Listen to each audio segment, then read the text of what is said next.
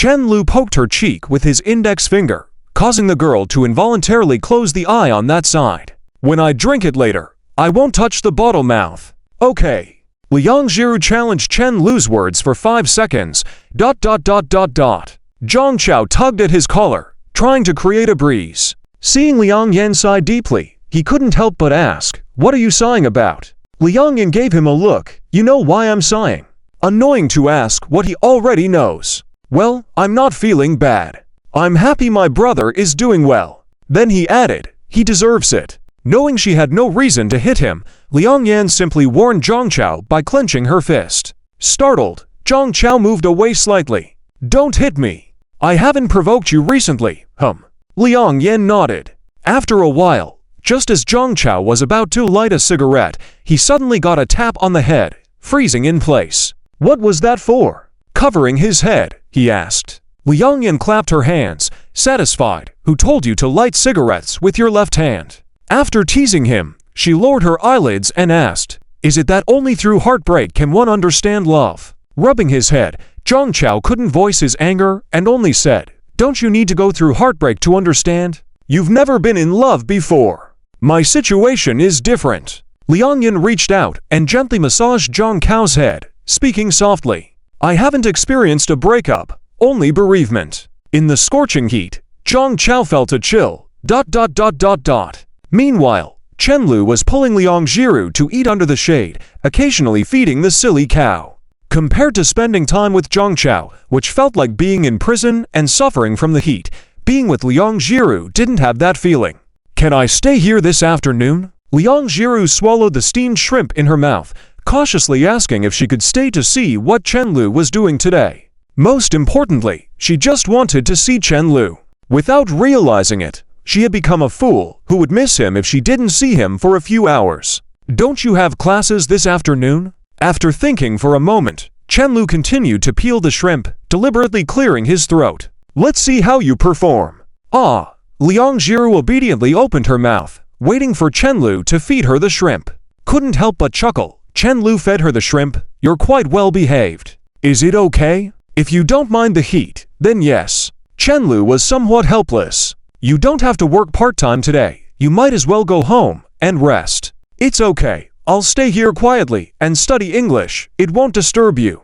The girl explained anxiously, as if afraid Chen Lu would send her back. "Maybe you'll be mistaken for the lady boss." Liang Jiru lowered her head, turned her face slightly, and said softly, "Stop talking nonsense." She felt that Chen Lu was always teasing her lately, making her blush and her heart race. So naughty. "I'm just telling the truth." Chen Lu took a big sip of water. After he forcibly took a sip earlier, Liang Jiru couldn't argue about indirectly kissing him.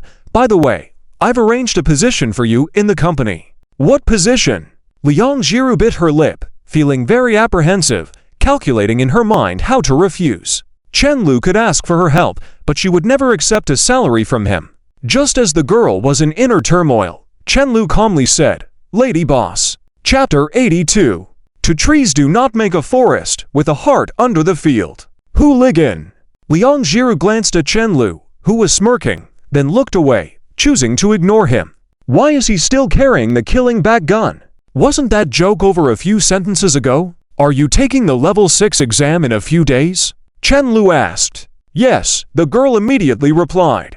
In the afternoon, while Chen Lu continued to be busy with interviews, Liang Jiru sat quietly beside him, memorizing English words, occasionally glancing up at him.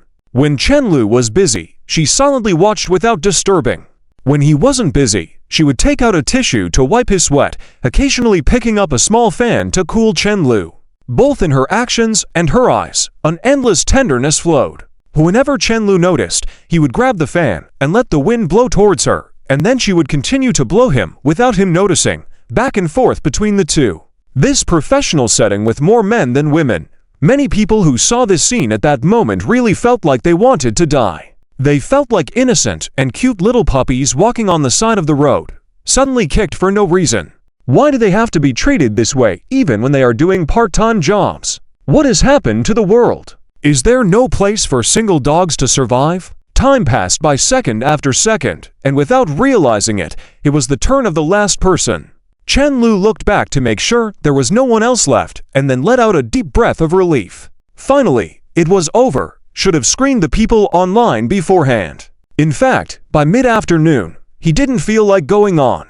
The number of people who came was unexpectedly high. One would think it was a big company coming to the school for recruitment. Perhaps the title of studio, founded by university students of the same school, had a special appeal to them. Setting aside the success rate, who doesn't have a dream of starting from scratch? Hello, which programming languages are you familiar with? Do you have any similar experiences? How much exposure do you have to various games? Chen Lu's voice was somewhat hoarse, very formulaic. As the person was introducing himself, Liang Jiru kindly handed him the water she had just bought. While listening, Chen Lu took a big sip of water. I don't have similar experiences for now. I have played various games, but the one I play the most is. This guy wearing glasses was saying as he raised his phone horizontally in front of him, in a pose as if summoning armor.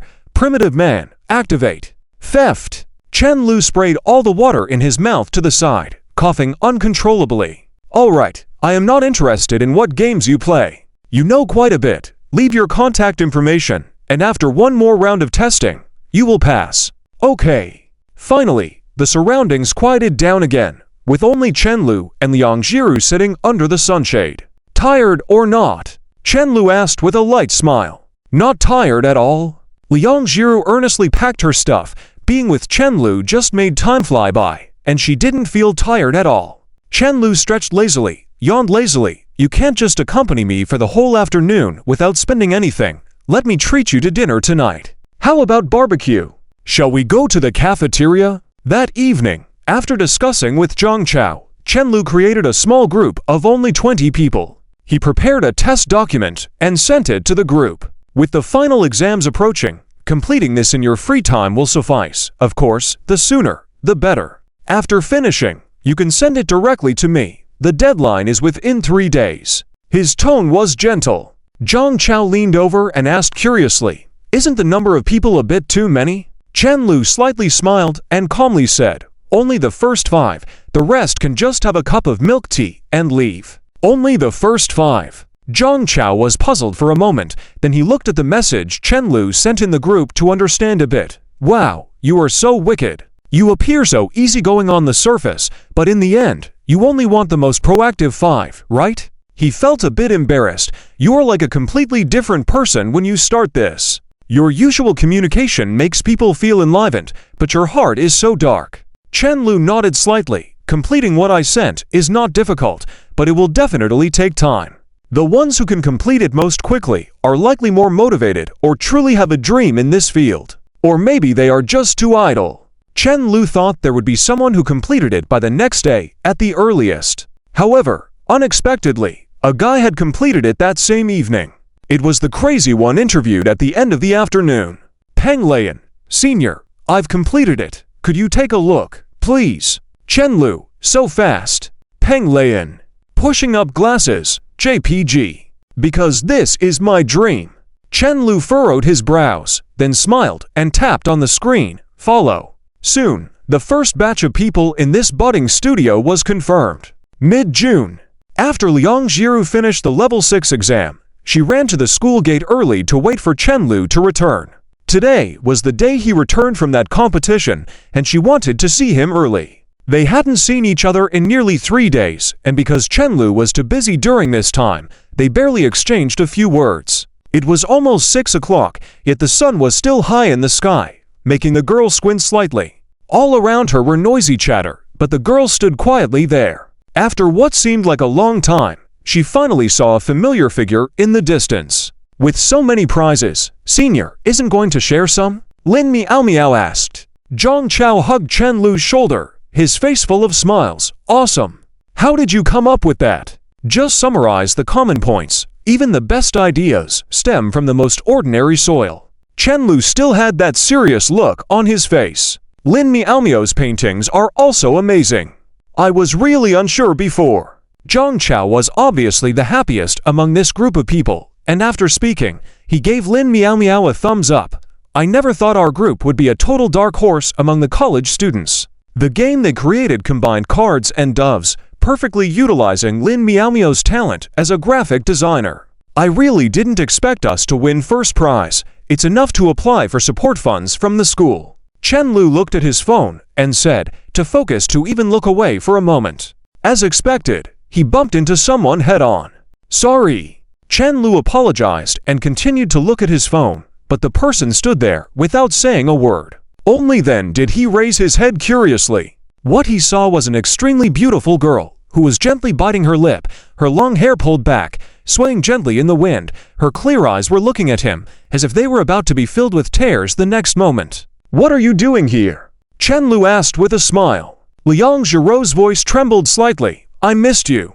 Chapter 83. Other girls aren't as easy to bully as I am. I miss you. The girl's words pierced into Chen Lu's heart like an arrow, causing his heart to stop beating for a moment. After coming to his senses, he showed the girl a gentle smile and slowly said, I miss you too. Time seemed to freeze completely at the moment when their eyes met, even though the surroundings were crowded and noisy. But in their eyes, there was only each other. And how did the level 6 exam go? Asked Chen Lu. Although he had been busy these past few days, as if he had disappeared from the world, he still remembered clearly that Liang Zhiru had an exam today. Liang Zhiru nodded slightly, indicating that there were no problems. Let's go. I'll treat you to a meal to celebrate you finishing your level 6 exam, Chen Lu said as he tucked her hair behind her ear. This was his most proactive move, and for him, he now had the confidence to shoulder this girl's future. Liang Zhiru raised her head in confusion and asked, shouldn't we be celebrating if you achieved a good score instead? Chen Lu whispered softly, in my heart, you are the one worth celebrating.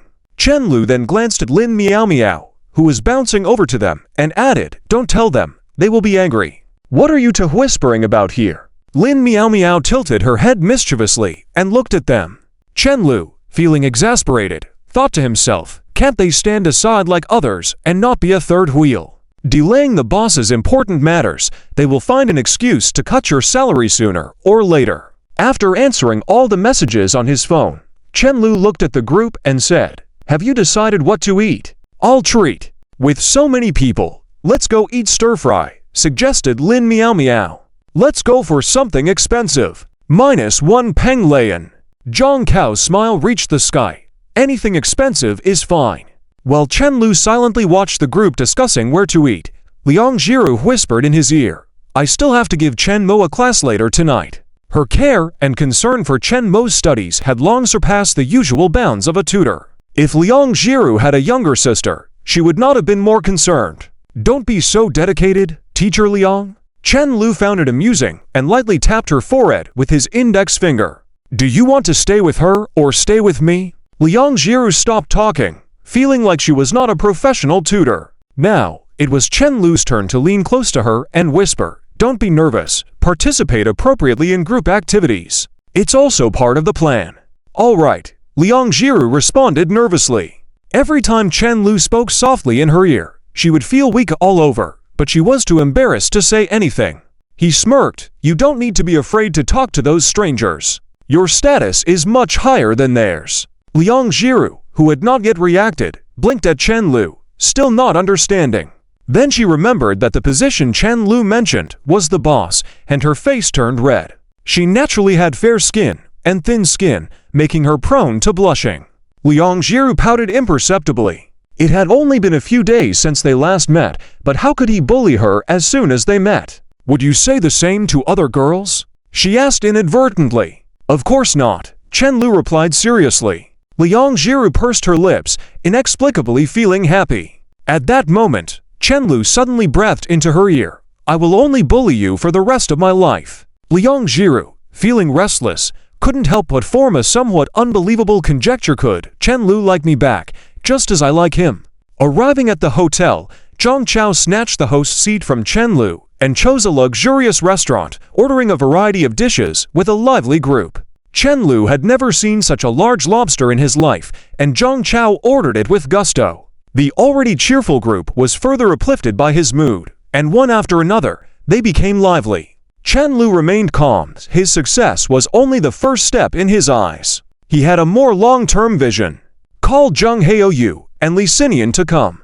After all, this is our celebration banquet, Chen Lu said as he thought, but Zhang Chao, holding a cigarette, approached him slowly. Sighing softly, Zhang Chao said, "We can't be separated, but it's really rare to see them lately." "Let's call them," Chen Lu agreed. It was mid-June, and if those two sons were not staying in Hangcheng, the next time they would meet would be at their graduation.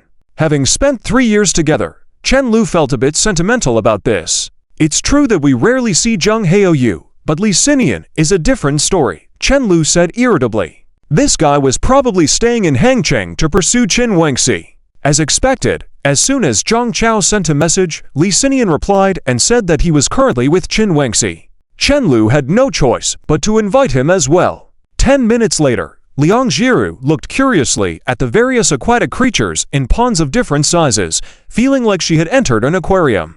"Is there anything you want to eat? These things aren't expensive," Chen Lu asked softly. The girl shook her head, finding it all just fun.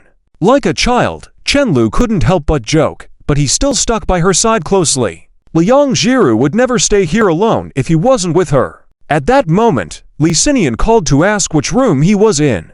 After ending the call, Chen Lu gently patted Liang Jiru's shoulder and said, "Let's go, I'll take you to the aquarium next time." He couldn't help but find her more and more adorable. Chapter 84. I like you, really like you very much. As the two of them just walked into the lobby, they happened to see Li Xinian and Qin Wengxi coming in. "This is great, what a grand setup.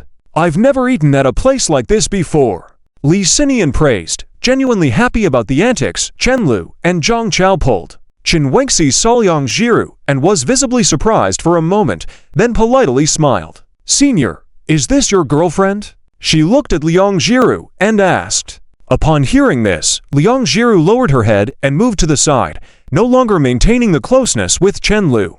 Just as Liang Jiru had taken a few steps away, Chen Lu pulled her back to his side and joked, "This is the future owner of my company." Thinking that Chen Lu was joking, Qin Wengxi nodded ambiguously. "See what you want to eat. Zhang Chao is treating today. Feel free to order as much as you want," Chen Lu said to Li Xinian.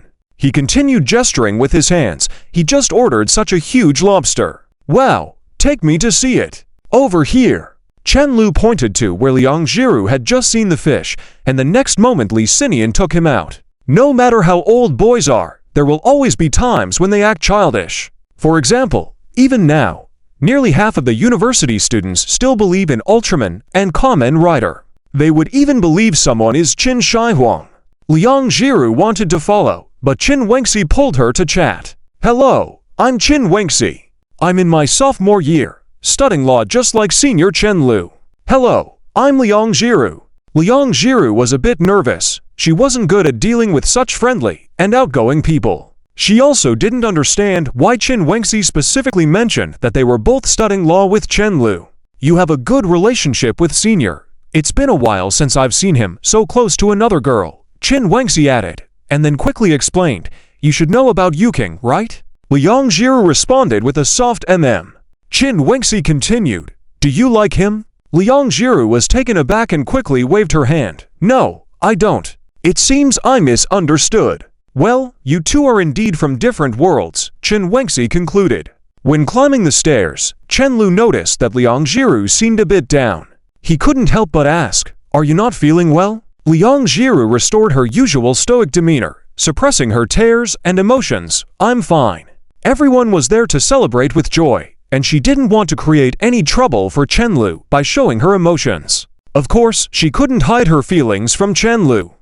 He could see her emotional fluctuations at all times. Chen Lu wanted to observe Liang Jiru a bit more, but the group of friends was too energetic, always starting some commotion, making it hard for him to find a moment. In the meantime, Chen Lu would occasionally glance at Liang Jiru beside him with a hint of joy in his eyes. After a while, Liang Jiru timidly approached Chen Lu and hesitantly whispered, "Can I go give Chen Mo his class now? I feel uncomfortable staying here." Chen Lu's facial expression changed from slightly joyful to slightly wrinkled, and he subtly glanced towards Qin Wengxi in the distance. Then, he returned to his previous expression, poked Liang Jiru's cheek with a smile, and said, "Go ahead.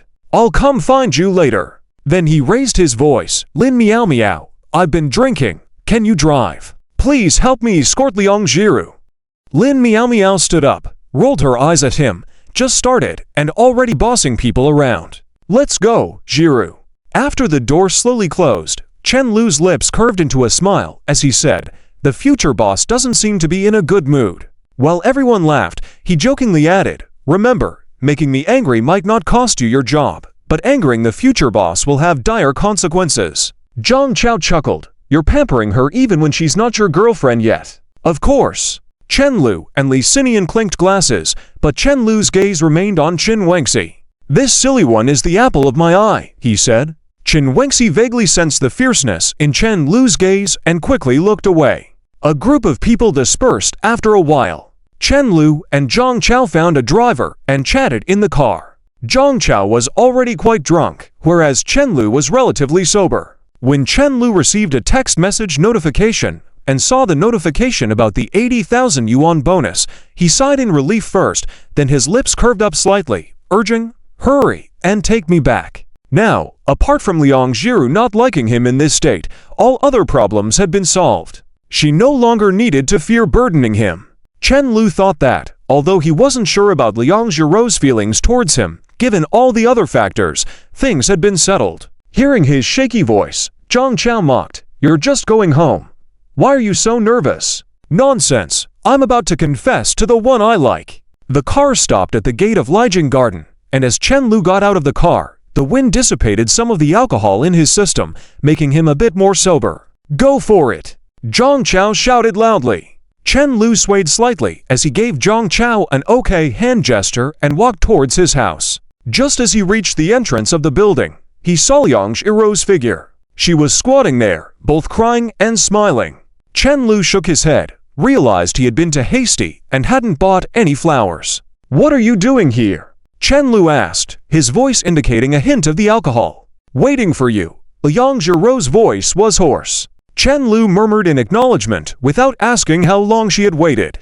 Instead, he said something really not so clever. Wait a little longer. I'll buy something. Chen Lu turned around. Still not taking 2 steps, he was suddenly hugged from behind by Liang Jiru, embracing him tightly. The girl was pressed against his back, and he felt her clothing quickly getting damp.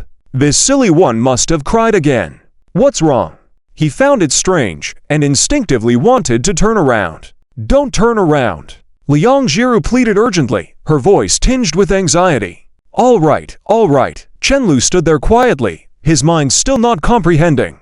The two of them fell into silence, a silence so deep that Chen Lu could clearly hear his own heartbeat, accompanied by the intermittent chirping of insects. He stood there honestly, sensing the embrace of the girl behind him. After what felt like an eternity, Liang Jiru, with a choked voice, finally spoke, I like you. Very much, very much. As she spoke, she hugged him tighter, as if not expecting much from the confession and treating it as a final hug. Please, don't leave me. Can you promise to stay by my side forever, watching over me? Chapter 85. Don't lose sleep. The words just now drained all the courage that Liang Jiru had accumulated over the years. She couldn't say anything more, only burying her face in Chen Lu's clothes, crying convulsively. Time flies, leaving no trace. So many years have passed, as if everything has changed, yet nothing has changed. The little girl who used to hide in the corner of the park, crying silently, is still crying in front of that boy even after growing up. The difference now is that she is grown up, and so has he. Though the little girl still cries, she has become the sole pillar of the family, while the boy has worked hard enough to be able to shoulder this girl's future. Cry baby. After a long silence, Chen Lu chuckled, his tone filled with indulgence and uncontrollable joy. Of course, why would you think of yourself as a burden? Liang Jiru seemed to be momentarily taken aback and timidly said, because I'm useless, and I still have to take care of my mom. These are not things you should bear. Chen Lu paused, wondering what kind of girlfriend was this. Can I turn around now? He softly asked. No, you can't. Liang Jiru thought she must look like a little weeping kitten now, so she didn't want Chen Lu to see her like this. Chen Lu shrugged helplessly, his hands restless, not knowing what to fiddle with. Then why do you say I'm a dork? You always say. Liang Jiru said softly, full of grievances. Even though she hadn't fully accepted the reality yet, when she heard Chen Lu's response, she hugged him tighter, pressing her cheek against his back. Chen Lu sighed deeply, continuing to fumble with the things in his hands, saying earnestly, I have the ability to take on your future. If being burdensome to me, you're not heavy enough yet. He never worried that Liang Jiru would reject his confession due to inferiority or family background because he had proven to himself that he had the capability. He had only been worried that Liang Jiru might not like him. And now, this issue had been resolved, as the answer was obvious, she liked him. This dork didn't know how much courage he had mustered to confess first. No, that's my own business. Liang Jiru didn't want Chen Lu to spend a penny on her family matters, and as she was frantically maintaining her little stubbornness, Chen Lu suddenly turned around. Then, to the girl's bewildered gaze, he knelt down on one knee. Liang Jiru, I like you, more than you like me. He presented the ring he had just folded out from the hotel receipt, his tone gentle. Will you be my girlfriend? Chen Lu had a faint smile on his face, his breath unavoidably carrying a hint of alcohol. This paper-folded ring was his response to this dork's proactive confession. He never thought that Liang Jiru, who had always been shy and reserved, ended up confessing first. He had controlled the situation all along, but in the end, Liang Jiru scored on herself. How could this news not spread if the girl who rarely spoke too much finally gathered the courage to confess? While Chen Lu was lost in his thoughts, Liang Jiru was still standing there dumbfounded. Initially, she could see the paper-folded ring in Chen Lu's hand under the distant streetlight, but now everything was blurred. Her vision was completely obscured by tears. I'm tired of this. After some time, Chen Lu chuckled. Liang Jiru finally responded, hurriedly raising Chen Lu with a teary voice. Okay. Chen Lu gently took the girl's left hand and slid the ring onto her left ring finger.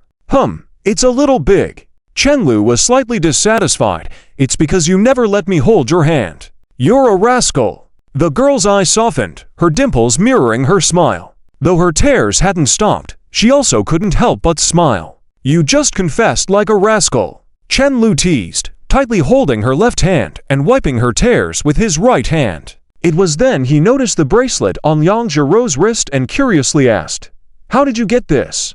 Upon hearing this, the girl sniffed, wiped her tears, and with a happy smile on her face, she replied, Because this belongs to me. Yours. At first, Chen Lu thought he had mistaken or seen a similar one, but a few seconds later, it dawned on him. He dumbfoundedly cupped the girl's face, looking from left to right. It's really you. His memory of that little girl had become so hazy that he could only remember how cute, helpless, and strong-willed she was, making him heartbroken. Everything matched up, whether it was the hilarious bubble maker head that the dork used, or the same bracelet he saw at Liang Jiru's house, they all confirmed this fact. These signs should have led Chen Lu to this conclusion. But now, everything seemed so natural. It's really me. Liang Jiru quickly brushed away the tears that welled up again, slightly raising her lips. Thank you. Thank you, regardless of then or now. Thank you for holding my hand when I was most helpless. Thank you for coming back to my side when I was bullied that night. I should thank you too. Forget it. Let's not talk about this. Chen Lu gently held the girl's hands. You've worked hard over these years. Let's walk together from now on. Late at night, Chen Lu sat on the sofa, happily watching short videos on his phone. Upon hearing the door opening, he quickly put down his phone and took out an English book. Abandon. Stop pretending. It's me. Chen Lu said speechlessly. Chen Mo heard this and immediately threw the English book several meters away. Why didn't you say it earlier? It was then she saw the shy-looking Liang Jiru standing behind Chen Lu. Jiru, you're back. Chen Mo opened her arms as if to hug her. Call her sister-in-law from now on.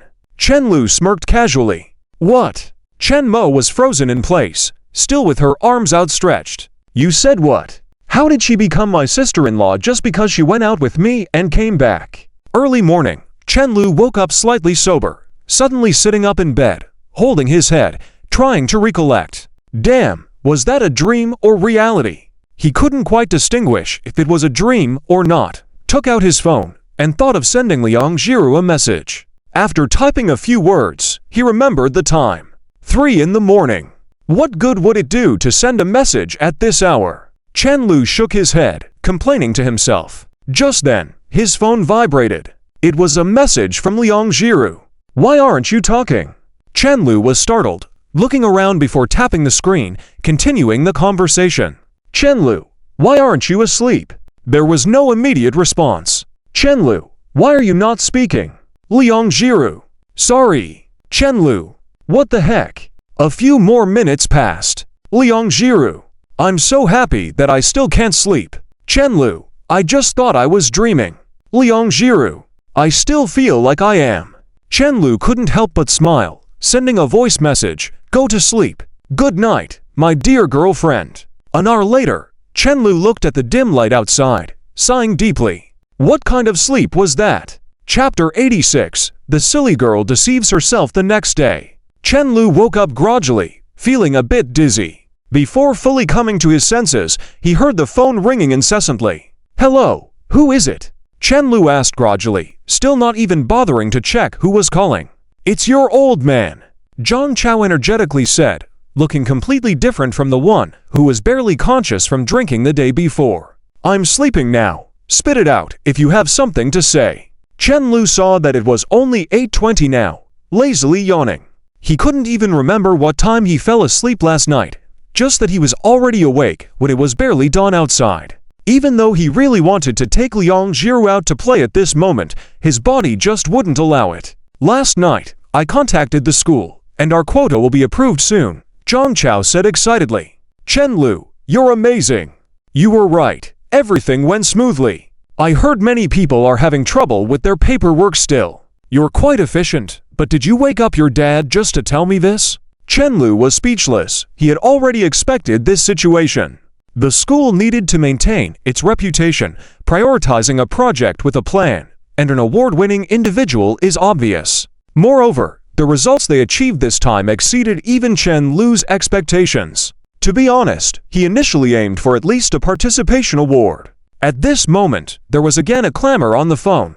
Let's go check out the entrepreneurship incubation base today. Let's pick a good spot in advance. It will at least take a year, right? If Zhang Chao were in front of him, he would definitely give him a look as if he were looking at an idiot, Chenlu thought. No matter how different it is. Moreover, Chenlu didn't finish the sentence and were still so young. His eldest son was in a good mood. There was no need to dampen it. As long as he remained alert as the leader at the moment, it was enough. I really am a good father, he thought to himself. Anyway, I have nothing to do, so let's just go and have fun. Zhang Chao was as excited as a child. Chenlu was also starting to wake up now, so he could only smile and agree, all right? Crap! I almost forgot the purpose of making this call. Zhang Chao said anxiously, did your confession succeed? You'll know in a while, Chenlu replied, before hanging up and messaging a group to ask if anyone wanted to go along. He knew these people probably weren't as eager as Zhang Chao. Being salaried workers, they probably wouldn't go. But asking costs nothing, and it made him feel like they were part of the team. Better to ask than not ask. Later, he shuffled zombie-like to the bathroom to brush his teeth and wash his face. As expected, everyone claimed to be busy with studying. Peng Lian seemed interested, but seeing that no one else was going, he felt embarrassed too. Lin Miao Miao and Liangjiru were called by Chenlu privately, an hour later, at the school gate. Chenlu had just arrived and saw Zhang Chao waiting there early. He was really serious about this. Seeing Chenlu looking half dead, Zhang Chao couldn't help but ask, every time we drink, you never seem drunk, but why do you always seem to be the most miserable the next day? Chenlu ignored this. Together with this prize money, let's each come up with a bit more and register the company in a few days. The first project will be the demo we did in this competition. Are you hiring? Zhang Chao asked. Yes, with the support funds from the school and the prize money from this competition, our starting point is already quite high. We definitely need to expand slightly, Chenlu said confidently. By placing our ranking in the competition, we'll attract more obedient people. In fact, this was a matter of perspective. Chenlu, someone who had experienced it firsthand, knew that although the competition's prize money was substantial, the industry's recognition was not top-notch. But for college students who weren't knowledgeable in this field, it was indeed a significant achievement. Of course, it was also more than enough as a stepping stone for applying for school support. Zhang Chao was stunned for a moment, his cigarette almost falling out of his mouth. He slowly approached Chenlu's ear and whispered, "How did you calculate so accurately in advance? Huh? Isn't it just a matter of thinking? Chen Lu looked at him incredulously. I thought everyone had that, didn't you? Just as the two of them were bantering, Liang Jiru and Lin Miao Miao arrived together. Lin Miao Miao asked, "Did you two have a fight?" "No." Chen Lu walked up slowly and pulled the girl, who was avoiding his gaze, closer. "We just got together." Zhang Chao remained calm. Seeing the expression on Chen Lu's face, he already knew the outcome. Lin Miao Miao was completely stunned. Her mouth had not closed, rubbing Liang Jiru's face in an exaggerated manner. "Why didn't you tell me? Do you not love me anymore?" She was unsure if she was more happy or shocked at the moment. Liang Jiru nervously replied, I didn't know how to say it." She now felt extremely nervous whenever she saw Chen Lu, much more nervous than when they first met.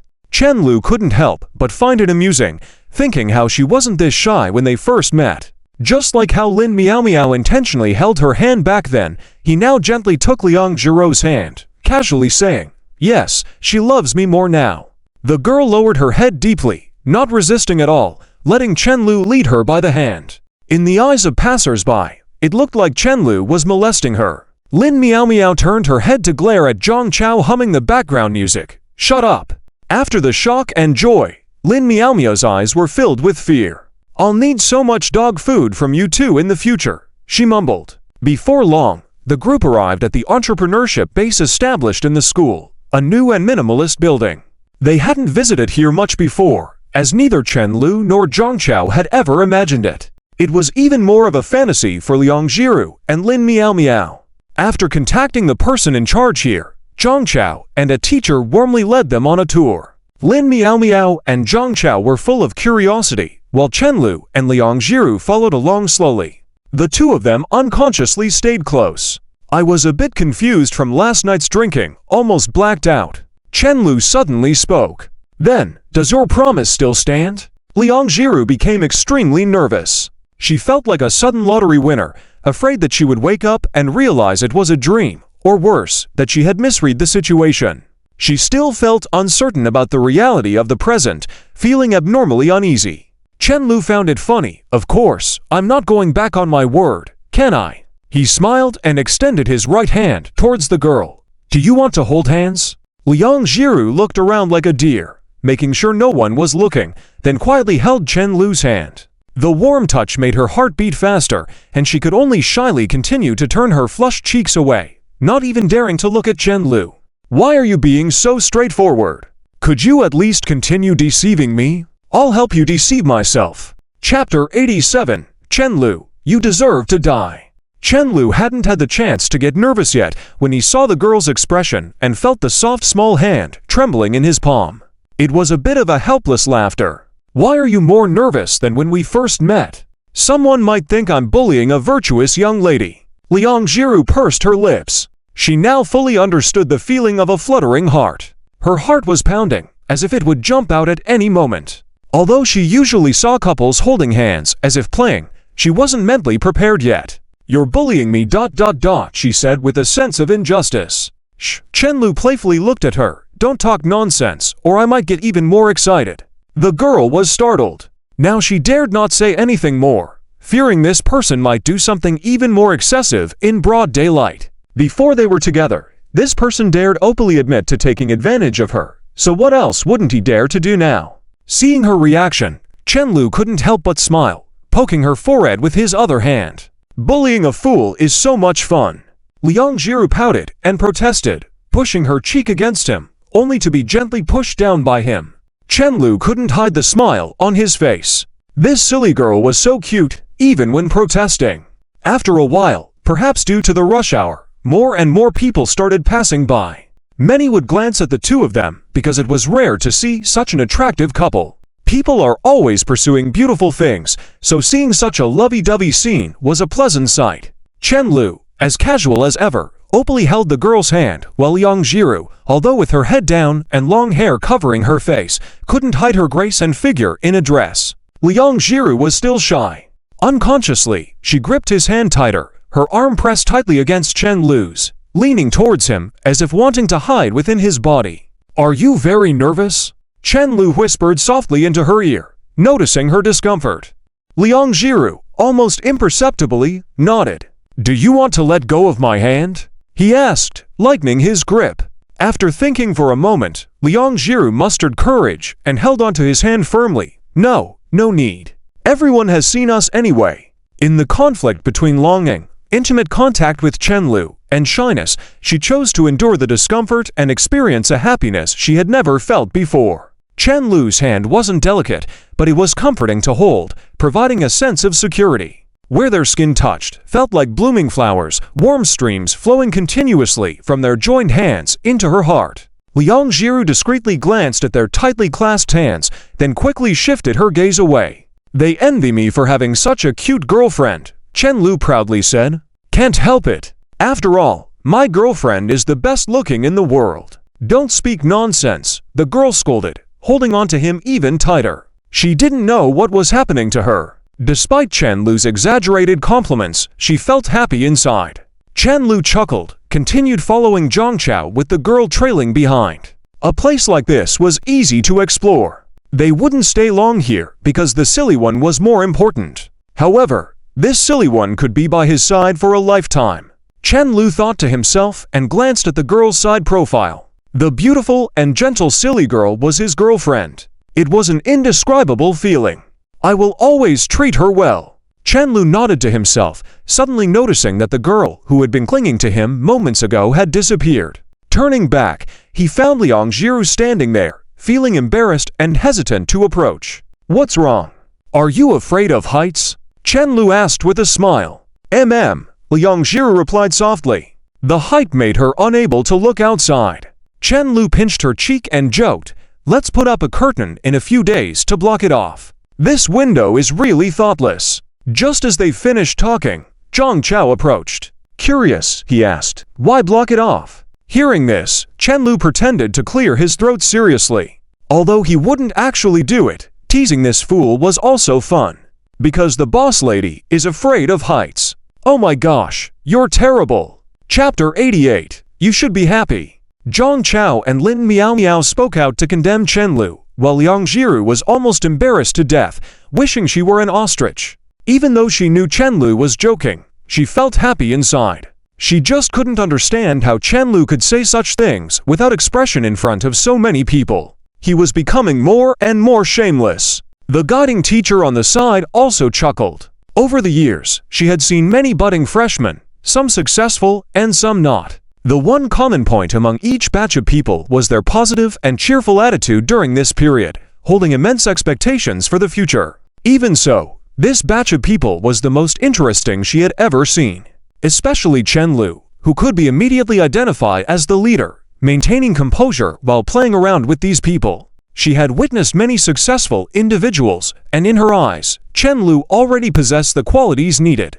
From the first sentence he uttered after entering, she could tell that this young man, in his moment of triumph, surprisingly did not have grand ambitions. It was truly rare. Once you have completed the company establishment process, you can use this place for free. At least for the first year, it'll be free, the guiding teacher said softly. The utilities are also free, all covered by the school. Thank you. Chen Lu smirked, secretly marveling at the generous support from a top 10 school. As he watched the guiding teacher leave, Chen Lu grabbed a plastic chair and sat down. Why didn't she mention the school's funding support? Zhang Chao curiously asked. Chen Lu was not in a hurry. Even though they verbally agreed, they won't make it that easy for you. Don't think about it now. We have to wait until everything is in place here. They're shrewd. How could they easily hand you 100,000 yuan? If you ask now, they would just say the process is ongoing, no matter how many times you ask before we are fully operational. Once we are up and running, they will quickly finish this process. Saying this, he stretched lazily and glanced at Liang Jiru being led around by Lin Miao Miao in the distance. Are you done? If so, I'll go busy myself first. Damn, what do you consider as important matters? Zhang Chao was speechless. He felt that Chen Lu's comment about being busy didn't sound right at all. Clearly, they were currently busy. Both, Chen Lu stated seriously, his gaze fixed on the girl in the pale green dress. I also want to live life according to my own way. There is only one kind of success to live happily. Zhang Chao nodded in a haze. On the other side, I declare this as my office. Lin Miao Miao proudly led Liang Jiru into an empty room, making the announcement with great pride. Her cute snaggletooth showed as she smiled. Liang Jiru responded softly, the silly girl having no concept of what this meant. Instead of caring about how much money her boyfriend could earn, she was more concerned about whether he had a stomachache today. The light shining through the window made Lin Miao Miao squint, joking after closing the door. By the way, how did Chen Lu confess to you? You better confess honestly, or I won't let you leave. Nervously, Liang Jiru fidgeted her fingers. I confessed first. Oh, so you were the first. Lin Miao Miao's words suddenly halted, her eyes and mouth widening, her expression becoming more and more exaggerated. However, she clearly did not understand what Liang Jiru meant by saying she confessed first, otherwise, her mouth would have opened even wider. What did you say? Flustered by Lin Miao Miao's reaction, Liang Jiru repeated in a low voice, I confessed first. Lin Miao Miao finally grasped the reality, taking 2 steps back against the wall, feeling that she shouldn't have asked. Why did I end up feeding myself dog food? She internally grumbled, but couldn't help saying, apparently, my advice was quite effective. Liang Jiru simply nodded and did not comment. Lin Miao Miao's warning and the shock of discovering the bracelet combined to finally shatter her composure, as each were indispensable. How do you feel now? Lin Miao Miao asked, feeling both pained and happy, like eating sour lemons, painful yet enjoyable. I feel very happy, Liang Jiru replied succinctly. Did he not react to it at all? Lin Miao Miao pouted. He's really getting a good deal. He folded a paper into a ring for me, Liang Jiru said, without any intent to show off, simply answering whatever Lin Miao Miao asked. She took out her phone, the screensaver displaying a photo of her and Chen Lu before watching a movie at a tea shop. Opening her photo album, she showed a picture of the paper ring he had folded for her. A small smile involuntarily curved at her lips, showing a look of happiness. He folded a paper into a ring for me. She was so simple like that, not needing to spend a single penny, as a paper ring could make her cherish and feel touched for a lifetime. Lin Miao Miao approached and froze for a moment. Dang, he's really good at this. After a while, don't stop talking. Lin Miao Miao weakly held the door handle, gesturing for Liang Jiru to stop. The story Liang Jiru had just told had shocked her to the point of disbelief. What kind of plotline is this sudden love confession?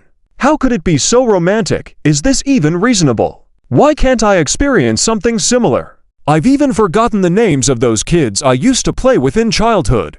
I'm stuck liking a bunch of paper people. She kept wailing in her mind, unable to recall anything besides watching 2 boys fighting while she munched on sunflower seeds cheerfully. A few seconds later, Lin Miao Miao sighed deeply, her eyes filled with tears as she looked at her poor best friend, showing an incredibly pleased smile. Congratulations, indeed. In this world, all encounters are just reunions after a long separation.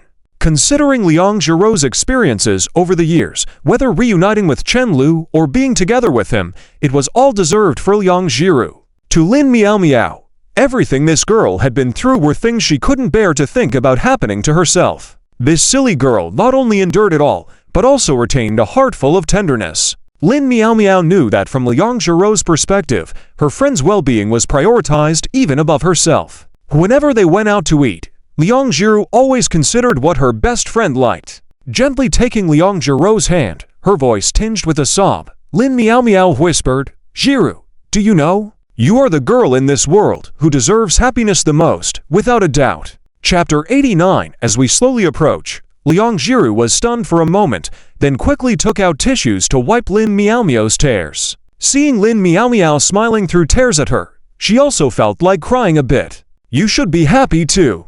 Liang Jiru felt puzzled, still not understanding what Lin Miao Miao meant. She replied absent-mindedly. This was also her heartfelt sentiment. Lin Miao Miao laughed a bit, admiring her innocence. All right. You two must treat each other well. She knew that Chen Lu was more thoughtful and capable than her, and surely would treat her best friend better. How come they haven't come out yet? Zhang Chao got bored with his phone and asked, lifting his head. Chen Lu was standing by the French window, looking outside, shaking his head. I have no idea. Just then, the door slowly opened. Had your fill? Chen Lu smiled at the 2 girls. If you're done, let's go. Liang Jiru gave an and obediently stood next to Chen Lu. As soon as the group walked out, they saw a guy with square glasses and slightly messy hair walking by. Chen-Lu turned and heard him ask, "Are you guys new here? What are you doing?" "We are playing games," Zhang Chao replied cheerfully. The guy nodded slightly and naturally shifted his gaze away from Zhang Chao. "Who is the leader?" "Me." Chen-Lu turned back, extending his hand to shake hands with the guy, sizing him up in the process. "Hello, I'm Chen-Lu, a junior." The guy shook hands with him. "I'm Hong Wenji, 1 grade senior. You're the one who won first place, right? No wonder I found you familiar. Are you also into gaming?" Chen-Lu asked. "Yes, let's exchange more in the future." Hong Wenji smiled at him and then walked away. The group fell silent for a moment. "There are still others with him," Zhang Chao remarked. He looked at Chen-Lu and noticed his slightly furrowed brow, asking, "What's wrong? Is it a bad thing?" After all, there are limited resources that the school can provide. Chen-Lu paused. "Regardless of others' intentions, it's not a bad thing for us to get exposed to the ecosystem of this circle in advance." Zhang Chao nodded earnestly. "You to do your thing. I'll take Lin Miao Miao back for you." He wasn't that clueless. He could vaguely guess the significance of Chen-Lu bringing Lin Miao Miao here. Since Chen-Lu was treating this girl as a key person, he also knew he had to show concern. "You're sensible. Your dad's not wrong to accompany you here," Chen-Lu chuckled. "What are we going to do?" Watching the two leave, Liang Jiru asked nervously. At first, she thought they were really here just to accompany Chen-Lu to explore the entrepreneurial base, completely unprepared for the current situation. Being alone with Chen-Lu made her even more nervous.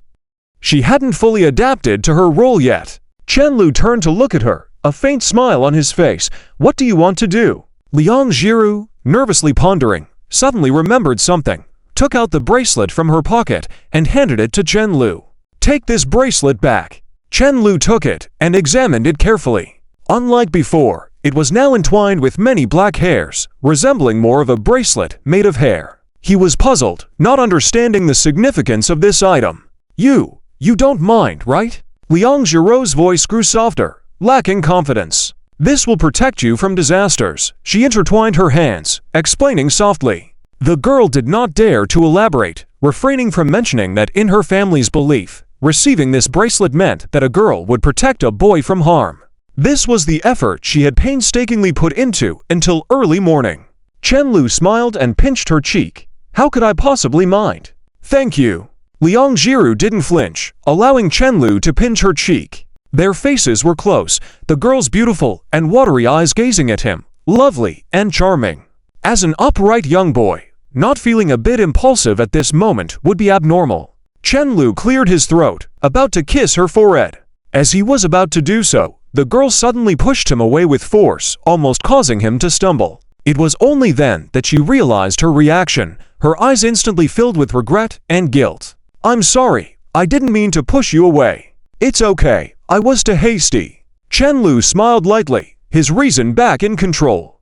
After all, it was only their second day together. Liang Jiru took several deep breaths. "Let's try again." "Are you sure?" The girl nodded with her lips bitten, then tightly closed her eyes. Though the atmosphere was lost, Chen-Lu continued to slowly lean forward. Just before the kiss, the girl stopped him by holding him back, seemingly trembling with deep breaths, looking very distressed, and even sweating on her forehead. It seemed odd to him. He reached out and wiped off the sweat on her forehead, feeling guilty. "Maybe I scared you." Hearing Chen-Lu apologize, Liang Jiru became even more anxious. Her mouth kept opening and closing, unable to say anything, finally bursting into tears. After a while, in the quiet stairwell, Chen-Lu pulled Liang Jiru to sit on the stairs, quietly comforting her. The girl had already stopped crying, sitting there in silence. "Am I a terrible girlfriend?" After a while, the girl asked in a choked voice, her voice trembling. She looked up at Chen-Lu, her eyes slightly red, tearful, and continuously quivering. It was heart-wrenching to see her like this. "Don't talk nonsense." Chen-Lu gently tucked the girl's hair behind her ears, implying that he could currently accept this from her. Liang Jiru fell silent again for a while, then spoke. "I will try my best. I won't keep you waiting forever." "You silly girl. Every couple has their own way of getting along. Let's take it slowly." Chen-Lu guessed the reason the girl rejected this might be similar to why she was reluctant to cut her bangs. She was afraid of such things. On the other hand, she might not be ready yet. The suppressed emotions had decisively conquered her reason that night. Only then did she confess. For her, this was the first courageous step she had taken, and there were still many trials and tribulations waiting for her. For so many years, the rationality she had built up helped her persevere to this point, and now it was torturing her at every moment. She had not yet learned to enjoy life temporarily, and was unwilling to do so. Perhaps she had to wait until she had no worrying, and then this innocent girl might consider other things. Understanding this, he continued, "We can take it slow, but there's something you must know. I will always be by your side for the rest of your life. Since we are together, we are one, and there's nothing that you have to face alone. Your difficulties are mine, and vice versa. There will surely be more problems ahead for us to face together, solve together, and finally enjoy peace together. That's what it means to share joys and sorrows." After a quiet moment, Chen-Lu scratched his head. "Maybe I'm being too serious, especially since we're just boyfriend and girlfriend now. But in the future, I really do want to marry you." Chen-Lu was interrupted midway by Liang Jiru. "Close your eyes." "It's okay," I said, "there's no rush." Chen-Lu spoke softly. Liang Jiru, tears in her eyes, shook her head persistently, seemingly afraid that Chen-Lu might misunderstand her feelings. "I want to prove my liking for you. Close your eyes, quickly." Chapter 90. Why are this couple all about high offense and low defense? Chen-Lu could only sigh. "Okay then." He slowly closed his eyes and found himself feeling strangely nervous in the pitch-black darkness. How did the roles suddenly reverse? Why does dating feel like playing a turn-based game? "Please don't open your eyes." Liang Ziru's voice trembled as she pleaded softly. "Fine," Chen-Lu replied quietly. After that, the surroundings fell silent, and with his eyes closed, he could only hear the sound of the girl's steady breathing. He realized she was still very nervous. The midday sun shone through the windows in the corridor, casting light on Chen-Lu's face. Liang Ziru, with moist eyes, gazed at the handsome boy in front of her, trying to calm her emotions. Luckily, Chen-Lu kept his promise and stayed still with his eyes closed, not urging her and leaving everything to her. After some time, the girl finally made up her mind, but then discovered a new problem. Which part should she kiss? Chen-Lu continued to tightly shut his eyes. At this moment, time seemed to slow down drastically, making him feel insecure. Not knowing where she would kiss and when heightened his anxiety. Would it be the next second or much later? It seemed a bit painful, yet slightly thrilling. Just a bit, he swore. Could he just get it over with? Was this the so-called idle play? Nervously swallowing his saliva, fearing he might accidentally open his eyes, he suddenly felt a warm breath on his face, followed by the scent of the girl's hair. Liang Ziru's hair brushed against his neck, making his skin tingle. Then, her soft lips lightly pressed against his neck and withdrew after 2 seconds. That area instantly felt moist and slightly cool. The warmth from her breath on his neck and the final kiss made Chen-Lu restless. An indescribable strong sense of happiness spread from his neck to his heart and then all over his body. After recovering from his shock, he took several deep breaths before hesitantly asking, "Can I open my eyes now? Can you wait a bit longer?" Liang Ziru's voice sounded pitiful. "Why?" "I'm nervous," the girl mumbled softly, her cheeks flushed red, embarrassed. "I'm sorry, you're not a trustworthy bull. You're an ostrich," Chen-Lu chuckled. He felt that Liang Ziru must really love him, considering the courage needed for such behavior. Ever since the start, his lips had not stopped curling up in a smile. After a few minutes of Chen-Lu's pleading, Liang Ziru finally allowed him to open his eyes. Adjusting to the light, he saw the girl's face as red as a tomato. Though Chen-Lu was used to Liang Ziru surprising him, he felt his cheeks also burning and decided to take control of the situation. "We agreed before to reciprocate each other's actions," he joked. "How about I kiss you back?" Liang Ziru leaned against the wall, murmuring, "That was an agreement between good friends. Now, it's different." She felt that her words made her sound like a villain. "Now we're in a romantic relationship," she said softly, looking at the spot she kissed before to make sure there were no marks left. It seemed kissing didn't always leave a mark. She wondered in her mind, clueless about how strawberries grow. "You can kiss me, but I can't kiss you," Chen-Lu summarized softly, then chuckled, "Who's the house's little rascal?" Liang Ziru felt embarrassed and could only lower her head, saying, "Yours." Chen Lu's smile froze on his face. If he had a blood bar, it would be emptied instantly. Despite his tough talk, he had to admit he had indeed lost today, losing miserably. He had been thrown off balance by this foolish girl, his heart racing many times and still not making a move. As he was dumbstruck, Liang Ziro leaned in again and rested her forehead on his shoulder. "I will get better," she said in an unexpectedly firm, albeit soft voice. Chen Lu turned his head, only seeing the girl's long hair at this angle. Too provocative. Was kissing the neck more conspicuous than the forehead? The phrase "getting better" started to sound ambiguous in his mind. He felt a bit eager, but wondered if it was inappropriate. How could a girl become so bold for him, making the situation explode? Chen Lu touched her head. "Take it slow." Liang Ziro nodded lightly, then gently nuzzled his shoulder like a kitten, feeling safe. Her earlier racing heartbeat slowly subsided. She strongly believed that the boy in front of her was heaven's compensation for her, and after meeting Chen Lu, she began to feel happiness gradually returning. "I like you," she whispered. "Really, really like you." Her feelings seemed to bloom in her heart like a flower. How could she not be moved when a boy was willing to be with her like this? Chen Lu paused for a moment, but continued to stroke her silky hair. "I like you too." Liang Ziro repeated for who knows how many times, "I will work hard." For some reason, she just wanted to say it. "I know, don't worry." Chen Lu's face carried a light smile, reassuring her softly. "I will always be with you, just like before." Every word from Liang Ziro flooded into Chen Lu's heart, making his nose sting. He promised himself he would never let this foolish girl suffer any injustice. "I will always be good to you," Chen Lu stated solemnly. This statement was sincere, but at the same time, he was already thinking about reclaiming his advantage next time. It was just like boiling a frog in warm water. Despite the mistake earlier, it wouldn't happen again. Only this foolish girl would be the one boiled, not himself. He was determined to avoid a repeat of the previous situation where, despite controlling the game, Liang Ziro managed to surprise him with a shooter and a confession. Who cries every day, and who always loses? This time, I must win. The advantage is mine. Chapter 91. The girl who coquettishly turns out to be the luckiest. Just as Chen Lu had snapped out of his previously confident state, he saw Liang Ziro smiling sweetly at him. In that instant, the girl was so beautiful that Chen Lu couldn't come up with any adjectives to describe her. He was just focused on etching her current appearance into his mind. Her eyes were a bit red, which made her smile even more touching. "Why are you suddenly smiling?" Chen Lu felt puzzled. Liang Ziro leaned back on his shoulder again and whispered, "Just felt like smiling. Otherwise, why do they say you're silly?" This feeling of having a cat in his arms made Chen Lu extremely happy, though a cat isn't as cute. It was still early, and it would be a waste for each to go home separately. He gently patted the girl's back and asked, "Where do you want to go?" "I don't want to move," Liang Ziro shyly replied.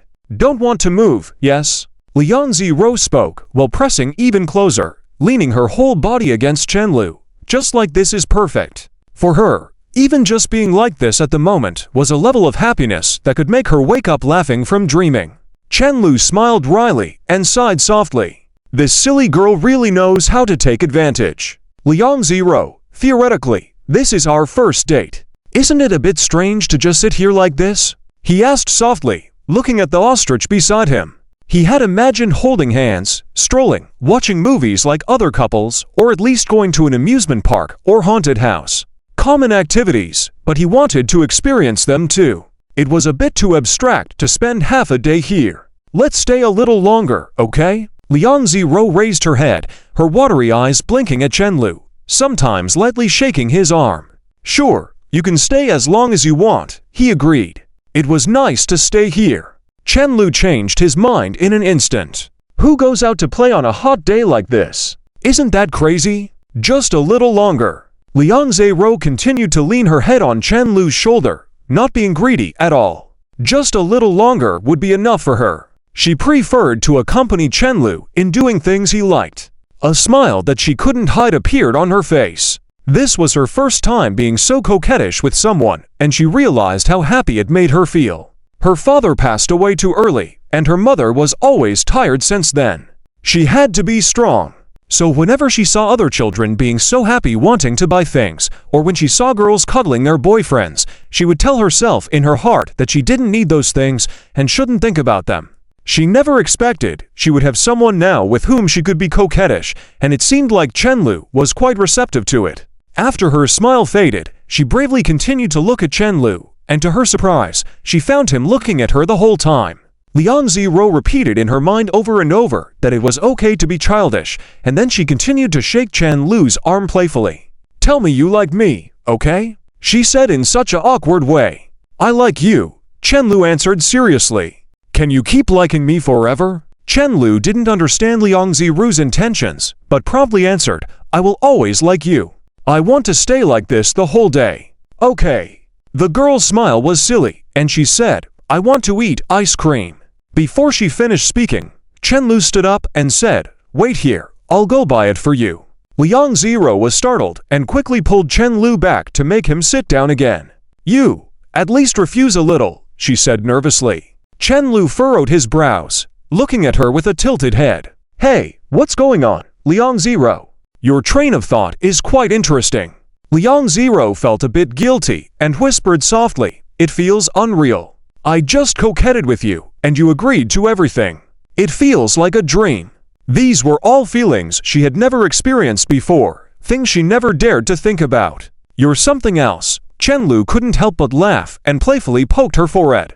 "Give me some credit." The girl looked stunned upon hearing "give me some credit" and became nervous. This just got real. "Silly girl," Chenlu said speechlessly, then gently moved her bangs aside and held her gaze quietly. He saw the beautiful girl's eyes were slightly trembling, and he could see his own smile reflected in them. "Actually, I'm quite silly like you. As long as it makes you happy." After a moment, Chenlu continued seriously, "Even if you want stars, I will get them for you." Later, the two of them stayed at the staircase where no one passed by until noon and slowly walked out of the base. Liang Ziro seemed visibly energized from Chenlu, looking very content. Chenlu stayed in a comfortable position to allow the girl to rely on him, but now his body felt a bit sore. Sensing that Chenlu was uncomfortable from all the movements, Liang Ziro felt embarrassed and stood in front of Chenlu. "I was wrong. I didn't realize how uncomfortable you must be." Chenlu's acting skills were so good that it was impossible for her to have realized it earlier. "It's okay," Chenlu lazily replied, "I am pained but happy." He then reached out his hand towards the girl, pretending to hold her hand. Liang Ziro looked around and eventually had to awkwardly place her hand on top. "Not bad, not bad. You're quick to catch on," Chenlu said with satisfaction as he held the girl's hand and walked slowly. Although Liang Ziro didn't allow Chenlu to kiss her, he could see that she was making an effort to change herself. Holding hands, something she could accept now, was something she had never refused. This frog was slowly boiling, and one day she would no longer be afraid. "What are you thinking about?" Liang Ziro curiously asked. "I'm thinking about when you will let me kiss you," Chenlu replied frankly. "Do you want to kiss me very much?" Liang Ziro tentatively asked softly. She felt like she had tied her own hands, yet she could still control herself. "It's all right," Chenlu said indifferently. "Anyway, you can't run away from me your whole life." To his surprise, Liang Ziro nodded in agreement. "Huh, am I coming across as a bad guy by saying that?" The two had intended to take a walk holding hands and find a place to have a meal. Unknowingly, they ended up walking for over half an hour. But they didn't remind each other in the meantime. When they realized it, Chenlu quickly found a nearby restaurant. "Wait here, I'll be right back," Chenlu said as he walked back to where Liang Ziro was seated. She found it strange, but didn't ask more questions. A short while later, Chenlu returned to her, wiped the sweat from his forehead, and handed her something. "Here, ice cream. I remembered you mentioned wanting to eat some earlier." Liang Ziro was frozen on the spot, and at that moment, she not only had their future child's name decided, but even the name of their football team. After the meal, Chenlu was seriously thinking about their plans for the afternoon when he received a message from Chen Mo. "Chen Mo, good news. I did exceptionally well in English this time. Highest score in history. Bad news. I failed miserably in biology." A smile crept up on Chen Lu's face, and he cheerfully tapped on the screen. "Chen Lu, looks like celebrations are in order." He thought his cheap sister would retort, but she didn't. "Chen Mo, Bro, you are the best brother in the world. You wouldn't want to see me get beaten up, right? Chen Lu frowned, realizing that things were not as simple as they seemed. Before Chen Mo could reply to his message, he received a call from Wang Zhao. Seeing Liang Zero looking at him with curiosity, Chen Lu suppressed the trembling in his right hand and put the phone to his ear. Hello, Mom. What's up? The tone at the other end was so calm that it sent shivers down his spine. I heard from little Mo that you have a girlfriend now. Chapter 92. The combined pressure from the 800 eyes of the family could not be avoided. It was an inherited suppression that could not be circumvented. For example, at this moment, Chen Lu's heart even seemed to skip a beat. Even though he was already a university student, he still felt more nervous than when he used to skip classes and get caught. Ahem. Chen Lu cleared his throat forcefully. Well, why don't we first talk about Chen Mo's grades? Summer vacation is almost here, and she will be a senior when school starts again. Tolerant indeed. Not informing the family about a girlfriend, not telling the family about setting up a studio at school. If your dad's colleague hadn't told him, we wouldn't have known about this. Wang Zhao apparently had put her daughter's exam results out of her mind and was now interrogating her unreliable son. This kid had been independent since he was young, but his independence had become so worrisome. She and Chen Guanglin often couldn't figure out what schemes he was hatching.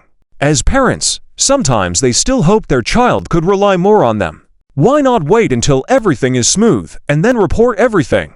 That way you won't have to worry every day whether I'm going to close down. Chen Lu spoke frankly. It's better to focus on Chen Mo's situation. Her performance is unpredictable right now. What will we do about the college entrance exam? Before he could finish his sentence, the phone was hung up. If you strike first, I'll strike too.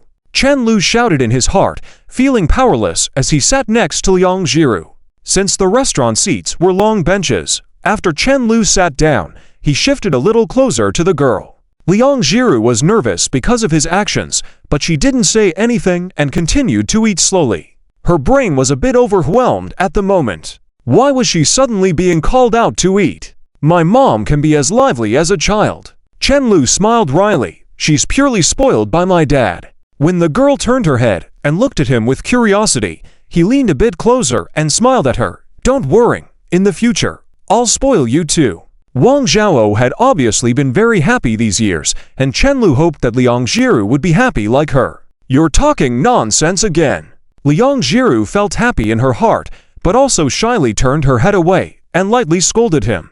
How could he say things like that? They had just started dating, and he was talking so far ahead. Even if she could imagine things about marriage in the future, she wouldn't say it face to face, right? She was too embarrassed to admit she had fantasized about it before being with Chen Lu. Well, it's not illegal to think about it. If you don't want to go, just forget it. It's okay. Chen Lu smiled lightly, but you don't need to be too nervous. My mom is urging me because she likes you. Otherwise, she wouldn't bother. After much consideration, Liang Zhiru nodded almost imperceptibly. Let's go. Chen Lu was somewhat helpless. He vaguely guessed that this silly girl would agree no matter how nervous she was. As long as someone treated her well, she would not want to go against their wishes, even if it meant enduring discomfort. On the other side, Chen Guanglin closed his book gently and laid it flat beside him. Didn't I tell you not to rush? Why are you hurrying things? He always adhered to the principle that as long as Chen Lu didn't do anything improper, he wouldn't interfere. He believed that for a girl like Liang Zhiru, it was best if both he and Wang Zhao pretended not to know anything. Although they couldn't ignore her due to her low self-esteem, they shouldn't be too affectionate either. Wang Zhao, on the other hand, didn't consider much, her mind filled with thoughts of her favorite girl becoming her daughter-in-law. She hugged Chen Guanglin's arm excitedly. Our son is quite capable of enticing the little white cabbage. He actually managed to convince Zhiru to be his girlfriend. Chen Guanglin couldn't help but glance at her. What do you mean by entice? That sounds terrible. Ignoring his comment, Wang Zhao continued. Xiaolu is 21 this year. Zhiru is 19. They will both reach the legal marriage age next year. Isn't this a lucky coincidence? If this isn't fate, then what is it? The more she thought about it, the happier she felt. Perhaps because both their families were similar when they were young, she had a strong sense of empathy for all the difficulties Liang Zhiru had faced. She was eager to spoil this obedient girl as her own daughter. The girl is still in college, Chen Guanglin complained, thoroughly exasperated with his wife. Who acts like this as a parent? They just started dating, and you're thinking about the legal age. Don't you know to slowly warm things up? He sighed deeply. My dear, you lack strategic thinking. The living room fell silent. Honey, what did you just say? Wang Zhao asked softly. Nothing. Chen Guanglin's nerves were on edge, constantly glancing at Chen Mo's bedroom before reacting. He suddenly shouted, Chen Mo, come out for a moment. What's the matter with your grades this time? Chapter 93. The first date wasn't quite normal. After Liang Jiru finished saying go ahead, she felt more and more nervous. Her originally fair cheeks blushed slightly, tempting people to take a bite. Why is this silly girl so cute? Chen Lu wondered, tilting his head. No, I must find an opportunity to kiss her sooner or later. Give me your hand, Chen Lu whispered. Liang Jiru hesitated. We are eating, and there are people around. Despite her words, Chen Lu soon felt a delicate hand sneak into his hand. He couldn't help but squeeze it tightly. Girls are really amazing creatures. How can hands be so soft? It feels like I could hold it forever. Chen Lu gently squeezed Liang Jiru's hand and sighed from the bottom of his heart. He turned to look at the girl beside him. She seemed so gentle all over. She must be comfortable to hold. At this moment, a voice in Chen Lu's mind reprimanded him. This silly girl is so obedient. How are you? Shut up. She's my girlfriend, Chen Lu interrupted. From then on, all the voices in Chen Lu's mind unified completely, and he began to focus on pampering his girlfriend. The foolish frog didn't seem to realize she was being arranged so blatantly. Every now and then, she even fed Chen Lu some food. Chen Lu's face grew thicker, obediently accepting every bite without any guilt. While discussing the studio's needs with Zhang Chao, Chen Lu continued to be fed by his girlfriend. Zhang Chao, just pull a random network cable. If you're not buying the computer, then don't worry about it for now. What are you doing anyway? Chen Lu, having a meal. Zhang Chao, then just eat. We can talk about this later. Chen Lu, it's fine, let's talk. Zhang Chao, how can you eat while typing? Chen Lu, my girlfriend is feeding me. Zhang Chao. After Zhang Chao ignored him, Chen Lu shook his head helplessly. Nowadays, young people really have low stress tolerance. They can't handle this. Is this the limit for them? Anyway, now he had nothing to do, so he simply propped his head up and watched his girlfriend. The more closely he observed, the more he realized that this silly girl was truly a blessing. Not only was she good-looking, but her figure was also exceptional. Why are you staring at me like that? Liang Jiru felt a bit uncomfortable with the intense gaze, murmuring softly. Chen Lu smiled, because you're beautiful. Liang Jiru gently scratched the hand in Chen Lu's palm with her left hand. I'm your girlfriend now. No need to compliment me all the time. Even if we get married, it will be the same. Chen Lu found the girl's thought process truly fascinating. Do I need to worry about you changing your mind after I've wooed you into being my girlfriend? Feeling Liang Jiru gripping his hand firmly, Chen Lu looked up to see her slowly speak.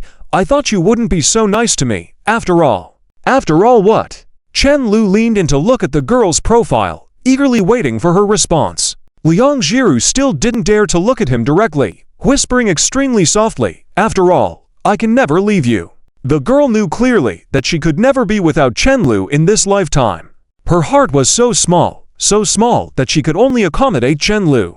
After a few seconds, she added, unless you stop liking me and angrily tell me to leave. In that case, I will obediently leave, not causing you any trouble, she said, burying her face in Chen Lu's clothes again, continuing to play ostrich. The two of them spent the rest of the afternoon together in the quiet restaurant. Later that evening, after Liang Jiru mentally prepared herself for a long time, Chen Lu slowly opened the door. Chen Mo immediately came over, holding a Barbie doll in his hand. Bro, look, this is when I was 6 years old. You saved up a month's allowance to buy this for me. I didn't expect you to keep it.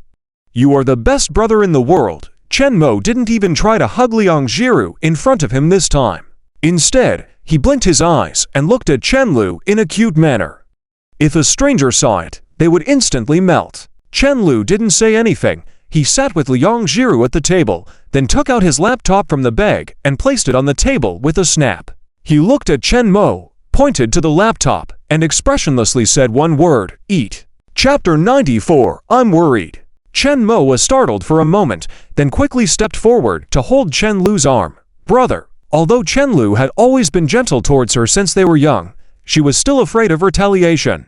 After all, it's easy to avoid the spear in daylight, but hard to guard against the arrows in the dark, and Chen Lu was the type who would only use the dark arrows. These sinister tricks of hers were probably mostly leftovers that Chen Lu played with. Seeing Chen Lu ignoring her, her brain quickly turned, and she suddenly rushed into Liang Jiru's arms. Sister-in-law tilde. Whether it was Chen Lu or Liang Jiru, they were both stunned. Chen Mo seized the opportunity to continue acting coquettish, pitifully saying, "Sister-in-law, my brother asked me to do his computer work." Don't shout randomly. Liang Jiru was shocked, nervous, and even a little happy at being shouted at, hurriedly stopping her from this social anxiety behavior. You have to talk to him. Chen Mo sniffed, raised her head, tears shimmering in her eyes. If you don't help me, no one will help me anymore. She spoke with a hint of crying, really scaring Liang Jiru. Chen Lu was speechless, not knowing that his sister had suffered so much injustice. Liang Jiru was truly at a loss, and could only pretend to say to Chen Lu, "Don't bully Xiao Mo." Hearing this, Chen Lu sighed helplessly, pointing at Chen Mo, "For the sake of your sister-in-law's face, I'll let this matter go. If there's a next time, see how I discipline you." He was completely not angry now, but rather felt a sense of relief. This younger sister was really good at handling situations. How could she possibly be an advantageous little sister? It's all a misunderstanding, right? Brother, you're so kind. Chen Mo casually wiped away her tears, suddenly appearing as if nothing had happened. The siblings instantly reconciled, leaving Liang Jiru the only one yet to understand the situation. After a few more seconds, she realized what Chen Lu had just said and blushed, looking at Chen Lu shyly. "You're talking nonsense. What kind of brother and sister were these two?" "Sister Jiru, do you not want to marry my brother?" Chen Mo asked with a tilted head and an exaggerated expression, as if to say, "Are you just playing around?" This question instantly caught Liang Jiru off guard, and after a great effort, she struggled to say a word. "I do. Chen Mo glanced at her brother, whose smile almost reached the heavens, and suppressing a laugh, shrugged her shoulders. "Well, anyway, you two will eventually get married. So what's the difference if I shout now or later? Just consider it getting used to it early." Was there such a saying as getting used to it early? Liang Jiru was now convinced that these two were truly blood siblings, skilled at muddling things up and twisting concepts. Seeing Liang Jiru nervously fidgeting, Chen Mo couldn't help but laugh, hugging her and teasing her, rubbing their cheeks together, cooing, "Sister-in-law, why are you so cute and so beautiful, truly getting the better of my brother." Even if she searched her entire school, she wouldn't find anyone as beautiful as Liang Jiru. With that said, she sighed, straightened her t-shirt, and leisurely walked to her room. "I'm going back to my room. Not going to be a third wheel for you two. But don't do anything bad while I'm gone. Even though the soundproofing at home is good, I won't be able to hear, anyway." Chen Lu didn't bother responding to her, asked curiously, "Where did Mom and Dad go?" "Mom's in a meeting. Dad went to pick her up. Don't worry, they won't be back within half an hour." Disgusting. With a bang, the bedroom door closed, leaving the living room completely quiet. Since hearing Liang Jiru say that she liked him, the corners of Chen Lu's mouth never dropped. "What do you want to eat tonight?" Unable to bear the ambiguous silence, Liang Jiru asked quietly.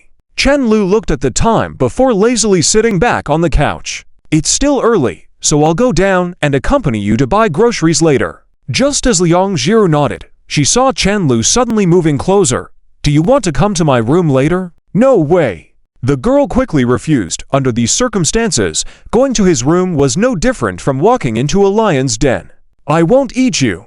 Chen Lu was helpless. He just thought this simple girl sitting in the living room looked too formal and wanted her to relax. Am I not a gentleman? Has her perception of me gone wrong? There must be a misunderstanding. How could I possibly take advantage of her? Thinking to himself, he subconsciously held the girl's hand. Chen Lu's front door faced the couch in the living room, making him hesitant to make further advances, so he simply held her hand honestly. After a quiet moment, the two went downstairs to buy groceries. Just as they reached the entrance of the residential area, they saw two elderly people playing chess there. The gentle evening breeze rustled the treetops as the two sat under the shade sipping on teacups. I knew Grandpa Zhao would definitely be playing chess here, Chen Lu greeted naturally. The old man wearing floral glasses looked up and smiled happily upon seeing him, waving his hand. Little Lu, come here and help me with this game. I need a break. The other old man, feeling disgruntled, retorted, no recruiting external aid. If you need a break, it must mean you can't keep up. Grandpa Zhao ignored him and was astonished to see the girl holding Chen Lu's hand. Little Lu already has a girlfriend, he said while sneaking in a move to disrupt the chess pieces. Indeed, the attention of the other elderly man was also drawn to Liang Zhiru, completely oblivious to his companion's sly actions. Feeling embarrassed by the attention, Liang Zhiru stood next to Chen Lu with her head lowered, weakly greeting, "Hello, Grandpa.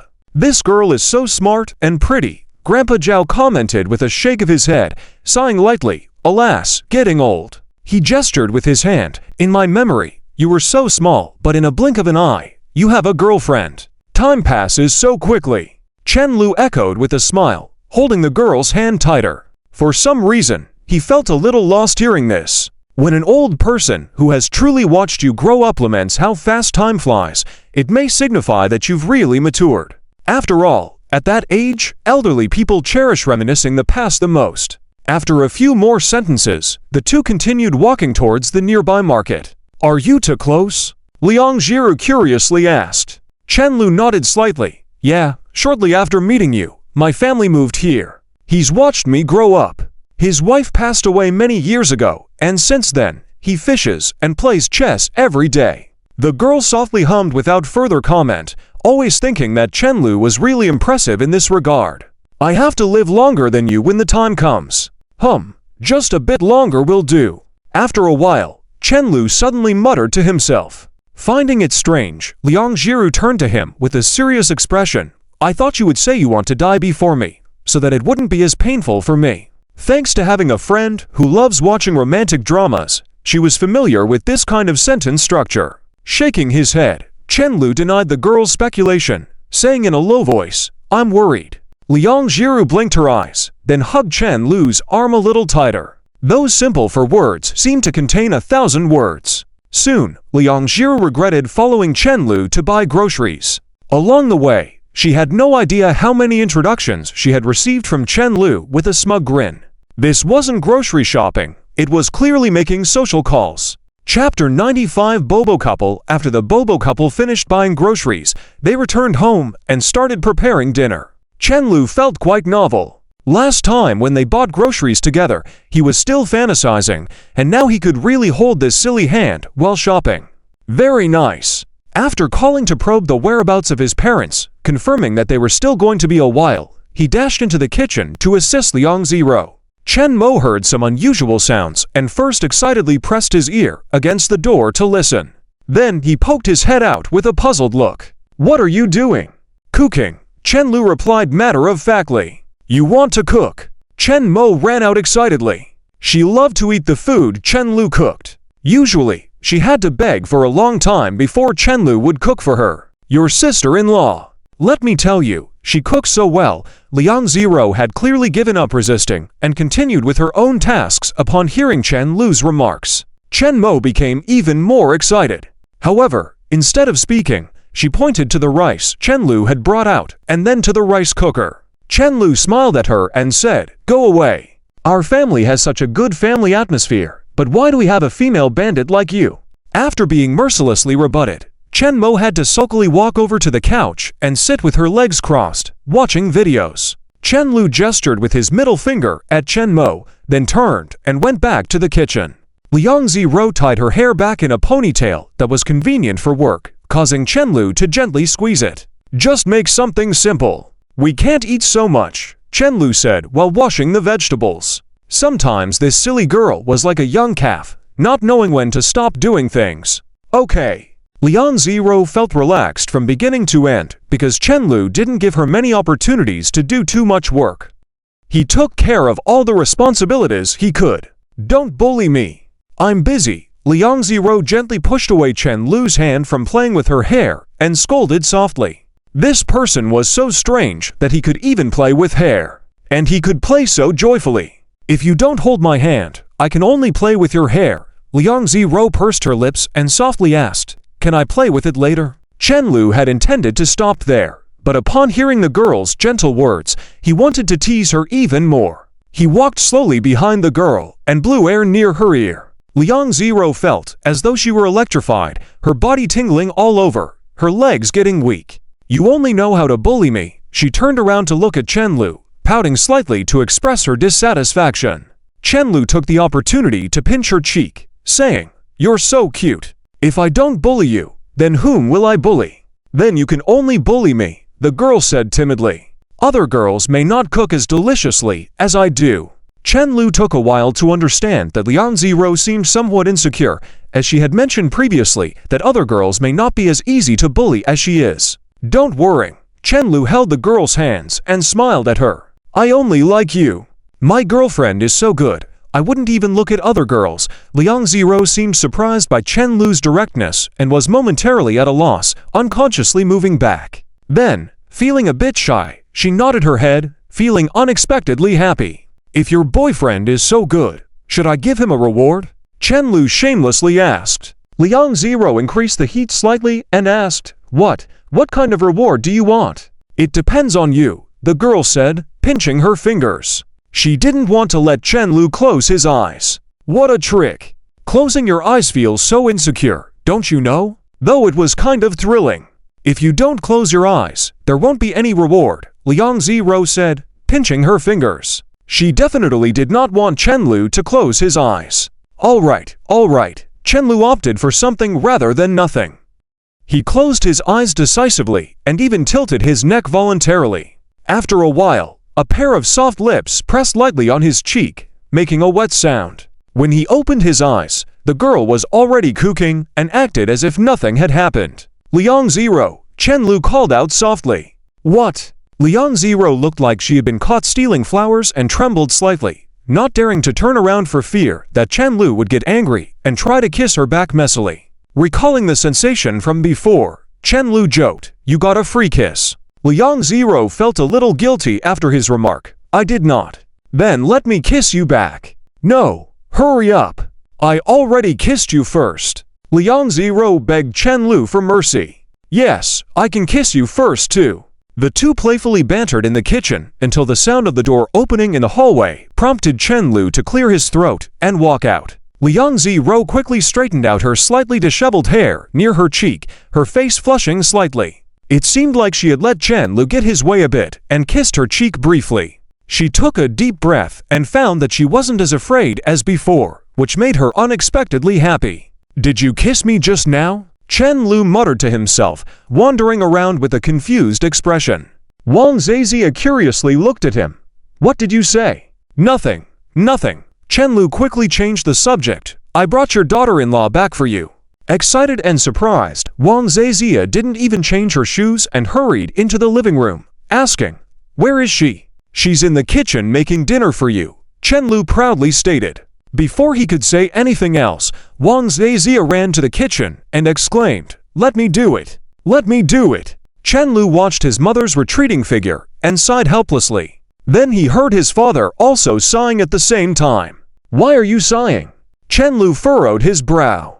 Chen Guanglin wearily sat on the couch. "Your mom found a very expensive restaurant, but I managed to persuade her otherwise." He then looked at Chen Lu, seemingly afraid his son would misunderstand. "Can you understand?" Chen Lu nodded and then sarcastically commented, "You've spoiled your wife. You might not do better in the future." "You wait and see," Chen Guanglin retorted. "Both of you are excessive. You both called me the little princess of the family." Chen Mo yelled. Shortly after, Liang Ziro was led out by Wang Zizia and nervously sat on the couch. She sat upright with both hands tightly clasped together. Just when she finally felt less nervous, she was given a new title, making her even more nervous than before. If her uncle and aunt were dissatisfied with her, she might not become a tutor. But now, if they were dissatisfied, then she might not become a daughter-in-law. Chapter 96. Why are we meeting the parents already? "You, child. Auntie called you for dinner. How could I let you cook?" Wang Zhao held Liang Ziro's hand, speaking with great tenderness. If asked when Wang Zhao completely fell in love with the girl in front of her, It must have been the moment she noticed calluses on her hands. Combining these with her words and actions, one could roughly guess what kind of girl Liang Jiru was. Liang Jiru didn't know what to say for a moment. After thinking for a while, she could only speak honestly. I want uncle and auntie to like me. Wang Zhao and Chen Guanglin clearly didn't expect Liang Jiru to say this. They were a bit stunned for a moment, but Wang Zhaoxia's expression showed that she was indeed happy. This girl was truly genuine and lovely. It's good that you have this mindset, Wang Zhao smiled as she patted Liang Jiru's head, growing to like her more as she looked at her. Chen Lu couldn't help but snicker at this naive response, whispering to Chen Mo beside him, "Honesty is always the best weapon, kid." Ignoring the muttering siblings, Wang Zhao continued looking at Liang Jiru. "Don't be nervous. Auntie just misses you. Little Lu mentioned you were dating, so Auntie thought of asking him to invite you over for dinner." Liang Jiru vigorously nodded, feeling a bit happy. So far, it seemed that uncle and auntie were quite satisfied with her. She speculated with uncertainty in her heart. "Are you okay with this?" Liang Jiru asked timidly, her voice very soft, but it still took all her strength. However, as soon as the words left her mouth, she regretted it. She wished she was chatting online so she could retract her words. Unfortunately, that wasn't the case now. There were no regrets to swallow, only facing reality. With courage, she lifted her head and looked at Wang Zhao sitting next to her. After a moment of staring, Wang Zhao smiled and asked, "Why would I object?" She thought the girl's thoughts were strange, yet that was also part of Liang Jiru's charm. Liang Jiru didn't know how to respond. She didn't have Chen Lu's ability to talk nonsense. She continued sharing what she was thinking, because I'm actually useless. That's what she truly believed in her heart, so she just said it. Then she softly added, "And my family isn't well off." Liang Jiru's words flowed out like when facing a census, sharing all about her family with honesty. No one interrupted her. Everyone listened quietly. Chen Guanglin and Wang Zhao only had a general idea from Chen Lu before, but now, hearing the details made them feel a bit emotional. Liang Mo, who had been clueless until now, was completely engrossed, like listening to a tragic story. After she finished, Wang Zhao sniffled and earnestly said, "Firstly, you've been shouldering your family's burden since a young age. Auntie has never seen a girl more capable than you." In Wang Zhaoxia's eyes, this was the first point to address. Secondly, I already like you. Material conditions can be changed through your efforts as a couple. It's really not that important. Keeping your feelings unchanged is the hardest part. As long as you and little Lu like each other, Auntie won't object. I really like him, Liang Jiru quickly added, then realized that the other party hadn't really sought her opinion earlier, so she quickly lowered her head. Wang Zhao didn't say much, just smiled at her. It was so awkward. "Liang Jiru, you fool." She was extremely nervous and just wanted to leave the earth. Perhaps out of instinctive dependence, she looked towards Chen Lu. She saw Chen Lu making a funny face at her. Oddly enough, she suddenly felt some relief, which had been building up. Under Chen Lu's gaze, Liang Jiru found courage again, lifted her head, and softly said, "Auntie, I want to finish preparing the dishes." The girl could tell that Chen Lu's eyes were telling her, "I'm here," implying that she had nothing to fear as long as Chen Lu was by her side. Chen Lu continued, "Your future daughter-in-law's cooking is delicious." Wang Zhao didn't want to dampen the girl's kindness, so she agreed. "Auntie will help you." She was about to stand up, but was gently pushed back onto the sofa by Liang Jiru with a slight force. "I'll do it myself," Liang Jiru said and walked slowly towards the kitchen. Watching the girl's back, Wang Zhaoxia's emotions grew more complex. She just felt heartbroken. For a brief moment, she imagined how Chen Mo would feel in such a situation, and tears almost welled up in her eyes. She didn't dare think further, as her heart ached like being sliced by a knife, cold and trembly. Chen Lu heard his mom speak and turned his gaze from the kitchen to her, looking curious. "Go fetch Jiro's mother. Let's have dinner together." "I asked, Auntie Z refused to come," Chen Lu said helplessly. Liang Jiro's occasional stubbornness was definitely inherited from her mother. While she was mostly amenable, when she chose to be obstinate, there was no budging her. "You are sensible," Wang Zhao sighed after hearing this. Also a mother, she understood Zi Zunfang's feelings of helplessness and tearful nights due to concern for her daughter. For a mother, that was true anguish, feeling worse than death itself, unable to find relief because she was her daughter's only support. Chen Guanglin remained quiet throughout.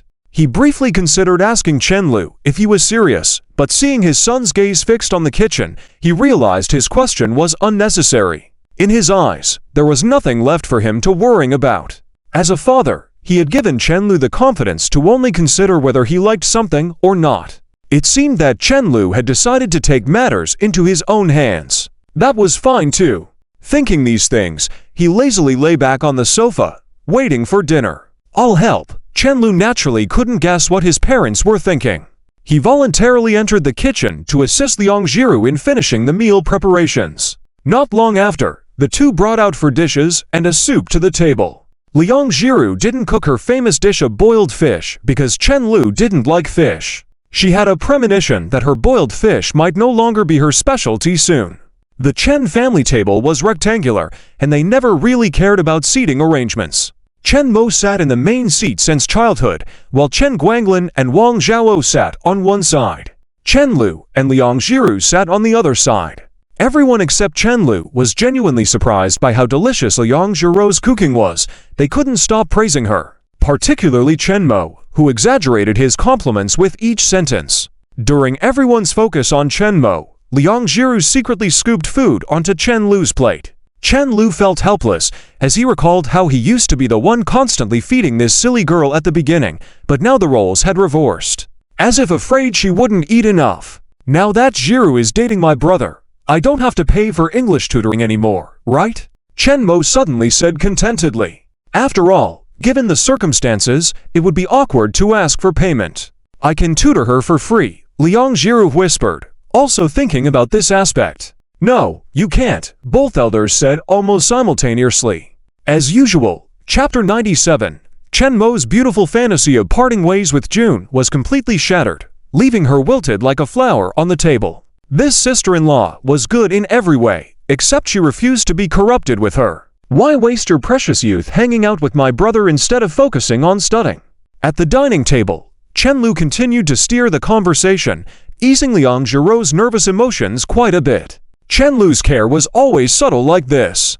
After dinner, Liang Jiru had intended to wash the dishes, but this task was snatched away by Wang Zhao. Chen Guanglin followed her into the kitchen, and the two of them were chatting about who knows what. I want to see your photos." Liang Jiru sat on the sofa, a little embarrassed as she pleaded with Chen Lu. After all, childhood photos are like black history for most people, so she didn't have high hopes that Chen Lu would let her see them. Chen Lu didn't mind. "Go to my room and take a look." Curiosity ultimately overcame her fear, prompting the girl to nod. The two of them then entered Chen Lu's bedroom together. Liang Jiru obediently sat on the edge of the bed, watching Chen Lu rummage through things. Before long, Chen Lu found a slightly yellowed photo album with somewhat outdated packaging.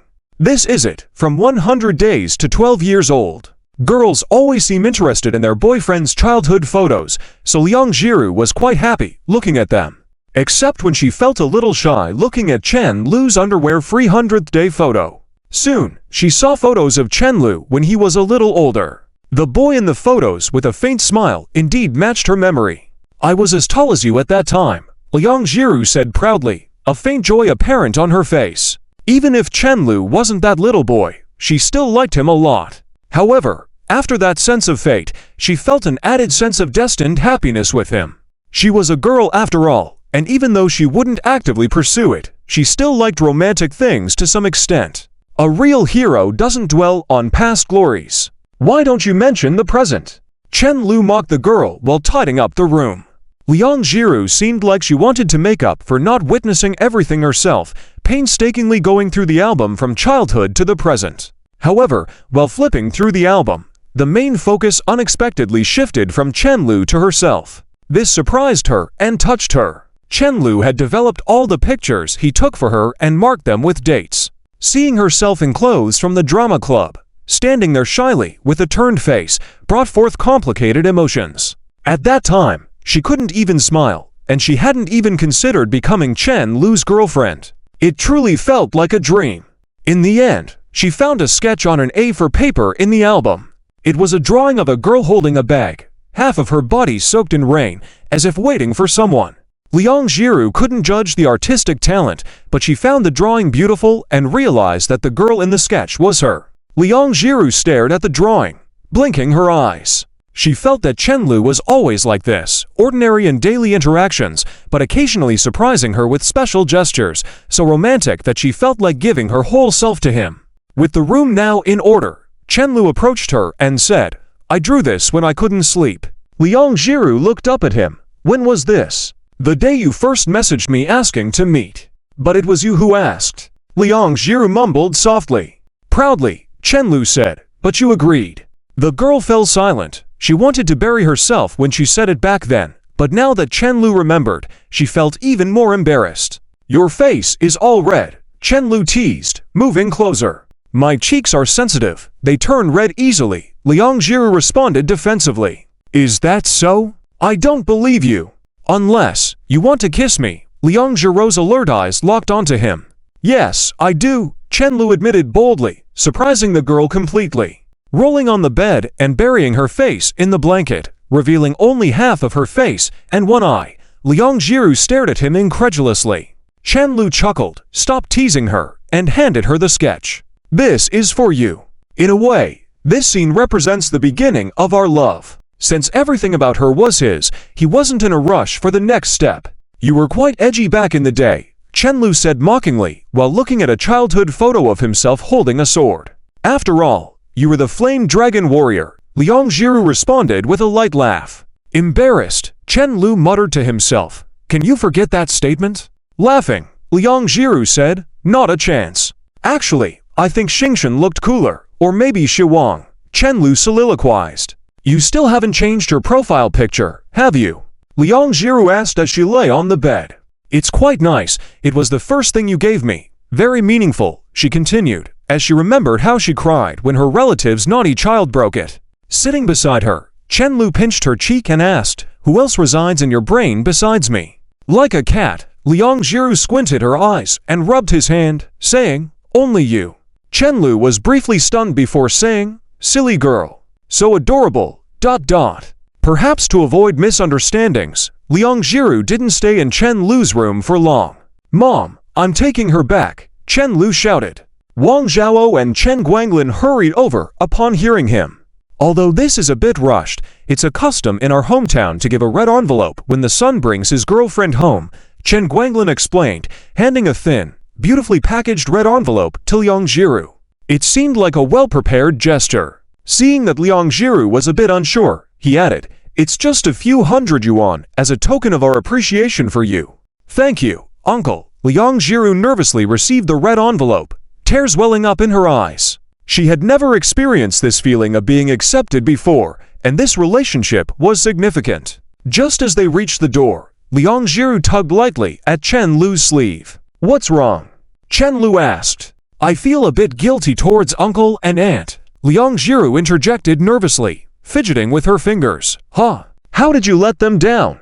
They've been so kind to me, and I'm getting involved with you." Her voice trailed off, unaware of her quirky thought process. The fact that she still felt like she was somehow a burden to Chenlu showcased her deep-seated insecurities. To him, and probably to any other guy in his place, it would seem that he was the one benefiting from their relationship. However, Liang Jiru thought she was the one gaining. "What's the big deal? We're together. That's all that matters." Chenlu dismissed her concerns. "When the time comes, you'll repay them with a grandson or granddaughter. That'll settle it." After dropping Liang Jiru off, Chenlu headed back to school because there were some matters to discuss with Zhang Chao.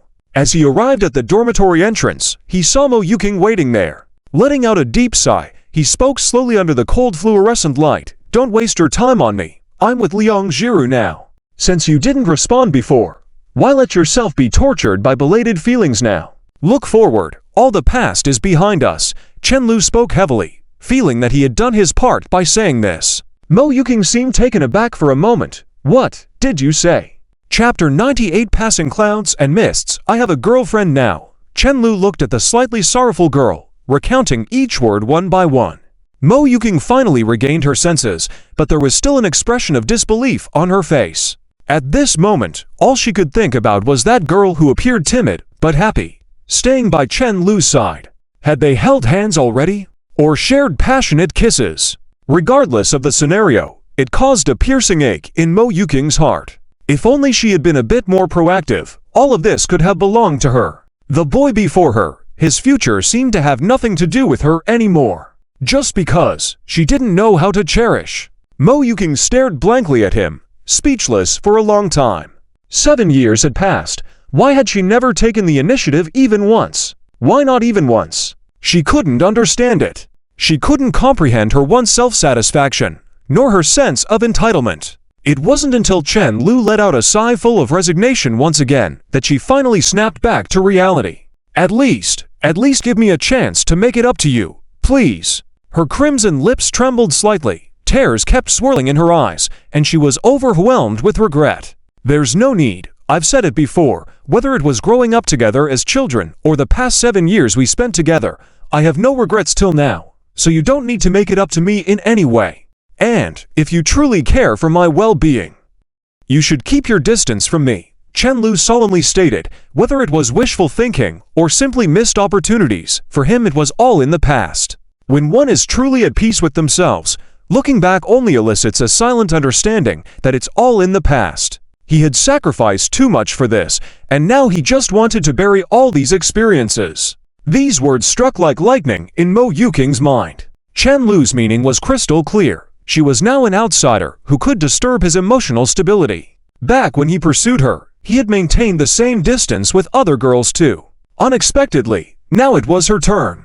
A faint smile tugged at the corners of Mo Yuking's lips, bitterness evident in her smile. You haven't changed at all since childhood. Still so resolute, so gentle, and so rational in everything he did. Pursuing me relentlessly for 7 years, was that the most irrational thing you've ever done? After saying that, she wiped away her tears with the back of her hand. I'm sorry, I've changed. She had indeed turned into one of those people who once stood by watching her, envying her just like those girls envied Liang Jiru. Go back quickly, and don't come back to feed mosquitoes here, Chen Lu said in a low voice before opening the dormitory door and slowly walking inside. Though his steps were slow, he walked straight ahead, having done his duty by reminding her. Whether or not Mo Yuking listened, he couldn't control, and it was no longer his concern. If she were to turn around even for a moment, it would be unfair to Liang Jiru. Mo Yuking left the place with heavy steps, no longer biting her lip tightly. What did he say to you? Liu Yan asked. Amidst the buzzing of insects, the two walked under the street lamps, their shadows stretching long. Mo Yuking, with vacant eyes, looked straight ahead, appearing utterly drained. He said, He's with Liang Jiru now. Liu Yan paused momentarily, then sighed deeply. I had a hunch. The moment she saw Liang Jiru on the day Chen Lu hired her, she had anticipated this outcome. The more infatuated a person, the more transparent they become when they give up. And Chen Lu was very committed, so his treatment of Mo Yuking in this situation was quite normal. Flowers will not bloom again. Rivers will not flow back. Missing out is missing out. That's a mistake. That's what makes you step aside. Thinking of all this, Liu Yan couldn't help but pat the shoulder of the pretty girl beside her, feeling both helpless and heartbroken. In that moment of contact, all the tears that Mo Yuking had been holding back finally streamed down her face. After a while, she trembled as she spoke, tears in her voice. He's so heartless. The two trash I came down to throw some trash, didn't expect to get a load of gossip.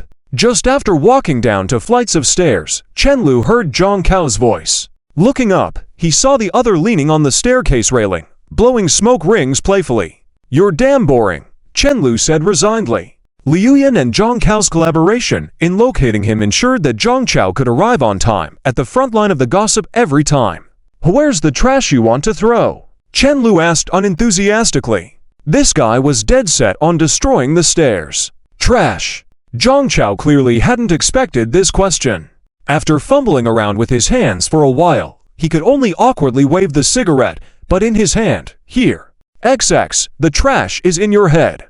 Chen Lu teased lightly, then started climbing up the stairs. The steps of the two echoed down the corridor, lighting up one lamp after another. Everything will be fine. Zhang Cao suddenly stopped and faced Chen Lu. Chen Lu's lips curled slightly. Ever since then, Mo Yuking hadn't come to the dormitory to find Chen Lu again. Time flew by, and it was the end of June. Summer vacation was just a week away. Chen Lu and Zhang Chao had expanded the team at the studio, sorted out all the procedures, and were waiting to register the company. At noon that day, the sun hung at its highest point, and the whole of Hangcheng felt like an oven. If the joke of frying an egg on the street hadn't been played out, Chen Lu really would have wanted to do just that. A group of people were tidying up at the entrepreneurial base. After a morning of hard work, the previously empty space now looked somewhat like a company. Liang Jiru, didn't I tell you to take a break? Chen Lu was exasperated, watching the girl as she moved things. If you keep this up, I won't call you here again. As a couple who had just gotten together, Chen Lu naturally wanted to see Liang Jiru all the time, so he had called her over. But this silly girl wouldn't stop working, which made Chen Lu worrying and feel amused at the same time. He regretted it, should have known that Liang Jiru was a Taurus. I know I'm wrong. Liang Jiru held a stack of boxes close, swaying slightly. Blocked by the boxes, Chen Lu couldn't even see her face, so he helplessly smiled and helped her put the boxes down, carefully wiping the sweat off her. The girl obediently stood there, closing one eye intermittently due to the paper wiping. Incredibly adorable. Take a break, everyone. Chen Lu shouted loudly. He had given up trying to coax a Taurus. Maybe she'd realized to take a break when everyone else was resting. It was kind of funny, because seeing the head honcho Liang Jiru not taking a break had made everyone else in the studio reluctant to pause. After displaying the awards they had won, the second round of hiring went even smoother than the first one. The studio now had over 10 people, many new faces adding ample manpower for a budding studio. It felt like they were truly on the right path. By the way, we still haven't decided on a name for our company and studio. We need to decide soon. It's necessary for registration purposes, Zhang Chao said as Chen Lu wiped Liang Jiru's sweat. Chapter 99 Sunrise. Why don't you let me decide on this? I don't care. What's wrong with making money? Chen Lu threw the napkin into the trash can like shooting a basketball and couldn't help but laugh when he saw the napkin actually go in. Liang Jiru blinked her eyes watching him, completely surprised by her boyfriend's childish side. Chen Lu was very authoritarian when it came to the company's operations and strategies. All decisions were made by him. But for these trivial matters, he couldn't be bothered. I'll do it. I'll do it. Lin Miao Miao, who was sitting on the side, raised her hand high. How about naming it North Star Internet Technology Co., Limited? It has a good meaning. Our company will never get lost. That's okay. Chen Lu nodded slightly, then turned to Liang Jiru. Boss lady, any suggestions? Liang Jiru felt embarrassed to be teased by Chen Lu in public, so she quickly turned her face away. I don't know. Do you admit you're the boss lady? Chen Lu smirked. The girl nervously tugged at her clothes. I'm the girlfriend. Chen Lu helped tuck a few strands of hair, damp with sweat, back behind her ear, and softly said, from now on, you are. No difference. Liang Jiru gave up resisting, took out a thermos from her canvas bag, unscrewed it, and handed it to Chen Lu's mouth. Watermelon juice. Finally, she added in a timid voice, warm. She would never say something like you can't drink cold things to Chen Lu. She would secretly prepare warm drinks to bring along when giving him water or buying him a Coke. In that moment, it felt like a lemon had exploded in everyone's minds in the studio, sour to the extreme. The boss of this studio was smart, the relationships between colleagues were friendly, the working environment was comfortable, and the salary was always paid on time. The only downside was frequently receiving dog food from the boss, and the density was extremely high. What about the name of the studio? Zhang Chao didn't want to see him showing affection anymore and continued to ask. Chen Lu pondered for a moment. Let's call it Yao Guang Studio. Pujan Star, which happens to be one of the Big Dipper stars. Okay. After finalizing this matter, Zhang Chao hurriedly left. Chen Lu handed back the thermos. Take a sip first. Look at your lips. They're so dry. Liang Jiru stood up and leaned over to his ear, whispering, I can't drink. Menstrual period. The girl nodded shyly. Chen Lu poked her lightly. Then why did you put watermelon juice in a thermos instead of hot water? Are you silly? Is it uncomfortable? Chen Lu's voice also softened. This was the first time he faced this as a boyfriend, and he felt quite novel. It's okay, just a bit weak. Just as Chen Lu was about to say something, someone knocked on the studio door. Chen Lu looked up and saw a middle-aged man with glasses standing there. He recognized him as a leader from the school. The man looked down at the paper in his hand and asked, Is Chen Lu here? Yes. Chen Lu stood up and walked over. What can I do for you? The man nodded at Chen Lu and then made room for a well-dressed middle-aged woman who approached him, giving him a faint smile. For some reason, Chen Lu's first reaction to this smile was standard. This is Yu Chunlin, the head of several investment companies in Hang City. She graduated from our school back then and can be considered your senior sister. It was at this moment that Chen Lu realized this woman had given a speech at the school's anniversary ceremony. Her companies were well known in Hang City, and he had heard of them early on. Hello. Let's have some tea and chat slowly, Yu Chunlin said casually. Chen Lu glanced at Liang Jiru, then made a beckoning gesture to Zhang Chao before walking outside. The previously quiet studio was now buzzing with whispers. Oh my, who is this person? Even the dean personally brought her here. Our seniors are quite something. Huh? Liang Jiru looked at the door, slightly confused, then covered the thermos and continued tidying up quietly.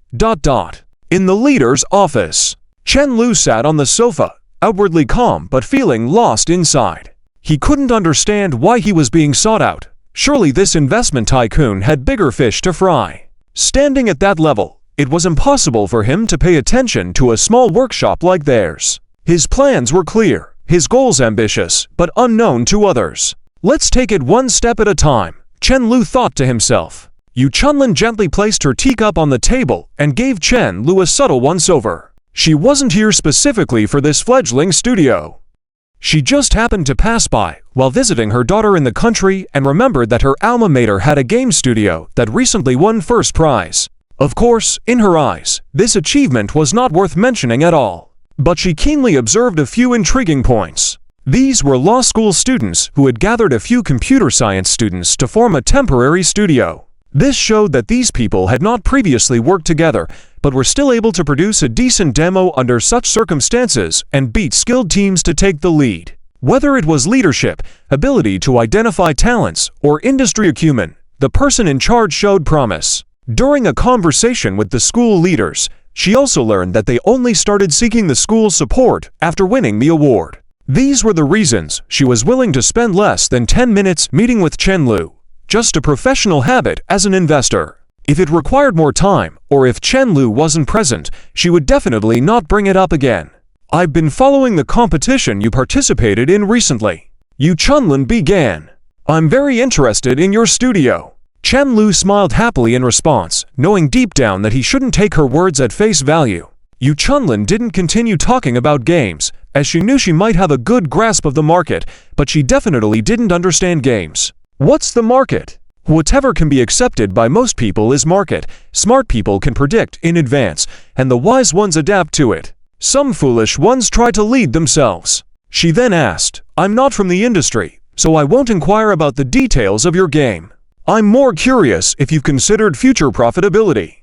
Do you have any thoughts on marketing strategies?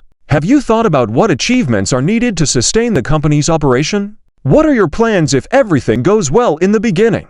These questions truly intrigued her because these studio members were like a bunch of kids in her eyes. She also had a bit of an eagerness to nurture talent and was willing to provide some guidance based on what she knew. Meanwhile, Zhang Cao's CPU was overheating, but Chen Lu remained smiling calmly and softly replied, Auntie, we're not playing house here. We consider all these issues carefully before starting operations. As for operation and marketing matters, those are internal affairs of our studio, and it's not suitable to disclose to you. Yu Chunlin nodded. What if I were to invest a starting amount of 100,000? Meanwhile, as Liang Jiru was wiping the table for Chen Lu, she heard another knock on the door. A delivery guy was standing there. Is Miss Liang Jiru here? Liang Jiru nervously approached, curious. I didn't order anything.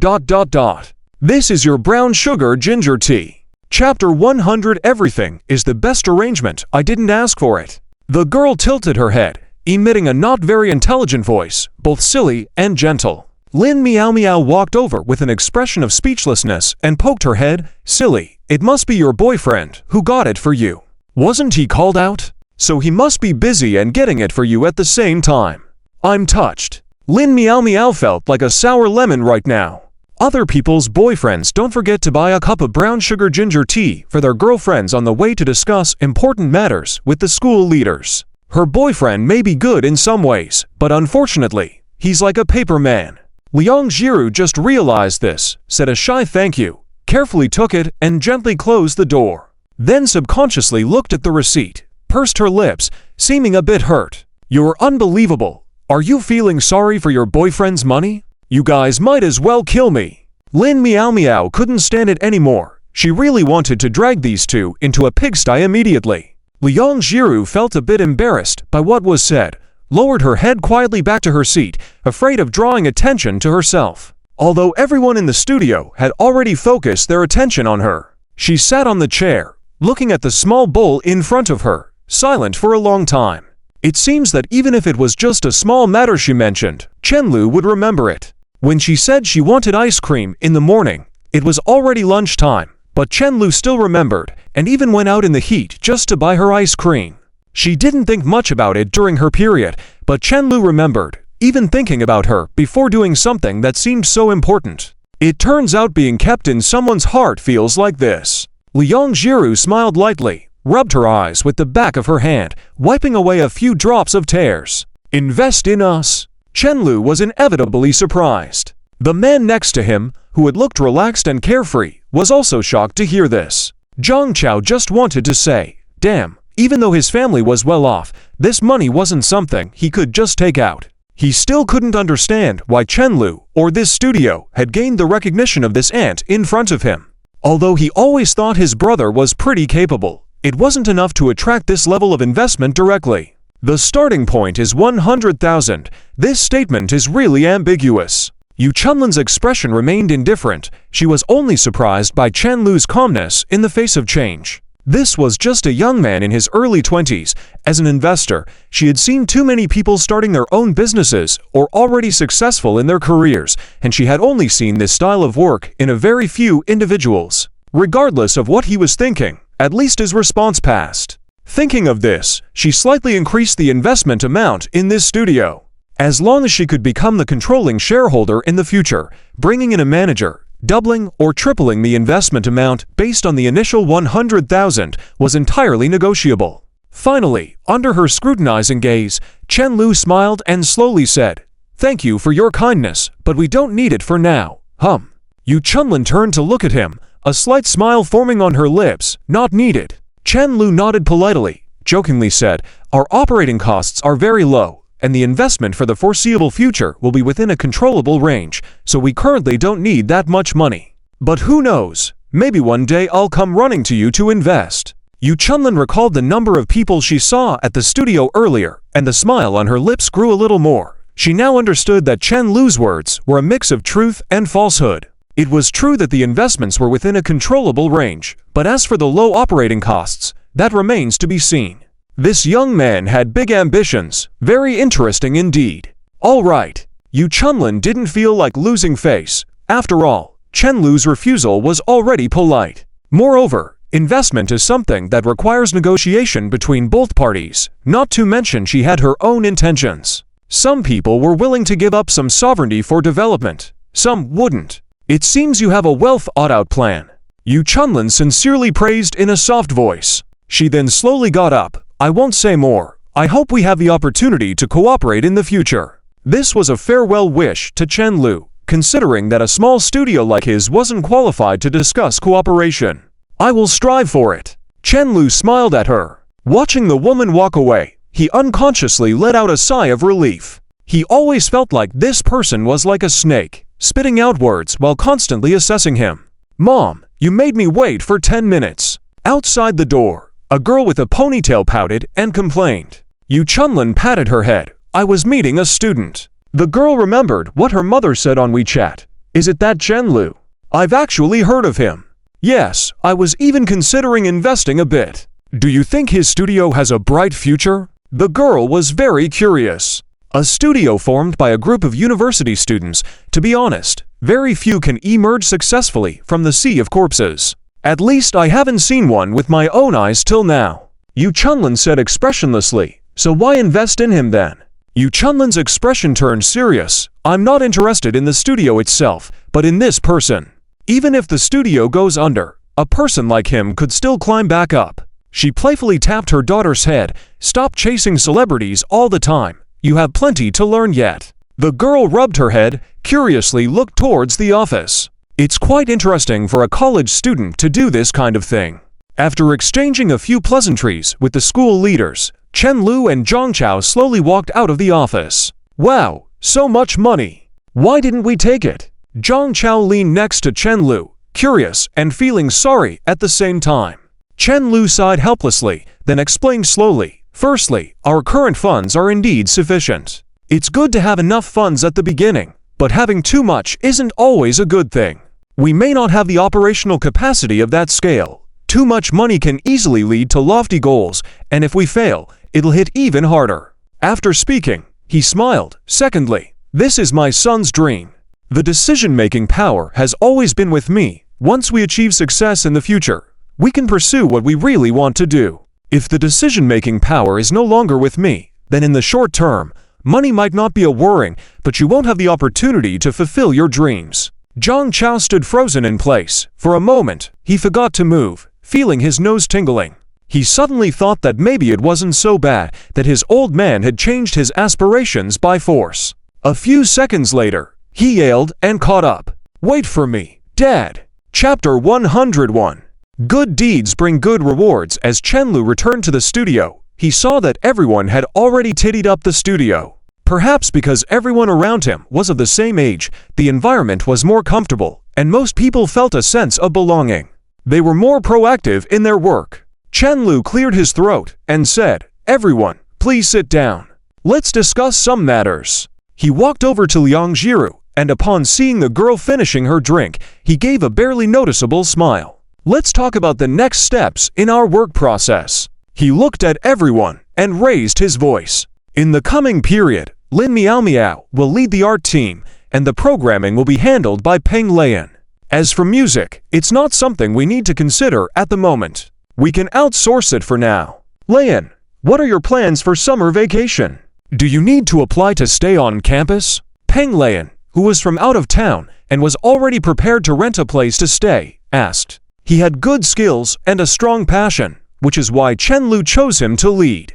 "During the summer break, you can work from home online, no problem, and you will still be paid. But," Chen Lu suddenly emphasized, "for those who arrive early, you all know that I don't really care about attendance. You can be late, leave early, or even work in your own dorm. I've never paid attention to that. But the tasks given must be completed on time."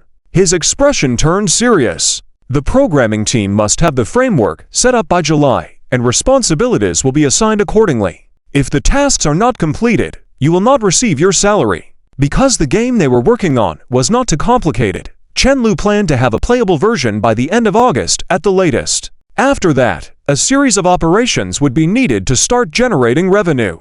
If they didn't perform well this time, getting funding from the school would be difficult. "That's it for now. I'll be heading out, and I will not worry about meals. Let's meet again." With his usual tone, Chen Lu held Liang Jiru's hand and left the room. He was always so easygoing. Why is he so strict all of a sudden? A girl sitting next to Lin Miao Miao whispered. Seeing Chen Lu, who was usually gentle, speaking like that was a bit hard to get used to. "Get used to it, it's his way." Lin Miao Miao, who was illustrating, shrugged and smiled. As long as you complete your tasks on time, he won't care, even if you're playing games in his office in front of him. The girl, feeling a bit astonished, asked, "Sister Miao Miao, have you done that before?" "Yes," replied Lin Miao Miao. As they sat in the car, Chen Lu did his usual routine and helped Liang Jiru fasten her seatbelt. "Oh, by the way, are you going home for the summer?" Chen Lu remembered that Liang Jiru's hometown was not in Yuhang province. If she went back home, he would be miserable the whole summer. Separating lovers who were in the honeymoon phase for 2 months was like a death sentence to him. Liang Jiru adjusted her seatbelt and leaned back, making sure it wasn't too tight. Then, she shook her head. "No, I'm not going back, and that place doesn't really feel like home anymore." After her father passed away, she followed her mother around, and she hadn't actually lived in her old home for years. "What do you mean?" Chen Lu found it strange. "I have nowhere to stay. My uncle's family took over the house." Liang Jiru spoke in a calm tone, showing neither sadness nor joy. "After my dad died, My grandfather and uncle said my mom was unlucky for not being able to produce a son, so they wanted to kick her out of the house. They wanted to keep me, though. Don't be fooled by my appearance. I'm worth a few thousand. They wanted to marry me off in the future to make some money. When my mom found out, she grabbed a knife and fought with them. So I was taken away from home. Chen Lu was silent for a long time, never expecting something like this to happen in the 21st century, especially to his girlfriend. It made his emotions more complicated, trying to fathom how Liang Jiru had managed all these years. The bubble machine you gave me was broken by my cousin. Liang Jiru finally showed some grievances. He said he had never seen one before, asked to borrow it, and when I hesitated, he snatched it away. When he returned it, it was already broken. She looked up at Chen Lu, her clear and watery eyes shimmering with a thin layer of mist.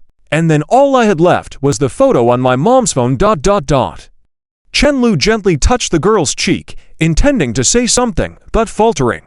After a while, he softly spoke. I don't know how you've been through all that and still remained so honest. You should have turned out worse than them. He felt like if it were him, he would have gone around saying, it's not my fault, it's the world's fault, and turned to misdeeds. The girl stared back at him blankly. My mom said to be a good person, that good deeds will be rewarded.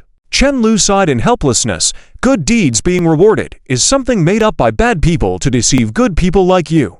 That's why he called her a fool. If that were true, she would be the happiest person in the world. It's true, good people do get rewarded. Liang Jiru earnestly refuted him. Under Chen Lu's puzzled gaze, the girl suddenly smiled sweetly, warming his heart. Otherwise, how could I have met you?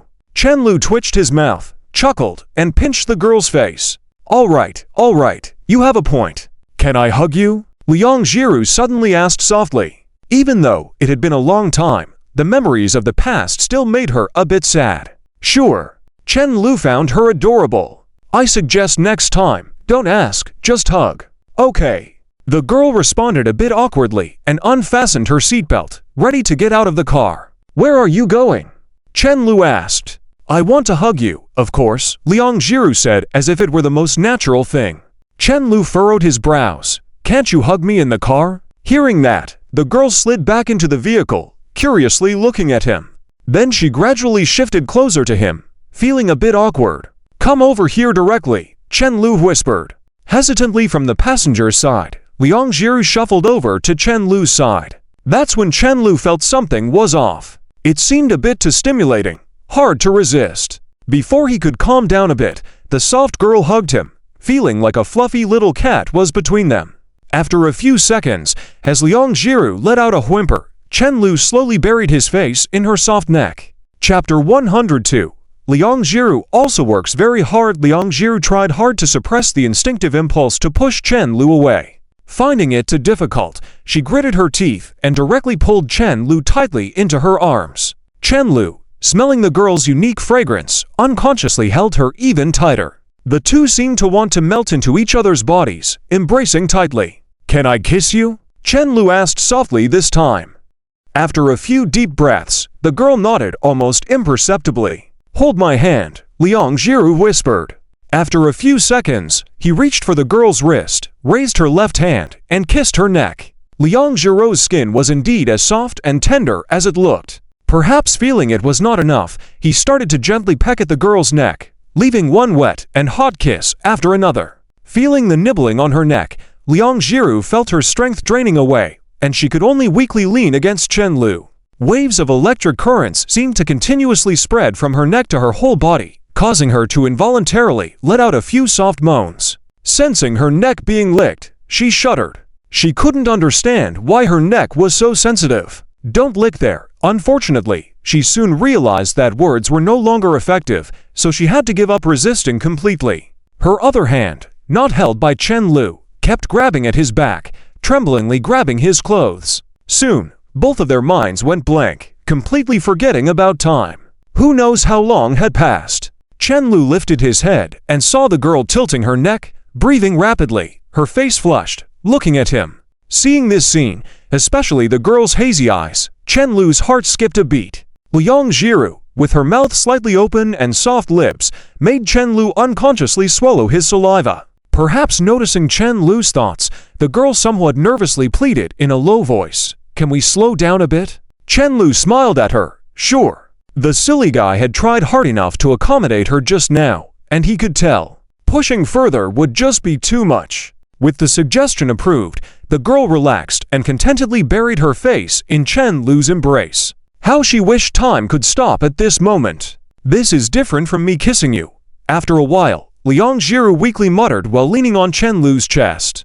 A kiss from Chen Lu would make her feel happy, though kissing this way would make her feel happy, but also a bit confused. A strange feeling.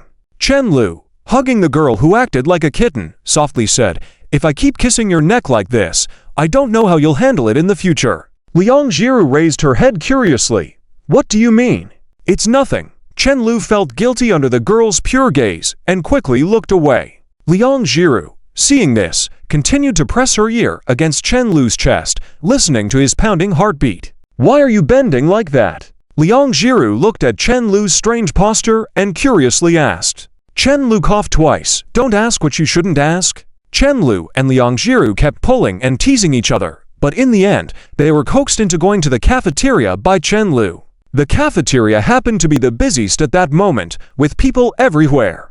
Other couples might have visited various dining places in the university town, but Chen Lu and Liang Jiru mostly dined at the cafeteria. He didn't understand how his girlfriend managed the budget. He couldn't even spend it if he wanted to. She was too good at managing money. "Do you have anything in the afternoon?" Chen Lu asked. Liang Jiru thought for a moment and softly replied, "I have a class." "Do you want to go to the amusement park after class?" "We haven't been there together yet." Chen Lu scrolled through his phone, looking at places they could go. He had always been more of a homebody, and going to a mall with Wang Zhao would be the death of him. But, for some reason, he started to enjoy being outdoors more after being with Liang Jiru. The condition was being with Liang Jiru. "Can we go in a few days?" Liang Jiru's voice was small, and she timidly glanced up, afraid Chen Lu might not be happy. "I'm okay with that," Chen Lu nodded. Just as he was about to ask for the reason, he noticed the girl slowly speaking, "Remember to eat properly the next few days." "What do you mean?" Chen Lu looked at her puzzled, wondering why she was speaking, as if she was giving some final instructions. Liang Jiru hung her head and fidgeted with her fingers. "I need to go back to my hometown." Then she added, "It's my father's Memorial Day." "I see." Chen Lu paused. "I'll go with you." "Huh." Liang Jiru was completely taken aback by Chen Lu's words, forgetting to finish chewing her food, staring at him in disbelief. "What if you get kidnapped on the way?" "I'd be left without a girlfriend," Chen Lu said in a mock-serious tone, trying to lighten the mood. "I've never been kidnapped before." Liang Jiru didn't want to waste Chen Lu's time and whispered, "I usually go back by myself every year." She started to doubt if there was something wrong with how Chen Lu viewed her. She wasn't that foolish. "You were just lucky before," Chen Lu dismissed. "Be careful not to end up mining coal. No, they might even take your kidneys." Chen Lu became increasingly serious, even showing her some real cases on his phone, pushing it towards her. "Look for yourself." Liang Jiru was startled and cautiously took the phone, earnestly flipping through the information. "You shouldn't rely on being lucky, you know? Even the smallest probability can become a certainty when it happens to you," Chen Lu continued to exaggerate. "But you're busy lately, right?" Liang Jiru timidly asked. Upon hearing this, Chen Lu knew his plan was halfway successful. He just needed to seal the deal. "I'm not busy. Lin Meow Meow and the others are busy now. I'll be busy after they're done," Chen Lu replied casually. "It's far, and the journey will be tiring." Chen Lu served some food into the girl's bowl. "Exactly, that's why I need to take care of you." Liang Jiru tilted her head, wondering why she couldn't argue back suddenly. Where did it go wrong just now? Chapter 103. Mother. Chen Lu moved very efficiently, and that night he went home to pack his things. Because their dormitory would no longer be theirs after junior year, many of the clothes had already been taken back home by Chen Lu. Rare visitor. Wang Zhao, sitting on the sofa reading a book, saw her son return and mockingly said, "Why are you back, young Master Chen?" Chen Lu felt his hair stand on end, sitting beside Wang Zhao and starting to massage her shoulders. "I came back to see you. I missed you." Wang Zhao didn't believe his words, but she didn't rush to expose him either. "Great, a good son like you is hard to find even with a lantern." Chen Lu knew that Wang Zhao knew he was pretending, and Wang Zhao knew that Chen Lu knew she knew he was pretending.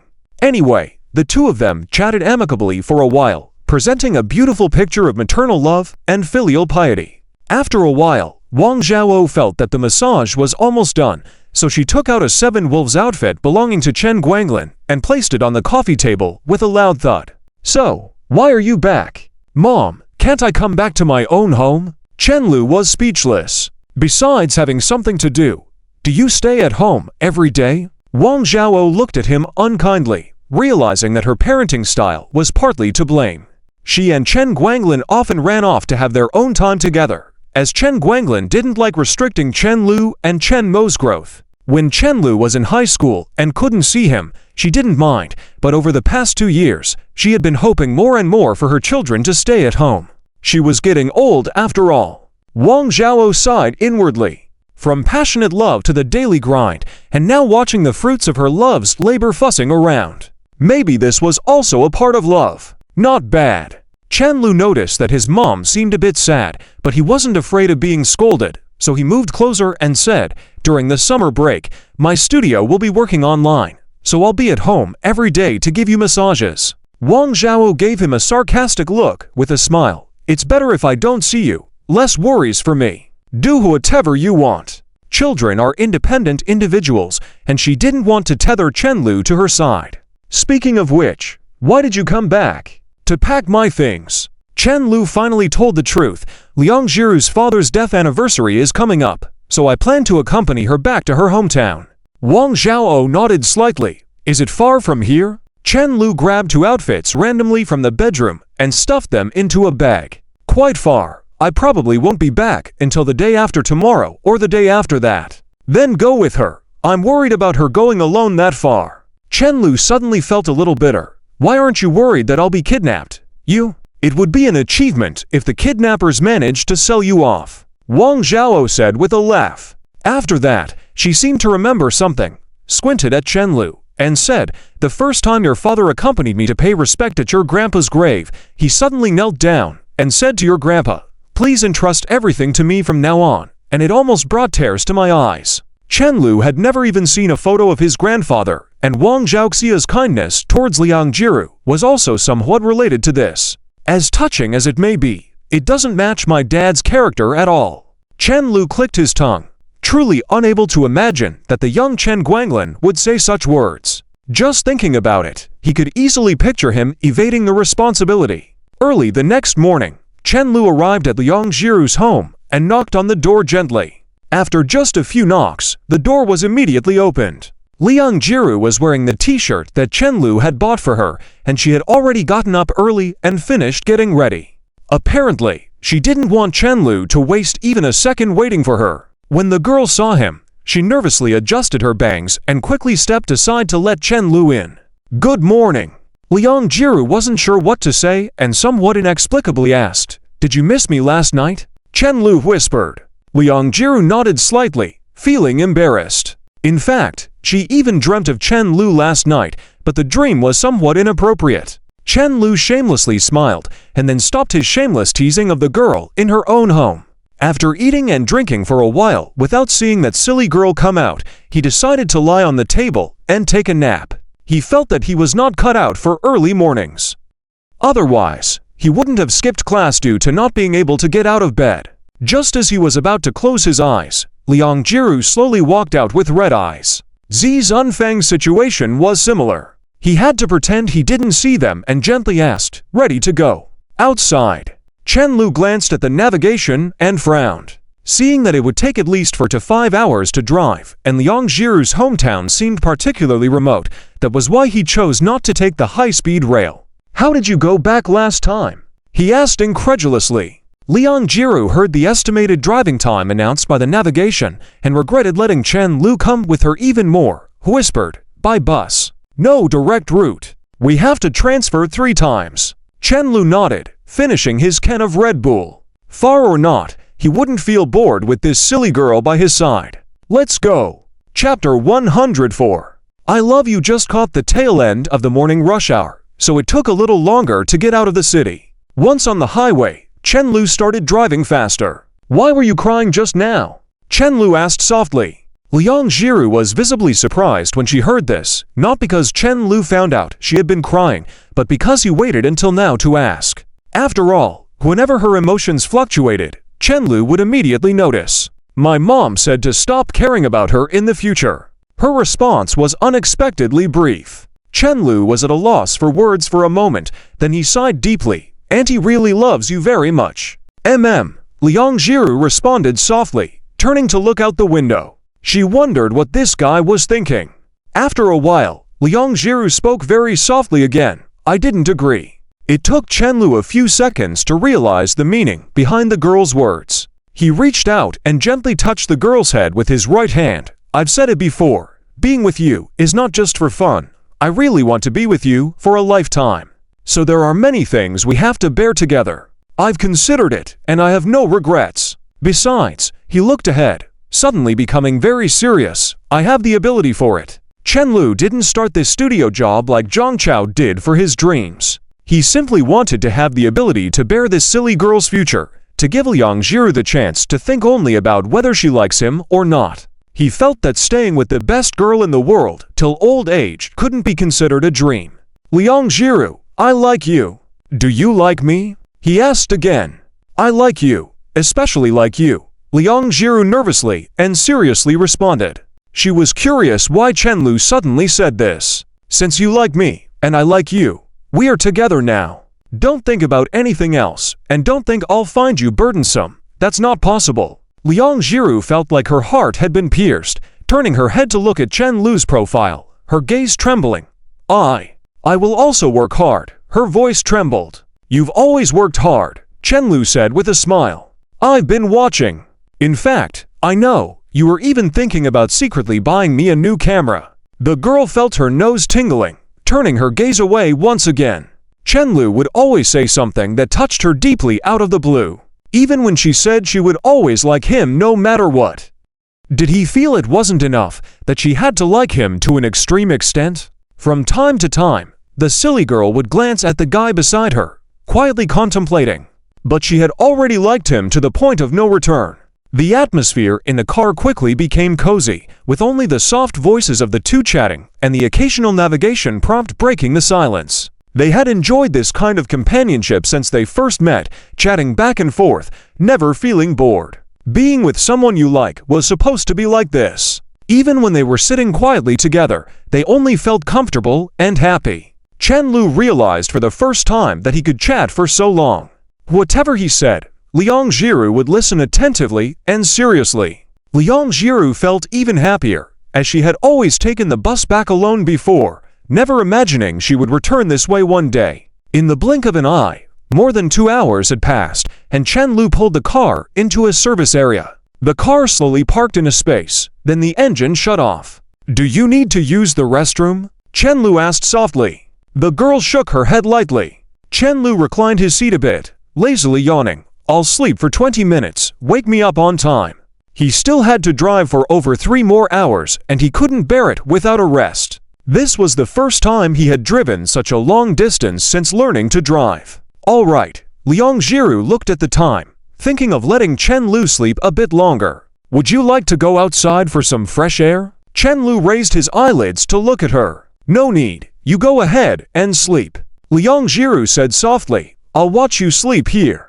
Chen Lu closed his eyes and reached out towards the girl, gently holding the air. Soon, a soft hand slipped into his hand, staying still and letting him hold it. He squeezed slightly, and the girl squeezed back. Such a good girl, let me give you a kiss as a reward, Chen Lu teasingly said, pretending to still be asleep, unaware that the girl was moving closer to him. 10 minutes later, Liang Jiru watched him sleep, unconsciously getting a little closer. She didn't know why she could watch him for so long, but she simply enjoyed watching his peaceful breathing, his quiet sleep, his handsome profile. She liked being by his side.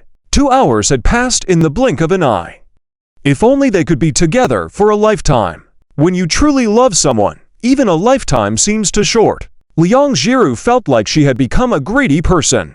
Chen Lu was awakened by an itch and found out that their hands were still tightly held together. As his mind cleared slightly, he immediately realized that the girl's hair was touching his neck. Many soft strands of hair dangled onto his neck, making him feel ticklish. Feeling her breath occasionally on his cheek, Chen-Lu desperately resisted the urge to open his eyes. What was this silly girl up to now? She couldn't be trying to take advantage of him while he was asleep, could she? How sneaky! If she wanted to take advantage of me, she should just hurry up. I've been waiting so hard. Wait a minute. Why does she enjoy bothering me when my eyes are closed? Liang Jiru, you're really playing big this time. Chen-Lu, I love you, the girl whispered. As if feeling a bit awkward, she cleared her throat. Chen-Lu, I love you. Whether this silly girl was trying to distinguish between liking and loving, or practicing in secret, she kept repeating it softly. Annoyingly repetitive but sweet eventually, the clumsy girl was expressing her feelings for Chen-Lu in her own way. Chen-Lu suspected he was still dreaming. How could his girlfriend be this adorable? With all his might, he forced down the urge to smile that was creeping up and continued to pretend to be asleep. There was no turning back now. He was willing to bet that if he opened his eyes now, Liang Jiru would be so embarrassed that she would jump out of the car and bury herself, never wanting to see him again. Just as Chen-Lu was about to fall asleep again, a kiss landed heavily on his cheek. Now he was in trouble. Liang Jiru might have some special preferences he didn't know about, but he felt like he was about to crumble. Chapter 105 Time is unidirectional, memory is not. At this moment, the only thought in Chen-Lu's mind was to open his eyes and playfully hold down this fool for a chaotic kiss. But quickly, he suppressed this thought. As long as I pretend not to notice, this fool might still steal kisses in the future. Thinking of this, Chen-Lu suddenly felt more clear. How is she freeloading off me? This is me freeloading off her. After a while, after being gently shaken by Liang Jiru a few times, Chen-Lu pretended to slowly open his eyes as if just waking up. Have some water. Liang Jiru handed the thermos to Chen-Lu and softly said. After indirectly kissing Chen-Lu multiple times, her ability to accept had improved quite a bit. The fool seemed completely unaware that the temperature around him was gradually rising.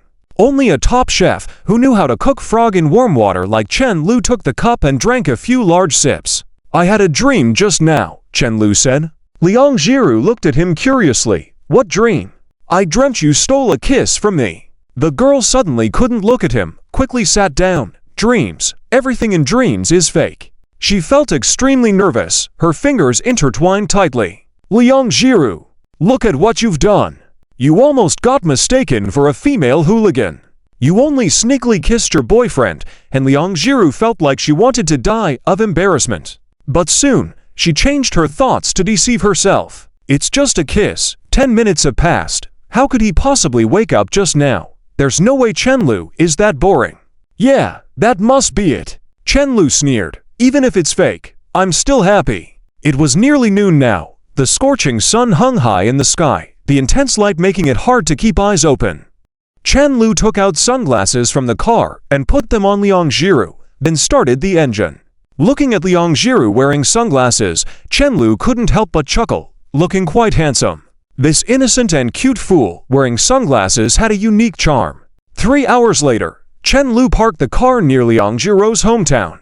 Since the remaining road was too difficult to drive, they had to walk. Unlike the city's concrete jungle, the view in the wild was vast, with clouds soaring high and fresh air. It was late June. Right after getting out of the car, Chen-Lu saw endless fields of golden wheat stretching into the distance, merging with the deep blue sky on the horizon, making it hard for him to move on.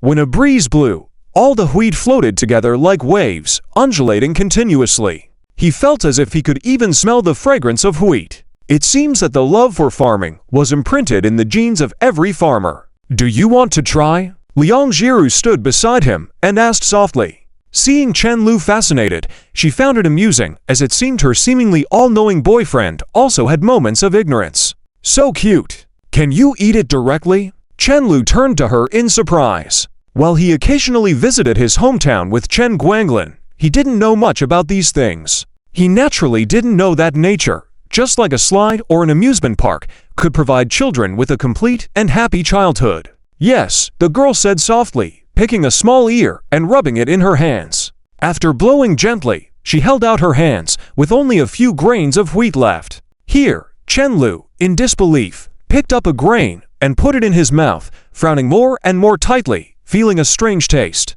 Like it was old. Seeing his reaction, Liang Jiru couldn't help but smile. Wheat isn't tasty when it turns yellow. It's best when it's still green, soft, and slightly sweet. How long do we have to walk? Chenlu looked at the girl beside him. The gentle breeze tousled her hair, and with the wheat field behind her slightly swaying, he felt a bit distracted. He suddenly noticed that the fool's hair had grown a little, maybe because he liked it like that. It made him slightly emotional. It'll take a while, Liang Jiru said with a hint of shyness, lowering her head. She saw Chenlu taking pictures of her, and she courageously faced the camera to pose. Posing was a bit difficult for her, but taking pictures with Chenlu was no longer a problem. Perhaps influenced by Chenlu, she now enjoyed taking pictures with him and occasionally giggling at the photos. Initially, she didn't fully understand, but now she felt that capturing the image of someone she liked was a joyful thing.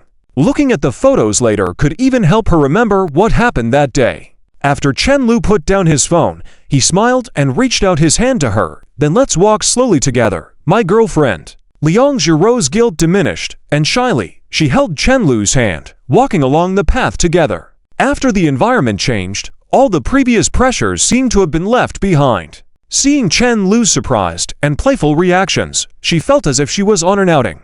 This relaxed and pleasant feeling was something she hadn't experienced in a long time. Most importantly, Chenlu was by her side. At that moment, she wished time could slow down a bit, so she could enjoy herself a little longer. Just a little longer. After a while, the two walked through the wheat fields and entered the mountains. Chenlu didn't expect that after warning her about being sold to the mountains, it turns out he was the one being led into the mountains. As they arrived at a place familiar to Liang Jiru, she started to speak more, acting like a guide, occasionally telling Chenlu about various things he had never seen before. After she picked up a locust, she found out that her boyfriend was actually afraid of insects. Seeing the girl giggling, Chenlu was speechless and turned his attention elsewhere, walking to the side of a fast-flowing stream. As soon as he put his hand in, he felt the coolness. "Can you catch fish?" Chenlu turned to ask. Hearing this, the girl, who had been smiling, turned back into a fool, a little unsure how to respond, and could only mutter softly, I can't do everything." Chenlu roamed around the mountains, looking here and there. At that moment, both of them seemed to have turned back into children, which made Liang Jiru feel a bit surreal. Many of the sceneries and places they visited together had taken on new meanings after bringing Chenlu here. If it were the young Chenlu with her playing here, it wouldn't have been much different, right? Suddenly, she remembered something, and she grabbed Chenlu's right hand. "I'll take you to a place you'll definitely like." Chapter 106. How to be a good girlfriend. What kind of place is this? Chenlu felt a surge of excitement and followed the girl like a silly puppy. Both of their steps were light, clearly cherishing the moment. At first, Liang Jiru was a bit afraid. She worried that Chenlu might regret coming here or not enjoy hearing about her childhood. Fortunately, it seemed that Chenlu really liked the place and was in high spirits. Whether he liked the place or liked being with her, the girl wasn't sure anymore. Overall, she lacked some self-confidence, but seeing Chenlu looking around with curiosity, she pushed aside those thoughts. As long as Chenlu was happy, nothing else mattered. Looking at the lush surroundings, Chenlu briefly felt that living here might not be bad. But then, he thought about the lack of takeout here, and the possibility of various insects, quickly dispelling that idea. Soon, they arrived at a lake surrounded by mountains, where it was quieter with occasional cool breezes. On the other side of the lake was a small village. Everything seemed peaceful and serene. Nice place. Chenlu sat on a large rock, genuinely admiring the scenery. "Do you like this kind of place?" Liang Jiru obediently sat next to Chenlu, resting her head on his shoulder. She felt that Chenlu seemed to really like lakes and seas. Chenlu, feeling like a tourist now, curiously asked, "How did you know?" "When we were at the school pavilion, you used to look at the lake a lot," Liang Jiru said with a hint of pride in her voice, sounding a bit silly. "You could sit quietly and watch for a long time." She would also sit quietly and watch him. Chenlu, with a faint smile, gently embraced the girl and stroked her smooth long hair. Softly, he said, "Sometimes you're not silly at all." Ignoring whether Chenlu was teasing her, Liang Jiru felt proud and happily snuggled up to him like a cat. "When I was a child, I often spent half a day here. The bracelet I gave you was made sitting here. Chenlu nodded slightly. Did you ever think that one day you'd sit here with your boyfriend? I did. Liang Jiru rarely took the initiative to hold his hand. I always thought that when I had a boyfriend, I'd bring him to my favorite place. After all, I didn't have many friends, and this place was where I spent the most time alone. Really? Really? What? Chenlu looked down at the girl, curious. Blushing, Liang Jiru buried her face in his clothes. I just didn't expect my boyfriend to be so good. Silly girl. Chenlu laughed and gently poked her cheek. Glancing at the distant village, he asked, "Did you live there before?" "Yes, we might stay there for tonight." Liang Jiru glanced at the village and then back at Chenlu. "Grandma will have a place for us to stay. We can just avoid talking to others." Chenlu was momentarily speechless, recalling the image of Liang Jiru returning alone a few years ago. "You don't like it there?" Liang Jiru nodded in his arms. "I don't like them." "Then we won't stay there. Let's go somewhere else." Gently caressing the girl in his arms, Chenlu couldn't help but think that Liang Jiru must have been a cat in her past life. Obediently, cutely rubbing against others, how could anyone not like her? The girl looked up in surprise. "You must be tired." She paused when she saw Chenlu raise his index finger to his lips and smiled at her. "Why do you have to come with me?" He squinted at the distant mountain village, deep in thought. "You said it yourself, this isn't your family. I'll make a special trip for you every year. You don't need to have any contact with them anymore. Letting them see me isn't a good thing for you. You don't need to let them know you're doing well. They don't need to know. Distancing from relatives who only seek benefits and have a narrow view would be better. Regardless, both parties need to contribute to make the bond valuable. If one party only wants to take, it becomes a parasitic relationship." Chenlu and the girl, looking at each other quietly. "Moreover, I don't need their approval to marry you. Auntie's approval is enough." After a long while, Liang Jiru tightened her grip around Chenlu's waist and softly whispered, "Do you remember much about Uncle?" Walking beside Liang Jiru, Chenlu asked softly. "I remember quite a bit," Liang Jiru recalled seriously, but what left the deepest impression was actually the look in her father's eyes. Before that, she couldn't believe that human eyes could hold so many emotions at once. Love, longing, regret, profound concern, and fear. That was the last time she saw her father. After he was covered with a white cloth, Zi Zunfang wouldn't let her see anymore. "When I was a child, Dad often went out to work, but every time he came back, he would bring me lots of good food and pretty dresses." Liang Jiru smiled, reminiscing quietly. "At that time, I didn't know how much these things were worth. But I knew that none of the other children in the village had them. Not even the children of the laborers Dad worked with. Only Dad was willing to buy these for me. Mom would always say he was wasting money, then sigh and praise how good I looked in the dresses." She paused, gently holding onto Chenlu's arm. Liang Jiru had only been bought dresses by two people in her whole life. Besides her father, there was Chenlu. So, when she wore the dress Chenlu had bought her for the first time, she truly held back tears for a long time. "You and my dad would have gotten along well. If he were still here," Liang Jiru said earnestly. "Dad would have liked you just like Mom. If you want to cry, go ahead, I'm here for you." Chenlu patted the girl's head, noticing her voice trembling. "Your boyfriend is here to wipe your tears for free. There won't be another store like this one." "No, being a good girlfriend involves more than just crying." Liang Jiru held onto Chenlu's arm tighter. "I want to be stronger so one day I can be your support too." Chapter 107. Hand it over to me. "I won't cry," Chenlu chuckled. "I didn't mean it like that." Liang Jiru became a little anxious, unsure of how to explain. Chenlu looked at her amusingly. "I know, just teasing you."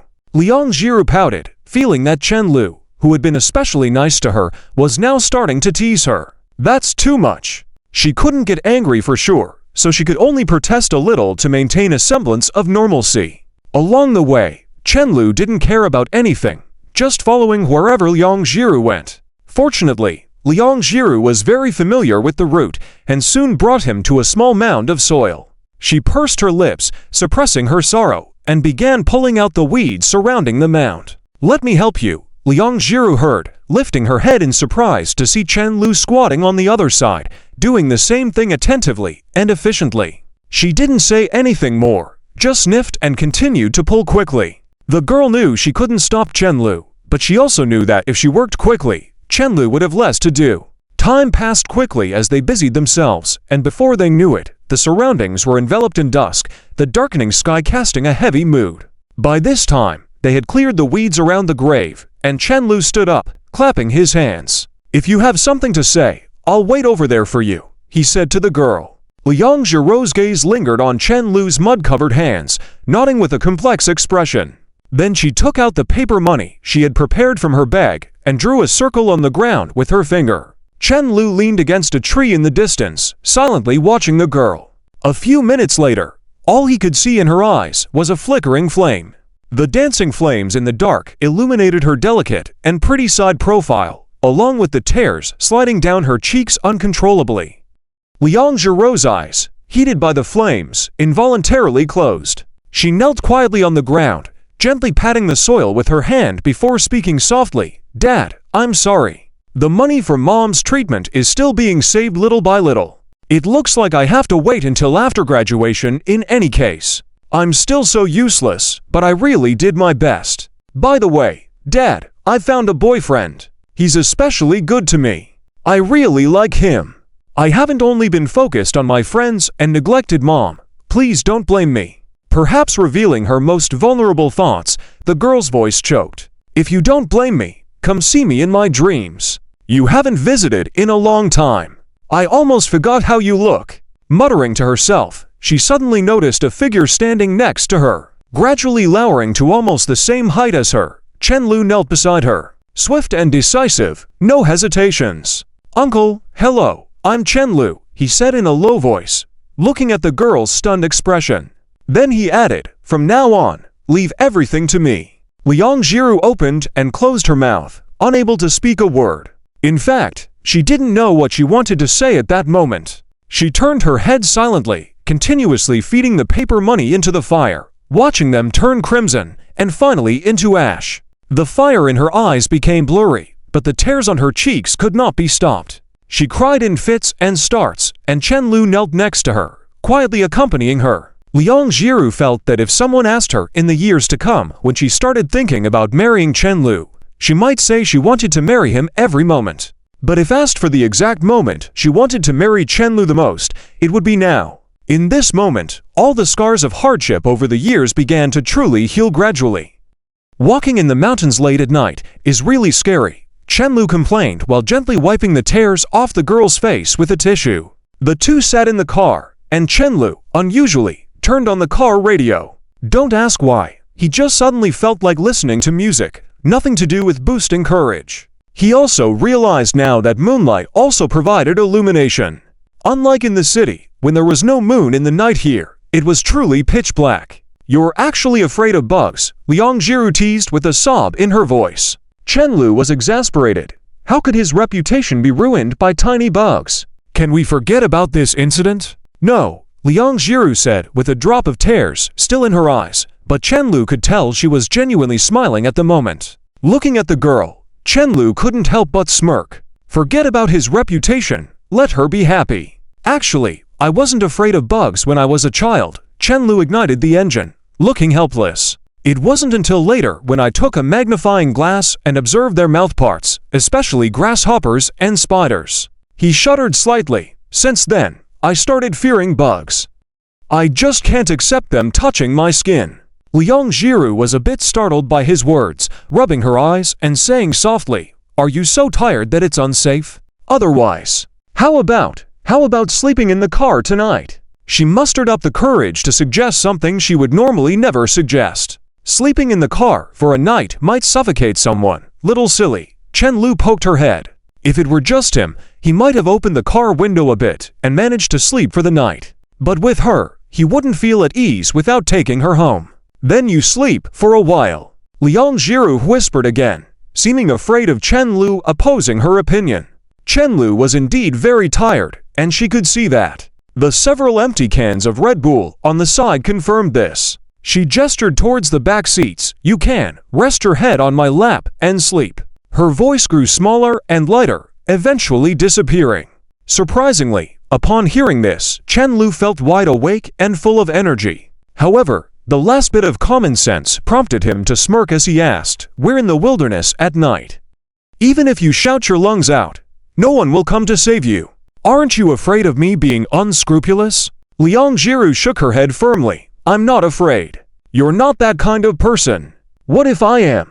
He leaned in front of the girl, deliberately smiling mischievously. The girl looked nervous and scared, but eventually spoke with a trembling voice, "Well, then I like you too." Chapter 108. Only the loved ones have superpowers. Stop talking. I can't take it anymore.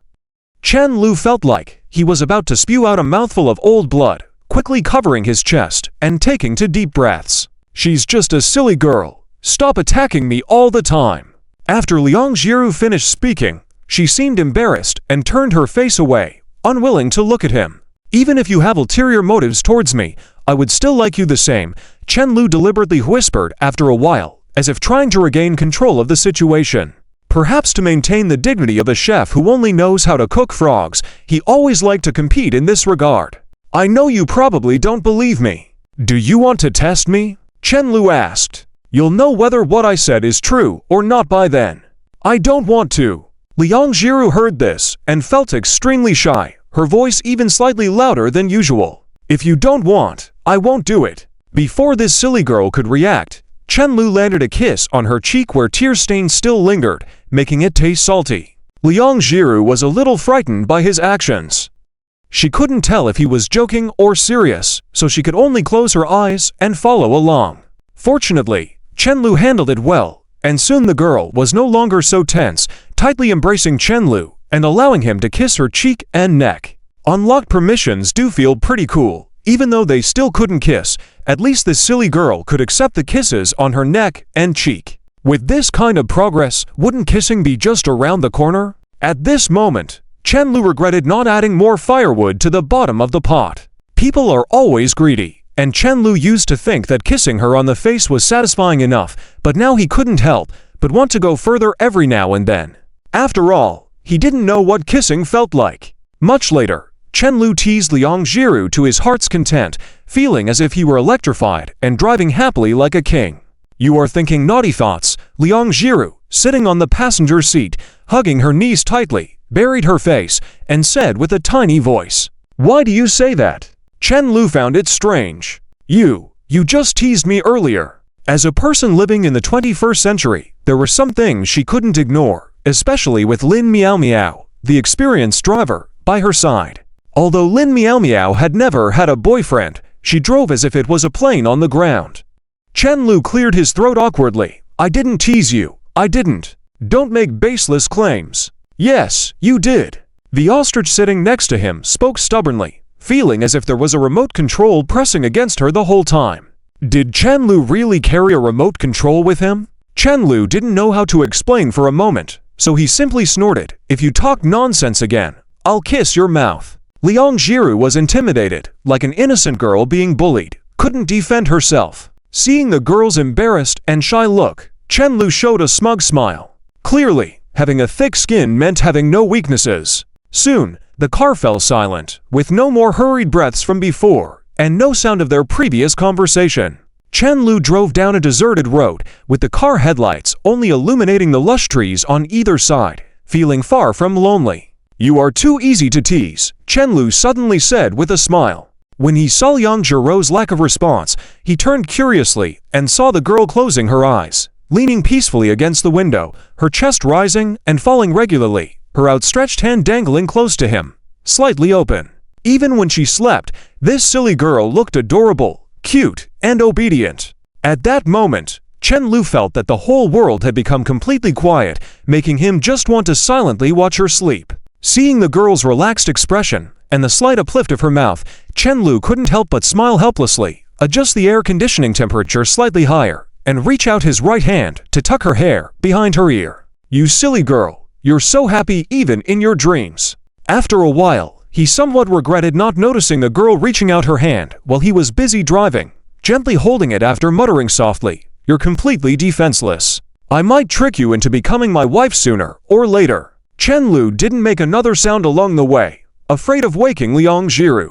The long journey was still a bit unbearable, but for some reason, he felt happy. What really moved him wasn't some passionate love story, but the peaceful and tranquil moments in life where he suddenly realized a kind of contentment. Like seeing Liang Jiru cooking in an apron back then, and seeing the girl peacefully sleep beside him now. Time passed gracefully, gently, and beautifully, which was the kind of life he longed for. Liang Jiru was still in a dreamy state when Chen Lu suddenly woke her up. "Silly girl, don't sleep.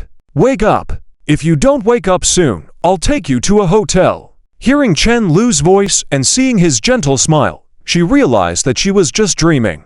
But now it felt like she was still dreaming.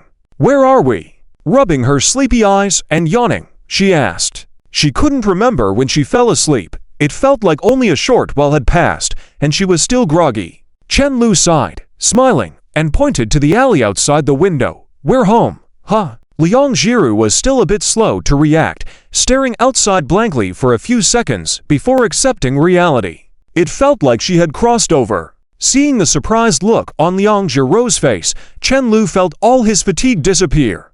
"Do you feel like you've crossed over?" He chuckled. That's the superpower only possessed by those who are loved. He had experienced this kind of thing when he was young, vaguely remembering falling asleep very tired in the car many times, only to wake up the next day already lying in a soft bed, tucked under a blanket. He never paid attention to this when he was young, and now that he was grown up, he no longer had the chance to enjoy this superpower. "I'm sorry." This was the first sentence Liang Jiru said after realizing. Chen Lu was surprised. "Sorry for what?" Liang Jiru held his hand tighter, her face full of guilt and concern. "I shouldn't have fallen asleep. I really didn't mean to." She didn't know how to drive, but she could still imagine how boring and tiring it must have been for Chen Lu to drive alone for so long. It was already getting bright outside. The more she spoke, the more anxious she became. "I don't know why I suddenly fell asleep." Chen Lu listened as his heart softened, feeling that this silly and gentle girl was cute. Before the girl cried from regret, he touched her head. "I actually quite like the feeling of you sleeping next to me, and I've been watching you for so long on the road, so we're even." He leaned in closer to the girl, staring at her misty eyes. "If you still feel guilty, you can compensate me." Chapter 109. Strawberry Farming and Frog Cooking. Liang Jiru blinked her eyes, feeling both touched and scared as she asked with a teary voice, "What do you want as compensation?" Chen Lu had been with her for quite some time, naturally knowing that saying something like "it's okay, I'm not tired" wouldn't work at a time like this. He swore to himself that he wasn't satisfying his own desires. After thinking it through, Chen Lu pointed to his own mouth. Liang Jiru pondered for a moment and shook her head slowly. "No. Why not?" Chen Lu was surprised at this rare rebuttal. "Because this is something a girlfriend should do. It can't be seen as compensation," Liang Jiru nervously explained, pinching her fingers. "Even though I'm not capable of doing these things yet, I will eventually accompany you in everything," she continued. It took Chen Lu a while to understand her straightforward thinking. She meant that these were things he deserved, and considering them as compensation would make him feel indebted. As the silly frog was about to be cooked, she was still concerned about the pot. I'm crying." The thoughts that flashed through Chen Lu's mind almost made him burst out laughing. Seeing Chen Lu trying hard not to laugh, Liang Jiru felt her heart ache. "Why are you laughing?" she muttered sadly. She was serious in her attitude. "Then let me offer something that can be considered as compensation," Chen Lu suddenly suggested. "What?" Liang Jiru suddenly regretted not coming up with something herself. Why did she hand over the choice to Chen Lu? What's the difference between that and walking into a trap? Chen Lu remained silent and showed his phone to the girl. "Do you want me to call it for a listen?" The girl blushed immediately. "It's too early, isn't it?" "No problem. This isn't something a girlfriend should do, right? Since it doesn't count, it can be seen as compensation." Chen Lu tried to convince himself with his words. "After we get married, I won't have to shout." Liang Jiru's voice grew fainter, resisting weakly. Chen Lu yawned on purpose. "Since you'll have to shout sooner or later, you might as well shout now as compensation for me." Liang Jiru regretted giving the choice to this bad guy, but thinking of how hard Chen Lu must have worked all this time, she reluctantly nodded and whispered softly, "Just this once." With that, she shyly moved close to Chen Lu's ear and whispered in a barely audible voice. Chen Lu froze in place, like a statue, without moving. Feeling embarrassed to death, she continued to insist, "Really, just this once. Forget about this right away."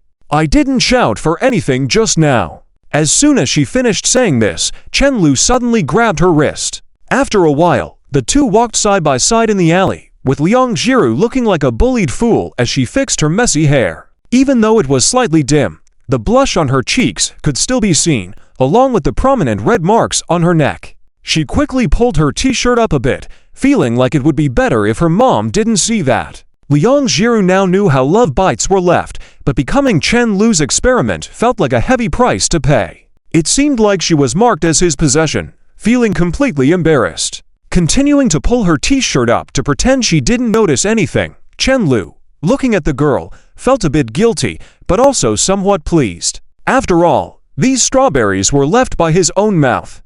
Every time he saw them, he could clearly remember what had just happened. "I told you it would have been better to go a bit deeper. Why didn't you allow it?" Chen-Lu sighed. Liang Jiru playfully butted her head like a little calf. How much deeper can I go?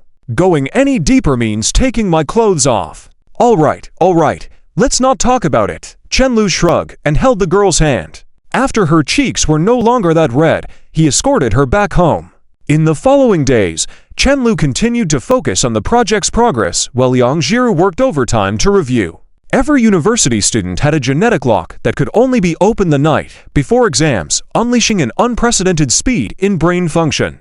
They could revise several books covered by previous researchers in just one night. Time flew by, and it was the last day of the school's final exams. After Chen-Lu and Zhang Chao finished the test, they returned to the studio to focus on their tasks. Both of them didn't take the exams too seriously. Chen-Lu had always been ahead in class, and as for Zhang Chao, he believed as long as he didn't fail miserably, he was successful. "What's wrong? You don't seem too excited." Chen-Lu noticed Zhang Chao looking troubled. Zhang Chao sat back in his chair, looking for his lighter which he found missing. Feeling even more dejected, "I quarreled with my girlfriend," he said. Chen-Lu, still focused on his computer screen, seemingly very attentive. "Why?" Zhang Chao, tapping his desk, expressed helplessness. "I've been too busy recently, didn't spend much time with her." "That's not my problem. I didn't make you work overtime. You found work for yourself," Chen-Lu quickly clarified. It was indeed strange because in the entire studio, he appeared the most relaxed. He had arranged everything well, and naturally, everyone had no complaints. "Have you ever had a fight with Liang Jiru?" After a while, Zhang Chao suddenly asked. "No," Chen-Lu responded quickly. "Really? She's never been mad at you?" Zhang Chao, feeling bored, picked up a paper cup and threw it at him without saying a word. A mixture of wanting his brother to have an easier path and not wanting his brother to be overly pampered. "Chen-Lu, you wretch, what kind of fate is this?" After a few minutes, Chen-Lu looked at the progress of the art group's work, his expression complex. They completed their task quickly, but Lin Miao Miao clearly exerted too much effort. From every aspect, this wasn't a good sign. He raised his head and said to Zhang Chao, "If the game goes live smoothly, help Lin Miao Miao recruit another artist, specifically as her assistant." Zhang Chao immediately sat up straight. "Why?" "First, she can take over from her in the future," Chen-Lu quickly added to reassure him. "In case she decides to leave, she won't be stuck here. As a friend, I should ensure she can leave immediately if needed. Second, her physical condition isn't up to par. Once the studio starts operating more formally, it will be more tiring than now. We need someone to help reduce her workload." Zhang Chao breathed a sigh of relief. "That doesn't match your heartless nature at all. Is it because she's your girlfriend's best friend?" "Not entirely," Chen-Lu chuckled, took a sip of water, and joked, "If we tire them out, who will we exploit?" Liang Jiru walked in the direction of Chen-Lu, feeling a mix of emotions. It's a well-known fact that love can make people foolish, affecting not only the speed at which men draw their swords, but also turning someone with the potential to be a master of palace intrigue into a silly romantic. Love can be terrifying. She felt a bit sad these past few days because Chen-Lu suddenly became much more restrained, no longer taking advantage of her verbally or physically. His honesty made him seem like a different person. She even found herself slightly missing the moments of hugging and kissing Chen-Lu. Love isn't just about men desiring their partner's body. Women also have desires. It goes both ways. Otherwise, what's the point of being in a relationship if everything is clean and pure? In the studio, Chen Lu saw Liang Jiro's figure and was about to offer her a drink when she lowered her head, pulled him into the office. Zhang Chao, looking pleased, watched as the office door was locked, reminiscing Liang Jiro's hurried appearance earlier, murmuring, "Haha, saying you never fight, let's see you try to fake it." Under Chen Lu's shocked gaze, Liang Jiru silently closed the door, her face red and head hanging low, walking slowly towards him. Finally, she rested her forehead against Chen Lu's chest, whispering with a voice barely audible, Do you want to kiss me?" Chapter 110. Dodging the big move, Chen Lu involuntarily swallowed his saliva at the sudden appearance of Liang Ziro. "What did you say?" He couldn't believe it. He had only been busy for a few days, and this silly girl had learned to add fuel to her own fire. Liang Ziro quietly glanced at Chen Lu's shocked expression and felt even more embarrassed. Her small hand tightly grasped Chen Lu's clothes, unable to say a word. How did she suddenly become a fool who couldn't live without hugging and kissing Chen Lu? She couldn't understand, so she decided to stop thinking about it. After all, she hadn't seen much of Chen Lu during these few days of preparation. So, hesitantly, and with closed eyes, she embraced him, sending herself into Chen Lu's arms. Chen Lu, already shocked, was completely stunned. He never expected Liang Ziro to hug him so actively. And for some reason, he remembered each time Liang Ziro initiated a change very vividly. Because she was truly putting in a lot of effort. Effort into loving him. Effort into making changes for him. As he thought about it more, he slowly hugged the beautiful girl in front of him, burying his face in her neck and smelling her unique scent. Liang Ziru's waist was slim, making it very comfortable to hug her. With a gentle pull from his arms, the soft girl fell into his embrace. She didn't resist and allowed Chen Lu to hold her tightly, even planting a gentle kiss on his cheek. Then she buried her face in his clothes. In that moment, the fatigue from staying up late these days faded away. Of course, the longing that kept her tossing and turning at night was still there. These past few days, both Chen Lu and she had been busy with their own matters, allowing her to experience the feeling of missing her boyfriend. She found herself even thinking about whether Chen Lu had eaten properly, but she didn't dare ask directly, fearing he was busy and annoyed by her chatter. Chen Lu suddenly smelled a scent of lychee fruit fructose, but didn't think too much about it. He began to respond seriously, kissing the girl's cheek. Her skin was particularly good, soft and tender, making the kiss very enjoyable. "Don't leave a mark," Liang Ziro cautioned, tilting her neck slightly to make it easier for Chen Lu to kiss without feeling uncomfortable. "All right," Chen Lu, a chef who could only cook frogs, a strawberry planting expert, obediently followed the girl's request. A kiss was enough. Who needs a bicycle? However, he temporarily put aside his strawberry planting plans, not giving up, and even secretly determined to leave kisses all over this foolish girl's body sooner or later. After a while, Chen Lu gently held the girl's cheeks, saying with a tinge of concern, "You have dark circles under your eyes." Liang Ziro pouted, talking like a child with a big tongue. "So do you?" His dark circles were not much better than hers, indicating that he had also been staying up late. Chen Lu raised his hands to cover his eyes, like making a funny face. "I specially got matching ones for us, so when we walk on the street, everyone will know we're a couple." The girl laughed involuntarily upon hearing this. She knew Chen Lu was joking, but it made her inexplicably happy. Though she laughed, she felt sorry. While she didn't mind about herself, she couldn't bear to see Chen Lu with dark circles. "Try not to stay up late," Liang Ziro said softly. Chen Lu continued to rub the girl's face, watching her cute expressions. He teased, "I have to work hard. Money doesn't come easy. If I don't work now, how will I give you a good life in the future?" He deliberately adopted a playful tone, not wanting to add unnecessary burden to the girl. Unexpectedly, even saying such jokes in that tone, Liang Ziro still took it to heart. She tightly held Chen Lu's hands, and with a mixture of nervousness and seriousness, she said, "It's okay. It's not necessary for you to provide for my mother's medical expenses. In the future, as long as you're by my side, everything will be fine. If we can't afford a car, we'll ride electric bikes. Every day, you can carry me from behind, and I can hug you. We can save up slowly for a house, even if we don't live in Hang City. I'll go wherever you want to go." She counted on her fingers as she spoke, earnestly planning it out. "I can cook, as long as we have money to buy groceries. And I don't have many hobbies, don't like shopping much, and don't spend a lot of money. Liang Ziro paused halfway through her words as Chen Lu tightly hugged her. His lips twitched, feeling complex emotions. If only they were of legal age, he would want to take her to get a marriage certificate now, even though he wasn't sure if she would agree. The more she talked like this, the more he wanted to work hard to give her a better life. How could he bear to let this kind of girlfriend experience any hardship? Not even a bit. The sudden hug startled Liang Ziro, but after coming to her senses, she hugged him back tightly. She put her hands on Chen Lu's back, closed her eyes, rubbed her cheek against Chen Lu's, and with a face full of happiness, softly said, "I don't mind anything else, as long as you're always by my side."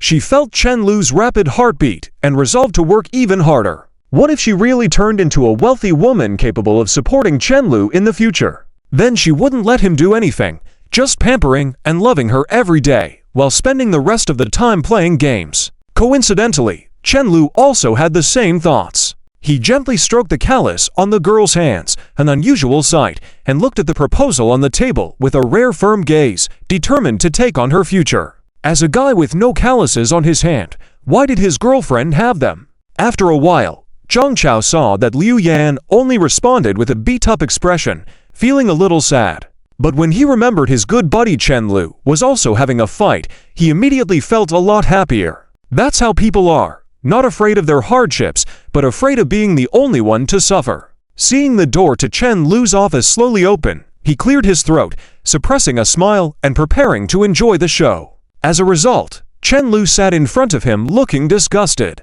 What's with that wise expression? Quickly confirm the progress of the project. As for Liang Ziro, she was immediately dragged away by Lin Miao Miao, who had just returned to the studio.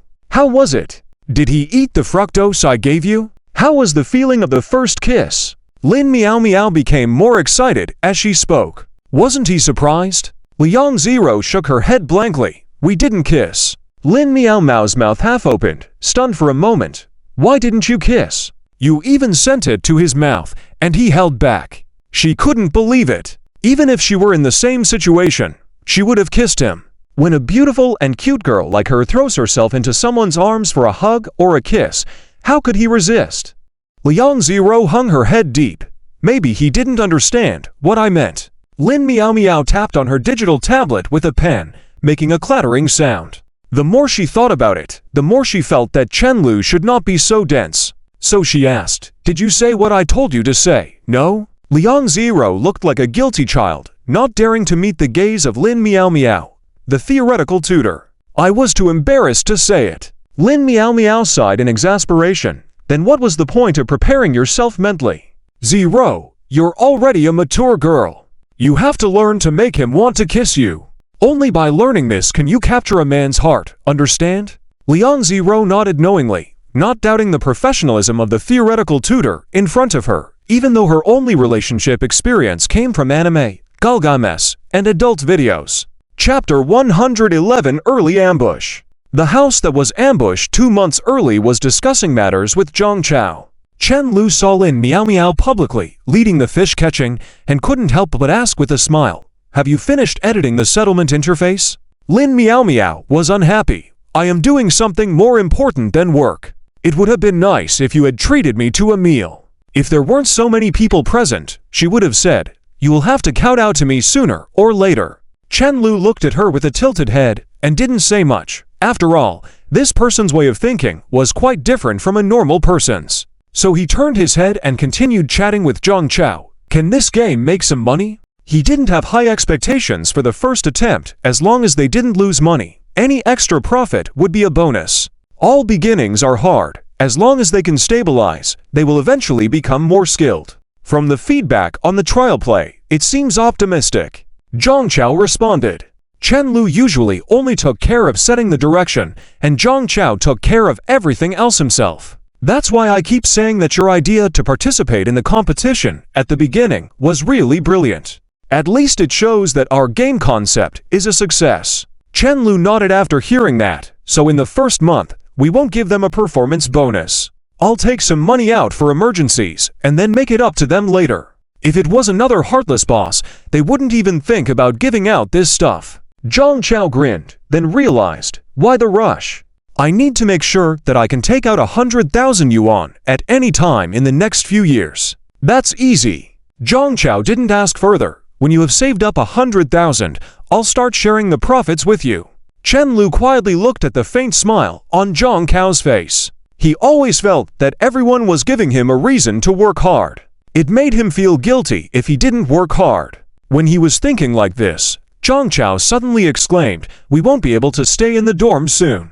Are we giving the space to the freshmen?" Chen Lu asked, feeling a little uncomfortable with the news that they couldn't stay in the dorm anymore. "Yeah, it's the same every year." Zhang Chao spread his hands helplessly. Senior year students have to face life without parents' care or love and deal with all the hardships on their own. Chen Lu rested his chin on his hand, looking at the sunset outside the window, feeling a bit low. Well, university life is really coming to an end. The naive self who walked into the school gate at first must never have imagined the current life, never expected that the self who loved to slack off would work so hard now, and certainly didn't expect to be with such a lovely fool. That's life. You never know what awaits you in the distance. After everyone finished their exams, Chen Lu gathered them together and held a meeting to arrange the work plan for the summer vacation. After everything settled down and most of the people left the studio, he returned to the office and saw Liang Jiru obediently and quietly sleeping on his desk. Maybe studying and working every day was too exhausting, so this fool could fall asleep so easily. Chen Lu smiled, adjusted the air conditioning temperature a bit higher, quietly closed the door, and after a moment of contemplation, he made a call. "Why did you suddenly call me, Lao Lu?" Zhang Haoyu asked curiously. He had moved out to live on his own long ago and didn't communicate much with Chen Lu usually. Chen Lu casually found a topic, still preparing for the postgraduate exam. "Yeah, I don't have your abilities." "Ah, stop kidding. The only thing I'm better than you at is playing games. I won't feed you for a lifetime just because of that one game." The other end of the phone got anxious. "Damn, so I owe you for life. Let's talk business." Without further jokes, Chen Lu asked seriously, "Where did you rent your apartment before?" "I'm thinking of renting one near the school after this busy period.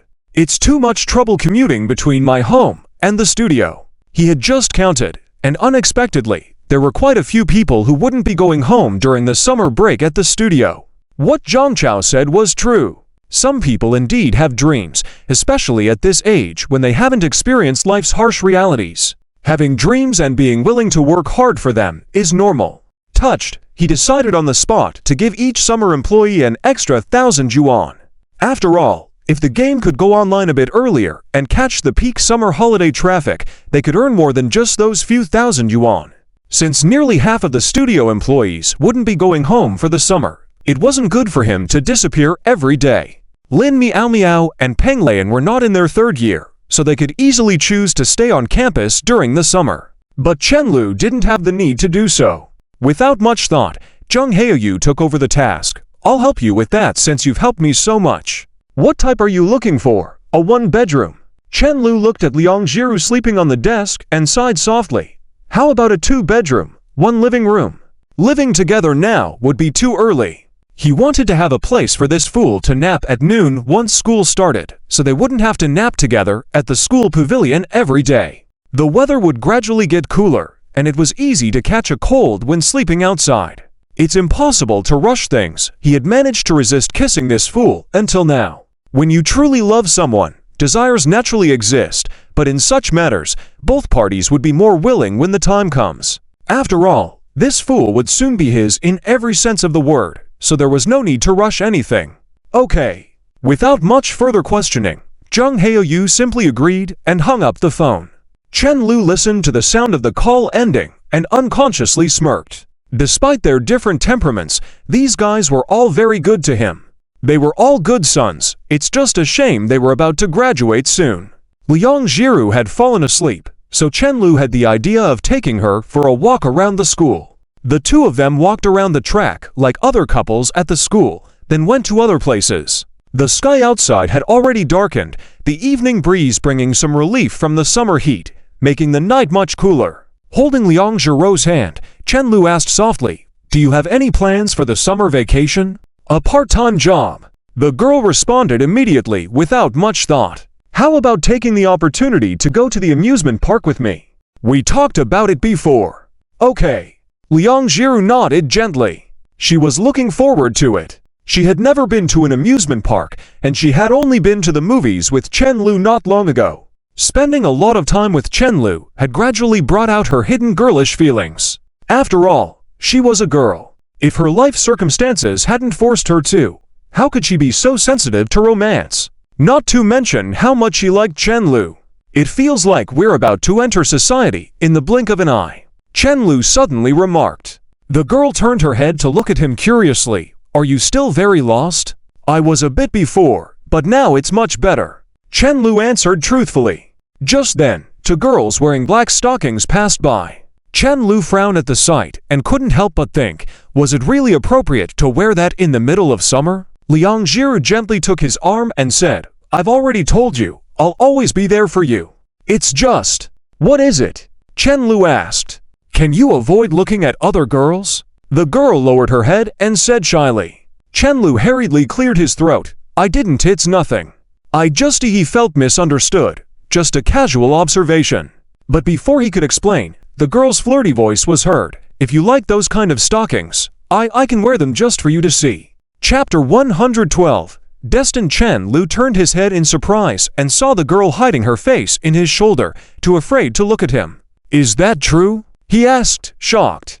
Can good things like this really happen? Liang Jiru's legs were so nice, not to mention how good they looked in black or white stockings. Wait, Chen Lu suddenly noticed something was off. I really didn't mean to look at those girls. The person passing by. How could he not notice it with his peripheral vision? I didn't look, he hurriedly denied. Liang Jiru lifted her head to look at him, then continued to hide her face. Chen Lu couldn't understand why she felt awkward looking at him, but found it not awkward to bury her face in his body. You scoundrel! The girl mumbled softly. Me, a scoundrel? Chen Lu felt wronged. Clearly, he was the one being taken advantage of. Liang Jiru bit Chen Lu's arm lightly with a small force. The corners of your mouth have never gone down, she said. Chen Lu realized he had been grinning mischievously all along. So he cleared his throat and joked, then I'll only be a scoundrel to you. This move was especially effective with this girl, an expert noted.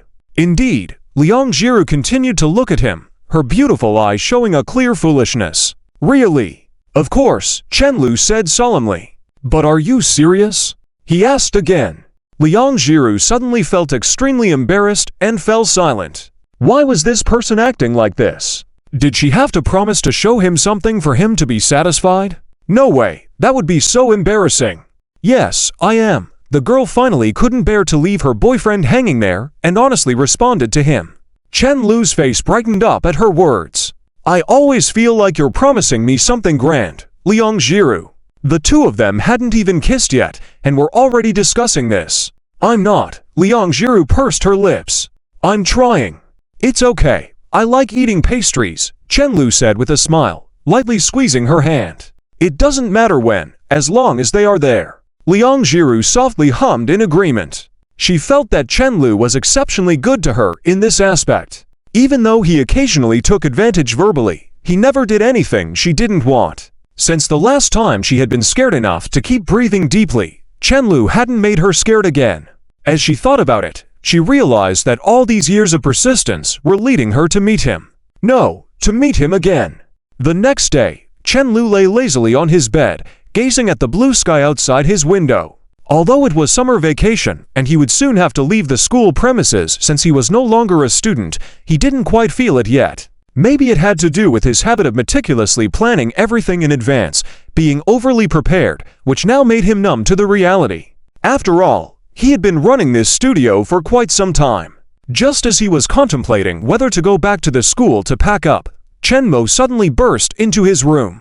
The door banged open forcefully, making it seem like she had worked with the FBI. Chen Lu was startled, sitting up and staring at her speechlessly. Are you crazy? Chen Mo hadn't even tied her hair into a ponytail yet. She was holding a bunch of fishing gear and had a bag of fish bait in her mouth, speaking unclearly. Bro. Going fishing. You do know that you'll be in your final year of high school once summer is over, right? You have final exams in a few days? Chen Mo swiftly set aside the bag in her mouth and looked disdainful. When you were playing games all night with mom behind your back during your sophomore summer break, why didn't you mention this? Who was out playing games all night with you every night? How else could you be so cheerful? Before she could finish her retort, Chenlu had already put on a t-shirt and was helping her with her things. Let's go fishing. All right. The siblings arrived in the living room to find Chen Guanglin sitting on the sofa, watching TV. It was odd that he was watching The Legend of the Condor Heroes again, a show Chenlu remembered his father watching when he was younger. Even now that he took other girls home, Chen Guanglin was still watching it. Chenlu still remembered the theme song and couldn't understand why his father never got tired of it. Maybe he did, and when he did, he switched to Bright Sword and Love of Parents. Dad, where's Mom? Chenlu asked, noticing it was already 8 a.m. with no food prepared at home. He knew Wang Zhao must be out somewhere. Chen Guanglin yawned and nonchalantly replied, she's on a trip. Chen Mo blinked in confusion. Why didn't you go with her? It was organized by her unit. Why would I tag along? Chen Guanglin responded expressionlessly. Is it because you made Mom angry, and she took her colleagues with her out of spite? Chen Mo burst into laughter, unable to contain herself. We've been professionally trained not to laugh, except when we can't help it. Stop talking nonsense. Chenlu grabbed the fishing rod. Come with us, fishing. You guys do that. I'll play a few games of chess at the community gate later. Okay. After a while, Chen Mo remarked, it feels kind of pitiful for Dad to be alone at home. Sitting in the passenger seat, she lazily stretched. Chenlu glanced at her, speechless. Don't you know they argue like that all the time? It's a way for them to show affection indirectly. Hearing this, Chen Mo said nothing more. Seeing Chenlu continuously staring at his phone, she grew impatient and asked, why aren't we leaving? Chenlu smacked his lips, continuing to message Liang Jiru. I'll ask if your future sister-in-law wants to go fishing. Since Liang Jiru always agreed to come out when she wasn't working part-time, she immediately said yes. After a brief thought, Chenlu decided to invite Lin Miao Miao, who was spending summer in Hang City. It wouldn't be right for her to stay alone in this unfamiliar city, being exploited by her unscrupulous boss. Oh wait, it turns out the unscrupulous boss is me. Well, that simplifies things. But putting Lin Miao Miao and Chen Mo together, Chenlu suddenly got a headache, afraid to imagine what might happen when two top social phobics united. Why aren't we leaving? Chen Mo, seeing her brother finally putting down his phone but not starting the car, couldn't help but remind him. Go to the back, Chenlu said in a deep voice. Chen Mo turned her head abruptly, her long ponytail swaying. Why? Chenlu smirked, because I'm going to pick up your future sister-in-law now. I'm your real sister. She's my future wife. Why are you going to talk to others so candidly? In the future, she be calling me husband. You? Chen Mo was speechless. At least when the sister-in-law wasn't present, she was still her brother's little princess. She consoled herself like this inwardly and obediently opened the car door to sit in the back. What a world. Where's the life for singles going? Chapter 113 onwards. Fishing will no longer be left empty-handed for sure. When Liang Jiru arrived, this silly girl knew that Chen Mo would come, so she instinctively stood at the co-pilot door for a moment. After realizing it, she opened the backseat door. When she saw Chen Mo, she tilted her head in confusion. At this time, Chenlu slowly said, come to the co-pilot seat, it's reserved for you. Hello. Liang Jiru was first stunned, then sat obediently in the co-pilot seat. I thought Xiaomo would sit here. As long as you are here, this is exclusively for you, Chenlu said softly, holding the steering wheel with one hand and lowering the sun visor in front of the girl with the other hand. Liang Jiru lowered her head, feeling embarrassed to respond, quickly suppressing the inexplicable sense of achievement that rose in her heart. Chenlu turned to the girl. By the way, have you asked Lin Miao Miao? He didn't message Lin Miao Miao separately, but suggested it to Liang Jiru. Whether this silly girl would get jealous, he wanted to make sure to prevent that possibility. Plus, it would be a nice gesture to Liang Jiru. I asked her, and she seemed very touched. Liang Jiru recalled Lin Miao Miao's excited voice on the phone and responded softly. Chenlu nodded slightly, then let's go pick her up. Chen Mo leaned his head between them like a curious baby, asking nonstop, who is she? Could it be my sister-in-law's friend? Well, you should get along well with her. Liang Jiru seemed to have given up trying to stop Chen Mo from calling her sister-in-law. It was pointless since both of them were equally mischievous, and she couldn't handle it. Is there such a thing? Chen Mo found it strange. Chen Lu sighed, regretting not bringing earplugs. Yes, you'll see later. Lin Miao Miao applied to stay in school and still lived in her own dorm. Chen Lu drove the car towards the school. After half an hour, the car stopped near the school gate. Lin Miao Miao, dressed in a t-shirt and denim shorts with a baseball cap, proactively sat in the back seat. My parents almost came to Hang City to find me. Being the only child has its downsides, Lin Miao Miao complained as soon as she sat down. I had to talk them out of it last night. She only realized someone was sitting next to her when she finished speaking. Scared, she stared dumbfoundedly at Chen Mo. Chen Lu saw this scene from the rearview mirror and couldn't help but smile. This is my sister. After this summer, she will be in her 3rd year of high school. Lin Miao Miao sighed in her heart. Their family genes are really good. This girl is so pretty. Hello, I'm Chen Mo. My sister-in-law showed me your drawings. You're so talented. Chen Mo leaned towards Lin Miao Miao with a grin, even opening the WeChat QR code eagerly. Hello. Lin Miao Miao's mind still hadn't caught up. My name is Lin Miao Miao. Your name sounds so nice, Chen Mo said with a smile, discreetly setting her a nickname in his phone. Big Sister Liu Sui. Chen Lu smirked, sighing softly. The ancient Chinese saying goes, there's no best in literature, no second best in martial arts. It seemed to apply to social awkwardness too. When two socially awkward people come together, there's bound to be one who is the most socially awkward. And it looked like his younger sister had one, leaving him feeling a bit down. After chatting for a while, Lin Miao Miao turned to Chen Lu. I suddenly got inspired last night and changed the interface style for settlement. Check it later. Chen Lu was surprised, but I told you to take a break for a couple of days. I like the environment here. I'm afraid of being bullied in the future workplace. If I can keep working here, it would be nice. So I have to work hard to make sure your studio doesn't close down, Lin Miao Miao reasoned. True, it's all about being exploited by the boss anyway. It's better to help me, and Liang Jiru, Chen Lu jokingly said. Liang Jiru looked at him dazedly, thinking, what does that have to do with me? Lin Miao Miao huffed, if you don't behave properly, I'll let Jiru beat you. Right, Jiru. Liang Jiru squeezed her fingers and softly said, I will say a few words to him. You traitor who succumbs to appearances. Lin Miao Miao sighed and laughed, collapsing in the chair. At this moment, Chen Mo handed over the potato chips and said, gesturing towards her, love can make people foolish, they are both fools. Understand them a little. Exactly. Lin Miao Miao grabbed a handful of chips, chewing vigorously. In this moment, she and Chen Mo developed a kind of friendship. The little girl was pretty and complimented her drawings right at the beginning. Who wouldn't like that? Eventually, Chen Lu drove the car while the 3 girls chatted and laughed along the way. Liang Jiru, caught in Lin Miao Miao and Chen Mo's banter, often looked towards Chen Lu for help, looking pitiful yet adorable. Do you cosplay often, Lin Miao Miao? Your photos are abundant. Chen Mo quickly joined Lin Miao Miao, scrolling through her phone. When I graduate, I want to try too, like Amia or Lif. Lin Miao Miao, as an experienced person, reassured him, don't worry.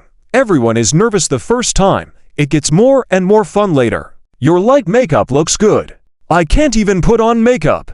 Chen Mo, being the younger sibling, was completely convinced. Well, reality forces you too. If I were as pretty as Jiru, I wouldn't bother with makeup, Lin Miao Miao agreed. Jiru doesn't seem suitable for cosplaying. She suits ancient costumes, Lin Mo remarked. The 3 of them turned to look at Liang Jiru, and surprisingly, it seemed true. Those female leads in ancient costume dramas didn't look as good as her, with a slightly mysterious yet pure aura.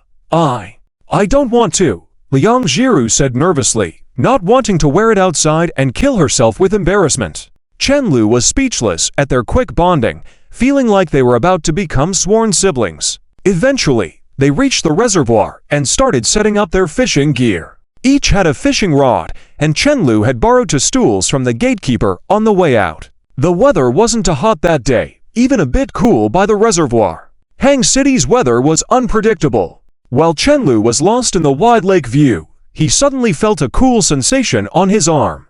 He turned to see Liang Jiru applying rosewater to his arm.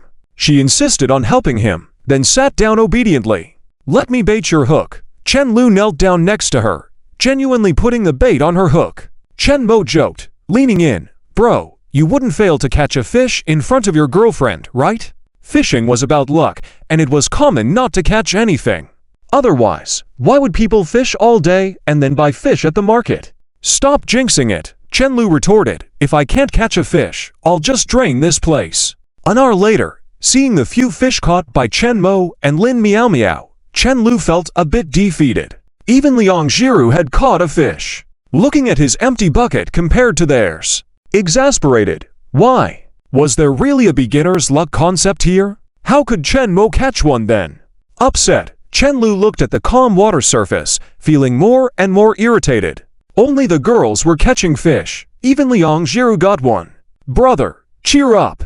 Chen Mo shouted from a distance. "You can do it!" "Shut up!" Chen Lu felt worse, turning back to look at his unmoving float. Liang Jiru gently nudged him. "Do you want to feed me a candy?" She knew that ever since she was hospitalized with low blood sugar, Chen Lu always carried a few fruit candies with him. "Sure." Chen Lu took his water bottle to clean his hand and held out the candy. Before he could hand it over, the girl opened her mouth, taking both the candy and his fingertips inside. After a few seconds, she slowly let go, leaving a cool and damp sensation on his finger when the wind blew. "No fish, no problem." Liang Jiru smiled sweetly at Chen Lu. "You've caught me." Chapter 114. Gulu Gulu. Chen Lu was momentarily stunned, then he kissed the girl's forehead and smiled. "Then I'll take you home." Liang Jiru had already turned her face to the side, feeling too embarrassed to look at him again. "Not now. It's just a matter of time," Chen Lu said as he stared at the fishing rod, extending his hand to hold the girl's hand. "Be prepared to be caught by me from the river. You can't escape for the rest of your life. With such a good girlfriend, why bother fishing? Sooner or later, I'll bring you home as my wife." Liang Jiru blinked her eyes blankly. "I'm not stupid. I won't run." "Liu Shui sister, hurry and reel it in. I'm running out of strength. I'm trying. How can this smelly fish be so slippery? Wait, what did you call me? Don't push me. Quickly reel in the fish. I can't pull it up. HMPH, see if you dare to talk nonsense again. Oh no, it's too far. I can't reach it." Hearing the playful voices of Lin Miao Miao and Chen Mo in the distance, Chen Lu softly asked, "Is fishing fun?" "It's fun," Liang Jiru nodded enthusiastically. Even if she only caught one fish, she was still extremely happy. Whether playing with Chen Lu or being with a group of friends, these were things she had never dared to imagine before. Compared to these, fishing or not fishing was no longer important. As the girl thought about it, a hint of happiness involuntarily appeared at the corner of her mouth. She turned to Chen Lu and asked, "Can I smile now?" "Of course, it looks great," Chen Lu replied proudly. "Is your boyfriend doing well?" He could still vividly remember the first time he saw Liang Jiru smile in the hospital. Previously, Chen Lu had always thought that the human brain's memory couldn't compare to photos, but now he felt differently. He still remembered that moment clearly, the feeling as if time had stopped and his own heart missing a beat. A photo couldn't capture the stunning beauty of Liang Jiru at that moment. "Yeah." Liang Jiru rested her head on Chen Lu's shoulder, closing her eyes and feeling the gentle breeze, wishing time could slow down. If they could stay like this forever, she wished Chen Lu would always like her. "If I can catch fish every day, can I save a lot of money?" After a while, the girl made a not-so-smart remark. Chen Lu was momentarily at a loss for words at her question, then slowly replied, "Is there a possibility that if you spend the time fishing on work, you can earn enough money to buy more fish?" The girl realized her question was not very smart and quickly stopped talking. "Whose girlfriend is so good at managing life?" Chen Lu chuckled and poked her head. "You're really something." Liang Jiru lightly grunted and closed her eyes again. By now, it was nearly noon, the sun climbing higher and higher, and starting to feel a bit hot. "Did you forget to apply sunscreen?" Chen Lu asked, realizing she probably hadn't, as she wouldn't want to spend money on such things. "Nope," the girl said casually. "Be careful not to get tanned. I feel like girls are more prone to getting tanned. If I get dark, will you still like me?" "I like you for your personality alone, enough to make me infatuated," Chen Lu said, making Liang Jiru blush and scold him softly. "You have no shame." Listening to Chen Lu's sweet words, Liang Jiru realized he was quite greedy. She already liked him so much, but he needed to like her to an extreme extent. Unfortunately, Chen Lu didn't know that she was already head over heels for him. Moreover, you are so handsome. I'm always dreaming about how to marry you every day. Okay, let's focus on fishing. The girl couldn't listen anymore. Her heart beating fast, afraid of Chen Lu hearing it. If he kept on like this, she might just marry him right now. Not possible. There were still many things at home to take care of, and she wasn't yet of age. The fish in this place are problematic. They only bite the hooks of girls, Chen Lu said resentfully. Suddenly, he remembered something and muttered to himself, I'm willing to exchange Zhang Cao's 10 years of life to catch this fish. Plus, he draws gacha and always gets the guaranteed pull. It was not that he was immoral, but Zhang Chao had once shouted in front of him in the dorm that he would exchange Chen Lu's 10 years of life for a gacha pull, and the next second, he actually got it, a one-shot soul. It was Zhang Cao's most unlucky moment. It left a serious psychological impact on Chen Lu. After a couple of minutes, Chen Lu's float finally had a reaction. He stood up excitedly and pulled with all his might. The fish in this reservoir was quite strong, struggling in the water for a while. However, Chen Lu soon realized that this fish's size exceeded his expectations. It was the largest he had encountered so far. Liang Jiru, quickly get it in! He shouted in excitement. Ah, okay. Liang Jiru, who was inexperienced in this, clumsily picked up the scoop net and stood by the water's edge to reach for it. The fish she caught before was actually helped by Chen Lu, so she was a little awkward doing it herself. Unfortunately, as if the fish could sense it, it kept moving away, evading her attempts. Generally, experienced fishermen wouldn't bother with this kind of fish. They would occasionally reel in the line and wait for the fish to tire itself out before pulling it up suddenly. Chen Lu also knew this, but seeing the fish constantly moving away, he couldn't help but challenge it, exerting more and more force. Liang Jiru didn't know that despite Chen Lu looking strained and rushed, he was secretly enjoying it. Seeing his hard-working appearance, she felt even more anxious. She had reached a point by the water where she couldn't move forward.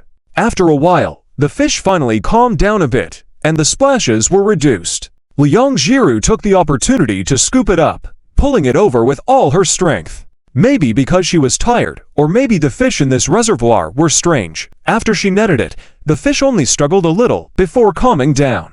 As it was pulled closer, they realized the fish was really big, almost the size sold in the market. Chen Lu's smile reached his ears, quickly saying, "Put it in the bucket quickly." Such a big fish, waiting a year to catch it. Even with a 5 kill, it wasn't as satisfying. He was certain his dad hadn't caught one this big in all these years. Liang Jiru nodded and tried to put the fish in the bucket. As she was holding the scoop net at the end, it took more effort than usual.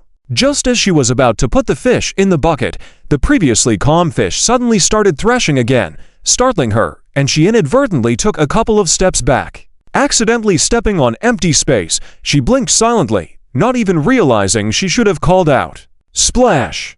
Just when the water had calmed down for a moment, it suddenly splashed up again. Chapter 115, where the gaze falls. Originally still thinking that she couldn't swim, Liang Jiru suddenly fell on the ground, feeling a bit dazed. Her wrist was a bit sore. It seemed like she was about to fall off, and then she was pulled over. It was only then that the girl realized what had just happened and hurriedly got up and walked to the shore. Chen Lu! She shouted loudly, the loudest she had ever spoken, usually being soft-spoken. At that moment, a figure suddenly emerged from the water, and she let out a sigh of relief upon seeing it was Chen Lu, her eyes welling up with tears. She handed him the scoop net by her side, afraid he had nothing to hold on to. It's okay, I can swim. My foot slipped when I pulled you. Chen Lu pushed aside his wet hair, revealing his eyes as he smiled at the girl who seemed lost. Are you okay? Were you scared? He had rushed up the moment he saw the girl slip, but didn't expect that he would slip as well while pulling her, ending up being thrown out by the inertia. They ended up switching positions. In a situation like this, one would naturally not react in time. Chen Lu was able to do so only because his attention had been on Liang Jiru the whole time. Unfortunately, due to the level difference, he didn't notice that the girl had already stood so close to the edge. Liang Jiru shook her head and pulled Chen Lu up. She held his hand, checking him over as if he were bitten by a piranha, looking worried. Chen Lu, on the other hand, acted as if nothing had happened, laughing as he looked at the fish he had just caught, ignoring his soaked clothes and the water dripping from him. "Are you okay?" Lin Miao Miao and Chen Mo ran over, panting, and asked, "Are you okay?" "It's fine." Chen Lu hugged the bucket in front of him. "How did you know I caught a big fish?" Liang Jiru and Chen Lu were stunned by Chen Mo's appearance. Chen Mo was also completely drenched, so he simply took off his hairpin, letting his hair fall loose, soaking wet. How did they both end up like drowned rats? Lin Miao Miao seemed to know what Liang Jiru was thinking and sighed in relief, saying, "She saw you almost fall in, so she jumped into the water. And when she saw her brother falling in, she came back to the shore," she added with a bitter smile. "I'll learn how to swim this summer." The anxious feeling she had just experienced, she never wanted to experience it again in her lifetime. Chen Mo also came over, as if everything was all right, standing in front of Chen Lu. The two waterlogged people stood staring at the bucket. The water kept dripping from their hair into the bucket, startling the big fish inside to struggle again. Their faces beamed with smiles. "This fish is too big. Shall we take a photo now? We can post it on social media and say we went fishing. Should we buy an aquarium? When visitors come, we can say we caught it ourselves. Are you insane? Definitely going to eat it. This fish doesn't even look good." Liang Jiru blinked at Chen Lu and Chen Mo and then glanced at Lin Miao Miao, who looked guilty for some reason, feeling her nose tingle. She felt like she didn't need anyone else to care about her. She was the happiest person in the world right now. Chen Lu looked up at the sun and said softly, "Let's call it a day. I'll go take a shower, and then we can cook the fish." "Great." Chen Mo looked at the big fish, growing more excited as he looked. It definitely wouldn't taste as good as the fish they bought at the market. "Crybaby, let's go." Chen Lu lightly pulled the girl's hand. "You'll cook, okay?" Liang Jiru sniffed and held Chen Lu's wet arm, smiling at him. "Okay." The group quickly bought some towels to dry off and prepared to drive back. Lin Miao Miao felt awkward joining them at Chen Lu's house, so after a bucket of fish, she returned to school. As the three walked to the entrance of the neighborhood, they saw Grandpa Zhao sitting under the shade of a tree, fanning himself. "Lu, back already?" Chen Lu nodded in response, placing the bucket in front of him. "How did you know I caught such a big fish?" Grandpa Zhao was surprised and asked in a solemn tone, "Where did you catch it? Didn't you buy it at the market?" "I caught it at the Tico Bay Reservoir. Take me along when you have time." Grandpa Zhao grew more excited, feeling chess was no longer interesting. "Sure, I'll go home first and boast to my dad." Grandpa Zhao watched the three's backs and smiled as Chen Lu and Liang Jiru held hands unknowingly. "Ah, youth is a wonderful thing. Wife, why did you leave so soon? You would have been so happy to see that Lu has found someone. He's such a handsome young man, too bad you can't see." Chen Guanglin, who was originally thinking about ordering takeout, was shocked to see his son and daughter in a sorry state, as if they had drowned. He quickly asked, "Weren't you going fishing? Did the fish pull you into the water?" Chen Lu placed the bucket on the ground, expressionless. "No, Chen Mo pushed me in first. My brother pushed me in first." While the two were bickering, Liang Jiru was a bit embarrassed and whispered softly, "Hello, uncle." "That's right, you should come by our house often." Chen Guanglin nodded with a smile. "I'll take you out to eat. What do you feel like having?" As the head of the family, he couldn't say he couldn't cook, right? It also wouldn't be appropriate to have his not-yet wife cook for the family. Chen Guanglin decided to reluctantly open his wallet. "No need, your daughter-in-law is cooking fish for you," said Chen Lu calmly. Upon hearing this, Liang Jiru tensed up, looking at him with a mix of urgency and annoyance. Chen Lu cleared his throat, gently kicked the bucket, causing the fish inside to stir. "Look at the fish." Chen Guanglin curiously walked over, then froze in place. "Did you buy this?" "I caught it. I bought it. It really was caught by me. They can both testify." Chen Lu shrugged. "I don't believe you. Have you bought one before? Stop talking nonsense." Chen Guanglin looked at Chen Lu and Chen Mo in their shrunken clothes, thinking that they might have actually gone into the water to catch fish. These two mischievous kids. And he glanced at the big fish, feeling a bit envious. After 10 minutes, Chen Lu, who had just finished showering, walked into the kitchen and saw Liang Jiru cooking.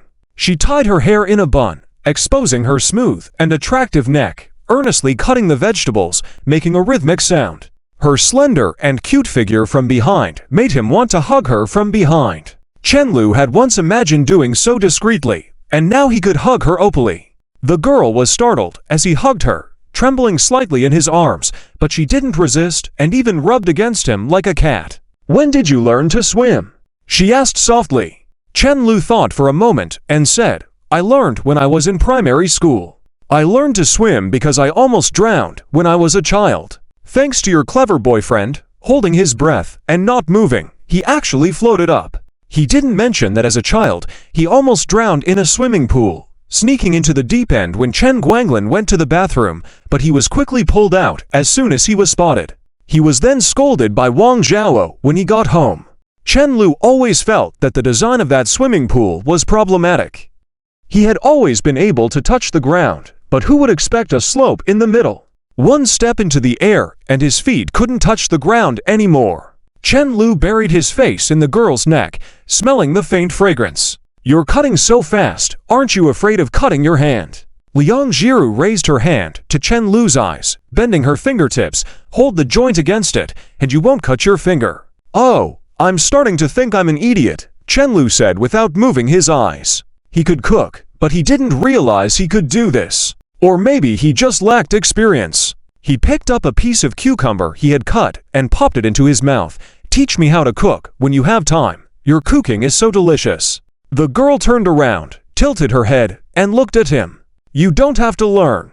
I can cook for you for the rest of my life." Chapter 116. Clearing the clouds to see the sun in early July, the scorching sun made one's eyes squint as it approached the hottest time of the day. The streets were filled with heat waves, and there were fewer pedestrians than usual. Chen-Lu was sitting in the office, evaluating the completion level of the new version. It was about to reach the crucial moment of verifying how much money this game could make, and everyone in the studio was working diligently. Suddenly, there were 2 light knocks on the door. "Come in," Chen-Lu said softly. Lin Miao Miao gently closed the door and sat in front of Chen-Lu with a serious expression. "Curious," he asked, "what's up?" "The work of the art team should be almost finished, so there shouldn't be any issues." Lin Miao Miao cleared her throat and asked softly, "It's just, I have a friend who sent $500 to Qin Shi Huang and then got blocked. Can he get the money back?" Chen-Lu showed a disdainful expression, as if he had just eaten a lemon. "Are you talking nonsense? Qin Shi Huang died thousands of years ago." "Oh right, not Qin Shi Huang, it was a fraudster." Lin Miao Miao quickly corrected herself. "So, can my friend get the money back?" "It's not even enough to report to the authorities. Just give up," Chen-Lu replied. Seeing Lin Miao Miao sigh deeply for her friend, he added, "There's another way." "What way?" Lin Miao Miao's eyes lit up as she looked at him. Chen-Lu smirked. "Send another $2,500 to that fraudster. Make it a total of 3,000, then you can report it." Seeing through Chen-Lu's jest, Lin Miao Miao slumped in her chair. "Damn! How did your friend get scammed?" "He claimed to be the reincarnation of Qin Shi Huang, making it sound real." Lin Miao Miao stared blankly at the ceiling. "I didn't believe it at first, but then he asked me if I believed in him or love." Chen-Lu put his index finger to his lips and whispered softly, then said seriously, "Actually, I am Emperor Wu of the Han Dynasty, for real." "Get out! Can't I believe in love in the future?" "Strictly speaking, believing in love will make you more likely to be deceived. Scumbags not only cheat you out of money, but also deceive you emotionally. At least Qin Shi Huang only cheated you out of $500. As Chen-Lu spoke, he was laughing so hard that he almost couldn't catch his breath. Watching Lin Miao Miao storm out in a huff, Chen-Lu almost burst into laughter again, quickly calming himself. Daring to show attitude to the boss, "Watch me find a way to deduct your paycheck." As he said that, Chen-Lu's phone started ringing. Glancing at the caller ID, "Moshu." "Hello, Moshu," Chen-Lu said softly, waiting for the other person to speak. Mo Wenbin chuckled, "You started your own company without telling me. I've watched you grow up for nothing."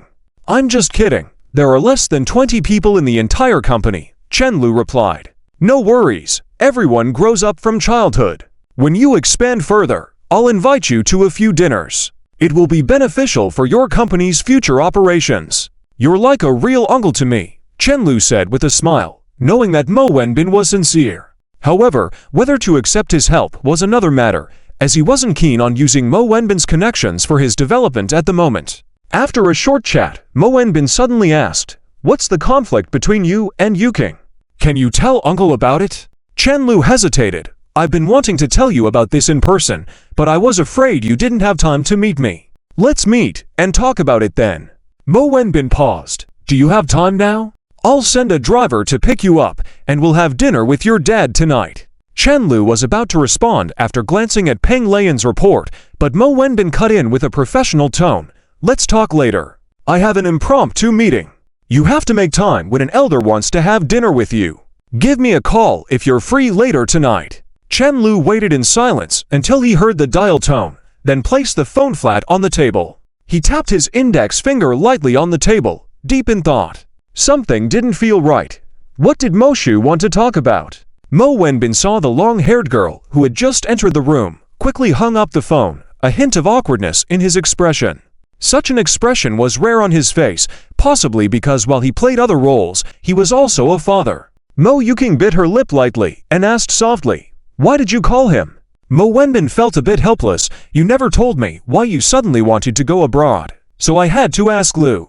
If he really wanted to find out, he could, but it would take time, and by the time he knew the truth, his daughter might have already left, rendering the revelation meaningless." Mo Yuking sighed softly, sitting on the sofa, arms tightly hugging her knees. After a while, she finally mustered up the courage to say weakly, "I like him."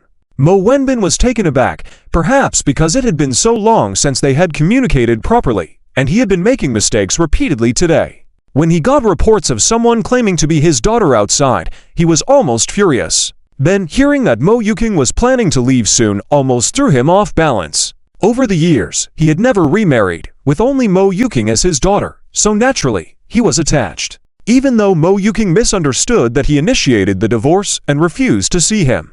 "You like Lu. Isn't that a good thing?" Mo Wenbin walked over to her, smiling.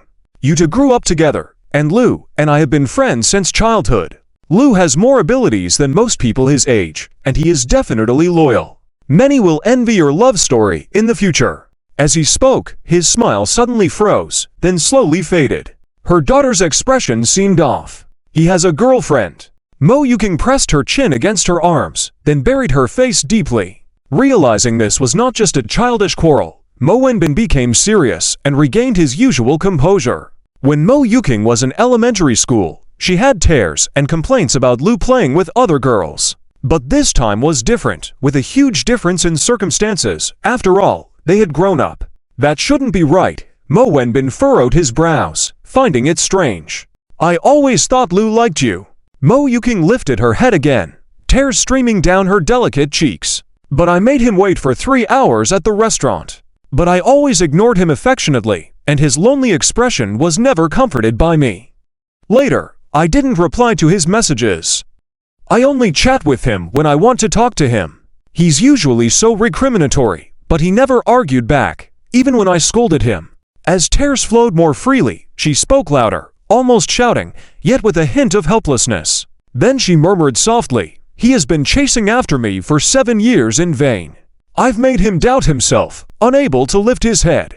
How could he possibly still like me?" As if venting her frustration to herself, her voice raised, nearing a shout, but with an undertone of weakness. Then, Mo Yuking whispered again, "He's been at my side since childhood, for far too long.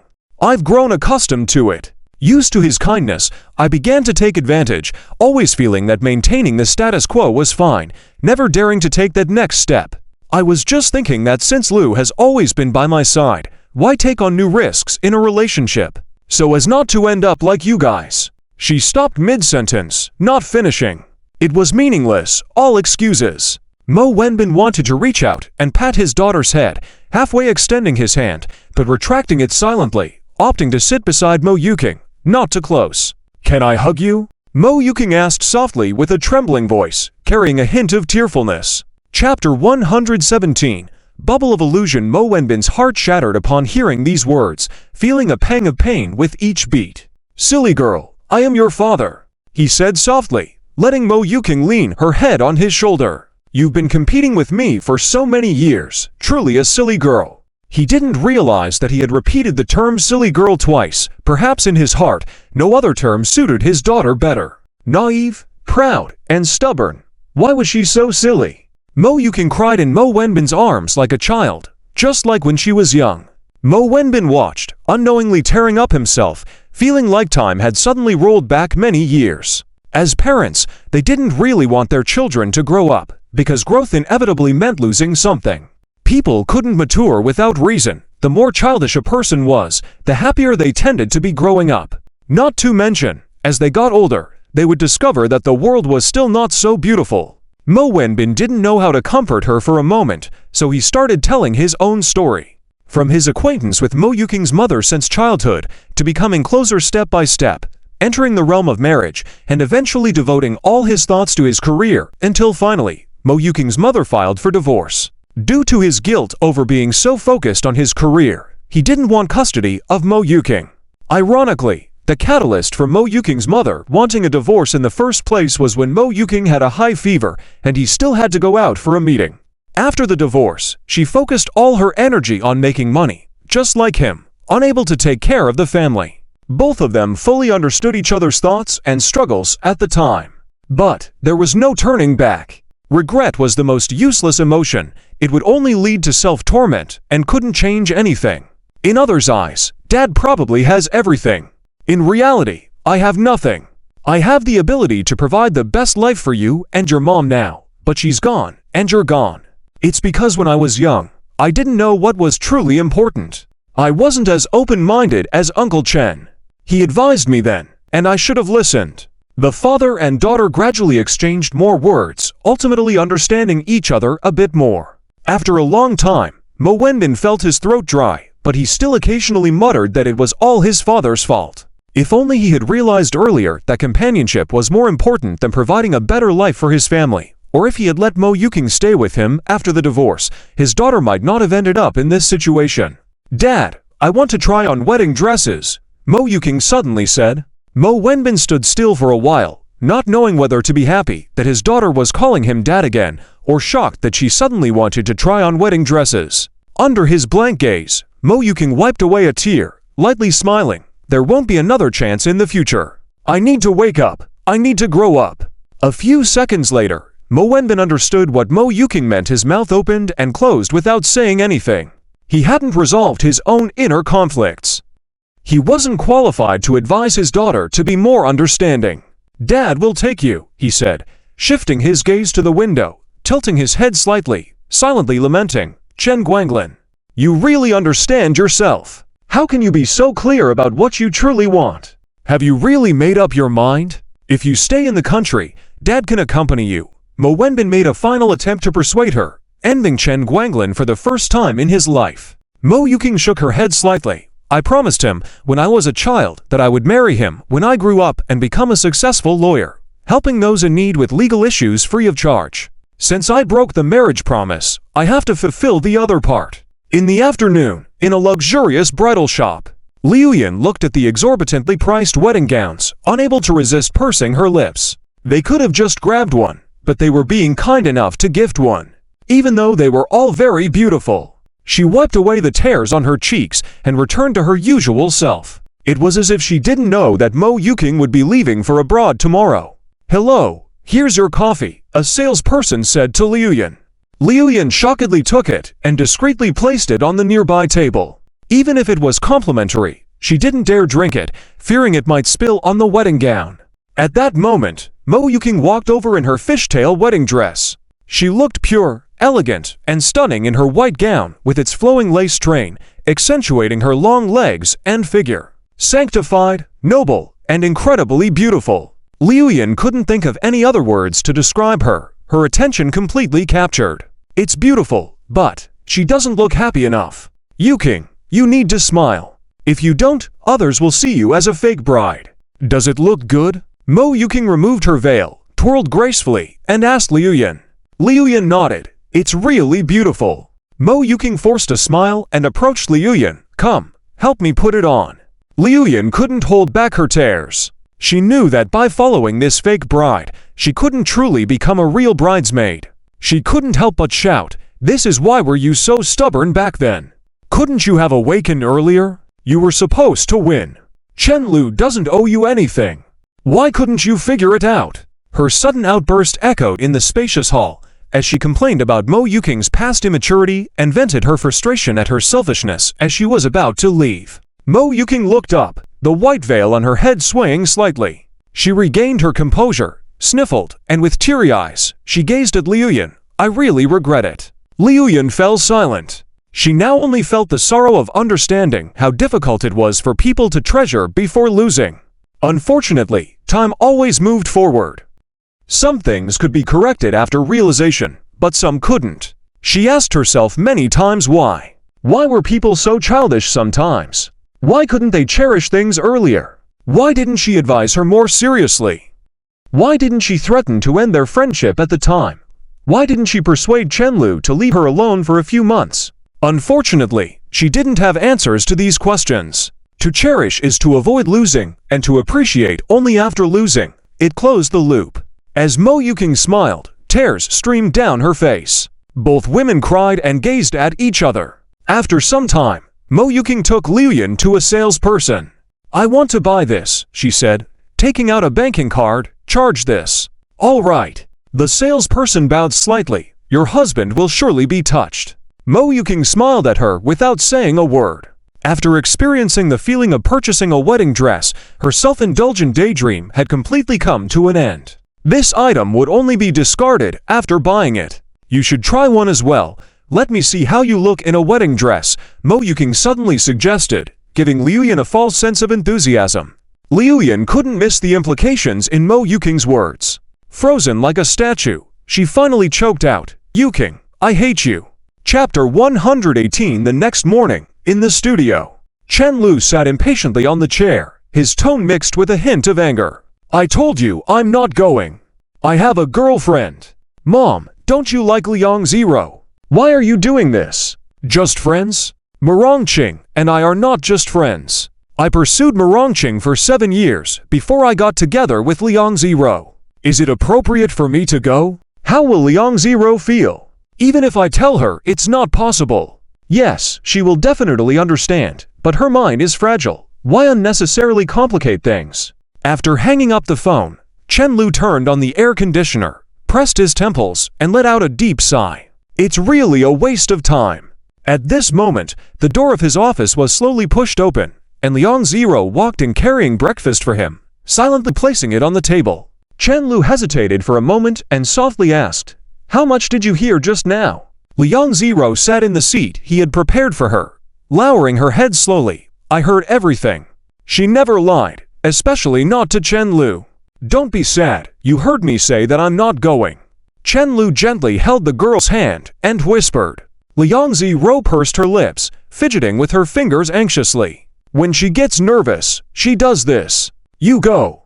Chen-Lu frowned. "Why are you also encouraging me to go?" He realized his tone hadn't changed yet and quickly hugged the girl beside him, afraid of scaring her. From the morning, Chen Guanglin and Wang Zhao had been taking turns calling to urge him, driving him crazy. He didn't want to make his relationship with Marongqing clear, afraid of affecting the relationship between the two families. But he had no choice but to speak out. After hearing it, Chen Guanglin didn't say another word of persuasion. Wang Zhao, however, was more emotional, saying they should at least meet once, and maybe they wouldn't meet again in the future. Liang Zero finally raised her head, her watery eyes meeting his, and said seriously, "Because I don't want you to be sad." Chen-Lu's pupils contracted as he hugged Liang Zero tighter. "It's okay. I'm not sad." Saying he's not sad is true, but saying he has no feelings, probably no one would believe that. Even if it's a friend he grew up with suddenly going abroad, he would certainly feel a bit down. But there's really no need to go. It's best for each to live their own lives. Uncle and auntie will also be sad, and you might regret it in the future. Liang Zero said extremely softly, as if afraid of making Chen-Lu angry. What if she never comes back? This was the result of her reflecting a bit. If she were to see Chen-Lu with another girl, she would rather never come back. Just the thought of it was suffocating. Seeing it in person would be torture, cutting one's heart slowly. Chen-Lu pinched the girl's cheek and made her close one eye.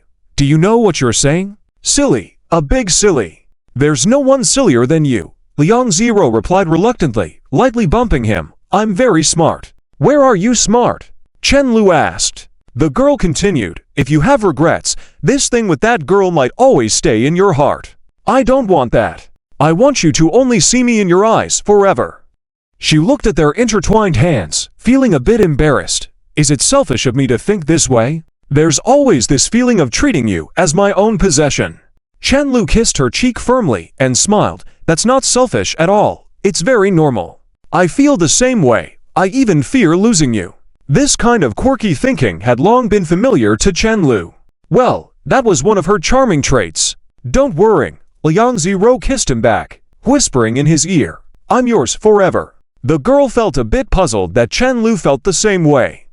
Her eyes couldn't hold another boy anymore, and her mind was filled with thoughts of Chen Lu day by day, almost to the point of becoming silly. Yes, she used to be smart, but Chen Lu had made her a bit foolish. Liang Zero, you're too unruly. Chen Lu realized he had been staring for quite a while and awkwardly said, if you keep this up, who knows, one day I might just marry you without your consent. I'm not of age yet, you can't marry me. Liang Zero was a bit pleased, remembering exactly how many days were left. Chen Lu looked disdainful, then we won't get a marriage certificate, I'll just bring you home. Liang Zero thought Chen Lu was a bit dim-witted for always calling her silly. With a soft humph, she said, I can run away, you know? As soon as she said this, Chen Lu hugged her tightly, the two pressed closely together. Then I'll tie you up, make you do laundry, and cook every day, and warm my bed at night, Chen Lu said as Liang Zero lowered her head silently, letting Chen Lu continue the embrace without speaking. Oh well, what can I do? I'm just a vulnerable girl at a loss, so I might as well go home with him. After a while, Chen Lu walked slowly out of the office, taking a deep breath. If she really doesn't plan to come back, then I'll go and properly say goodbye, completely severing ties with the past as promised. Just as he was about to leave, Zhang Chao came over with his car keys. Bro, where are you going? I've got the meter running. Chen Lu glanced at him. What are you following for? Making things lively. I'm going to pick up Liu Yan. The airport is far from here. Chen Lu didn't say anything more.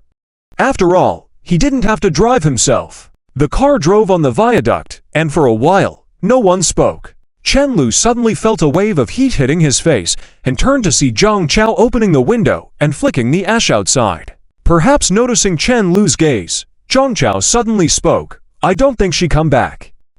Chen Lu didn't say much. Zhang Chao clicked his tongue, seemingly regretful. She probably regrets it, paying the price for her actions. I used to think the dramas on TV were overly dramatic. Now I understand. We've grown up, Chen Lu. Once acting hysterically like a child in love, and then learning to accept unfulfilled desires like an adult. The past is just the past. It's fine, Chen Lu suddenly said. Zhang Chao found it strange. What's fine? Not meeting again is fine. Chen Lu looked out the window, his expression indifferent. For Liang Zero, we should part ways completely, and each live our own lives. It's fine after separation. She understands sooner or later. I don't like her anymore, but I don't hate her either. I just hope she does well. Zhang Chao nodded deeply. Looks like you don't need comforting from me. I never did. At the airport, Liu Yan even came out to see them off, taking them inside. Have you been crying? Zhang Chao looked at Liu Yan's reddened eyes through the rearview mirror and couldn't help but ask, can't you tell when you see it? Liu Yan glared at him. Are you not letting me care about you? Nonsense. What did you say? I said you're being crazy. Who are you calling crazy? Chen Lu listened to the two arguing and quickly reached the security entrance. Many people crowded there to see off loved ones, each with their own stories. His parents, Merong's uncle, and even Chen Mo were there. Merong Qing held Chen Mo, chatting and laughing with them, looking carefree. But as soon as she saw Chen Lu, her smile froze. Joy and sadness appeared on her face simultaneously, giving her smile a twisted appearance. She didn't know what she said, then slowly walked towards them. Everyone tacitly didn't follow her, and Liu Yan and Zhang Chao walked to the other side. Here to see me off, yes. Both of them fell silent for a moment. Merong Qing looked at Chen Lu intently, smiling bitterly. It would have been better if you had never met me. She then lightly sniffled, her voice slightly trembling. But meeting you was truly the luckiest thing in my life. Murongqing felt her thoughts had never moved so quickly, as if she was afraid of leaving any regrets behind in this lifetime. Surprisingly, keeping a distance from you was the only compensation I could give you. Murongqing's gaze involuntarily shifted to the tiles beside her. I'm sorry, it's all my fault for being so willful. In the end, she just wanted to say sorry. Other words were no longer appropriate to say to a guy with a girlfriend. She had to bear the mistakes she made. Chen-Lu sighed lightly and smiled at her. I didn't understand back then, didn't know how to love others, only knew how to treat you well. His smile carried a hint of bitterness. Let's leave it at that. What we missed, it's not just the two of us. She's a good girl. When she was working part-time, I visited her sneakily.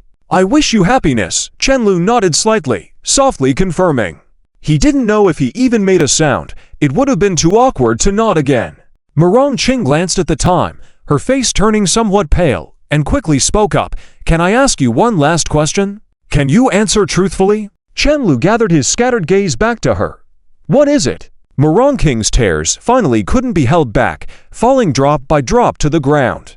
To passers-by, it finally looked like parting ways. Will you feel any regrets? Even a tiny bit? She asked softly, unusually careful. If I don't feel any regrets, then how could I have pursued you for a full 7 years? Chen-Lu answered seriously, not understanding why she would ask such an obvious question. Murongqing, who had been crying a moment ago, suddenly laughed at his answer, as if Chen-Lu had returned to the boy who always stuck by her side. The two images overlapped continuously, leaving her to slowly come to her senses. You haven't changed at all, never changed. It's a shame that you no longer belong to me. She quickly wiped away her tears, making her vision clear again, silently watching Chen-Lu for a long time, as if wanting to engrave his appearance deeply into her mind. After a few seconds, she proudly turned her head. I'm leaving. Not even a farewell gift. I won't miss you. She walked halfway, then suddenly turned back, making a silly face at Chen-Lu. Just like in the old days.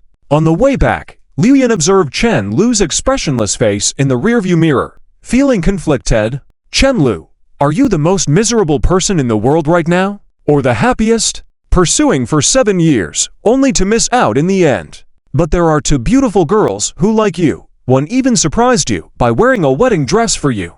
Liu Yan couldn't understand. The thought of not seeing Murongqing again in the future was very painful for her, but she didn't know who to blame. What if Murongqing had accepted your confession back then? How would things be now? Liu Yan asked somberly, her voice sounding a bit weak. Chen-Lu looked pensive at the blue sky outside the window and pondered for a while. Then we would have broken up. Liu Yan was taken aback by his response. She couldn't refute it. Murongqing had truly begun to change only after losing him. This was the destined ending, where only those who know how to cherish can find happiness. Like that girl. She looked at the scenery around her and suddenly felt something was amiss. Isn't this the way back? Liu Yan asked Zhangchao with a tearful tone. I'm finding a place for you, this foolish woman, to see the planes taking off. The announcement on the plane abruptly stopped, and Murongqing let out a deep sigh. After a brief turbulence and acceleration, the blue and white ironbird soared gracefully into the blue sky. Murongqing watched the city slowly shrinking outside the window, still able to distinguish the familiar buildings. She blankly wiped the window and found it still blurry, then realized that she had to dry her tears. It's okay. I was deeply loved by a very gentle person. For a whole 7 years. At least I'm the second happiest girl in the world. That's enough. I'll love you for a lifetime, I promise. After wearing a wedding dress for you, how could I possibly marry someone else? Farewell, Hang City. Farewell, Chen-Lu. Forget it. Maybe it's better not to see each other again. I don't want to cause you any trouble. Chapter 119. In response to Chen-Lu's opening of the office door, he saw Liang Zhiru weakly lying on the desk, looking despondent. Who made my girlfriend unhappy? Upon hearing this, Liang Zhiru immediately lifted her head and, upon seeing Chen-Lu, her eyes became misty. She stood up, walked to Chen-Lu, and hugged him around the waist. I was afraid you wouldn't come back. How could that be? Chen-Lu smiled as he gently touched the girl's long hair. You acted so carefree before, silly girl.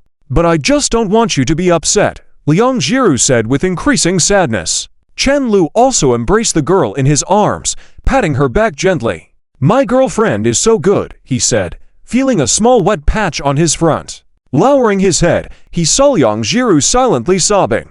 "Don't regret meeting me, please." Chen Lu took a moment to understand the girl's train of thought. This silly girl might be afraid that he wouldn't turn back because of being with her. Smiling at the girl, he said, "How could I regret it? Meeting you makes me wake up with a smile every day." He took out a tissue and gently wiped away her tears. "Would you like to go out with me?" "Why go out?"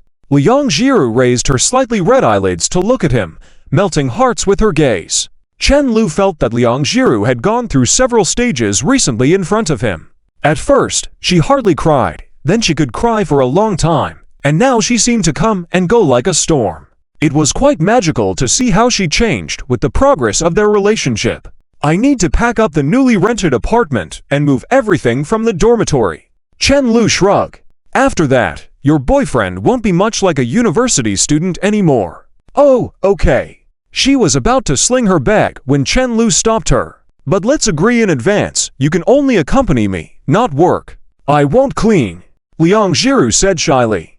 "Can I tidy up the room?" She felt she had learned some bad things from Chen Lu. It must be him teaching her. Soon, the car stopped at a small housing estate near Yuhang University. Chen Lu's rented apartment was on the 4th floor, not too high or too low, and it was quite an old estate. They had to make do with it since none of his family's apartments were close to the university. He wondered what his old man was thinking. Liang Jiru obediently followed Chen Lu, and as soon as they entered, they saw a very conspicuous wooden sofa and coffee table. It looked quite classical. Chen Lu sat down on the sofa as soon as he entered, took out his phone, and pondered what to buy. Liang Jiru first examined the refrigerator and kitchen before looking around. "Why do you have to rooms by yourself?" the girl asked, not sounding very bright. "Mainly for space, so when I'm not feeling well, I can sleep in another room," Chen Lu explained. "Okay," Liang Jiru replied absent-mindedly. Chen Lu smirked at her. He was sure he would sleep in the other room, but who knew she might end up sleeping there? "Do you want to nap here at noon in the future?" Chen Lu asked. "No, you will bully me." "I won't." Chen Lu felt that his image in this silly girl's eyes must have been problematic. "I'm a gentleman." "Then can you come and cook for me when you have time?" He decided to continue cooking slowly. Liang Jiru immediately agreed. Chen Lu was speechless, feeling somewhat guilty at the girl's innocence. After their initial excitement faded, they went out to buy things. Chen Lu picked out 2 sets of bed sheets and a thin quilt, while Liang Jiru bought a bunch of vegetables and rice. Liang Jiru was the one who chose most of the household items, as Chen Lu couldn't remember what they needed. Chen Lu was amazed at the many bags they had purchased, feeling happy about this sudden feeling of living together. "Are you hungry? I'll cook for you," Liang Jiru said as she tied up her hair, looking at him with a hair tie in her mouth. Chen Lu, who was lazily lying on the bed, couldn't help but swallow hard upon seeing her. He clapped his hands and gestured for her to come closer. Liang Jiru, now with her ponytail in place, shyly leaned against the door frame, hesitating to enter. "Don't we hug each other often?" Chen Lu asked curiously. Liang Jiru seemed a bit hesitant. "It just feels a bit awkward to hug while lying down." Being alone in the room with a woman made it seem somewhat uncomfortable, even though it seemed like they had been alone before. "Don't you trust your boyfriend?" "I can be a gentleman," Chen Lu reassured her. "If you bully me, I'll bite you," Liang Jiru warned weakly, lacking any intimidation, which only seemed to excite Chen Lu more. She nervously moved to sit at the edge of the bed with her ponytail hanging down to her slim waist, leaving Chen Lu slightly stunned. "Are you nervous?" Chen Lu asked softly, afraid of making Liang Jiru like earlier by making her breathe deeply. She took a deep breath. I'm fine." Oh, she regretted the word, as Chen Lu immediately reached out and hugged her waist, bringing her fully into his embrace. Liang Jiru lay on the bed, unable to open her eyes, feeling Chen Lu's breath on her face. She felt awkward and wondered if he was sleeping or just watching her. After some time, unable to bear it, Liang Jiru finally opened her eyes, only to see Chen Lu staring at her, lost in thought. As she turned around, the two of them were face to face. She realized how close they had been a moment ago. Chen Lu smiled slightly, his breath occasionally brushing against her face, making her feel tingly. Looking at his face and the gentle upturn of his lips, she couldn't resist and leaned in to gently peck him. Due to the closeness, she didn't have time to regret in the middle. Her rationality tried to catch up but failed to stop her. Chenlu's smile froze. Realizing what she had done, Liang Jiru also froze in place. She admonished herself for what had just happened. A few seconds later, she tried to get off the bed but was pulled back by Chenlu. "I didn't mean to." Liang Jiru looked up at Chenlu, trying to explain, but she found both her wrists held by Chenlu, rendering her unable to move. She timidly turned away, her struggling lessened, her legs eventually limp, and her hands, which had been in Chenlu's grasp, were now intertwined with his. Both were a bit unfamiliar with their actions, but the exploration during the process ignited a shared sense of intimacy. In the end, Chenlu managed to break down the girl's defenses, capturing the soft jelly-like feeling.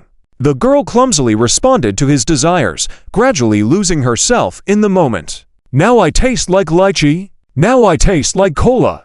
After a while, Liang Jiru gently pushed Chenlu away, looking at him with eyes devoid of strength, and asked, "You haven't said it yet. What flavor do you like?" Her hair was in disarray, and she was breathing rapidly. Chenlu was also catching his breath, gazing at her affectionately. "I like you," he said. Upon hearing this, Liang Jiru hugged him again, pressing her lips against his, closing her eyes. As they kissed, they once again lost track of time. In the evening, Chenlu quietly watched the student dormitory that he had just cleaned, feeling a tingling sensation in his nose. The sunlight seeped through the window, casting a glow on the clean yet slightly damp floor tiles, making those few droplets of water sparkle.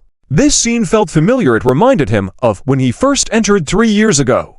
Everything seemed so similar, except that 3 years ago, he was full of anticipation when he arrived, while now he was leaving with reluctance. From the empty dormitory, he could almost see Zhang Chao sitting there, drinking, and pouring out his troubles to Li Xinian, talking about how his father had forced him to change his major. Back then, Zhang Chao was quite reckless, numbing himself every day. He could also picture Zhang Haoyu sitting behind him, watching him play games and occasionally glancing at his books. He used to regret not going to the same school as the girl he had a crush on.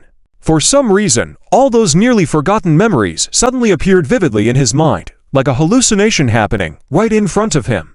Chenlu suddenly smirked. "I'm the good father of you guys." After a while, he slowly closed the door. The dormitory was pristine, as if no one had ever been there. Chapter 120. The self-proclaimed clever fool. Early the next morning, while Liang Jiru was still brushing her teeth, she suddenly heard the sound of the door opening.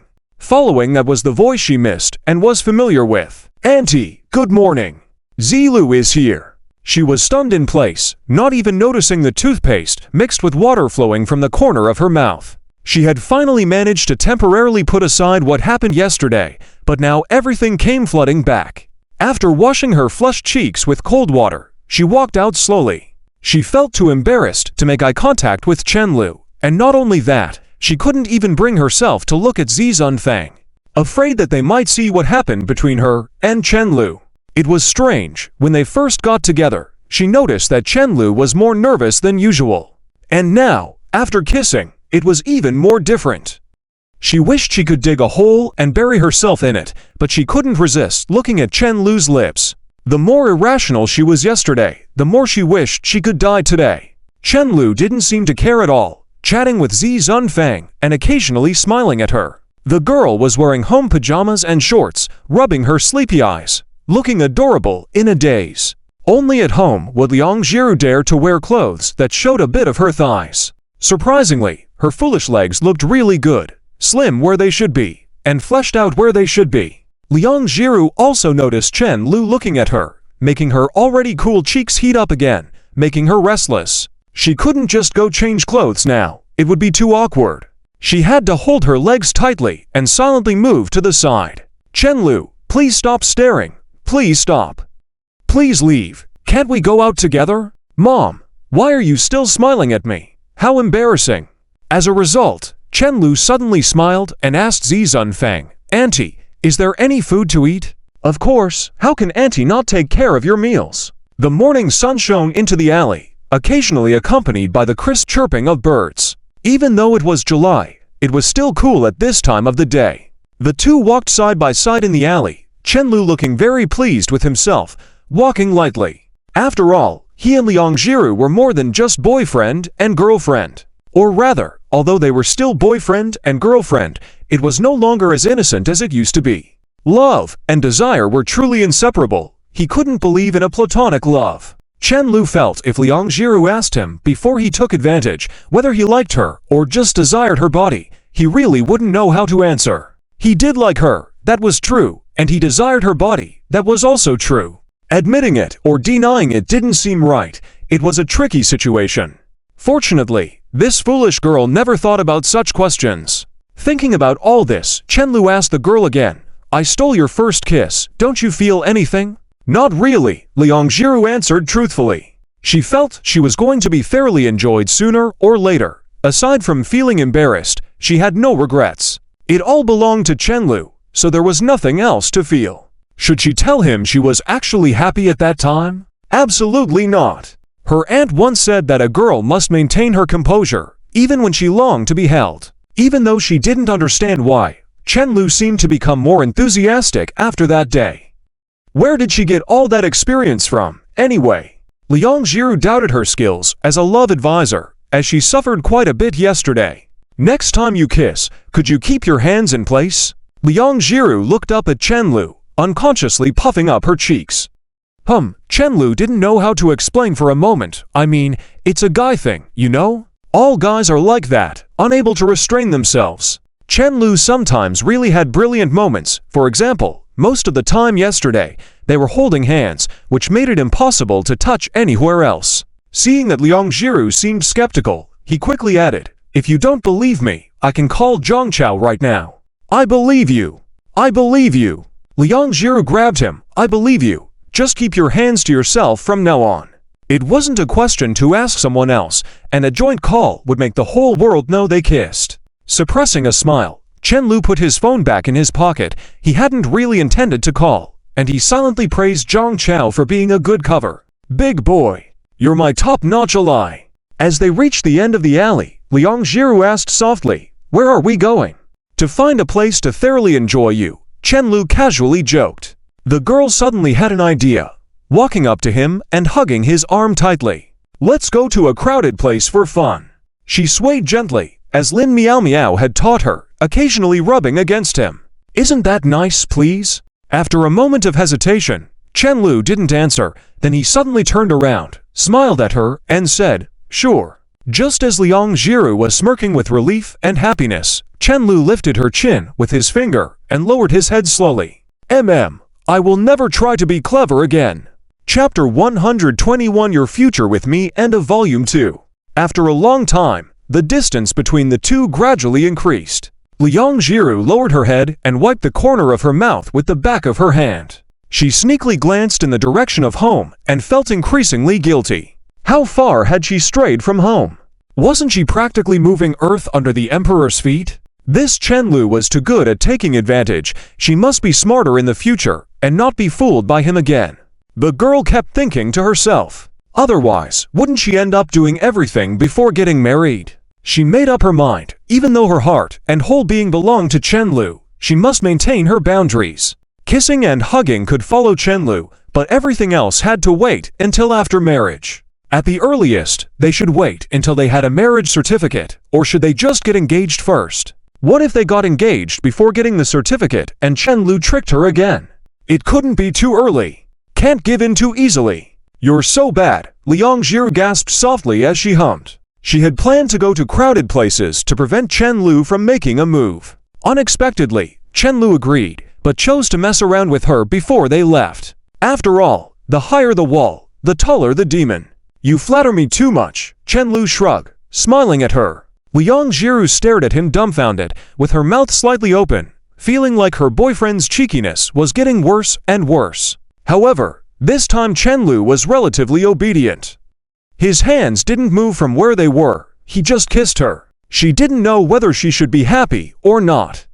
Praising Chen-Lu was definitely not an option, as he would surely take advantage of it. You rascal! Liang Jiru was about to be infuriated, but she couldn't bring herself to be fierce and had to avoid eye contact with Chen-Lu to prevent breaking character. Otherwise, it would all be ruined in an instant. Suddenly, she noticed the bulging shape under Chen Lu's clothes and quickly diverted her gaze. It must be tough to have to carry an air conditioning remote control everywhere. Chen Lu sighed helplessly. I told you not to flatter me. Why do you keep doing it? It's embarrassing. Is it because you like me so much? Liang Jiru interrupted. Don't move, the girl suddenly said. Chen Lu obediently stood still, curious as to what she was up to. Liang Jiru glanced around mischievously, then gently lifted Chen Lu's t-shirt, revealing his toned ABS. Liang Jiru curiously observed the sight, remembering that she had never had the chance to look at him like this back when she slept at Chen Lu's place. They weren't even dating then. The corners of her mouth subconsciously turned up, not realizing how charming her smile was in Chen Lu's eyes. Can I touch it? She asked softly. You're free to. Chen Lu nodded as Liang Jiru touched his ABS. Now we're both rascals, Chen Lu chuckled. You're the rascal, not me, Liang Jiru teased, lightly poking him while saying, this is payback. Let's agree right now, you kissed me earlier, so now that I've touched your ABS, we're even. And you can't ask to touch my belly later, Chen Lu said with a frown. The girl was left dumbfounded. Unable to resist, she turned and ran, her long hair swaying gracefully with her movements. But midway, realizing Chen Lu wasn't chasing her, she stopped and looked back curiously. Like a dumb deer from the northeast region, she was quick in running when being chased, but would often stop to look back curiously if the predator stopped following. At times when there was no place to hide, she'd bury her head, thinking she was now invisible. As an animal, she was the epitome of cute and foolish. Of course, the same could be said for humans like Liang Jiru. In Chen Lu's eyes, knocking her out and carrying her home would be a piece of cake. And indeed, when Chen Lu stood still seemingly lost in thought, Liang Jiru cautiously made her way back towards him. What are you doing? Is something wrong? She asked softly. Chen Lu slowly raised his head, smiled, and said, I was waiting for you to take the bait. Startled, Liang Jiru shouted and continued to run. This time, however, the distance between them was too close for comfort, and Chen Lu, who had finally realized what was happening, caught up to her, hugging her tightly from behind. The girl chuckled, struggled a few times, but eventually gave in. Don't tease me, Liang Jiru pleaded cutely. Since they were out in public now, a few passers-by unknowingly cast glances their way. Feeling a little awkward, she continued in a soft voice and nuzzled against Chen Lu's arm, employing all kinds of cute behaviors she didn't used to know. Even though she had never been able to act cute due to lack of someone to do it with, she gradually became adept at it, after being with Chen Lu. Where do you want to go to play? I mentioned taking you to the aquarium or amusement park before, Chen Lu asked as he texted on his phone. Liang Jiru bit her finger, feeling awkward and uneasy. There was an indescribable sense of guilt hanging over her, like an unshakable burden. She seemed to carry a fire extinguisher within herself. Every time she felt happy, thoughts of her family and the pressures on her would come flooding back. Chen Lu gently squeezed her cheek, sighing helplessly. Liang Jiru, you're only 19. I promise to make you happy for a lifetime. You cannot be unhappy. Chen Lu stood in the direction of the rising sun, extending his right hand towards her, smiling gently, his eyes warm. Just focus on being happy. Leave everything else to me. In the shining morning sun, the two hands intertwined slowly, ultimately interlocking their fingers. Chapter 122, Without You. Handsome Liang Jiru lightly held Chen Lu's arm and said seriously, but I'm very happy when I'm with you. How much happier can she be? She really couldn't imagine a better life. After all, she knew best the grievances and pain she had endured in the past. If there really were happier days than now, perhaps it would be in the future, every day spent with Chen Lu.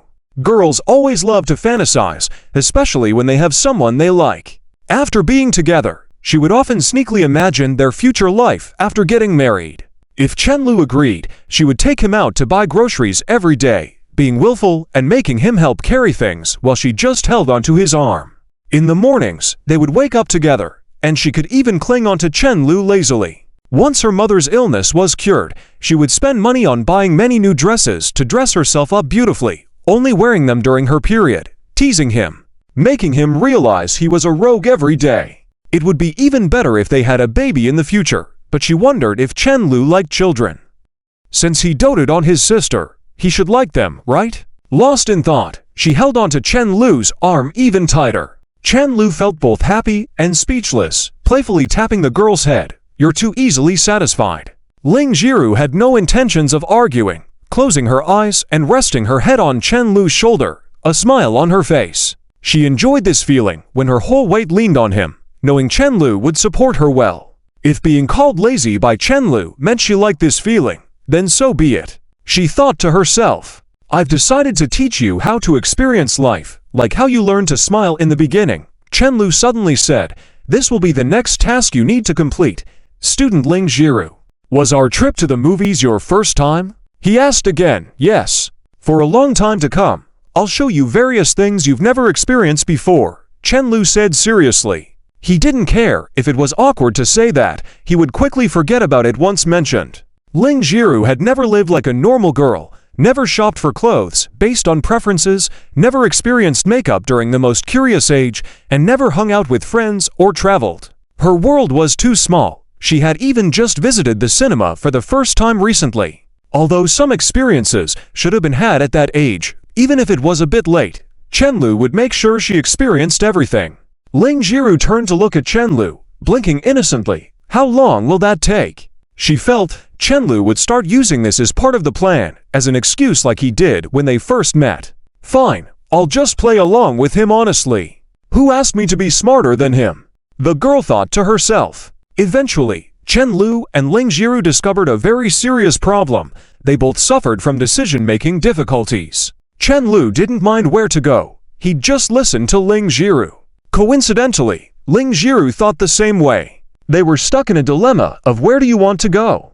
Anywhere you like. I'm fine with anywhere, you decide. The essential reason was that, to them, where to go wasn't important as long as they were together. After a few minutes, Chen Lu couldn't take it anymore and suggested, "Let's toss a coin."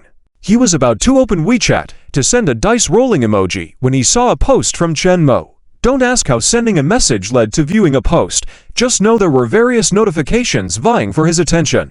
The photo showed Lin Miao Miao cosplaying as a butterfly ninja. Amidst many people in different costumes, they were probably at a Comic-Con now. "Let's go catch up with them." Chen Lu suddenly smiled, mentioning there wouldn't be two Comic-Cons happening in the city simultaneously. They could easily find out where they were. Hearing the navigation announce an hour-long journey, Ling Jiru, who was initially interested, suddenly hesitated. "Isn't that too much time?" "Don't overthink it, as long as we're happy." "Don't you want to see Lin Miao Miao's surprised face? What's life if not for moments of joy?" "I do want to see," Ling Jiru admitted honestly. She thought it would be fun to startle Lin Miao Miao. Chen Lu nodded. "Then it's worth me driving for an hour. Let's go." As they entered the venue together, they saw people walking around in various strange costumes, mingling amidst laughter and chatter. This was clearly a place with the most energy, where everyone was willing to take photos together. However, it was Chen Lu's first time at a Comic-Con, and it felt quite novel to him. Seeing the crowded surroundings, Ling Jiru became slightly nervous. She held Chen Lu's hand tightly and said, "We haven't found Miao Miao yet. Should I send her a message?" Chen Lu frowned. "Are you being silly? If you message her, won't she know you're here? I just want her to send me a photo, so it's easier to locate her." The girl whispered, but received no response for a long time. When she turned, she saw Chen Lu making a silly expression, staring at her wide-eyed. "Are you ... have you become smarter?" "Ah, don't be nosy, it hurts." While waiting for Lin Miao Miao's message, Chen Lu walked around with Ling Jiru like a mature man, holding her hand, looking at various booths. When he saw someone cosplaying as Kamen Rider, Chen Lu happily took a photo with them, and Ling Jiru laughed while taking two photos for him. She found Chen Lu's childish side adorable and added the pictures to the album she created specifically for him. Though they hadn't been together for long, Chen Lu's appearance remained the same in these photos, but his identity had completely changed from being friends to something more intimate. From friends to slightly ambiguous friends, and now boyfriends. "Don't be too amused. Is Kamen Rider that cool?" Chen Lu asked, smiling at her. "My boyfriend is cool," Ling Jiru retorted in dissatisfaction. After all, her eyes were fixed on Chen Lu throughout. "Oh, if you're going to compliment me, do it more." This time it was Chen Lu's turn to chuckle. It seemed uncommon for couples to wander around a Comic-Con together. Chen Lu felt like countless pairs of eyes were watching him with extreme coldness, as if they wanted to strip him off layer by layer. So this is what it feels like to be envied. Chen Lu mumbled to himself. Kind of enjoyable. Just as they continued walking, they spotted a girl in cosplay holding her boyfriend's arm as they approached. Do you like that? Ling Jiru asked softly, feeling that Chen Lu always seemed to enjoy such things but was too embarrassed to mention it again. After all, he once wanted to trick her into wearing ancient costumes. I didn't see it, Chen Lu immediately responded, fearing that Ling Jiru was testing him. I know you didn't see it. If you're scared of wearing such clothes outside, why mention it? Chen Lu found it odd, as Ling Jiru always had a different way of thinking. Ling Jiru continued holding his arm, saying sincerely, because I like you more than you think. Chapter 123. Jiaxing forgot work. Jiaxing did not forget work even during a date, and when Chen Lu tried to publicly show affection, she decisively rejected his advances, leaving him no choice but to back off. I'll pin you down firmly sooner or later, and then make you dizzy with my kisses, he thought to himself. After a while, Liang Zhirou's fishing plan turned out to be very successful. After receiving the photos, they quickly found Lin Miao Miao, who was laughing heartily in front of a booth. There were 2 chairs in front of her, with one guy cosplaying as Alan and the other as Lena. They were sitting facing each other and even brought a sound system. Chen Lu couldn't help but smile. Liang Jiru gestured for him to be quiet, then sneakily walked up to Lin Miao Miao and poked her waist. Lin Miao Miao was indeed startled and turned to see the 2 of them, her mouth dropping open even wider. She rubbed her eyes several times before believing what she saw. Why are you 2 here? She asked in disbelief. We came to see you, Liang Jiru said softly. While the 2 were chatting, Chen Lu continued to scan the crowd around them and suddenly realized he could recognize many characters. Lin Miao Miao scrutinized them suspiciously. Are you here to feed me dog food? She was not happy. Being forced to eat dog food was one thing, but now she came all this way, only to be pestered. It's just… Well, she decided not to rant. In this hot weather, you're dressed so conservatively, Chen Lu commented suddenly. I'm here to have fun, not to show off, Lin Miao Miao replied. Though Chen Lu's words were innocent, Lin Miao Miao, being the experienced person she was, couldn't help but misinterpret them. As Lin Miao Miao approached, she whispered to them, those who dress revealingly may not necessarily genuinely like second rabbits. They just enjoy the attention from onlookers. They might not even know which anime character they are cosplaying as. So, you're here out of love then? Chen Lu asked. Exactly. Doesn't it look authentic? Lin Miao Miao handed the knife to Liang Jiru and twirled around gleefully. It's convincing, Chen Lu nodded. Your dedication is commendable. He glanced around and asked, where's Chen Mo? She walked around a bit and went back to sleep, Lin Miao Miao said with a big yawn, looking a bit tired. Liang Jiru approached and carefully examined her dark circles, looking concerned. Did you not sleep well last night? Don't mention it. I made a deal with Chen Mo that I'd sleep after winning 1 game. But everything went wrong after that, Lin Miao Miao sighed. You see, I told you before, but you didn't believe me. Isn't it fun to come out and explore? Lin Miao Miao said with a smile. Finally, someone managed to pull Jiaxing out of her self-contained little room. Love indeed changes people, and there are some things that friendship cannot achieve. After Lin Miao Miao went back to catch up on sleep, Chen Lu and Liang Jiru continued roaming the expo for a long time. Chen Lu observed the cosplayers setting up food stalls for fun, and seeing the bustling crowd, he suddenly got an idea. I'll make a call, he said. The phone only rang twice before being answered. Hey, Peng Lian, what are you doing? Working overtime, Peng Lian replied lazily. What kind of heartless boss makes you work overtime like this? Chen Lu scolded. Heh, he chuckled. Chen Lu got to the point. Bring those 2 extra phones from the studio here. I have an idea for a trial event. The atmosphere was buzzing with second rabbits enthusiasts, and those with cameras were likely influential content creators, all offering free publicity. It would be a waste not to ride the hype wave. By noon, Peng Lian arrived and brought not only the phones, but also a banner as requested. Brother Lu, I'm here, Peng Lian panted. He then noticed Liang Jiru standing beside Chen Lu and shouted loudly, Hello, sister-in-law. The loud voice drew the attention of those around them. Startled, Liang Jiru nodded awkwardly, blushing beet red. "Don't shout like that," she scolded. "Brother Lu, can we proceed like this?" Peng Lian asked curiously, wiping the sweat off his face. Chen Lu nodded slightly. "I asked the organizer, and it's fine even though we didn't apply in advance. We don't have a specific area, though." Peng Lian didn't care and hung the banner on the wall, which read, "A game that is changing the domestic game market. The rising star in the gaming industry. Free trial of the domestic card game, Meat Pigeon." Chen Lu was taken aback by the bold move and felt embarrassed alongside Liang Jiru. However, the bandwagon effect was significant, with a few initially interested people quickly turning into a long line. This wasn't Chen Lu's original goal, but seeing many people filming and showing interest, he couldn't help but smile. "This is your material. You're the free advertising I sent out. It's a win-win," he thought to himself. In the evening, after sending Peng Lian off in a taxi, Liang Jiru wiped the sweat off Chen Lu's cheek with a tissue and asked softly, "Do you consider today's events a partial success? Did you have fun?" He replied, smiling at her. "I had a great time," she responded sincerely. Whether it was roaming around with Chen Lu in the morning or watching him promote the game in the afternoon, it all made her incredibly happy. Chen Lu smiled at her. "Then let's count it as a success. We can go to other places next time. We have plenty of time." The girl nodded gently and leaned closer to him. "Are you moved?" he asked teasingly. "You want to kiss me?" Liang Jiru huffed, seeing through his playful demeanor. She had become smarter from being tricked so many times. With things going like this, the days of manipulating Chen Lu seemed not so far off. She wanted to tease him properly. Chen Lu grinned mischievously. "You're going to have to wait a bit before stepping into the car." Liang Jiru froze in place, realizing why Chen Lu specifically sent Peng Lian to help. Would calling the police help? Waiting for help online.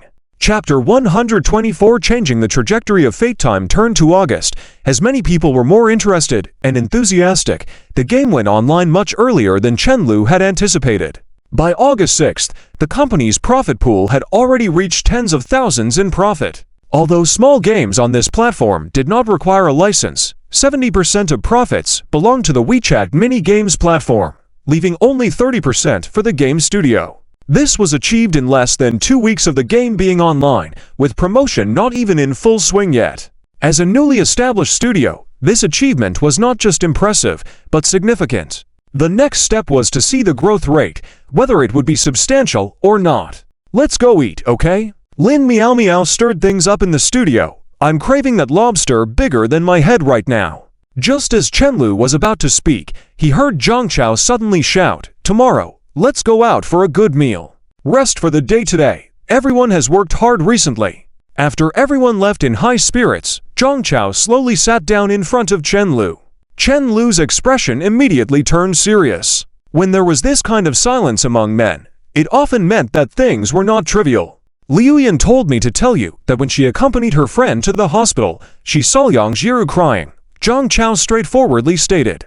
Chen Lu's pupils contracted, and he hastily asked, "When?"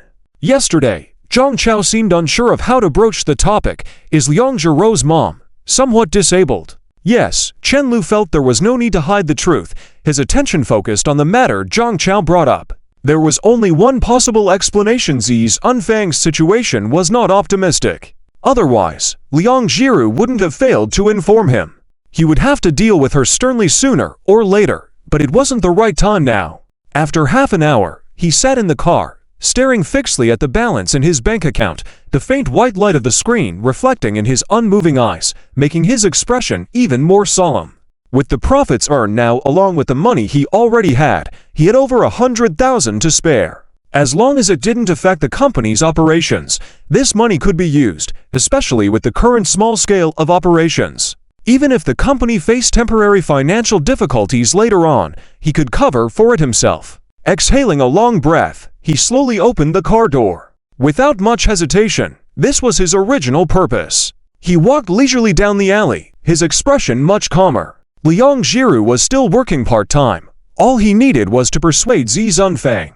Sure enough, when Zi Zunfang saw him, she appeared startled at first, but a genuine smile quickly appeared on her face. "Why did you come over, Zi Lu?" she asked curiously, as her cabbage was still at work, wondering if he had come to stake out early. Chen Lu sat down next to Zi Zunfang, getting straight to the point. "Auntie, did you go for a checkup at the hospital yesterday?" Zi Zunfang hesitated. "Did Jiru tell you?" Chen Lu shook his head and casually picked up a chair, sitting next to Zi Zunfang. "I have a friend working at the hospital. She mentioned seeing Liang Jiru," he said ambiguously, hoping Zi Zunfang would assume his friend was interning or working there. This way, Zi Zunfang might think he had ways to find out, increasing the chance of her sharing more information. Before Zi Zunfang could say anything, he continued, "I heard the situation isn't looking good." "You can't curse, Auntie." Zi Zunfang managed a half-hearted smile, her eyes occasionally glancing towards the drawer. Chen Lu grew increasingly serious and somewhat puzzled, unable to understand. He said, "Auntie, is there something you can't tell me?" After coming separately for this conversation, Zi Zunfang finally understood why. Unable to keep the truth hidden any longer, she sighed softly. "The doctor said surgery must be arranged by the end of the month at the latest. Otherwise, if the nerves completely die, there would be no hope for recovery. It's already been delayed for too long. As she spoke, wrinkles formed at the corners of her eyes, but she managed to smile with resignation, saying, "But it should be fine. Don't think I'm frail. I've been enduring it far longer than most in similar situations. Their nerves would have died entirely. So Auntie can hold on for a while." Chen Lu did not respond, but instead searched around the room, not sure if it was intuition or paranoia, but he kept searching. Zi Zunfang's gaze also kept drifting towards the drawer, making him feel puzzled. Finally, he found a bottle of amber liquid in the drawer where Liang Jiru's childhood photos were kept, a well-known poison named DDT. The room fell silent for a while, eerily quiet. Chen Lu set the bottle aside, pretending nothing had happened, and with a smile said, "Auntie, if the doctor suggests surgery, let's go for it. There's no point delaying when we have the means." He decided not to dwell on how someone could morally sell such a thing to a wheelchair user. Zi Zunfang hesitated to say the instinctive response that she had no money, realizing in the end, and said quietly, "I'm not worth it." She had never seen so much money in her life, and in her mind, that sum was enough to ensure her daughter and Chen Lu lived well, indulged in good food, bought beautiful clothes, traveled to many places, and lived a better life. There was no need to spend it on a disabled person like herself. "Of course, you deserve it." Chen Lu placed his bank card on the table. "As you know, I started a company before. I have money, and will earn more in the future." Pointing towards the pesticide nearby, he added, "If you're gone, even if I earn more money later, I won't be able to bring Liang Jiru's mother back for her." "Why not?" Zi Zunfang was puzzled, not understanding why it was not okay if she refused, but also not okay if she accepted. "You know Jiru's personality." Chen Lu looked down for a moment and then gazed earnestly at Zi Zunfang. "Initially, she listened to everything I said. If she knew how much of a favor I did for her." He couldn't bring himself to finish the sentence. "She won't live for herself in the second half of her life." Chapter 125. Are there still many good people left? Chen Lu suddenly felt like the greediest person in the world. It wasn't enough to have all of Huan's love. He also wanted her love to be pure, without any other influences, and to come from the heart. While deeply in love with himself, she couldn't just live for him alone. Thinking of this, he smiled and said to Zi Zunfang, "I don't know why, but I just want her to be happy all the time in the future. The world is actually very interesting, able to see morning dew in the morning, and sunset in the evening, with streets to wander endlessly and sceneries to behold without end. As long as you set aside your impatience and have patience with it, it can show you many things you've never seen before. I want her to be able to focus her thoughts on these things like other girls, rather than constantly worrying about quickly healing her mother." Zi Zunfang, seeing Chen Lu's smile, was momentarily stunned. 2 drops of tears slid down her somewhat weary and mottled cheeks, hanging on her chin. After a long time, they finally fell to the ground, splashing into a water spray, breaking into pieces. Along with them fell the stones that had been hanging in her heart for so many years. It wasn't because her legs finally had hope of being treated, but was the simplest expectation as a mother, hoping her daughter would live happily, not encounter bad people, and find a decent husband to spend a simple and happy life with. As for herself, Zi Zunfang had truly never considered it. Liang Jiru had no father, and she feared every day that Liang Jiru would be bullied, especially since she couldn't even stand up for herself, let alone find a way to stand up for her daughter. Misfortunes never come singly, Liang Jiru had a gentle and kind-hearted nature, which worried her even more. She was afraid every day that Liang Jiru would be bullied by classmates or deceived by bad men. After all, the child never told her anything about what happened. When Liang Jiru returned with burn marks on her arm one night, her heart truly bled. Fortunately, these concerns no longer needed to be considered now. Zi Zunfang felt that even if she couldn't live to the next second, she would definitely close her eyes with a smile. "Zi Lu, thank you," Zi Zunfang said in a deep voice. "I also thank you for her father. What's there to thank when you're trying to elope with your daughter?" Chen Lu joked as he fiddled with his phone. "I'll find a connection at the hospital, and then you can tell her it's a fundraising effort by the hospital." A last-minute initiative. Chen Lu was certain that Liang Jiru wouldn't think too much about it and would never know about this in the future. After chatting with Zi Zunfang for a while, Chen Lu left before Liang Jiru returned home, heading back to his own house. Upon entering, he saw Wang Zhao and Chen Guanglin sitting together on the sofa, watching dramas. Chen Guanglin had finished watching The Legend of the Condor Heroes and was currently engrossed in Yongzheng Dynasty. "You're back," Wang Zhao called softly. "There's watermelon in the kitchen. Help yourself if you want." Chen Lu lowered his head to change his shoes, then walked slowly to the sofa and sat down not too close nor too far from the two. Seeing his son's serious expression, Chen Guanglin thought something might be wrong with the studio and asked, "What's wrong?" Guzzling the water in his cup, Chen Lu let out a deep breath and said, "I want to pay for Liang Jiru's mother's treatment." When there was no immediate response from the two, he continued, "The doctor says surgery needs to be scheduled by the end of this month at the latest. If delayed, the surgery won't be effective even if done." "How much money do you need?" Wang Zhao asked, while Chen Guanglin remained silent. "Over 100,000, anyway. Liang Jiru doesn't have that much money. This is something only I can help with," Chen Lu said, lowering his head slowly, preparing to face their criticism. However, despite whatever criticism he might face, he didn't come back this time to ask for opinions or seek permission. Merely as a child spending over 100,000 yuan at once, he would certainly inform his parents. Moreover, this matter couldn't be hidden from his father Chen Guanglin. In other words, regardless of whether Chen Guanglin and Zi Zunfang agreed or not, he had already decided on this matter. After eye contact for a while, Wang Zhao nodded slightly and deferred the decision to Chen Guanglin. Although she had the final say on most matters at home, for such a significant issue, she would still listen to Chen Guanglin. Knowing his wife's good intentions, Chen Guanglin nodded to Wang Zhao, then went to the bedroom and returned with a bank card, pushing it towards Chen Lu, saying, "This money was originally for you to buy a house and get married. Take it in advance. The password is your birthday." Chen Lu was stunned for a moment, blinking his eyes and saying, "I didn't come here for money. I just wanted to inform you. I have money now. I earned it myself." That's what he said, but Chen Lu was still deeply touched. He felt that if he were a few years younger, he might have shed tears. Still, he was only 21. Clearing his throat a couple of times, Chen Guanglin expressionlessly took back the bank card and said, "All right. If you need more money later, just let the family know." He turned to Chen Lu, "When her mother has to be hospitalized, I'll help you contact my friends for some convenience." "That's why I'm here," Chen Lu said seriously, then explained his plan in detail. Chen Guanglin listened and nodded from time to time, while Wang Zhao remained listening absent-mindedly. "You can handle this matter as you wish. I'll only help you connect with people," Chen Guanglin said softly after listening. While from an adult's perspective, he would have preferred Chen Lu take the initiative to sell this favor, Chen Lu had his own considerations, so he didn't plan to say much more. Chen Lu nodded slightly, then, "Can I have the card back? I've been wanting to buy a camera for the past 2 years." Zi Zunfang sighed to herself, "I was wrong.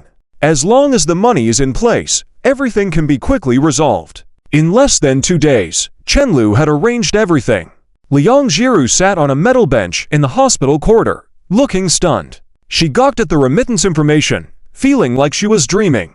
When she received the call from the hospital at first, she was so scared that she dropped her phone on the floor. She had always believed that there were many good people in the world, but she never thought such a thing would happen to her. Several doctors had actually raised funds for her. In the future, She only needed to deposit 2,000 yuan into this fundraising card every month, which, compared to before, was not at all a life pressure for her. While all the money was provided by Chen Lu, it went through the fundraising process. He even asked Mo Wenbin for help to arrange the entire process seamlessly so that even on news reports, the truth couldn't be revealed. So, this naive girl didn't know her creditor was Chen Lu. Sitting beside her, Chen Lu let her lean her head on his shoulder, smiling as he stroked the girl's soft hair, and asked softly, "Are there still many good people in the world?" Chapter 126. The girl nodded earnestly, leaning against Chen Lu's body. "I want to be a kind person in the future," she said. Chen Lu smiled at her, his eyes full of indulgence, and spoke frankly, "You already are, that's why this happened." Liang Jiru felt touched by his words, but she didn't say anything further, just taking a deep breath. After the initial sense of unreality passed, she was overcome by a lingering nervousness. After all, the waiting process was the most dreadful. Chen Lu reached out and touched the girl's cheek, then pinched her gently. "Ouch!" Liang Jiru tightly closed her eyes on that side, looking aggrieved. It was almost foolish of her to not avoid the pinch, but instead to cry out in pain. "It hurts," she said, feeling sorry for herself. Perhaps she was just naive, not knowing to avoid getting into trouble and then crying out in pain. "It hurts, that's what you get for getting into trouble without finding me," Chen Lu said, enduring the smile that wanted to break through his lips as he looked at her with a straight face. "You can only find me." Liang Jiru pouted slightly, knowing that she only had Chen Lu to rely on. "I just hesitated for a moment. Wife, are you afraid I'll find you burdensome?" The girl murmured softly, acknowledging the fear that arose within her when she heard about Zi Zunfang's upcoming surgery that afternoon.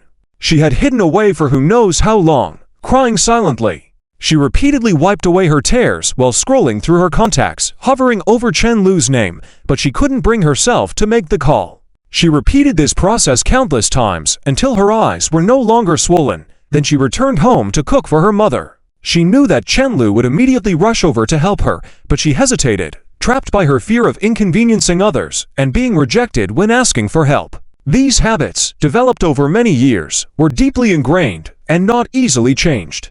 "I know I was wrong," Liang Jiru whispered hastily before Chen Lu could pinch her again, lowering her head and blinking her watery eyes at him. No young man could resist such a gaze, and Chen Lu was no exception. He reached out to adjust the girl's bangs lightly, humming softly, "That's good to know. It seems necessary for you to know how amazing your boyfriend is. Just give it another 2 months until the company stabilizes." At that moment, a doctor opened the office door halfway and asked, "Are you Zi Zunfang's family?" "Yes," Chen Lu stood up and responded gravely, then anxiously asked, "When can the surgery be scheduled?" "It has been arranged since the day before yesterday, and the surgery can be performed tomorrow," the doctor explained seriously. "Because this is not a routine surgery, not everyone can do it, so it can't be done on the spot. Actually, the surgery being scheduled for tomorrow was the result of various uncontrollable factors." Upon hearing Chen Lu's confirmation, Liang Jiru, who had slightly opened her mouth, closed it again, bowed her head, and pursed her lips, inching closer to Chen Lu. Like he suddenly grew eyes next to his head, Chen Lu immediately noticed her movement and tightly held her hand. "All right. How optimistic is the forecast after the surgery?" Chen Lu continued in a low voice. Zi Zunfang had been undergoing various tests since being admitted in the morning, all the way until afternoon when she was resting on the hospital bed. As soon as he finished speaking, Liang Jiru felt her grip on his hand tighten significantly, far from the usual touch, indicating her unconscious nervousness. Lu also tightened his grip slightly, gently brushing her thumb twice to signal her not to be anxious. "The lead surgeon is a top figure in our field, so the prognosis is relatively optimistic," the doctor said as he looked at the report, exhaling softly. Her case was originally very treatable, and with surgery at the beginning, a complete recovery with normal function would have been guaranteed. Now the best-case scenario is that she can walk, but running will be difficult. On the side hidden from Liang Jiru, Chen Lu finally relaxed his clenched fist, lightly laughing. "Even if it's just this outcome, we are already satisfied. Thank you for your hard work. If there was a chance of improvement, then the money spent was worth it. At least efforts had been made." The doctor nodded, handing the examination report to Chen Lu. "There's nothing else to do now. Just remember not to eat or drink anything 6 to 8 hours before the surgery." With that, he closed the door, leaving another man standing nearby who wanted to ask something but had to return to waiting obediently. Such anxious and desolate expressions were all too common in the hospital, which is why Chen Lu detested being there. Holding Liang Zhirou's hand, the two walked shoulder to shoulder towards Zi's Unfang's ward. The corridor had recently been mopped, still bearing traces of water stains on the floor. The pungent smell of disinfectant continually assailed Chen Lu's senses, making him unhappy. Even though they were walking close together, he couldn't smell the sweet fragrance of her hair anymore. "Continue with what we were talking about earlier," Chen Lu said, noticing that Liang Zhirou was still a bit nervous, trying to change the subject. "In 2 months, I will make you see how much money your boyfriend can earn." Unlike mobile games that exploded in revenue on their release date, mini-games on platforms generally required a period of consolidation before reaching their peak. Chen Lu pinched the girl's finger lightly. "I plan to be a big boss in the future, so you can't keep hesitating to spend money, okay? If I had actually called you to borrow 100,000 yuan, would you have lent it to me?" Despite knowing the answer, Liang Zhirou couldn't help but softly ask. "Of course, but I would have threatened you to marry me first," Chen Lu joked. "I'm not that kind of nice guy who would help you without benefits. Only the stupidest person in the world would do that." Liang Zhirou tugged on Chen Lu's arm, turning her head to look at him. "What about 1 million? For 1 million, you'd have to do all my laundry and cooking, and whatever I want, you would have to do," Chen Lu responded earnestly, engaging in this childish and boring conversation with her. "What about 10 million? The girl persisted. 10 million would be for 10 lifetimes, Liang Zhirou nodded thoughtfully. "Then lend me 10 million. Chen Lu paused for a moment, then after a few seconds, he understood the girl's meaning. His lips immediately curled up involuntarily, unable to stop himself from smiling. "Don't regret it. Once I earn 10 million, you won't be able to escape." Liang Zhirou's nervousness dissipated somewhat as she tightly clutched Chen Lu's arm, as if trying to hold on and never let go. "I won't run." The girl didn't treat her earlier question as a joke. After a while, she suddenly whispered, "Actually, there's no need to earn 10 million. Earning money is very tiring." She had never even seen 100,000 yuan, so how could she possibly spend 10 million? "As long as you say you love me, then I'm willing." "What did you say?" Chen Lu, who had been contemplating the feasibility of earning 10 million in a few years, snapped back to attention, curiously asking. "It's nothing, really." Chapter 127. If she isn't a succubus, then what is she? "Are you tired?" Liang Zhirou asked softly, looking guilty. Her eyes were full of tenderness as she watched Chen Lu. She knew that Chen Lu was not a morning person. If he woke up a little earlier, he would yawn all day. Today, he had woken up early to pick them up and had been busy taking care of everything since then.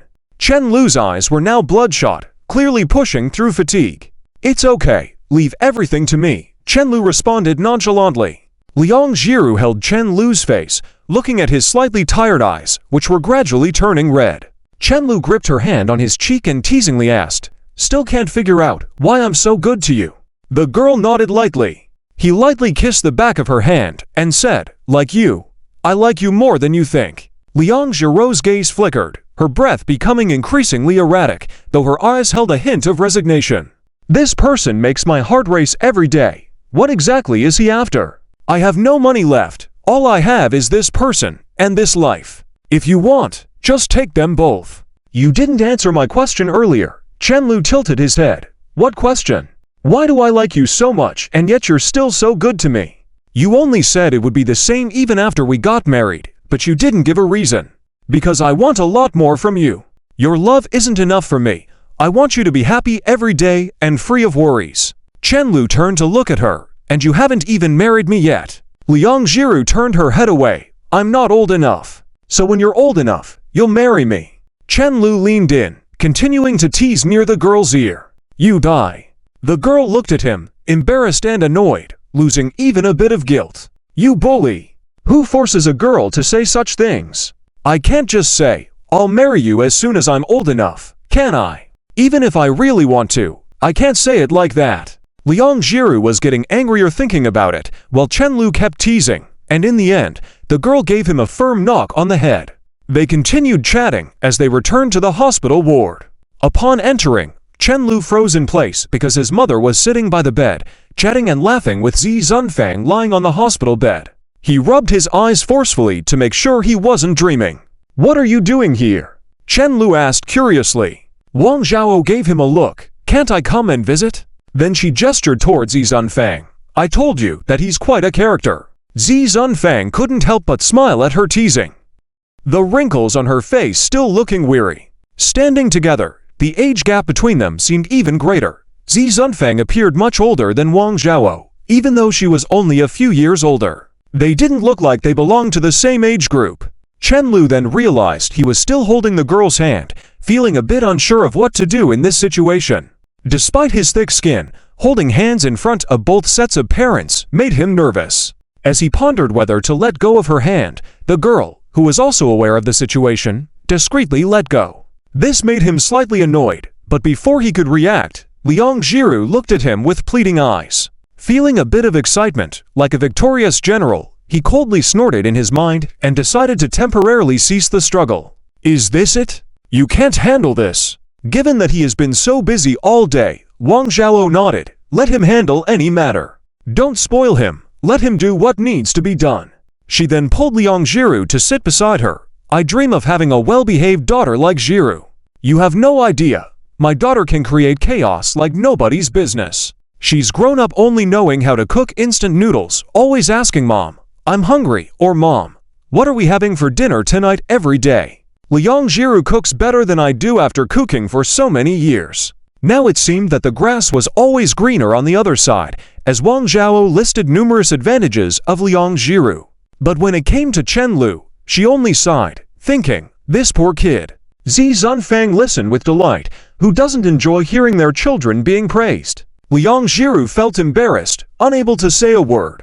Only Chen Lu's wounded world felt complete. Perhaps he was given a lot of instructions by Chen Guanglin, as Wang Zhao did not discuss anything serious apart from casual chat, avoiding any talk about the children's love lives or marriages. It seemed like a simple visit for medical reasons, rather than a meeting of future in-laws. About half an hour later, Wang Zhao stood up to leave. Chen Lu felt that this arrangement might have been instructed by his father.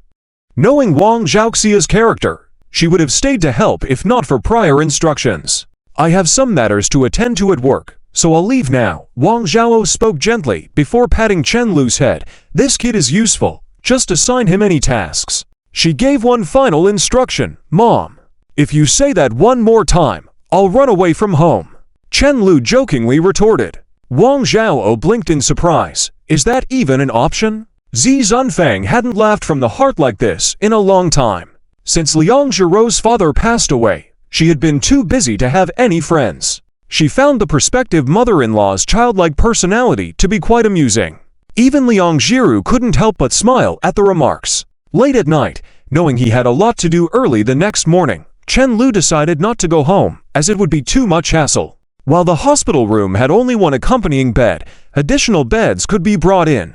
Chen Lu, as a male, made up his mind to stay in the corridor on a foldable bed like the other companions. After chatting with Zhang Chao for a while, Chen Lu closed his eyes to sleep. This day had indeed been exhausting. Just as he closed his eyes, he heard a soft voice from the girl. "Chen Lu, what's wrong?" He looked up at the girl peeking out half of her body from the ward. "Are you thirsty?" "I'm not thirsty." After a while, "Chen Lu, are you hungry?" Somewhat speechless, Chen Lu replied, "I'm not hungry." "Chen Lu, are you ...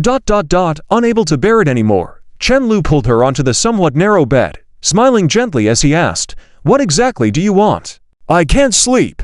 Liang Jiru whispered, "Would you kiss me?" Looking around and seeing no nurses or monitoring devices, Chen Lu lightly kissed the girl's lips. Auntie Z was sleeping in the room, but somehow he found the situation a bit exciting. Satisfied, Liang Jiru left. 10 minutes later, Chen Lu jolted awake. He couldn't sleep now. He felt like he had been tricked by this silly girl. Chapter 128. Liang Jiru, you were domestically abused the next morning.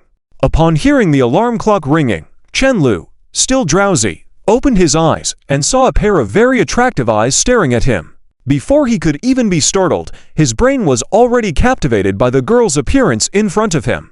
It was still Liang Jiru. Upon seeing Chen Lu waking up, Liang Jiru, who had been secretly watching him by the bed, quickly stood up, feeling nervous as she looked here and there, unable to meet his gaze. "Did you not sleep well?" She changed the subject. Chen Lu sat up, holding his head. "A rogue took advantage of me last night and left, which made me so angry that I couldn't sleep all night. It turned out that goodnight kisses were not suitable for couples in the early stages of a relationship. It would cause insomnia.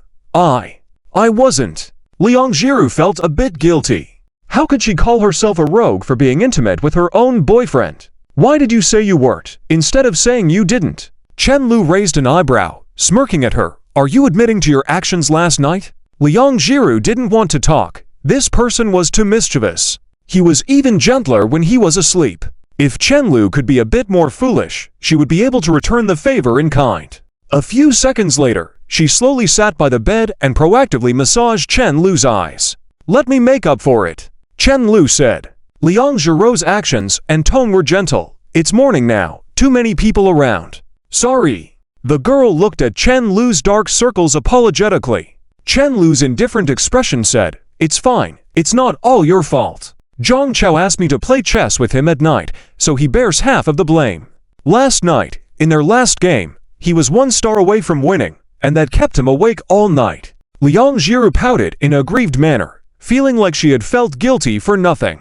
However, she still sincerely massaged Chen Lu's eyes until she left and playfully bit his hand. Chen Lu looked dumbfounded at the shallow tooth mark on his hand, blinking his eyes blankly. Finally, he slightly curved his lips. It didn't hurt or itch. This silly guy was reluctant to exert too much effort. But, does this count as domestic abuse? Chen Lu was in a daze when a group of doctors in white coats entered the ward. He followed them inside.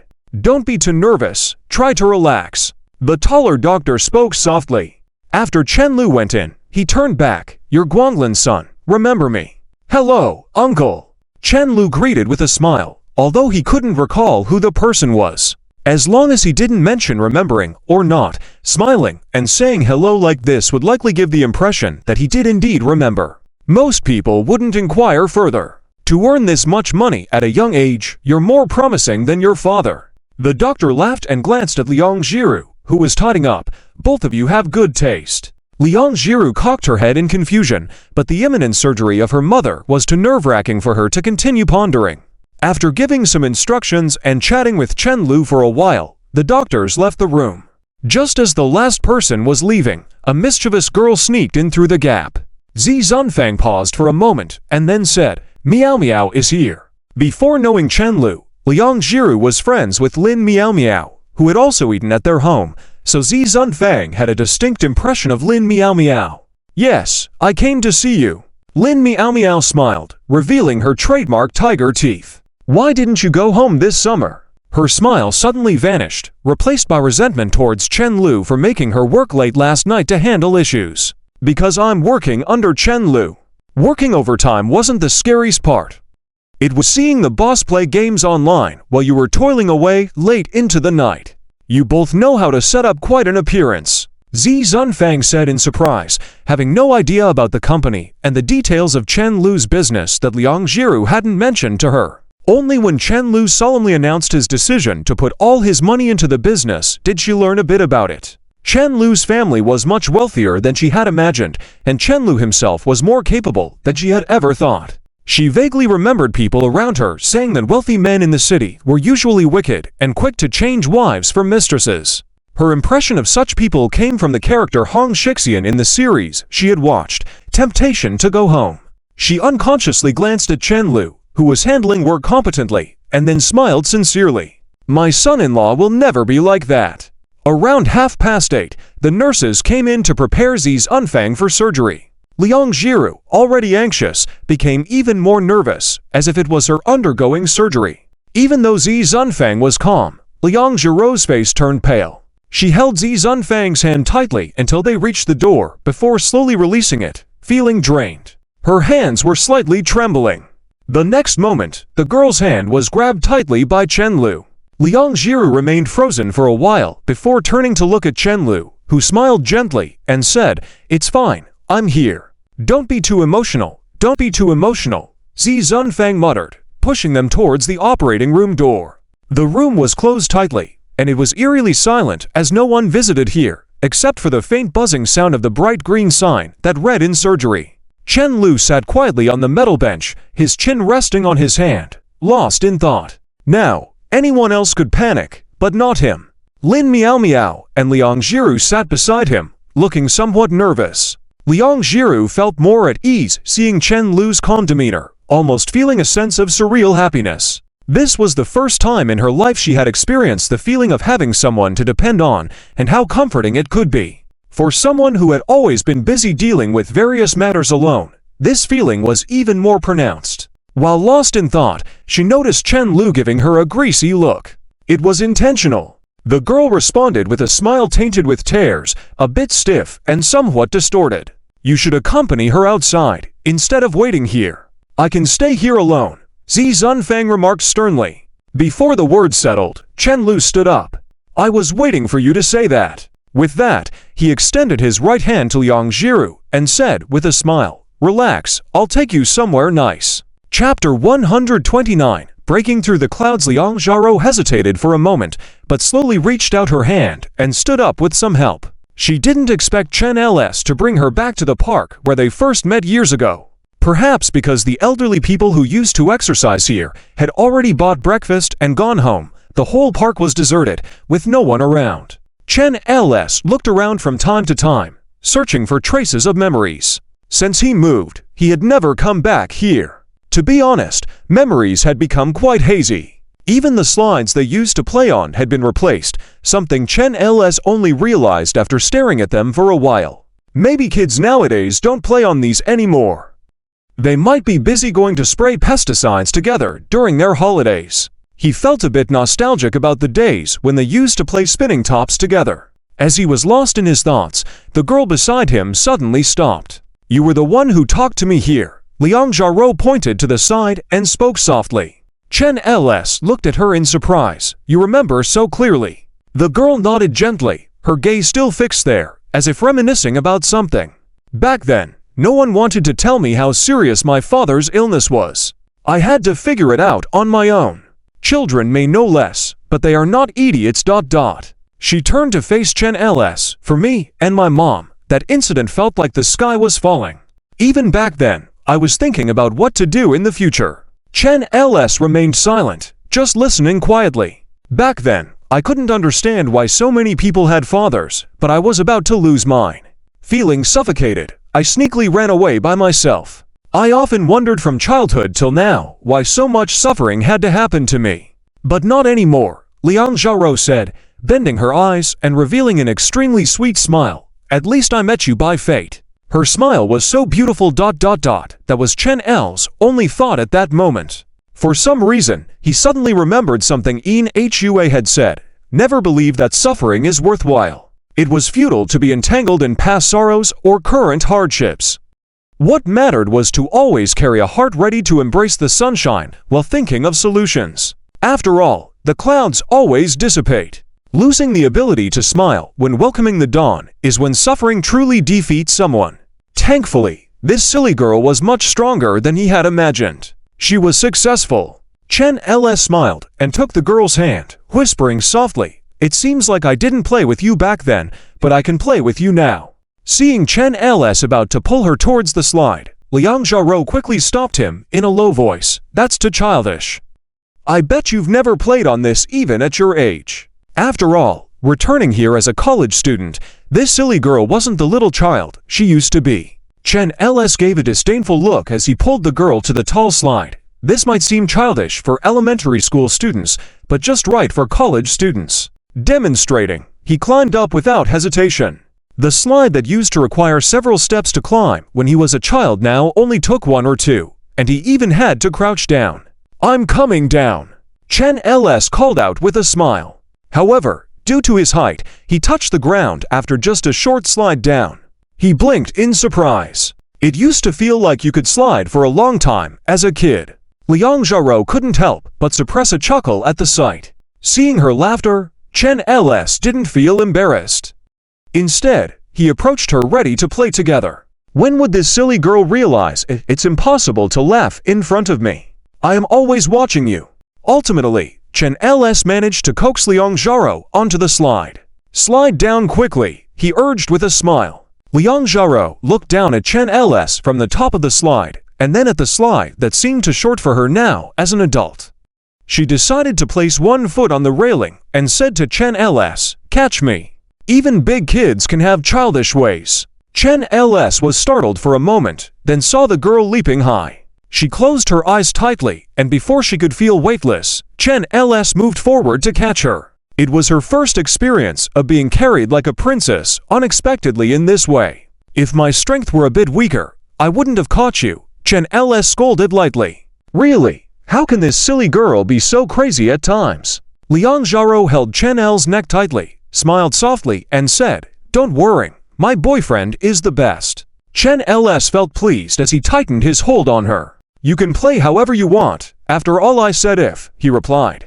Later, Chen LS and Liang Xiaoro experienced all the things he used to play with in his childhood, even borrowing a remote-controlled plane from some kids playing in the park for a while. Finally, tired from playing, they walked hand in hand, Liang Xiaoro feeling the touch of his hand and her mood becoming calmer. After so many years, returning to this place that was so special to her held many similarities and many differences. "Let's go back," Chen LS said to her. "No matter what the future holds, you don't have to face it alone." After returning, they waited for 3 hours at the operating room door. It seemed like a door that had never been opened slowly creaked open. A young and competent-looking doctor with glasses came out. "How is the situation?"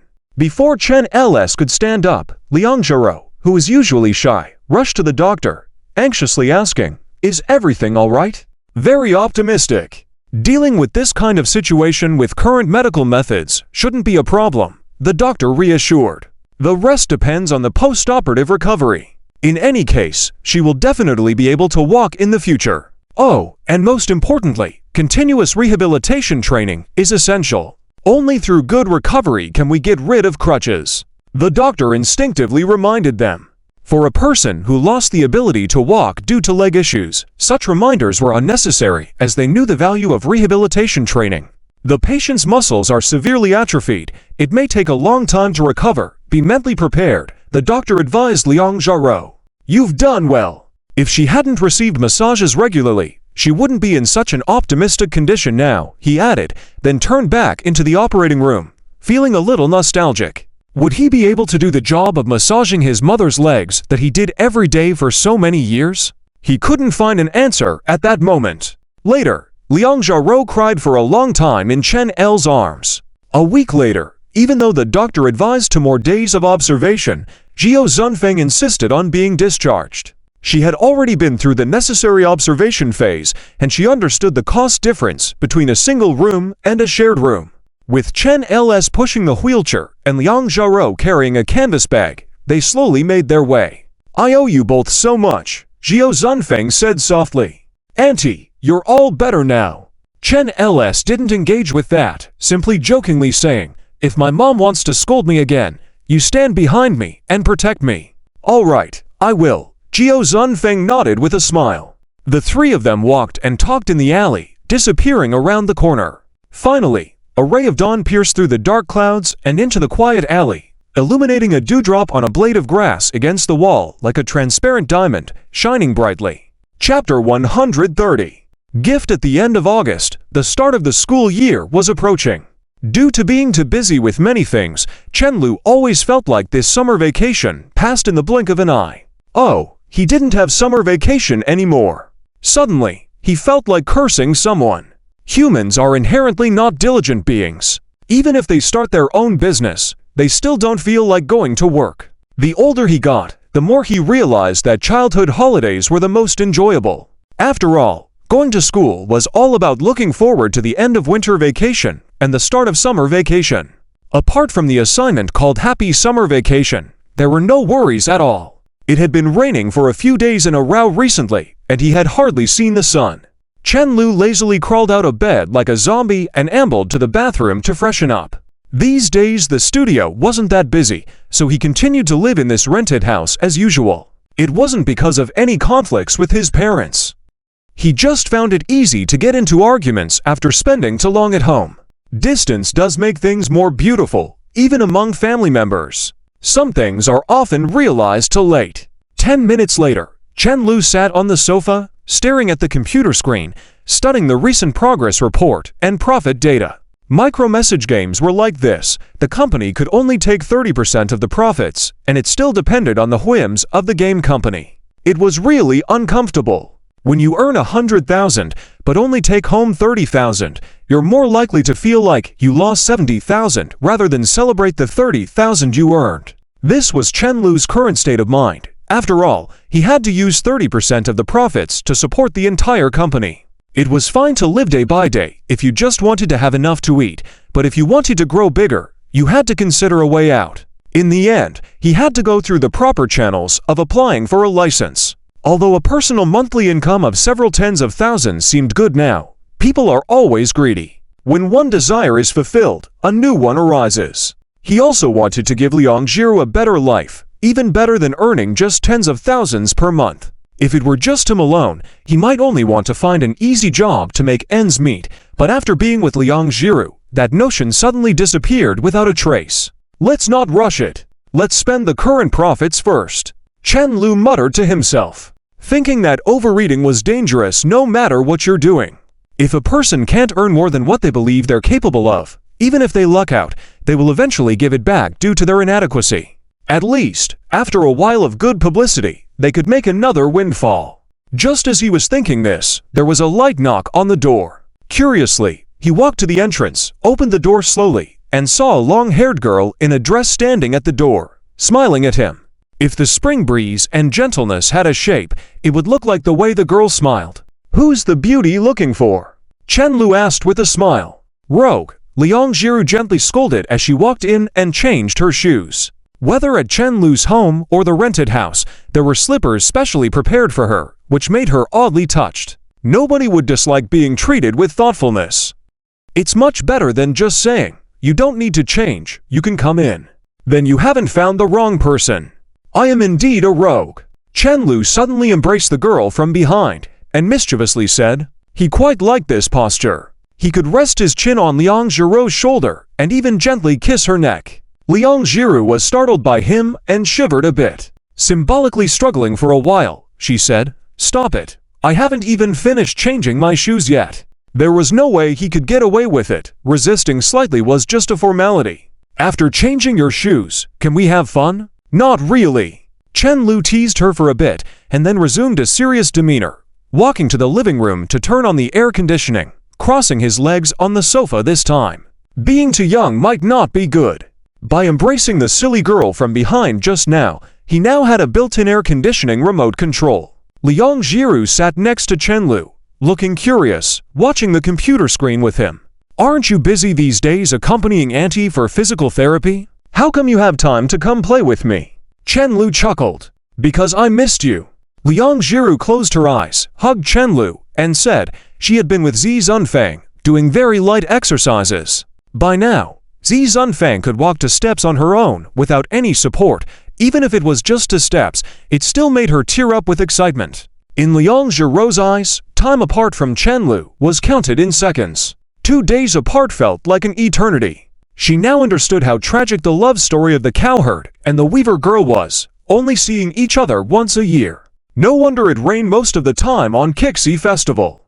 She would probably cry for a long time too if she were in their position. The girl developed a thought that she might be happier than the weaver girl, and she leaned slightly towards Chen Lu. While watching the computer, Chen Lu absent-mindedly petted the girl's head in his arms, feeling like he was raising a cat. "Is Kixi Festival coming soon?" Chen Lu suddenly said. Liang Jiru was startled, wondering if he could read minds. With a slight nod, she said, "It seems so." Chen Lu twirled her hair around his finger. "I'll clear my schedule that day, and we'll go out for a day of fun." "Great," Liang Jiru happily agreed. Seeing the girl slightly more cheerful than before, Chen Lu felt that the money spent was well worth it. Finally, the silly girl had shed her shackles and could now do whatever she wanted. But for now, she seemed to want to stick with him only. That was fine too. Chen Lu couldn't help but smile, showing a slight hint of satisfaction. "Your boyfriend has earned tens of thousands again. Let's go out for a nice meal on Kixi Festival to celebrate. How about I cook something delicious for you at home?" The girl raised her head to look at him. Why? To save money. Liang Jiru was a bit embarrassed. Going out for a meal would cost at least a few hundred yuan. Chenlu was a bit speechless as he showed her his income statement. Liang Jiru, your boyfriend earns tens of thousands at least each month. Even if you eat out every day, you wouldn't be able to spend it all. He thought Liang Jiru would be surprised, but she just blinked and sighed lightly. Chenlu was even more puzzled, furrowing his eyebrows and asking, "What are you sighing about?" Boasting about income in front of this silly girl was absolutely meaningless. She didn't care at all. Having a girlfriend who didn't care about your income was pretty good, but not feeling a sense of achievement in earning money was a bit disappointing. Liang Jiru pouted, "If only I could earn that much, then I could support you. You can already support me now. I'm easy to take care of," Chenlu said. The girl suddenly brightened up, sitting up straight and asking, "Really? Then if I give you a gift, would you be willing to come home with me?" She got excited and grabbed her canvas bag. Chenlu curiously leaned closer. "What gift?" Liang Jiru took out a small box from her bag, wrapping it in a t-shirt as if to protect it from falling. I don't really understand these things.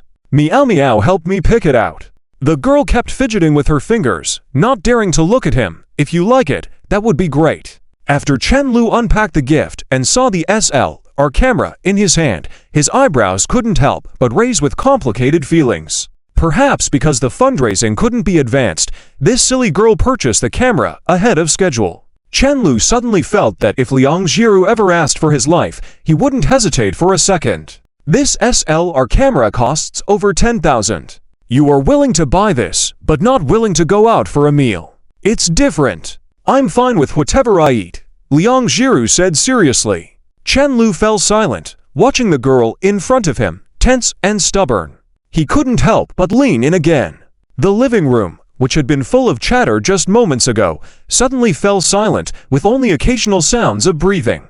After a long while, the two parted lips. Chenlu lay on the sofa, looking at the girl who lay on her side in front of him, softly asking, "After school starts, won't you be so busy with part-time work? Just helping Chen Mo catch up should be enough for you to raise funds, right?" Liang Jiru gave a gentle "I suddenly don't know what to do." She used to be like a wind-up doll, constantly spinning every day. Now that the spring seemed to have run out of energy, she had come to a standstill. She even felt a little lost and unsure. Of course, it's time to experience life. Find out what your hobbies are. Lin Meow Meow spends all day playing games without learning, and that's another way to experience life, Chenlu said indifferently. Don't you have anything you want to do? Yes, the girl pressed her cheek against Chenlu, showing a very content smile. I just want to be with you.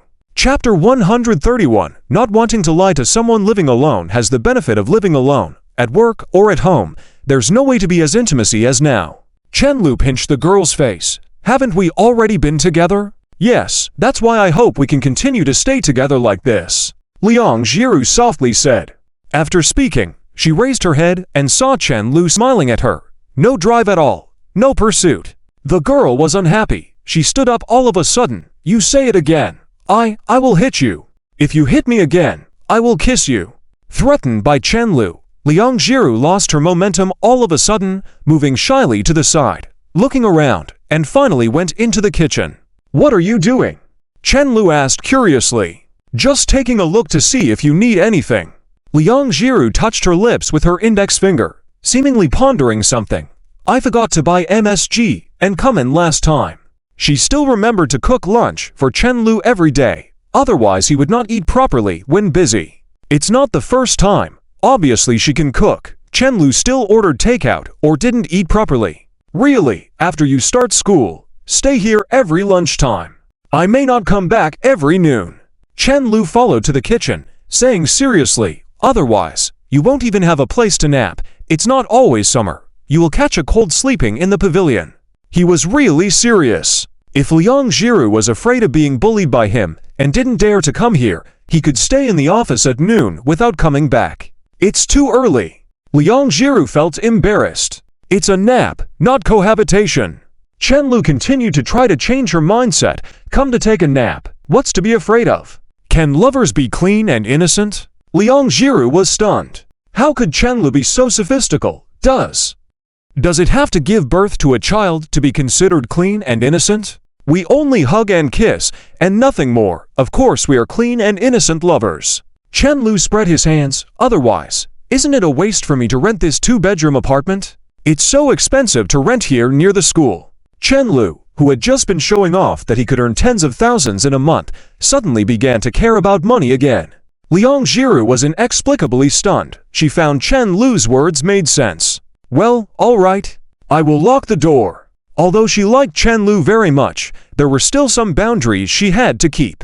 Otherwise, how could she prepare for having a child before getting married? Chen Lu was always not honest when kissing. She had to hold his hand to believe he was a gentleman. She was willing to believe every word Chen Lu said, except that he was a gentleman. Humph, a rogue. Which room will you sleep in? Chen Lu asked. In fact, the master bedroom and the second bedroom were almost the same size. If there was any difference, it's that the bed in the master bedroom was slightly bigger and of better quality. The 2 bedrooms were adjacent, with only one wall between them. Liang Jiru walked to the middle of the 2 bedrooms, suddenly feeling embarrassed to go in, and asked, "Which room are you sleeping in now?" Chen Lu gestured to the left room. "I'm sleeping in the second bedroom. The master bedroom is reserved for you. As long as you cook for me every day at noon, I won't charge you rent. Isn't that a good deal?" Chen Lu smirked. His plan was working. Since she had a little hesitation in her heart, she was destined to fall into Chen Lu's trap. If they were to live here together, even if only at noon, they had to treat each other well. So the 2 of them seriously cleaned up the apartment, making everything in order. Somehow, there was a sense of living together. And they quickly cleaned up until evening. Because it had been cloudy recently, it should have been bright at this time, but now it was already dark that the lights needed to be turned on. "I'll make you dinner before I leave, otherwise you'll probably order takeout again." The girl's gentle voice came from the kitchen. "All right." Chen Lu stretched lazily and walked to the balcony. The sudden bright light in front of him caught him off guard. A few seconds later, he heard a thunder. Rain again. For how many days now? Not long after, the scene outside became more spectacular. The lightning and thunder outside seemed as if someone was undergoing a celestial tribulation. The frequency of the flashes, like a broken light, was frighteningly fast. At first, the raindrops were as dense as bullets hitting the window, then it turned into a water curtain, completely blurring the view. Liang Jiru wasn't worried at all. She walked leisurely to Chen Lu. "Be careful on your way back. I don't have a car." Chen Lu looked at the pouring rain outside, his eyes dazed. This time both of them were stunned. He really didn't have a car now. Zhang Cao's car suddenly broke down, so he had taken Chen Lu's car early in the morning. "Do you have an umbrella?" the girl asked with pursed lips. Chen Lu blinked. "I don't have one either." Never expect a guy to have an umbrella at home. For guys, getting wet in the rain is often not a problem, or even feels better. Liang Jiru felt a bit helpless. She couldn't say something like, "Let your dad bring the car over," so she could only sit on the sofa, tightly embracing her knees. Weak, pitiful, and helpless. The rain was pouring so heavily that if she took a taxi now, she would be completely soaked on the way. "I'll call Zhangchao to bring my car back," Chen Lu said as he dialed the phone. The call was quickly answered at the other end.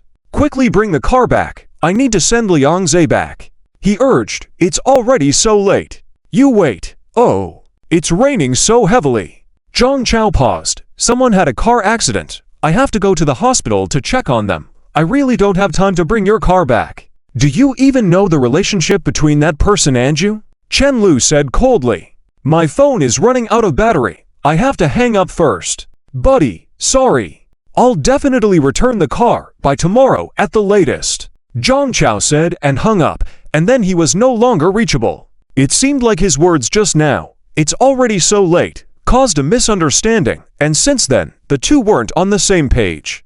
"Darn it, I thank your whole family, Zhangchao," Chen Lu commented in his heart. As he pondered whether to ask Chen Guanglin to come, he took out 2 drinks from the fridge. No, he shouldn't ask. Even if he really wanted to send Liang Jiru home like a gentleman, revealing his intention of taking advantage of her would be too obvious. Chen Lu gulped down 2 big sips, feeling much refreshed. It was ice cola. "Do you want some?" he asked the girl. I'm on my period." Liang Jiru hugged her knees, her fingers tightly intertwined. She said softly, "But it's too early now. Not yet, okay?" Chen Lu tilted his head, feeling a question mark hovering over his head. It took him a moment to realize and quickly exclaimed, "I swear it's not what you think. Where did you learn all these nonsensical things?" "Meow meow," she said, "when you hand me the cold water, you must say, 'I can't drink cold water. My period is here. Otherwise you'd take me to a hotel.'" Chen Lu had never been so wronged in his life before. Where did Lin Meow Meow, who never had a relationship, learn more theoretical knowledge about relationships than anyone else? And where did she learn all of this? "Then you didn't say what she taught?" he curiously asked. Liang Jiru really seemed a little scared, her watery eyes staring at him, her voice trembling as she said, "Because I don't want to lie to you." Chapter 130. To our own story. Chen Lu was stunned for a moment, and then reached out to turn on the light in the living room after a few seconds. He couldn't let this foolish person see his expression after being taken aback by a sudden attack, right? In the future, he would have to be more careful. Although this foolish person never actively flirted with others, he could easily charm someone by just being passive. Who could withstand this? The white ceiling lighted up, instantly brightening the previously dim living room, making Chen Lu's eyes momentarily uncomfortable. He walked slowly to the girl's side and gently pulled her into his arms, saying, "Don't misunderstand. Stop thinking about messy things. Let's take it slow, as we agreed." The girl murmured softly, hugging her knees and leaning against Chen Lu. Suddenly, her head was poked by Chen Lu. "Student Liang Jiru, do you not trust your boyfriend's character enough?" Chen Lu said unkindly. Despite saying this, he couldn't help but reflect on himself a little. Although he had been trying to control the progress between them, he realized that his behavior had been a bit too aggressive, possibly making Liang Jiru feel insecure. Unfortunately, this foolish person was too easy to bully, never resisting except for not letting him touch her recklessly. This unconscious advancement was not right. It could be problematic if this fool misunderstood that he was only interested in her body. All misunderstandings had to be resolved at the outset, or they would accumulate like termites, quietly corroding their relationship. By the time they realized they were drifting apart, it would be too late. Thinking like this, Chen Lu wanted to speak, but was preempted by Liang Jiru. "I'm sorry, I don't not trust you at all. I just don't know what to do. Because apart from Meow Meow, I have no friends. I have no idea what it's like for others to be in a relationship." Clearly, it seemed that Chen Lu wasn't the only one reflecting on himself. Liang Jiru felt that the other girls in the class seemed to find such matters insignificant, while she was afraid and indecisive. She couldn't help but wonder if she was different. Chen Lu lay his chin on the girl's head and gently said, "I have mentioned something similar before. Each couple has its way of getting along, and the pace of progress can vary significantly. Why should we care about others? As long as you're happy, I'm happy, and our relationship is normal." Such matters depended on the mutual consent of both parties. Some couples were willing to wait until marriage, while others took action immediately after establishing a relationship. It was all about individual choices, as long as there was mutual understanding. In reality, Chen Lu didn't care much about such things. Waiting until marriage wasn't an issue for him. As long as this fool was the one, he would be content. Moreover, being able to be with Liang Jiru every day was already a source of happiness for him. "I must have made progress." The girl inclined her head, gently kissing Chen Lu on the lips. Chen Lu smiled, suppressing the urge to tease her verbally, and said, "Of course, you have always been making progress. But you have long been the best girlfriend in the world." This fool was much stronger than before when she didn't even dare to let him kiss her forehead. She was definitely more diligent than he had imagined. Really? Liang Jiru looked at him with little confidence. "Of course, I've seen people in relationships other than us, and they don't have as good a girlfriend as mine." Chen Lu's expression was serious. He believed it was a fact. The two of them stayed close for a while. Liang Jiru looked at the rain outside, gently asking, "The food isn't ready yet. What would you like to eat?" "Anything is fine. Just something simple," Chen Lu replied, looking out the window, his eyes unmoving, lost in thought.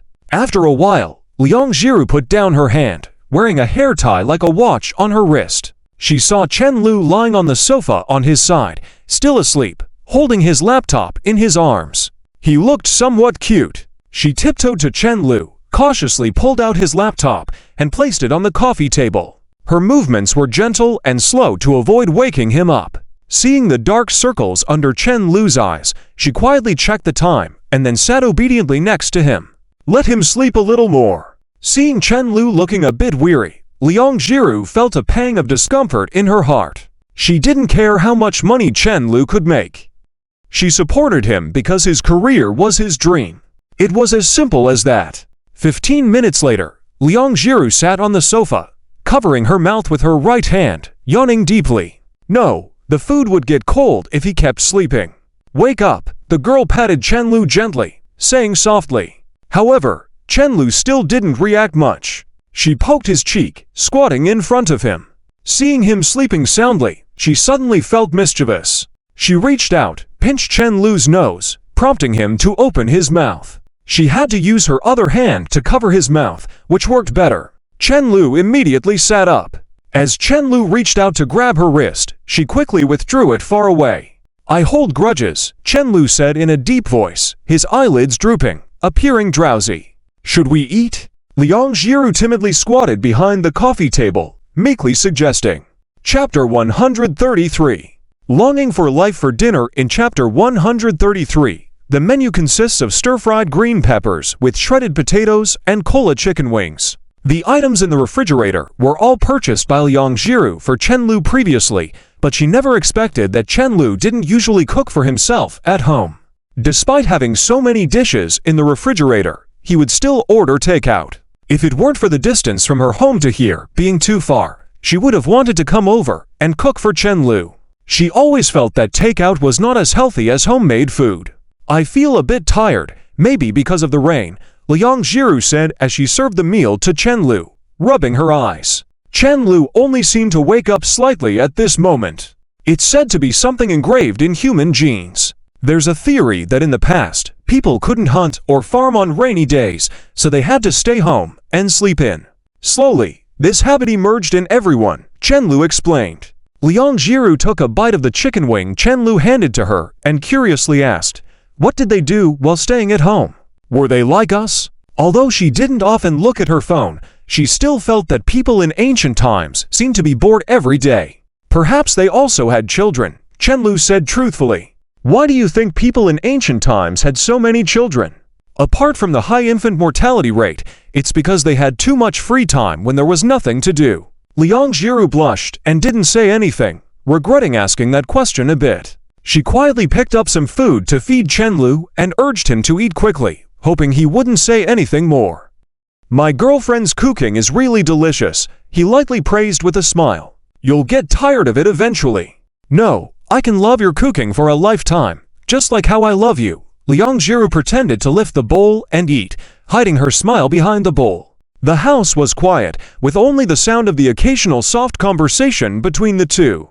The girl would always ask childish and cute questions, and Chen Lu would patiently answer her. Thinking about the possibility of these days becoming their everyday life in the future, Chen Lu could only think one thing: how happy he would be in the future. He never thought that someone would envy their future selves. After finishing the meal, Chen Lu took over the dishwashing task. Liang Jiru noticed that the rain outside didn't seem to be letting up, so she nervously dialed Zizun Fang's phone number. Hello, she stood on the balcony, gripping her clothes tightly, her voice lacking confidence. A familiar voice came through the receiver. Mir, what's wrong? Mom, bye. I can't go back. Liang Jiru initially got the point wrong, and it took her a lot of effort to explain the situation clearly. Strangely, Zizun Fang didn't seem as worried as she had imagined. She didn't know if her mother believed in her or believed in Chen Lu. Liang Jiru sighed with curiosity and confusion, feeling like she was at the tiger's mouth, not expecting her mom to be not worried at all. The girl quietly walked to the kitchen door, peeked out, and saw Chen Lu's serious and upright figure. If that handsome and gentle tiger wanted to eat her, she might as well. You can go take a shower first, Chen Lu suddenly said. Liang Jiru was startled. How did you know I came over? Chen Lu adjusted the water flow to reduce noise that would interfere with his conversation, because we're connected in spirit. The girl snorted. I don't believe that. Because I love you, Chen Lu said in a different way. Liang Jiru was moved and even more curious. How did you really know? Silly, Chen Lu found himself speechless after teasing her. You hung up the phone, and then it was silent, not even the sound of footsteps. You wouldn't be standing on the balcony watching the rain, right? You must have come to see me secretly. Do you think it's because I love you? Otherwise, why would I pay so much attention to your every move? Liang Jiru lightly smiled, walked up and hugged Chen Lu from behind, and said, just thinking about this being our future life makes me so happy. Then you should stay here every day in the future, Chen Lu suggested before being playfully hit on the head by the girl. Why are you still looking here? If you go take a shower now, the chance of me sneaking a peek later will be lower. After all, I'm busy, he urged. I don't have clothes to change into. Liang Jiru hesitated. Girls are really troublesome. Chen Lu internally complained, then said softly, you can wear mine. Find something in my room. Okay, Liang Jiru lightly poked Chen Lu's waist and said, if you peek, I'll hit you. Is there a chance you could lock the door? Oh, right. Chen Lu finished washing dishes and sat in the living room for a while. The girl, step by step, slowly moved out of the bathroom like a crab. She was wearing Chen Lu's t-shirt and shorts, but the white t-shirt was too big on her, almost covering the shorts below, making it look like she was only wearing the t-shirt. Why do you only have shorts on? Liang Jiru nervously murmured, shivering a bit. Chen Lu scratched his head. I don't usually wear shorts, so they're not clean. You must have seen them in the bathroom. Liang Jiru, finding nowhere to hide, braced herself and sat next to Chen Lu on the sofa. Just as Chen Lu was about to get up, the girl firmly pulled him back. What's wrong? He asked curiously. You can go later, she requested. Why? Liang Jiru felt embarrassed. I just finished showering. It's a bit strange if you come in now. Chen Lu sighed and sat back down, maintaining his focus on the computer screen and the AK-47 in the game. For a normal guy, not looking at her legs was really hard. After a moment, he received permission from Liang Jiru and finally left the living room temporarily. Liang Jiru obediently sat on the sofa, not daring to move. Looking down at her legs, she felt even more nervous. She took a few deep breaths, and soon after, she heard Chen Lu's cry from the bathroom. Liang Jiru, are you trying to burn me alive? The girl blinked dumbfoundedly and muttered to herself, I didn't burn him. The difference between the time spent by a guy and a girl in the shower was quite significant. In a few minutes, Chen Lu finished showering and opened the bathroom door. Liang Jiru was briefly taken aback, then immediately covered her eyes. Why aren't you wearing clothes? I'm not wearing a shirt, but I have pants on. Your words are easily misleading, Chen Lu said speechlessly as he walked back to his room and casually picked a t-shirt to wear. He didn't bother to put on pants properly, focusing on functionality rather than appearance. Let me blow dry your hair. Okay. With nothing else to do, the two sat together on the sofa watching a movie. Chen Lu let Liang Jiru pick whatever she wanted, and she chose The Legend of 1900. The two turned off the lights, cuddled together, and dimly lit the living room with the glow from the laptop screen. The unaware pair had long since already shared a kiss as they watched the movie. After a while, Chen Lu, watching the movie while holding the girl's hand, sighed softly, I should buy you some hand cream or something to soften those calluses on your hands. Does that mean it's uncomfortable for you to touch? Liang Jiru asked softly. It's uncomfortable for my heart, Chen Lu truthfully replied. Liang Jiru closed her eyes, holding back tears, and leaned against Chen Lu's chest. Why didn't he get off the ship? After the movie ended, the girl, recalling the scene of the ship slowly sinking into the sea, asked with a somewhat sad expression. Having lost loved ones before, she couldn't understand the act of self-destruction. With so many people who wanted to live but couldn't, one should cherish their life. Chen Lu stroked the girl's smooth long hair and said softly, too many people, there are things more important than life itself. 1900, that ship was his whole world. Coming out, not only was there no music, only unfamiliar land and a confusing future. This discussion was far from the background of the movie's creation. Liang Jiru blinked as if she understood. Like what? Chen Lu lowered his head and kissed the girl's forehead gently, whispering, like you in my eyes. It was almost 11 o'clock at night, and the rain had lessened significantly, so it wouldn't be a problem for her to get a cab. However, neither Chen Lu nor Liang Jiru noticed. Maybe they truly didn't look, or perhaps they silently agreed to ignore this fact. In the tranquil summer night, after the rain, the lights in the building went out one by one, leaving only the sounds of crickets and frogs chirping intermittently. Chapter 134. Hello, Zero. The old residential area is quite magical. You can even hear frogs croaking, Chenlu said as he stood up and fumbled his way to the bathroom in the darkness. Liang Zero sat dumbfounded for a while, then saw Chenlu bringing over a basin of water. Don't spill it. Though the girl didn't understand what he was up to, she still softly reminded, should I turn on the lights? If you want me to keep staring at your legs, then go ahead and turn them on, Chenlu replied. Upon hearing Chenlu's words, the girl who had just stood up immediately sat back down and pulled down her t-shirt a bit. As a result, she encountered a serious issue whether she should show her neck or her thighs. Just as she hesitated, Chenlu had already placed the basin in front of her and gently placed it on the coffee table. Put your hands in. Chenlu tested the water temperature with his hand and said softly, Huh? What? I heard soaking for a while can help with the calluses on your hands. Liang Zero looked at the somewhat blurry face in the darkness and couldn't help but feel touched. She then leaned forward and placed her hands into the water. The temperature was just right, not too hot. She gradually started feeling a comfort she had never experienced before. It was as if she didn't need to worry about anything, quite magical. Is this how it feels to have someone care about you? You seem quite serious, you should soak for a bit, Chenlu muttered to himself. It should work. When I used to play guitar, this is how I got rid of calluses on my hands. Before he could finish his sentence, Liang Zero reached out her hands and pulled his hand underwater like an octopus. The girl smiled at him, a rare playfulness in her expression. I don't need to soak. That way, I can soak longer. Otherwise, my hands will feel too lonely in there. Liang Zero tightened her grip on his hand. What a silly one, Chenlu remarked. Although his words implied mischief, his body had already given up the struggle, and the two of them were now playing with each other's hands in the water, intertwining their fingers from time to time, creating ripples in the basin.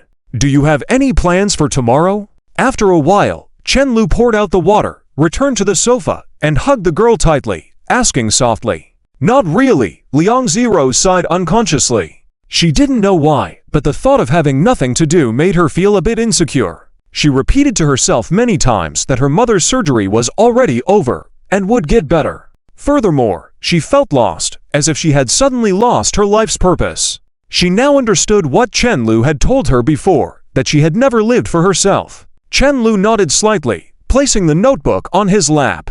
Would you like to watch a movie? Liang Zero suppressed her drowsiness and looked up at him. What movie? Before she could finish her sentence, she suddenly saw a row of horror movies on the computer screen. This guy really didn't have good intentions. You just want to trick me into sleeping in your room, the girl admonished him with a knowing look, speaking emphatically. When I get scared and can't sleep later, you'll act as if nothing happened and go back to your room while waiting for me to come to you. You're planning to bully me at your convenience. Chenlu deliberately made an exaggerated expression, pretending to be shocked. You figured that out. Was this silly girl overthinking the situation? Liang Zero proudly lifted her chin. Humph, I'm smart. I'll sleep with the lights on. What if I secretly turn off the power at night?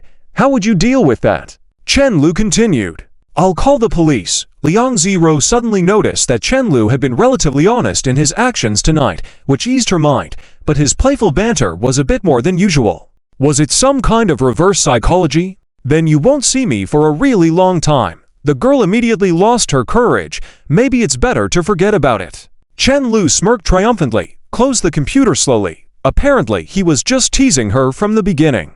Well, he couldn't outwit a silly frog, could he? Liang Ziru's words had more depth than they did when they first met, making Chenlu quite happy. It seemed they were starting to develop a back-and-forth banter, even though it was mainly for her sake. Chenlu hugged the girl tighter, gazing at the ceiling, and gently said, Find a hobby, Liang Zero. Do I really need to find a hobby? The girl found it odd. Of course, when I said I wanted you to learn to enjoy life, I meant it. Chenlu pointed to his chin with his index finger, as if contemplating seriously. Is working hard to make money a hobby? Definitely not. Chenlu was speechless. Why would you consider that a hobby? The girl buried her face in Chenlu's chest, clasping his waist tightly, because I don't want you to continue working so hard in the future. Liang Ziro softly said, then reached out to touch Chen Lu's cheek. You already have dark circles under your eyes. From playing games, Chen Lu lied nonchalantly, moving slightly away, afraid the girl would hear his heartbeat. He almost got caught again, but luckily, he reacted quickly. Let me buy you some pajamas. Chen Lu changed the subject. Should we get matching ones? Do you need pajamas for naps? Chen Lu thought to himself, despite voicing another argument. Of course, wearing pajamas is comfortable. Learning to spend money sensibly is also part of enjoying life. You're wealthier now than before, so treat yourself a bit. I want to save money, the girl murmured. Chen Lu tapped the camera on the coffee table. You're willing to spend on this camera, but not on yourself. It's okay. I'm used to it. Liang Ziro continued to lean against Chen Lu, poking his belly every now and then. Chen Lu gently caressed the girl's head, running his hand along her long hair down to her waist. Habits can be changed. You're being too silly, spending on others, but not yourself. You've been through a lot before, so be happier with your boyfriend in the future. Chen Lu spoke softly. Though we have a long way ahead, we won't be young forever. Enjoy life now. It won't be the same when we're old. Under Chen Lu's coaxing, Liang Ziro finally agreed to his suggestion. Summer nightgowns seemed a bit early for Liang Ziro. She carefully selected a short-sleeve top and long bottoms that were reasonably priced. The only downside was that it was a cardigan, making it a bit too easy for Chen Luff to be mischievous. I'm going to bed. Liang Ziro glanced at the time, realizing it was past midnight. Chen Lu stood up with her, heading toward another room. Both stopped at the entrance of their respective rooms. You can lock your door, but mine is always open for you. Chen Lu grinned mischievously. If you're scared of thunder outside, you can come to my room. Good night. Chen Lu was about to enter the room when the girl grabbed his arm. What's wrong? He curiously asked. I'm your girlfriend. Liang Ziru's voice faded as she spoke. Could you use a different term of endearment? Different term? Chen Lu was a bit slow to react. Drop the last name, okay? Liang Ziro bit her lip, saying that calling her by her full name felt somewhat unfamiliar, and she didn't want Chen Lu to address her like that. Chapter 135. Don't listen to strangers tell stories, okay? Chen Lu responded straightforwardly, but he didn't say it directly, feeling a bit awkward. Can I call you Xiao Lu? The girl whispered, fidgeting with her fingers. You can call me whatever you want, but typically only elders around me call me that way. It might make you seem old. I suggest calling me husband right away. Or just call you Chen Lu. Liang Zi reminisced for a moment, realizing that indeed only elders around him use that name for him. Why have to single character names? It's really strange. Chen Lu lazily yawned, feeling really tired, but the girl didn't let go of his hand. He wasn't in a rush, patiently waiting for her to finish. Liang Zi squeezed his hand a little harder, biting her lip and opening and closing her mouth, until finally, she managed to say 3 words, kiss me. Chen Lu was stunned. This kind of thing too. After a while, the girl stopped tiptoeing, reluctantly hugged Chen Lu, then let go and went back into the house. Good night. Good night. Chen Lu looked at the tightly closed door of the girl, shrugged, and thought to himself, why not just be reluctant and come sleep in my room? I am clearly an upright gentleman. Girls are really strange. Early the next day, the night's rain had washed away the dust, making the whole world feel a bit cleaner. Looking out the window, one could see small puddles of water here and there. The weather was unusually cool. There was no need to turn on the air conditioning. Liang Zi, no matter how late she slept, always managed to wake up early. She didn't wake Chen Lu up. Instead, she diligently cleaned the living room, cooked breakfast, and nervously walked into Chen Lu's room. Chen Lu was sleeping quite honestly, lying on his side on the bed, quietly without any snoring. Just as she was feeling relieved, Chen Lu turned over, lying flat on his back, eyes closed. The girl secretly kissed his cheek, then walked to the window and slowly pulled open the curtains. But being an old house, no matter how careful she was, the curtain still made a somewhat harsh noise. What time is it? Chen Lu asked grudgingly. Liang Zi hesitated for a moment, feeling guilty for waking Chen Lu up, sighed, and said, It's 7:30, still early. Pull the curtains up a bit more. Chen Lu slightly opened one eye, his voice heavy, clearly not fully awake. Liang Zi turned to look at him, too bright. I don't like it. Chen Lu turned over, covering his face with the pillow. That's why my mom always says I'm a vampire who can't stand sunlight. Liangzi nodded in understanding, continued to pull the curtains. No wonder you like kissing my neck so much. You've learned badly. Chen Lu chuckled. Slightly naive, now teasing people. The longer they were together, the cuter he found her to be. No, I haven't. Liangzi sat on the edge of the bed, gently holding Chen Lu's hand. Seeing he still had his eyes closed, she couldn't help but ask, would you like to eat before going back to sleep? Chen Lu rolled over in bed towards her, still with his eyes closed. Have you heard the story of the ostrich and the crocodile? The girl tilted her head in confusion. Nope. Chen Lu held the girl's hand and began to speak slowly. Once there was a foolish and cute ostrich who suddenly felt very thirsty and went to the river to drink water. As she drank, she saw a crocodile emerging from the water. The crocodile warned her, "It's dangerous for you to be here. Be careful not to be dragged into the river." The ostrich replied, "Well, that's your problem." After saying that, she continued to drink water, completely ignoring the crocodile approaching closer and closer. And then, the girl asked curiously, and then, she was dragged into the river by the crocodile. Chen Lu finished speaking and hugged the girl's waist, pulling her onto the bed. Just like this. Liangzi was startled by his sudden move, and before she could struggle, Chen Lu remained motionless. Soon, she only heard his muffled and content voice, "I'll sleep a bit more." A few minutes later, Liangzi found herself being held in Chen Lu's arms like a pillow, her heart unable to calm down. She stared blankly at the ceiling, feeling both angry and helpless as she bit her lip. She remembered her mother's advice from childhood, warning her not to listen to stories from strangers who seemed suspicious. After sending Liangzi back home, Chen Lu returned to the company. He was in a good mood, thinking that if things continued like this, sharing a room was just around the corner. He pushed open his office door proudly, only to see Zhang Chao sitting there with a troubled expression, occasionally pulling at his hair. "Stop pulling, or you'll go bald." Chen Lu sat back at his desk, and with a playful look on his face, he asked, "Having another argument?" There hadn't been any recent issues at the company, so it was probably a relationship problem. Yes, Zhang Chao sighed deeply, not hiding anything. Chen Lu frowned. "You'd have been arguing quite frequently lately. What's it about this time?" Zhang Chao flicked his cigarette into the ashtray, which was already full of cigarette butts. "She's complaining that I'm too busy." Irritated, he opened a new pack of cigarettes, only to find it empty. He crushed it hard and threw it into the trash bin. "I didn't spend much time with her this summer vacation. We've been cold-shouldering each other for days now. It's fine if you argue often, but don't give each other the silent treatment." Chen Lu said helplessly, "And you don't have to do everything yourself. You should learn from me." Zhang Chao clicked his tongue. "I just want to make progress quickly." Chen Lu wanted to advise him further, but suddenly hesitated on how to convey the message. All words seemed stuck at his lips, unable to come out. Their goals and the efforts they put in were different, while both of them aimed to grow and succeed. Zhang Chao seemed more rushed. "If you can't handle it, then you should bring Peng Leian up and let him assist you." Chen Lu glanced at the overflowing ashtray and continued, "Your relationship with Liu Yan is deep, and insignificant matters like this shouldn't lead to arguments. Besides, no matter how much you struggle, one person can't change anything. At best, you can stabilize the project a bit, but you can't make it progress faster." Zhang Chao nodded helplessly, pushing his phone towards Chen Lu.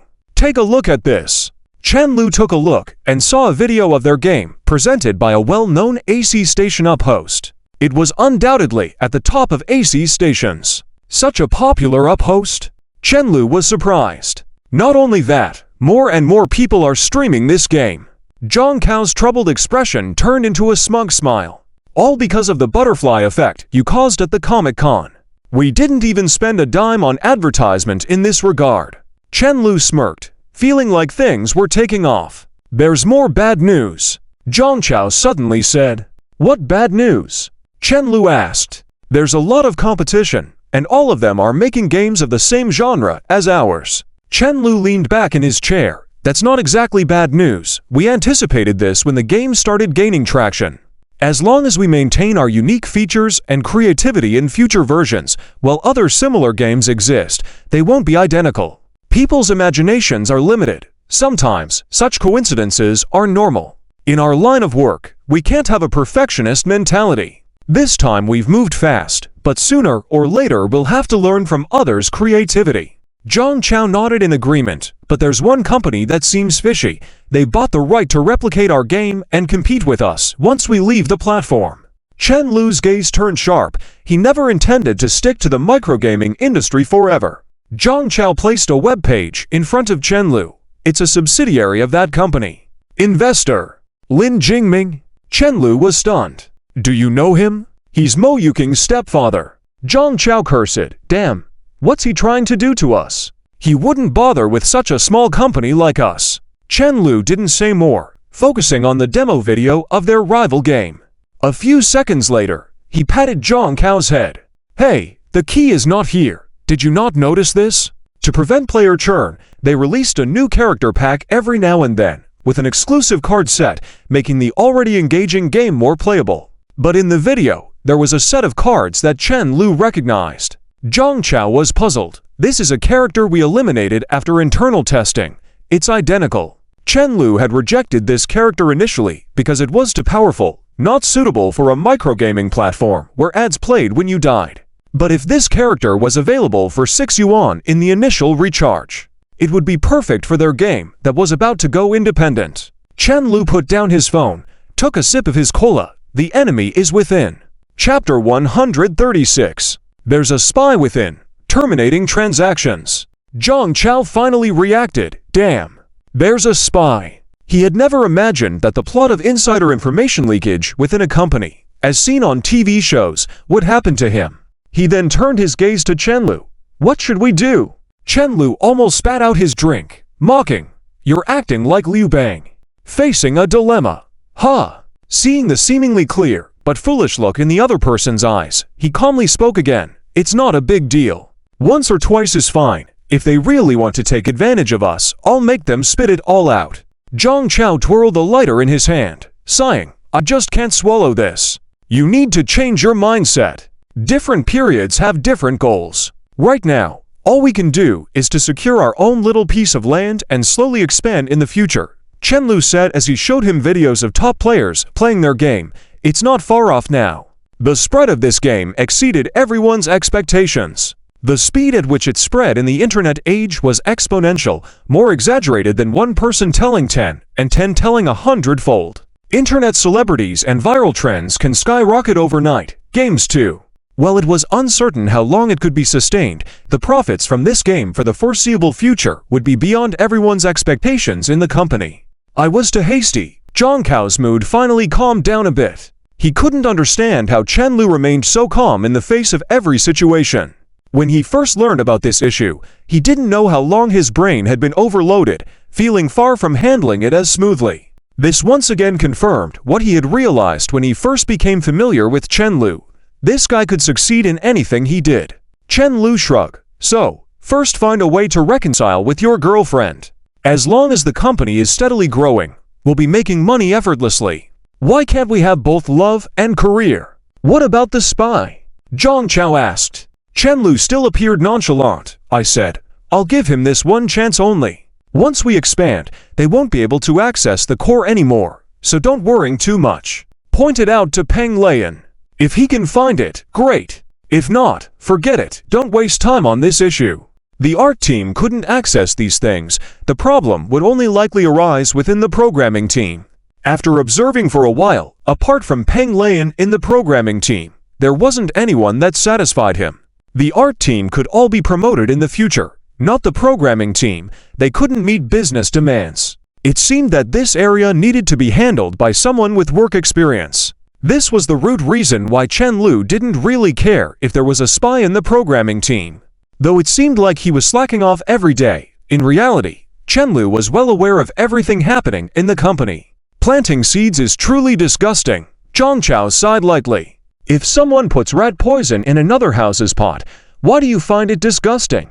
Instead, focus your energy on the upcoming large traffic. When the time comes, even if the reputation is stable, you won't have a place to cry. Zhang Chao suddenly understood. At present, their company wasn't worth someone infiltrating. Once the game over there went live, they might just switch out as a form of a letter of marque. Intelligent companies wouldn't want that kind of person, but looking at their behavior, lacking foresight. The head of that studio wasn't smart. They all signed confidentiality agreements. Zhang Chao grew more agitated, the advantage of having a law student start a company. Chen Lu calmly stated, "Put that aside, we can't win against them right now." This was reality. Although they were currently a studio, they had a company over their heads that could easily throw down tens of millions in funding, giving them an advantage in any legal dispute. This disparity could involve a lot of things, and when things got ugly, they could easily put the blame on the creativity of others, as a small company would have no power. Otherwise, a certain mountain fast food delivery wouldn't keep winning lawsuits. Either live pretending not to know about it, or wait until both parties are similar in size to bring up old grievances. There was no other way. Not addressing this matter was hindering the progress of earning money. However, what Zhang Chao didn't anticipate was that Chen Lu wanted to save this issue for later, not for revenge, but for a chance encounter. By then, the outcome of the lawsuit wouldn't matter as much as the significant influx of traffic it would bring. Bringing up this issue now would only be like a mayfly challenging a tree. No one cared if their small studio had been bullied. Waiting until their scale and reputation were high, then bringing it up would add value. Ultimately, as the other party initiated it, there was no room to blame them for seeking attention. Zhang Chao paused again before whispering, "How about we split the earnings 64 to 36? I feel like I don't deserve an equal share with you." "Not at all. You're my dad's henchman. You actually do more than me in practice. Otherwise, how would your dad have so much time to focus on love?" Zhang Chao greeted him in a friendly manner before leaving. What kind of love were the two men talking about? They didn't even argue. Lunchtime. Chen Lu was about to leave when he received a video call from Liang Jiru. Confused, he clicked to answer and saw the girl's innocent and pretty face. She blinked her eyes, her lips carrying a faint smile, appearing slightly surprised and joyful, then quickly hid half her face in the pillow, revealing only her clear eyes. Chen Lu lightly asked, "What's wrong?" It was unusual for this naive girl to initiate a video call with him. "It's our first time on a video call," the girl spoke softly. "Indeed it is, didn't think of it before," Chen Lu replied. It feels nice, she quite liked it, to be able to gaze at him properly, to see his smile, to see his eyes, as if Chen Lu was truly in front of her. This unused function suddenly had new meaning. She had prepared herself mentally before the call, but now she wasn't as nervous. After all, Chen Lu was her boyfriend. "I haven't become ugly on your phone, have I?" Liang Jiru whispered. "No, not at all. But the phone screen can't fully show how beautiful my girlfriend is," Chen Lu replied. "You're blabbering again." The girl pouted, trying to hold back her smile, then asked, "Are you coming back for lunch? What would you like to eat?" Chen Lu looked up. "I'll just have something simple. It's still not term time, so you don't need to make another trip." Suddenly, Liang Jiru flipped around in the video, revealing her room in the background. "But I'm already here." The girl teased, "I can visit whenever I want now." Chen Lu hastily stood up. "Watch me tidy up once I'm back." Oh no, this naive girl seemed to have learned from him. For the convenience of commuting and for Liang Jiru to come back from school, Chen Lu intentionally rented a house close to the school, just a few minutes' walk from the school gate. Approaching the Kixi festival, there were many flower stalls on the roadside, spotting one from time to time. Watching the various colorful flowers, Chen Lu slowly stopped in his tracks. He suddenly felt he deserved a slap. Letting Liang Jiru's innocence slide was one thing, but why was he getting silly like her after spending time with her? From the time they met till now, he hadn't once bought flowers for Liang Jiru. He had intended to on the night of confession, but before he could, that naive girl had beaten him to it. Why did he forget about this afterward?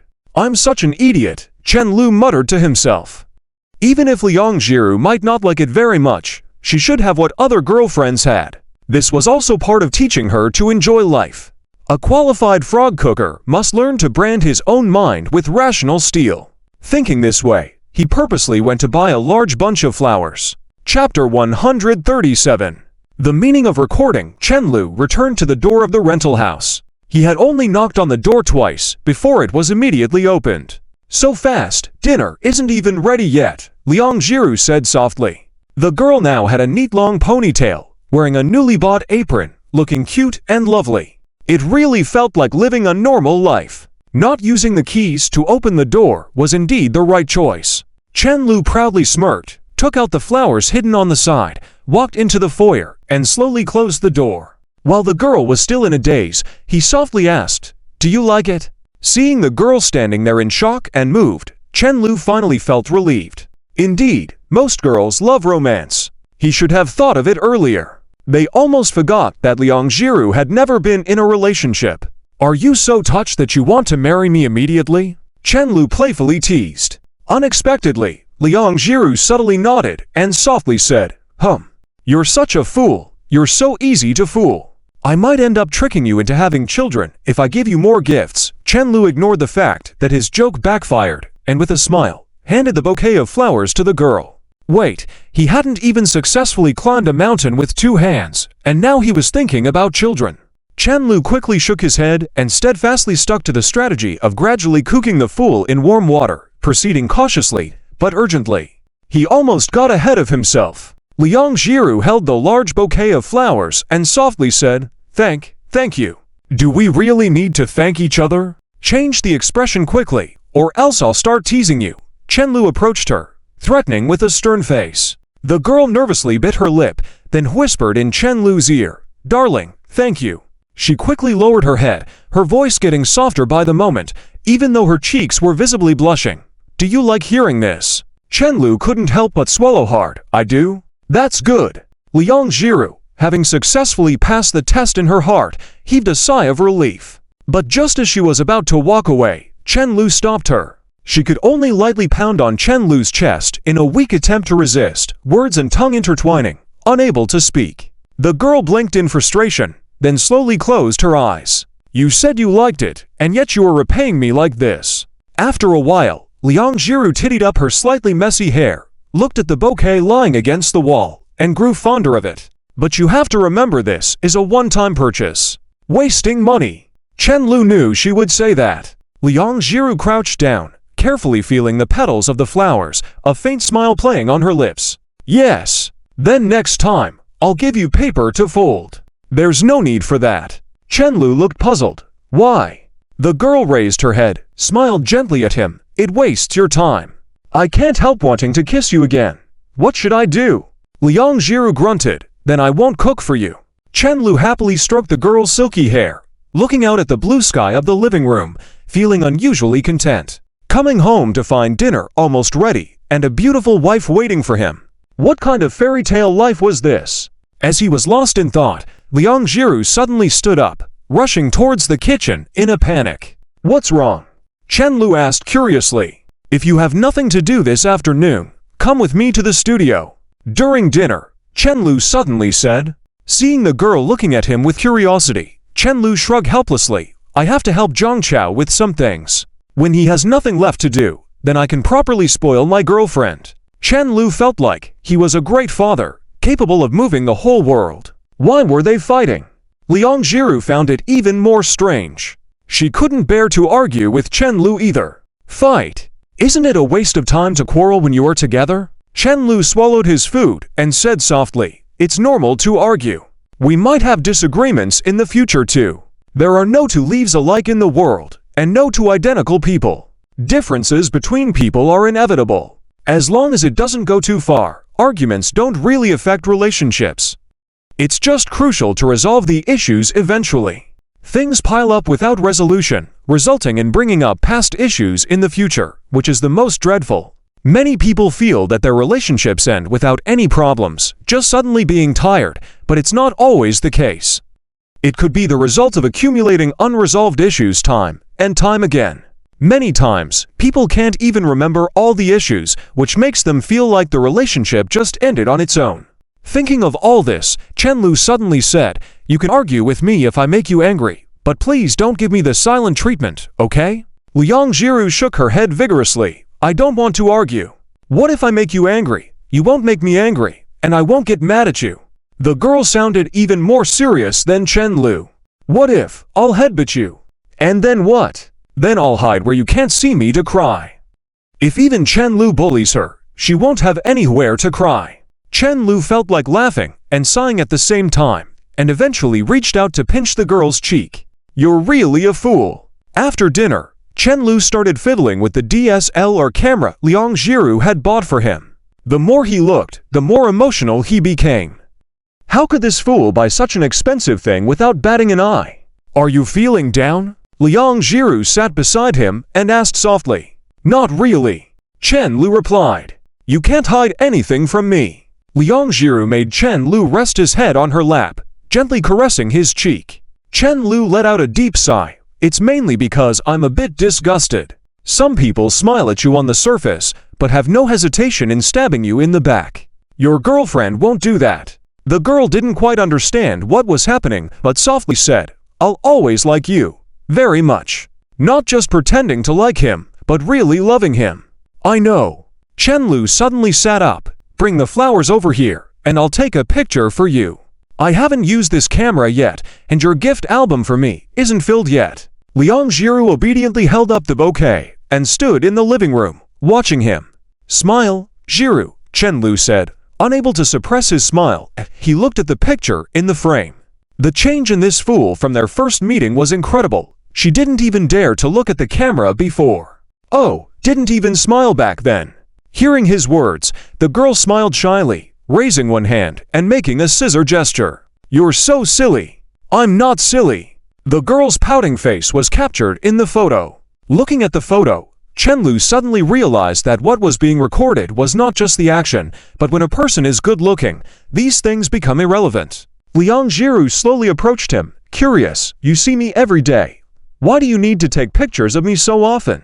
She felt like the girl in the photo was just her from a few seconds ago, with no difference from the present.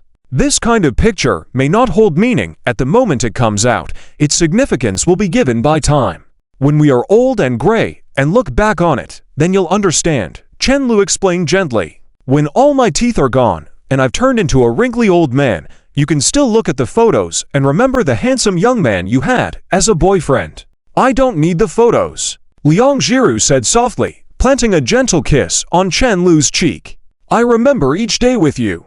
Chapter 138 Farewell to the past. You have such a good memory, Chen Lu joked. Because there are not many things stored in my heart, Liang Jiru said, while extending her fingers one by one. There's Mom, there's you, and there's Meow Meow. That's it. She calculated seriously and counted, only stretching out 3 fingers in the end, slightly wobbling, feeling a bit lonely. Chen Lu extended his index finger, tapping each of the girl's fingers as if counting along with her. Now you know why I asked you to find a hobby, right? This silly girl never considers her own matters, like a satellite orbiting 3 suns in her heart. Not that it's not acceptable. Chen Lu would love it if this silly girl only had him in her heart. Love makes a person great, but also selfish. Chen Lu is in this kind of mindset now. He wants Liang Jiru to only love him in this lifetime, with her mind filled with thoughts of only him. But going on like this, her life would be too one-dimensional. The more he loves her, the less he wants her to live only for him. Even learning how to cook dramas could be considered a hobby, right? That's also a hobby. He refocused the camera on a flower pot on the balcony. I find joy in it. Photography doesn't have grand meaning for me, just for fun, pleasure. That's enough. Everyone must love something, like plants have a fondness for the passage of time.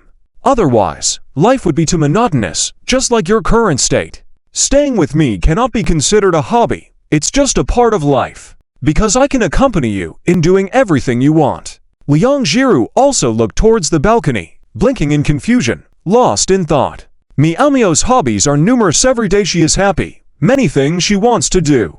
She plays games, watches anime, reads novels, loves to cosplay. Xiaomo, on the other hand, seems to know everything about any TV drama or novel plot.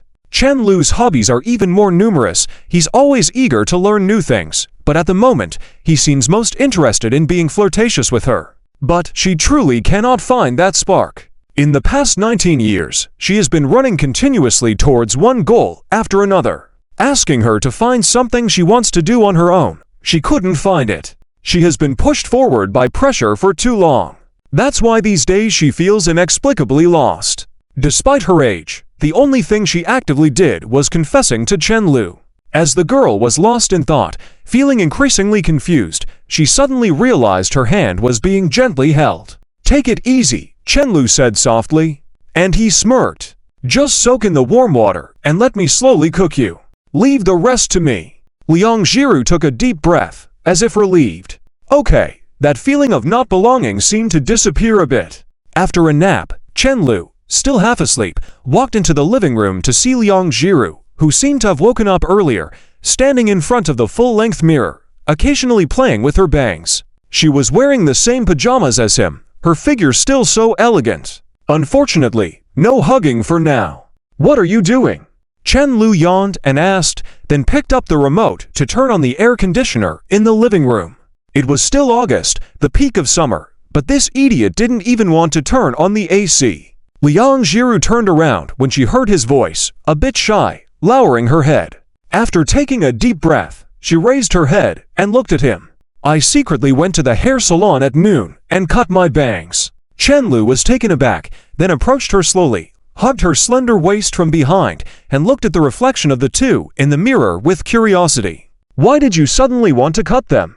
Wouldn't it be more beautiful? I thought you'd like it. The girl said softly. It might be less trendy, but I like you in any way, Chen Lu lazily spoke to her. And do you not feel nervous cutting your hair? Both looked into each other's eyes through the mirror in a strange way. Chen Lu never expected Liang Jiru to suddenly become so serious in tone and gaze. She earnestly said, I want to say goodbye to my past. Remember when you play the guitar for me? We agreed that I would learn to hold my head up high one day. Now that she no longer had to fear being bullied, my boyfriend would protect me. I also want to become stronger. Chen Lu was stunned, realizing that this silly girl still had her own thoughts. Happily, he hugged the girl in front of him even tighter, saying, I support you. Liang Jiru turned her head and lightly kissed Chen Lu's neck. Is your guitar here? I want to hear it. I haven't played that thing in a long time. Chen Lu smiled. It's okay. Liang Jiru held Chen Lu's hand around her waist. I only like to hear you play. I'll go fetch it. He turned and walked to his bedroom, bringing the guitar he kept away from Xiaomo to prevent it from being ruined.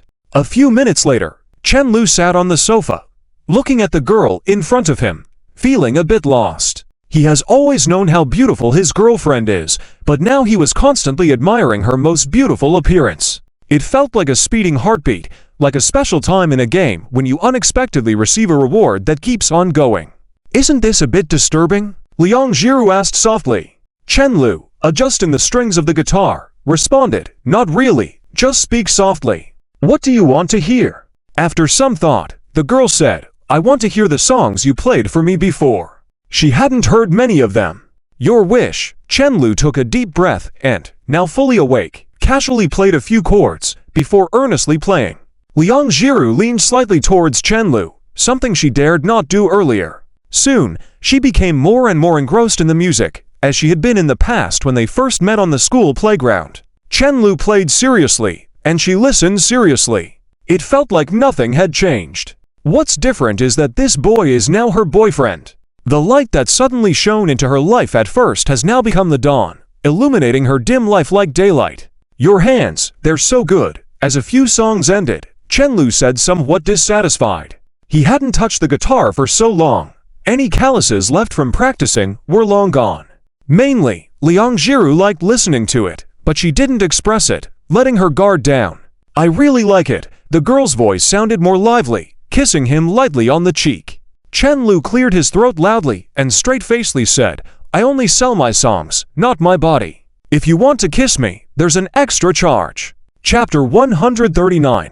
A soldier dies for his friends. You didn't say that when you initiated the hug, the girl said with a hint of grievance. Chen Lu chuckled and tousled her hair. Come on, are you that naive to take my teasing seriously? Before he could finish his sentence, he received a bonk on the head. Liang Ziru regretfully walked over and rubbed Chen Lu's belly. Will you scare me meow this afternoon? She definitely say, Zero. Have you gone crazy? What were you thinking? Chen Lu continued in a sarcastic tone, and later, she added, seriously, how can you be so good looking?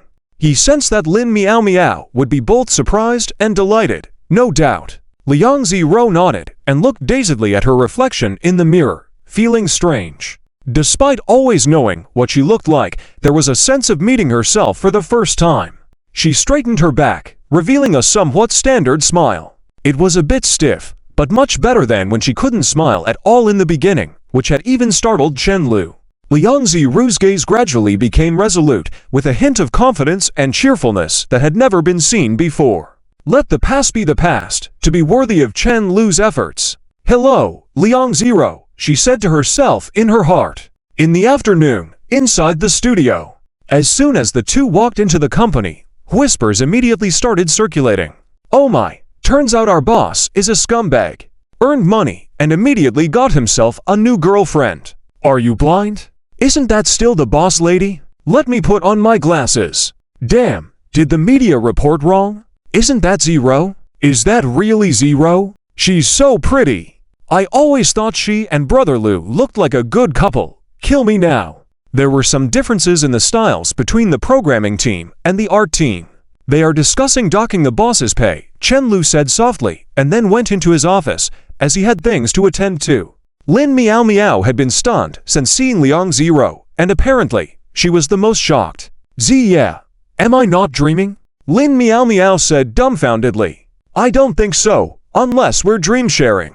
The girl with short hair beside her turned her pen, her gaze still fixed on Liang Ziru, who seemed hesitant about where to go. "The boss lady has beautiful eyes, really. In fact, from this distance, she couldn't see her eyes clearly, but after Liang Ziru tittied up her hair, there was quite a noticeable increase in her grace. She had been a bit too gloomy before. After a few seconds, she reclined back in her chair and said, I want to go to the premiere later. Can't ask for leave. Such is life." JPG Lin Miao Miao looked at her disdainfully, thinking that requesting leave was just a matter of saying it out loud. "If you dare not say, go ask her," pointing at Liang Ziru getting water from the dispenser. The girl with short hair, who had been reclusive a moment ago, suddenly perked up. "Ask the boss lady. Will it work?" Lin Miao Miao snorted. "Of course it will. She's got the guidebook on Chen Lu." She further added with a mischievous smile, "If there's any bonus, you owe me. After all, I'm not teaching you for free." "No problem." At that moment, Liang Ziru carefully placed a paper cup on her table, and then sat on the other side of Lin Miao Miao. The girl with short hair blinked as if Liang Ziru had refilled the water for multiple people. She had been chatting just now, and didn't even notice her disposable cup being taken. The boss lady took the initiative to bring it over. She looked at the brimming water cups on her desk, feeling her heart melting. She suddenly understood why so many people in history were devoted to following their lords wholeheartedly. If Liang Ziru shyly asked her to work overtime, she would do it willingly until death. "Mom, I've made it. My former boss lady is actively refilling my cup of water." Lin Miao Miao didn't pay any more attention to the short-haired girl standing there dazed. Instead, she turned to Liang Ziru with a look of shock and asked, "Ziru, have you gone crazy? What were you thinking?" She was surprised by Liang Ziru's bold decision to cut her hair without hesitation, especially when she had been hesitant to even push her bangs aside in the past. What had happened to trigger such a change? Honestly, she was finding it hard to adjust to this new appearance of Liang Ziru. After all, Liang Ziru had always had long bangs since she knew her. "I wasn't thinking much." Liang Ziru replied truthfully, "I just felt like it was time for a change, so I did it." Lin Miao Miao blinked, then moved closer and stuck to her. "How can you look so good?" Liang Ziru slightly opened her mouth, eyebrows raising twice. It was exactly what Chen Lu had guessed. Could it be even a bit more attractive? "I think Chen Lu would like it," she said somewhat proudly, as she looked down with a hint of pride, thinking her own remark was charming. Lin Miao Miao, who had just been sticking close to her, returned to her own seat abruptly and let out a loud sigh. "I don't love you anymore." Both of them had been sneakily flirting with her every day. No one was innocent. Did they only have their boyfriends in their minds? "Come on." Liang Ziru timidly took Lin Miao Miao's hand, whispering softly. Lin Miao Miao, feeling unconvinced, continued teasing her. "If Chen Lu and I fell into a river, who would you save first?" "You can only save one." "I'd save you," Liang Ziru answered without hesitation, causing Lin Miao Miao to be genuinely moved, her teeth biting her lips, tears welling up in her eyes. "Ziru, you're so kind. I knew you still cared about me. How could a mere man influence the relationship of best friends?" Liang Ziru curiously tilted her head, looking at the touched Lin Miao Miao, unsure of what to say. "Chen Lu can swim. He wouldn't need me to save him. It's like I can't swim either." As she thought about it, suddenly the question seemed rather pointless. Liang Zero shifted her gaze to the computer screen, where Lin Meow Meow was illustrating cartoon characters, finding them cuter the more she looked at them. Lin Meow Meow noticed her gaze and patiently explained, "This is an early character design, not yet finalized. Usually, I draw several to get inspiration, then pick the one I'm most satisfied with." She sighed deeply. "I always feel this pose lacks dynamism. It should be a mischievous character, but I can't seem to bring it out." "What's this?" Liang Zero pointed to the board beside Lin Meow Meow's keyboard.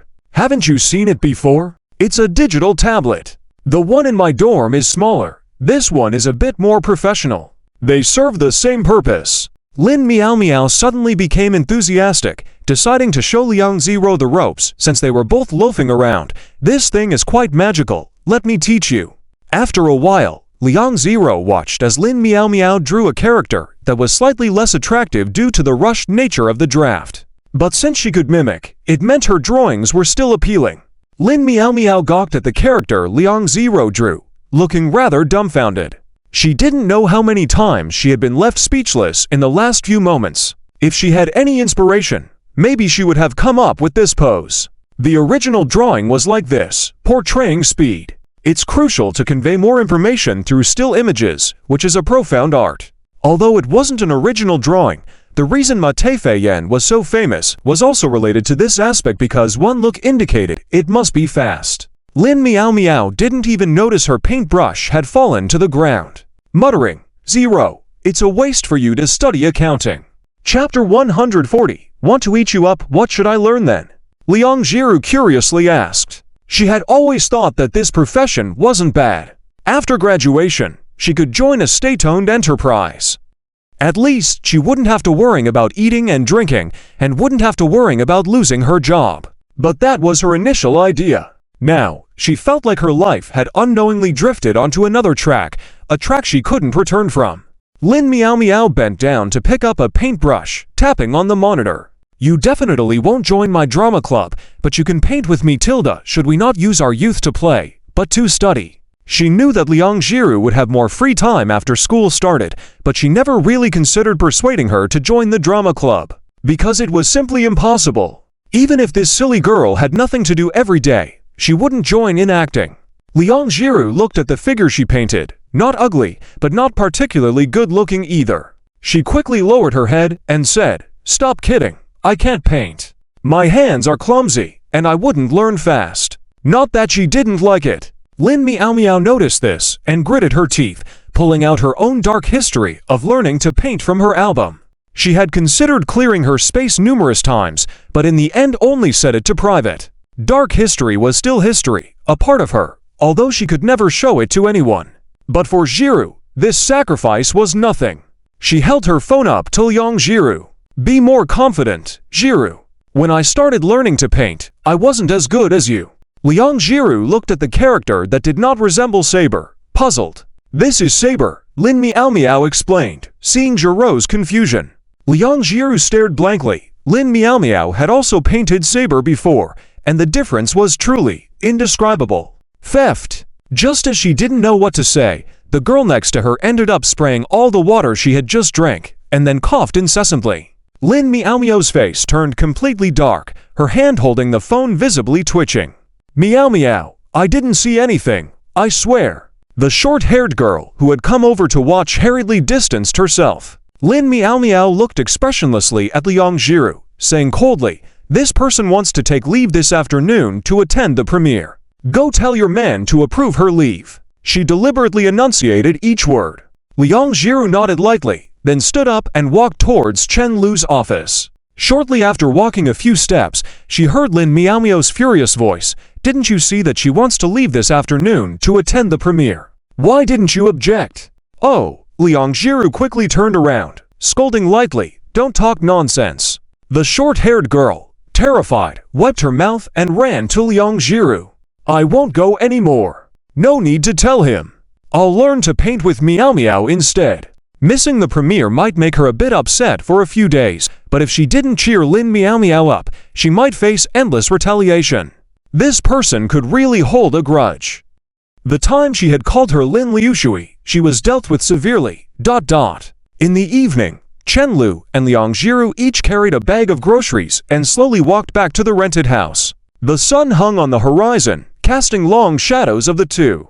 The stifling heat of the whole day had finally dissipated slightly. On the deserted path, only the clear sound of cicadas could be heard, making the atmosphere even more relaxed and pleasant. Liang Jiru put in a lot of effort to ensure Chen Lu didn't have to eat takeout. When she wasn't accompanying Zi Zunfang for rehabilitation, she took care of all of Chen Lu's 3 meals a day. Buying so many groceries at once was also for the sake of convenience, so she wouldn't have to go out shopping every time she visited. As Chen Lu gestured randomly, looking at his shadow, Liang Jiru suddenly murmured, "I want to buy a digital drawing tablet." She had discreetly checked the price in the afternoon, and it was around 300 yuan. If she really wanted to buy it, this would be the most expensive thing she'd ever bought for herself. Chen Lu hesitated for a moment, then nodded repeatedly. "Liang Jiru, you are so considerate. I, Chen Laoshi, am gratified." It hadn't been long since he mentioned the importance of having a hobby that she had started looking for one. She was a silly girl with understanding and potential. Not bad, not bad. She was the kind of student worth teaching. "How did you come up with the idea of painting?" Liang Jiru moved closer to Chen Lu, merging their shadows, and softly said, "Because when I'm painting, it feels especially quiet, as if my whole being is following the brush." She couldn't quite describe the experience. Every afternoon during breaks, time seemed to fly by, and her mood became especially serene. After finishing drawing a character, realizing that she had created it herself made her even happier. Hearing this, the girl stole a glance at Chen Lu to see his gentle smile, finding him increasingly peculiar. In her hometown, men all wanted their wives to do nothing but laundry, cooking, and childcare, preferring them not to leave the house. Yet Chen Lu continually tried to find her other hobbies, subtly pushing her boundaries. "Are you not afraid that one day I'll become too independent and suddenly want to leave you?" She couldn't help asking. "Very afraid," Chen Lu replied seriously. "Then, why?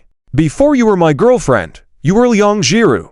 Upon hearing this, Liang Jiru lightly leaned against Chen Lu, smiling. "I am your girlfriend, Liang Jiru." Patiently accommodating the girl's playfulness, Chen Lu supported her. "We both need to elevate ourselves in the same direction. Think about it. If you become a great scholar, and I'm just laughing with big teeth every day, will we still have common ground? You read Road Yong's Ordinary World today. I honestly find watching crickets fight more fun." Liang Jiru was amused by Chen Lu's words, and though she hadn't fully grasped his intentions yet, she knew that his affection ran even deeper than she imagined. He was truly considering how the two of them could stay together forever. She wanted to be someone who could keep up with Chen Lu's thoughts, not just someone who revolved around him. When Chen Lu complimented the beauty of the moon, she knew to say that the wind was also gentle. For some reason, she suddenly extended her hand and made a heart shape towards Chen Lu's shadow. Before she even said anything, the next moment, the half-heart on the shadow turned into a complete one, showing how in sync they were. The girl's smile brightened, fully understanding Chen Lu's intentions. She hooked her arm around his and softly asked, "What do you want for dinner?" "I want to eat you. Let's save that for later." "Then sweet and sour spare ribs it is." Chapter 141. You are a gift from heaven. On the day of Cheshi, in the morning, the two of them agreed to go to the aquarium to have fun. During a group dinner after winning a competition, Chen Lu noticed that Liang Jiru was very interested in various fish. Because the water heater at home was broken, Liang Jiru arrived early and specially washed her hair. Chen Lu earnestly blow-dried Liang Jiru's hair while watching a short video on his phone and smiling foolishly. He never used to watch short videos before, but now, because they could quickly find the game they were playing, he was hooked. The rapid changes in internet trends were beyond words, and regularly falling asleep while watching short videos, only to wake up the next day to a new viral sensation. Today, people around him were still using one slang term, but the next day, a new one was trending, which was not surprising at all. In fact, ever since those two big up and coming bloggers posted vlogs playing the game at a comic convention, the snowball effect of popularity had started rolling. From the moment bloggers needed to ride the popularity of this game, the game was like an athlete at the high jump ready to make the final leap. Words spread like wildfire, and on Cheshi Day, whether on WeChat Moments or short video platforms, you could see the shadow of this game everywhere. There were strategy videos, humorous ones, and even those trying to interpret the plot from snippets describing dropped items. At least the younger generation had already embraced it. The popularity was astonishing, all thanks to Chen Lu's creativity that had been certified through the competition and the stability it achieved when implemented. However, even though he had predicted it earlier, he hadn't expected the popularity explosion to be this intense. Especially after the ranking of completion times in the WeChat Moments was announced, it surged even more. Chen Lu simply decided to increase salaries by several times and call all the remote workers back to the office. Although he had been planning to increase staff since the initial hype started, he still couldn't keep up with the explosion in popularity. However, things were still following his plans, and the huge influx of traffic this time was something to capitalize on as much as possible. The possibility of making a bucket of money from a WeChat minigame was there, but relying on it for long-term profits was unrealistic. His focus was on what was ahead. After this wave of traffic passed, when their next game was released, he would immediately sue the data stealing company, along with its parent company. He had hardly exchanged a few words with Lin Jingming over the years, so he didn't bother considering giving them any face. Not to mention that he didn't care about the losses they suffered. By the time the second wave of traffic was just starting to rise, even the quality of the second game was no longer that important. With the funds accumulated from these two games, he planned to apply for an independent game license. "Your hair has grown a bit longer again," Chen Lu muttered to himself. Since he casually mentioned that he liked long black hair, Liang Jiru hadn't tied her hair in a ponytail except for work. He gently brushed up her hair, letting the air flow evenly through. "You don't need to blow it so carefully," Liang Jiru said softly, watching Chen Lu blow-dry her hair more seriously than she did herself. "This is my girlfriend's hair, so of course I have to be careful." Chen Lu stroked her hair a couple of times, feeling that it was almost dry, then leaned down to smell it. Well, after blowing hot air for a while, it wasn't as pleasant as usual. He wondered if it was because the hairdryer quality wasn't good and blew out a strange smell. He decided he would need to replace it when he had the chance. Just as he was about to speak, his phone rang. Seeing it was from Zhang Chao, he answered the call and moved the phone away from his ear. "Damn it! Our game is a hit!" I know, I'm keeping an eye on it," Chen Lu responded helplessly. Zhang Chao chuckled. "You're not coming to the office today?" "Yeah, there's no need for me to go since I can't make more money sitting there," Chen Lu said, putting the hairdryer back in the drawer. "Remember what I said, match the stage with the corresponding action. If you inflate while they inflate, there will be problems, okay? Aren't you accompanying Liu Yan? You staying in the office won't help much. They're getting several times the salary plus bonus. They don't need an old general like you to motivate them. Go do what you need to do. I'll stay in the office for now and see later. Otherwise, I'll just keep worrying about this and that." "You are hopeless," Chen Lu muttered, laughing as he hung up the phone. "Is your company very busy?" Liang Jiru asked softly, sitting on the couch. "Not really," Chen Lu replied, taking the girl's bag. "Let's go. We agreed to go out and play for Cheshi." He had absolutely no pressure at all. He always felt that waiting for results shouldn't be a time to feel anxious. After putting in all the effort possible, getting all worked up would only torment oneself. Either strive harder in advance or lay flat out. Trying to push when you can't go up or down would only make you more miserable. Liang Jiru blinked and realized it didn't matter if she believed or not, so she followed him. On the way, Chen Lu drove and glanced at the data before putting his phone aside. Making a crazy amount of money was beyond belief. "Let's buy a house," he said suddenly. "Huh?" Liang Jiru was startled, frozen in place. "Why are you suddenly saying this? Since my company hasn't gone bankrupt, we can definitely make money, right? Isn't it normal to buy a house when we're lucky enough?" Chen Lu sighed. "Is there a possibility that your boyfriend is actually quite capable?" "I've always known that," Liang Jiru said seriously. "I just didn't expect you to earn so much money. After all, many part-time jobs may not even earn 2,000 in a month." Feeling the timing wasn't right, Chen Lu decided to continue deceiving her. "We will eventually get married, right? You can't get married without a house, right?" Liang Jiru looked at him in confusion. "I would still marry you even without a house." And that. Chen Lu's mouth moved but couldn't form a full sentence. What was I going to say just now? His mind was completely blank. all filled with the girl's words about marrying even without a place to live. All the tricks he had prepared were now forgotten, unable to be executed. This feeling was all too familiar. It was like back when he used to play League of Legends, planning an elaborate combo to take down the opponent only to be silenced by a Master Yi's Q, then sent flying with his sword. Powerless to do anything. Why aren't you saying anything? Liang Jiru's worried question in Chen Lu's eyes turned into a victorious taunt. He smiled bitterly and cleared his throat, speaking seriously. Your rental house is also nearing its end. By then, let your mom live in that house first. She's already in her 40s. Life is short, after all. Chen Lu didn't say much more, leaving it at that. Saying more would sound a bit harsh. After a brief silence in the car, the girl softly murmured, "Okay?" The car stopped near the aquarium.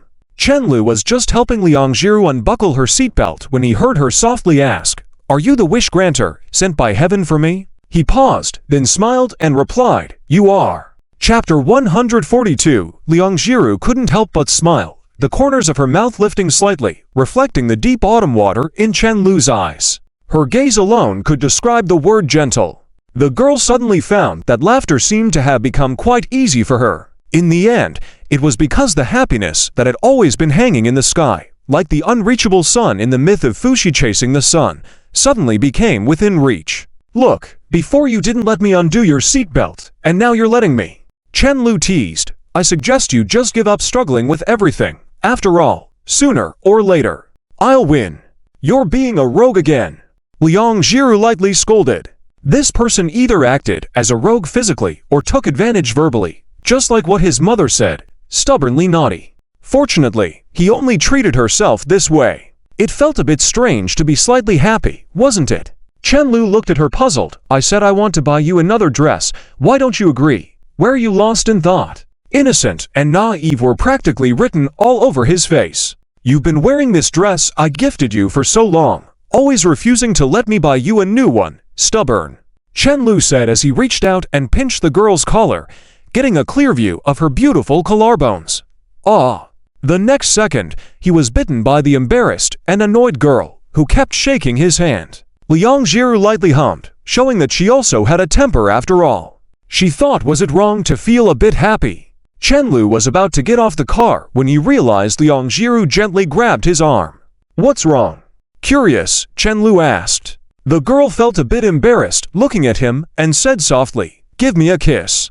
Chen Lu was surprised. The impact of this scene on him, and perhaps on all boys, was indescribable. Ha! A female rogue. Freeloading on him every day, yet not allowing him to do other things. Chen Lu internally complained, his body uncontrollably leaning in for a kiss. A few minutes later, Liang Jiru held Chen Lu's arm as they walked into the oceanarium together. "What should we do on Kixi Festival?" The girl leaned in towards him and asked softly. "No one dictates what should be done on Kixi Festival." Chen Lu firmly held her hand. "For me, it's just an excuse to take you out and have fun." Too many. This was a day for romantic dates or bold confessions, while for a small group, it was a good time to bring a new conquest to a hotel. Some would just stay in the dorm and play games, not caring about Kixi Festival at all. It was ultimately just a festival, viewed differently by each person, hence this naive question naturally had no standard answer. Liang Jiru always seemed to want to have a correct love with him, constantly thinking about how to be a qualified and excellent girlfriend. That's why she, who had never been in a relationship, always wondered what she should do. This naivety was quite cute at times. Experiencing having a girlfriend with a unique thought process was probably like this, needing to guess her thoughts from time to time, and once understood, couldn't help but quietly laugh. Both naive and cute, and sometimes calculating too much would lead her to unexpected conclusions. "You're quite silly. Who would ask such a question?" Chen Lu couldn't help but laugh and tease her. Liang Jiru was displeased. "I'm not silly." Throughout the past decade, she had no concept of this festival, only knowing that it often rained on this day. As a child, she always thought it was romantic for the cowherd and weaver girl to meet and embrace, but as she grew older and went to school, she realized it was just because of the weather. Many times, fantasies shattered in an instant. However, this Kixi Festival gave her and Chen Lu a reason to stick together, making her fall in love with this day again. She usually worried that Chen Lu was busy, so she never actively asked him out to play.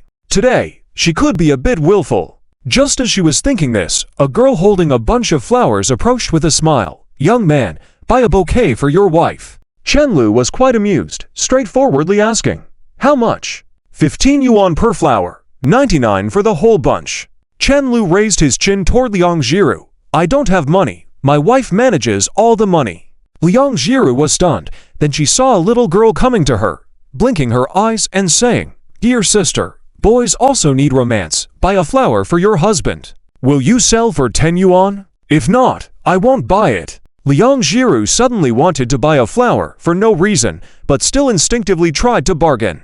"Sister, you're so pretty. Just 10 yuan is fine." Liang Jiru was about to pay, but Chenlu preempted her. Walking on the street, looking at the small red rose in her hand, she felt dejected. Originally, she had decided not to buy it when she saw the girl approaching, so why did she end up being called the wife? 10 yuan for just one flower. She's trying to rob money. She mildly reprimanded. 10 yuan could buy so many vegetables. Chenlu looked quite proud. 10 yuan bought me a wife. I'm making money. Liang Jiru was completely speechless. She always felt that Chenlu was sometimes very smart and sometimes very silly. But since she had bought it, she had no choice but to carefully put the flower in her bag, afraid she might lose it on the way. Regardless of the value, every gift Chenlu gave her was highly treasured. This flower was also considered a gift from Chenlu. Watching the way she handled the flower, Chenlu found her increasingly cute. Spend when necessary. The atmosphere and memories of this matter can't be bought with 10 yuan. Is this also part of the plan? Liang Jiru asked with her head tilted. Yes, the main part is very important. Where did you learn all these strategies from? Novels, I'll show you when we have time. The aquarium didn't seem like a popular date spot, and on Kixi Festival, it wasn't too crowded. Though fairly populated, it wasn't overly crowded. The inside was dimly lit, and as they entered, they saw a variety of fish. Perhaps because they were near the entrance, these species were not too rare. Like the parrotfish, they were varieties that could be bought from the store and kept as pets. As Chenlu had predicted, Liang Jiru was indeed very interested in these things. No, she was extremely interested. The moment they got in, she was like a child, pulling him to look here and there, always close to the glass, afraid of missing out. Chenlu felt like it was a mystery what Liang Jiru had been in her past life, possibly an ostrich or a cow, and now it seemed a mermaid was also a possibility. This question might need to be researched for a lifetime. Look above. After walking for a while, Liang Jiru suddenly nudged Chenlu's arm, whispering. Chenlu raised his head to see that the ceiling had turned into transparent glass at some point, allowing them to watch fish swimming overhead. That fish seems to be smiling at us. That's a manta ray, actually that face. Chenlu paused as he saw the girl's focused and adorable face, the corners of his mouth lifting softly as he said, "Yep, it really seems to be smiling." Chapter 143 Floating and Medusa girls are creatures who love to go to the bathroom on dates. Chenlu was a bit bored, so he took out his SLR camera and aimed the lens at a distant whale shark to get a feel for it. "Little brother, you're so professional. Would you be interested in taking pictures together?" "I only take pictures with my girlfriend, sorry," he responded calmly, his gaze still fixed on the whale shark in the lens. Noticing the figure that had just been by his side had left far away, Chenlu looked down at the SLR in his hand, revealing an indescribable expression. Subway, old man, cell phone. JPG. No wonder so many ocean kings like to play this. It seems that boys should protect themselves when outside, especially when holding an SLR. Chenlu scanned the surroundings and saw a chubby boy playing with his cell phone sitting on a bench, so he sat down as well, feeling a bit bored. Just as he sat down, he heard a familiar background music. Why does it sound so familiar? Turning his head, he saw that it was their game. Why come to the aquarium and still play with your phone on the side? Chenlu teased. The chubby boy sighed deeply and said in a serious tone, "You'll understand when you're my age." "Is this game fun?" he continued to ask. "It's fun." The chubby boy became enthusiastic, moving his phone a little in this direction. "If I get an item that reduces card costs to drop, I'll be on a roll. You know, if this character deck combines artifacts well, you can play unlimited cards in one turn." "Of course I know. I made this game," Chenlu casually said, walking up to hold Liang Jiru's hand, leaving the little boy sitting there like a sculpture. In Chen Lu's eyes, whether the other person believed it or not was not important, as long as he pretended well. "How come you're chatting with kids now?" Liang Jiru found it amusing. "Kids these days are quite mature. A child even told me I would understand when I reach his age." Liang Jiru listened with a smile. "It's kind of cute." Chen Lu snorted. "If our kids talk like that to me in the future, I'll break his legs." "You can't hit children." Even though Liang Jiru knew Chen Lu was joking, she still earnestly interjected. Just as the words fell, Chen Lu leaned close to her ear and whispered, "So, are you agreeing to have children with me?" "Rogue. Don't flatter me. It's embarrassing." You. Liang Jiru was speechless, deciding to skip this topic. She held Chen Lu's arm and continued browsing. What else could she do? She couldn't stay angry with him, so she had to move on and not let him continue to tease her. This silly man seemed to have endless energy, so Chen Lu decided to have lunch casually and continue strolling in the afternoon. By the afternoon, Liang Jiru placed her palm on the glass, watching the jellyfish moving about, and said pensively, "Even though they swim so hard, it still feels like a casual wave could sweep them away. Just like me. Helpless and weak in the fish tank, even more insignificant in the ocean. Wherever the waves go, that's where they end up. Just like life." Chen Lu saw the girl's expression was somewhat heavy, so he walked over and said, "Life will find its way." Suddenly he remembered something. Tapping the glass with his finger, "There's also a lighthouse jellyfish. At a certain stage of development, it slowly reverts back to the embryo stage, then grows up again. It's also a form of asexual reproduction." Liang Jiru looked at him in amazement. "How do you know everything?" Whenever she had a curious question along the way, Chen Lu could always answer it. Chen Lu shrugged. "Just happened to come across it." "Nonsense, I was afraid you would have questions I didn't know the answer to. So I read a lot of popular science last night." "Who told me my girlfriend likes fish?" He looked at the jellyfish, seeing the aimless drifting it exemplified, feeling that each person saw jellyfish differently. Helpless and weak in Liang Jiru's eyes, the jellyfish in his eyes, just like his past self. In the past, Chen Mo seemed to have said that being a jellyfish was quite enjoyable. Just need to act lazy and go wherever you want. Although it's a bit far-fetched, in a way, that's also a form of immortality. He chuckled. "It feels pretty good. Who hasn't wished for eternal youth? Otherwise, Emperor Qin Shi Huang wouldn't have sent Su Fu out to find the elixir of immortality. Life is really too short, so short that thinking about parting ways with this silly person in the future makes my heart ache." When young, it felt like life was long. A summer vacation seemed endless and enjoyable. Now, time seems to be passing by quickly, suddenly remembering what happened yesterday, only to realize that it was days ago. Just as Chen Lu felt a bit trance-like, the girl continued to ask, "After they grow back, do they still retain memories?" "I don't think so. Jellyfish as a species don't seem to have the concept of memory." Liang Jiru nodded imperceptibly, indifferent. "What's the point of eternity? I don't want to forget you. As long as I'm with you, even if I can only live one day like a mayfly, I would still be happy. The beginning of life is waking up with you. The sunset is also witnessed with you. And when life concludes in the night, you are by my side. One day at a time." Thinking back, it was only after she met Chen Lu that she felt truly alive. Now thinking about her past experiences would leave her out of breath. The previous 10 years summed up didn't bring as much joy as this day. She thought, the differences in experiences created their different perspectives. Only living for a day doesn't seem too short to you. Curious, Chen Lu asked. Liang Jiru shook her head vigorously and replied seriously, "Without you, a day is too long." Chen Lu turned to look at the girl in shock, finding her still earnestly looking at the jellyfish, standing there motionless. He felt this was the most touching confession he had ever heard at his age. Unexpectedly, it didn't come from online, but from the lips of this silly girl. And she said it to him. "This is one of the few differences between us," Chen Lu smiled, taking the girl's hand. "This time, you've convinced me." He couldn't bear to be without Liang Jiru by his side. Not even for a day. As the two walked towards the exit, Chen Lu stopped in his tracks, glanced at the time, and asked softly, "Do you want to watch a movie?" Liang Jiru tilted her head to look at him. "We can watch a movie at home, lying in your arms, and it doesn't cost anything." "You really know how to live," Chen Lu helplessly teased, then asked, "Did you have fun?" "I had so much fun that I'd only live for this one day." Are you still going with that gag? Chen Lu couldn't help but chuckle. There are many more days like this in the future. Liang Jiru stepped forward and held his hand again. I have a gift to give you. Chapter 144. Kixi Festival Gift. What gift? Chen Lu was a bit surprised. As far as he remembered, gifts weren't necessary for Kixi Festival. Oh no, he had been careless. He really hadn't prepared anything.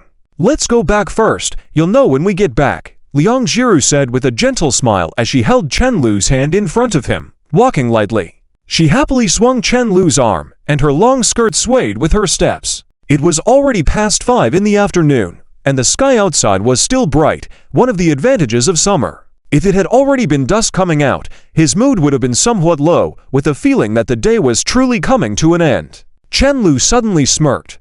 Are you planning to wash yourself clean and give yourself to me? Of course not. The aquarium was not far from their rental house, and with Chen Lu eager to return, they soon arrived. When the two returned to the rental house, while Chen Lu was changing shoes, Liang Jiru had already darted inside and deliberately locked the door. Very strange, Chen Lu looked at the closed door, puzzled. Half an hour later, Chen Lu's 3-star Alps emerged, and the other two immediately rushed in, not giving him a chance to relish his victory. He put his phone down on the coffee table, feeling worse even though he had one. Jiru, are you feeling better? He asked aloud as he slumped on the sofa. Almost there, came the soft voice of the girl from the room. Chen Lu shifted his gaze back to his phone, feeling distracted. He had to admit that playing cards was really enjoyable, with various messy bonuses making each game as different as possible. Indeed, the freshness was the most important thing to maintain a player's activity. Since he started gaming, he had developed this occupational disease, always unconsciously thinking about playing games. In the room, Liang Jiru sat on the edge of the bed, looking at the black and white pair of long socks hidden in her backpack, hesitating for a while even to unpack them. Just looking at them, her cheeks felt hot. Why would guys like this kind of thing? Maybe she should wait a while before showing him. It felt dangerous to wear them now.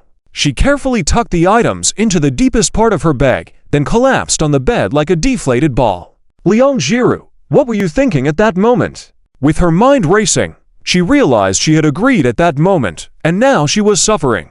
Serves her right. The more she thought, the angrier she got, drumming her feet on the bed twice, and eventually burying her burning cheeks deep into the covers like an ostrich, not daring to lift her head.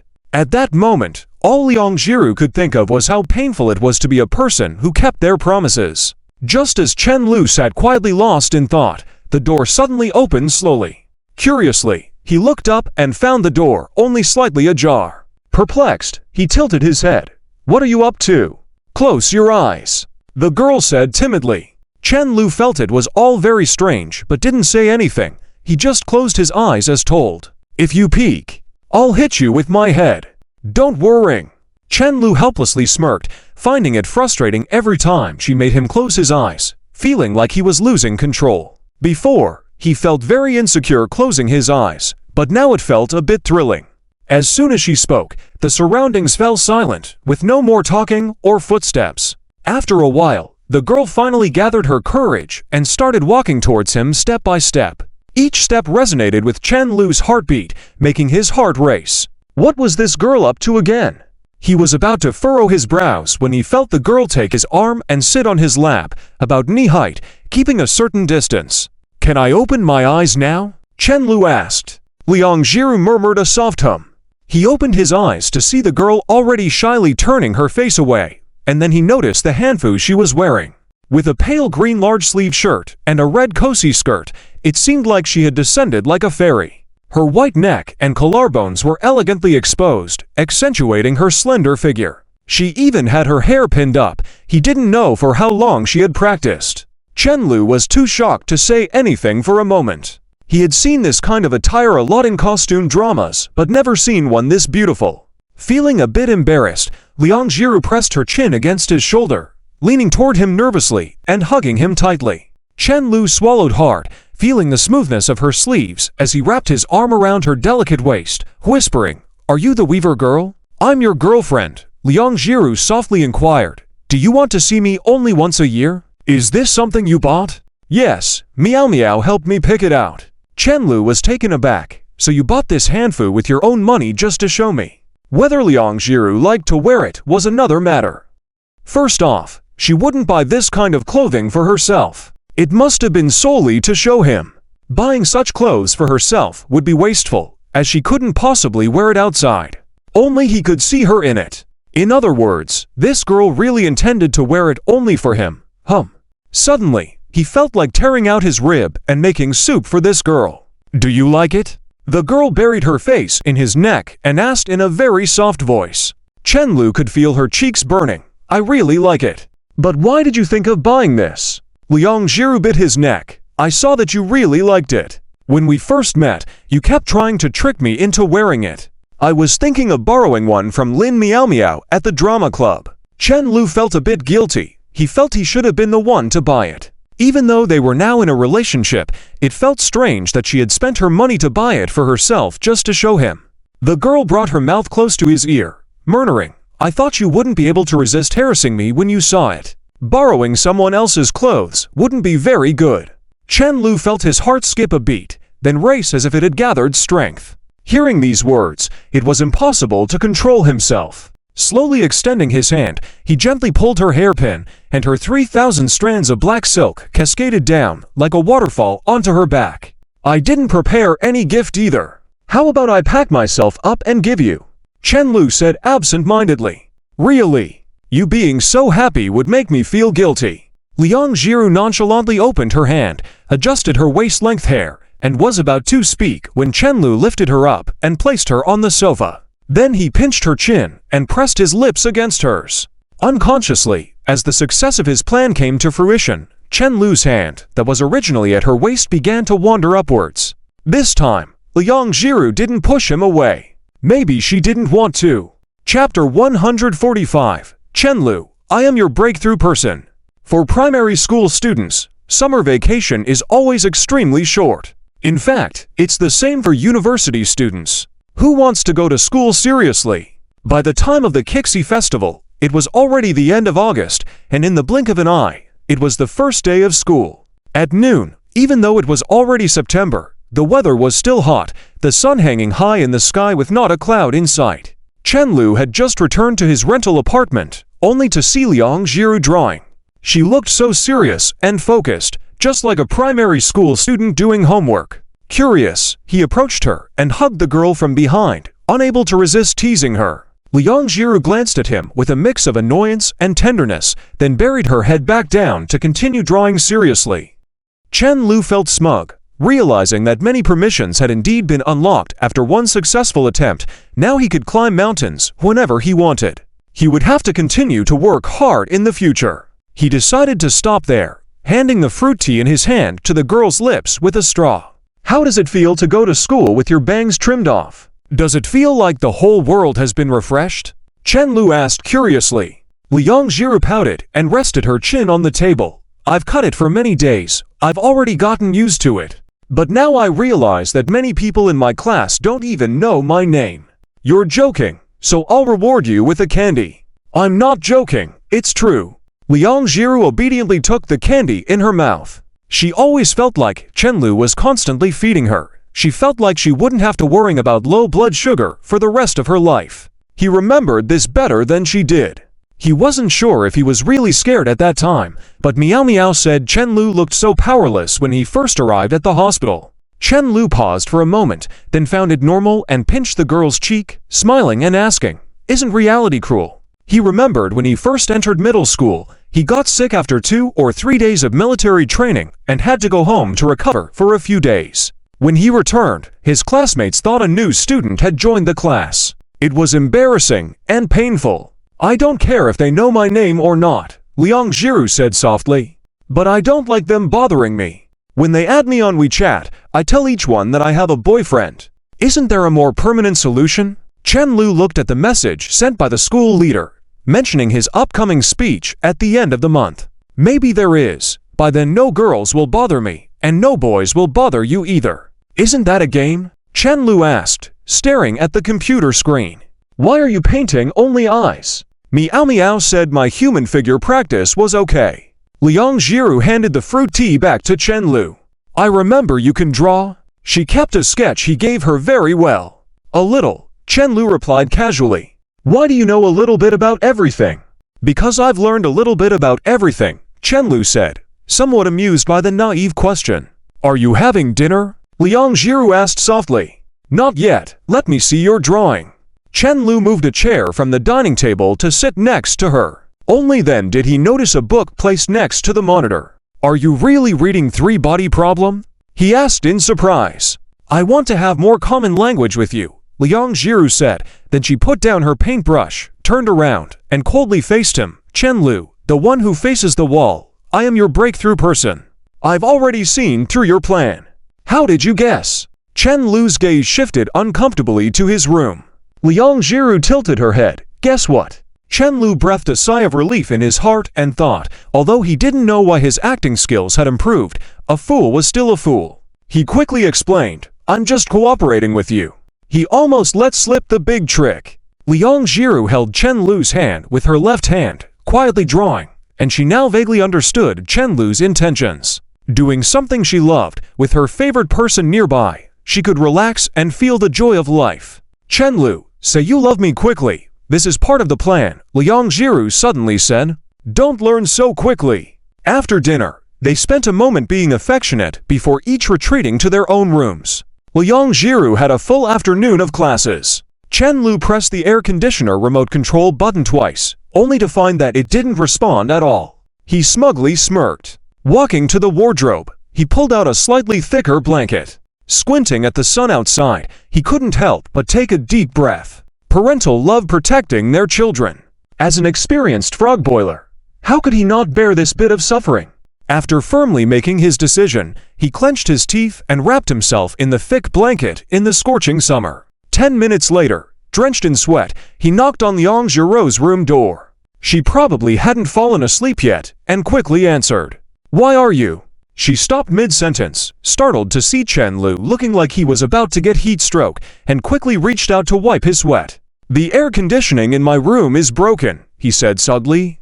I'm about to have heat stroke. Can I sleep in your room? Liang Jiru wiped his sweat, and, nodding gently, said, okay. Chen Lu blinked. What? That easy? I still have a lot of lines to say, and she agreed. Without hesitation, he rushed back to his room and brought a pillow over. It's great to have air conditioning blowing.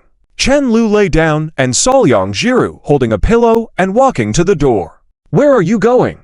I'm going to sleep in your room, the girl said matter-of-factly, as if it was completely normal. Several minutes later, Chen Lu lay on the couch under vertical air conditioning, looking miserable. He gave in.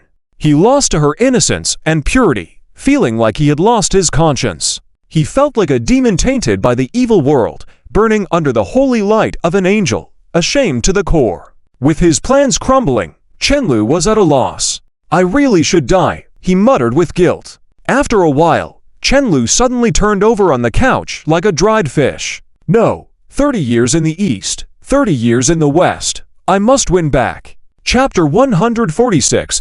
What is most important needs to be carefully considered when sleeping in the same room as this silly person.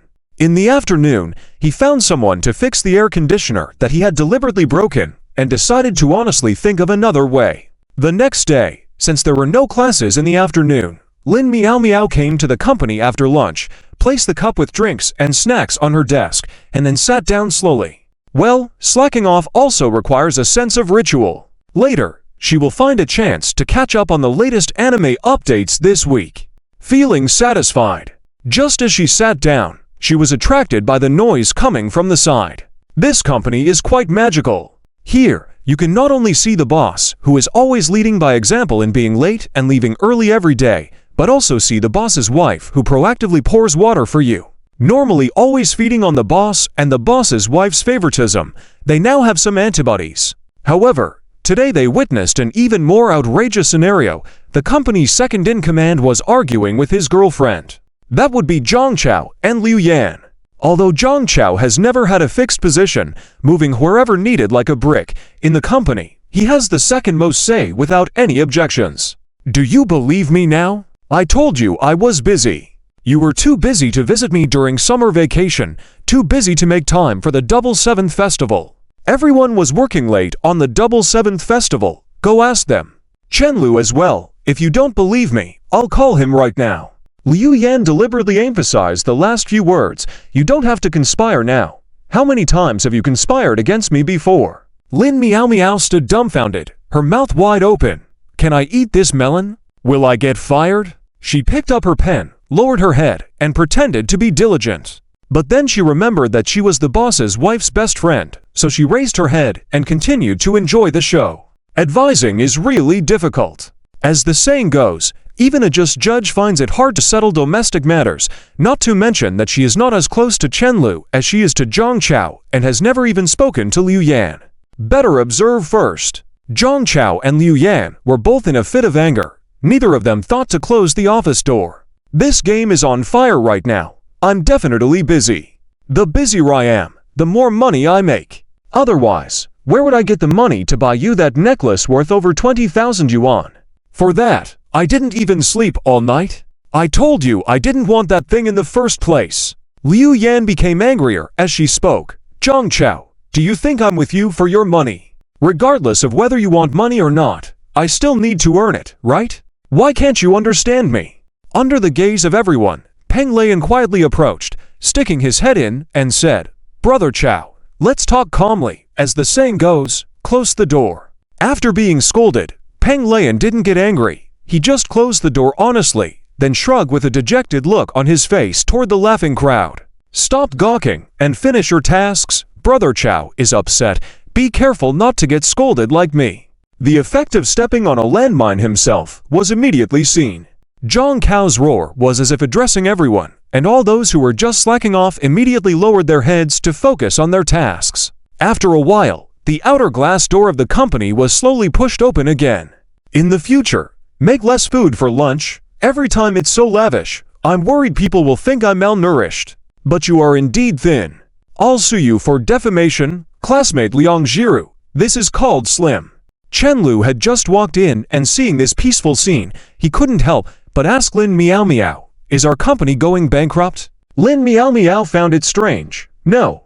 Why are you suddenly saying that? You're all so honest, I'm not used to it. Just as Lin Miao Miao was about to say something, the door to Zhang Cao's office was suddenly pushed open vigorously, and Liu Yan, in a huff, was about to walk out. Zhang Chao showed no intention of following her. Chen Lu hesitated for a moment, then he made eye contact with Lin Miao Miao. She nodded, then he smiled and ran over to grab Liu Yan. He sighed lightly, squeezed Liang Jiru's hand, and softly said, Let's go solve my son's emotional problems. Liang Jiru cocked her head in confusion. Your son. Lin Miao Miao and Liu Yan were not close, and no matter how they tangled up relationships, they were not in the same circle of people. It was up to Liang Jiru to handle this. After all, she was her own girlfriend. Liu Yan had to give face. Chen Lu leaned in close to Liang Jiru's ear. You stay with Lin Miao Miao and make sure she stays here. Liang Jiru blinked her eyes, looking a bit hesitant. I'm not good at soothing people. It's okay, you don't need to coax her. As long as she stays and doesn't leave, it's a success. If she is willing to get to know you a bit, chat with her. If not, that's okay too. Chen Lu felt that Liu Yan might not necessarily want to get close to Liang Jiru, but she would give face on the surface. This was the advantage of dealing with rational people. After instructing Liang Jiru, Chen Lu entered Zhang Cao's office expressionless. Having a fight? Chen Lu asked with a smile. He had vaguely guessed the reason for the argument. Your dad advised you to go out and play on double seventh. You didn't listen, and now it's all messed up, right? Zhang Chao flicked the cigarette he was smoking halfway into the ashtray with force, angrily saying, Women are so unreasonable. When you reason with them, they say you have a bad attitude. When you change your attitude, they bring up the previous issue. As soon as you are in the right, they say you're being aggressive. A dead end. It's hard not to agree. Chen Lu sat down on a chair he pulled up. Women are just this way by nature. When advising, tactics must be considered. It's best to first speak in agreement with the other party before interjecting with your own opinions. This way, the chances of success are often better. Is it because you didn't spend double seventh with her? He continued to ask. Zhang Chao nodded slightly, lit another cigarette, sighing as he exhaled the smoke in rings. Chen Lu spread out his hands. Then it can't all be blamed on her. You weren't really that busy that you couldn't make time. I was thinking of getting through this period of busyness first, stabilize things, and then our company will do well, right? Although I didn't spend double seventh with her, I gave her a necklace. Zhang Chao explained slowly, listening to Chen Lu's advice. All the gifts I've given to girls in my life don't add up to the value of this necklace. She doesn't care about that. Remember when you had a falling out with your dad and were penniless? She didn't say anything then either. Chen Lu patiently remarked, your previous girlfriends would have run away long ago. Zhang Chao paused, then fell silent. After a while, Chen Lu asked in a low voice, who else can Liu Yan find besides you in Hang City during the summer? Zhang Chao hadn't even finished a full cigarette, got up, crushed the end in the ashtray, and hurriedly headed out. Do you want to chase after her right away, or wait until both sides have calmed down before going? What use is it going now? Chen Lu furrowed his brow, scolding, if you go now, it will only make things worse. How will you explain why you didn't show up earlier? Zhang Chao leaned his forehead on his hand, sat back down in the chair. I've been too busy lately. Chen Lu smiled at him, whispered, don't worry, Liu Yan probably hasn't left yet. I'll get Jiru to hold her back. To be honest, I don't understand you, Zhang Chao suddenly said after the room had been quiet for a while. You don't understand me. I feel like you're always focused on love matters. Although Zhang Chao had no complaints about Chen Lu's actions, he genuinely didn't understand. At a time when the company was thriving, this guy was out dating girls. What kind of guy does that? Where are your ambitions and dreams? Imagine that you become a multimillionaire, but Liu Yan is not by your side. How does that sound? Chen Lu said calmly, you can date a new pretty girl every day, wouldn't that be nice? Zhang Chao hesitated. In the end, he only muttered two words, not good. He now wanted to give a slap to his previous self who used to party every day before meeting Liu Yan, let alone imagine that kind of life. Chen Lu nodded. Now you understand me. Chapter 147. Teacher Liang has a special way of guidance. Since you don't want that, don't focus all your attention on work. Even the best relationships need maintenance, said Chen Lu as he stretched lazily. He continued to ponder how to persuade Liang Jiru to nap with him at noon. Everything else is superficial. This is the real deal. What's wrong with napping together? It's also a way to maintain the relationship, still part of the plan. Just take a nap, nothing more. I am a decent person. Chen Lu reassured himself, and the guilt that had just surfaced disappeared once again. One has to attend to their own needs. There's nothing wrong with napping with your girlfriend. Otherwise, it would take too long to wait until marriage, at least nearly a year just to get certified. Zhang Chao remained silent, lost in thought. How do you to patch things up after a fight? After a while, Zhang Chao suddenly asked, as if observing from a distance made him feel that he had been serving as a listener for too long. He felt that Chen Lu could see much more clearly than he did. Chen Lu gave him an extremely mischievous smile, feigned a sigh, and said, I've told you before, we never fight. It's strange, not even once, 30. I know you're anxious, but don't rush it. Zhang Chao found it increasingly strange. I'm really puzzled. Are you two meant to be together from the start? Did the matchmaker use steel bars for your red thread? Chen Lu turned his gaze to the window, the smug smile fading slightly from his face. Not fighting doesn't necessarily mean it's a good thing. He was genuinely concerned that Liang Jiru might keep everything to herself, not willing to talk about any grievances. After all, Liang Jiru was too used to bottling up everything. Chen Lu couldn't bear the thought of his girlfriend suffering in silence. However, it was impossible for Liang Jiru to ever argue with him in a fit of anger. He could only hope she would gradually become more open. After saying this, he resumed his previous smile, as if the emotional roller coaster from before was just a passing moment. He agreed, but our red thread was indeed tied with steel bars by the matchmaker. It's been so long ago, I'll slowly tell you about it. On the other side, Lin Miao Miao returned to her workstation, leaving Liang Jiru and Liu Yan in Chen Lu's office. Initially, Lin Miao Miao had intended to offer a few words of comfort before leaving. However, once Liang Jiru came over, she felt uneasy about leaving directly. After all, Chen Lu was her friend, and they currently co-owned the company with Zhang Chao. The atmosphere was now somewhat awkward, with the room so quiet that it made Lin Miao Miao tap her foot restlessly. Why aren't you saying anything? Liu Yan wiped away her tears, and with a sobbing voice, she asked. She couldn't hold back her emotions. She had prepared how to politely dismiss and console Liang Jiru, but the situation was unexpected. Since arriving, Liang Jiru had been quietly handing out tissue boxes without saying a word. She immediately passed a tissue whenever Liu Yan wiped tears, but she remained silent, leaving Liu Yan at a loss for what to say or do. How could she politely refuse when her chance wasn't given? She couldn't just walk away like that, looking at the worried face of the girl in front of her. She couldn't bring herself to leave. She even extended her hand. Upon hearing this, Liang Jiru nervously began to fidget with her fingers. I don't know what to say. She had been rehearsing in her mind how to offer advice and words of comfort, but all her thoughts seemed to have vanished. Previously, Liu Yan was upset, but after seeing Liang Jiru's behavior, she couldn't help but smile inwardly. It matched her impression of Liang Jiru perfectly, even though they had hardly exchanged a few words. She was a kind-hearted girl, though perhaps a bit too fragile. No wonder Zhang Chao mentioned she had been bullied at the hot pot restaurant. Your eyes will hurt if you cry too much. Want to stop crying? Liang Jiru asked softly, showing great kindness in her tone. She understood the feeling after crying for a long time and naturally thought of comforting others in that moment.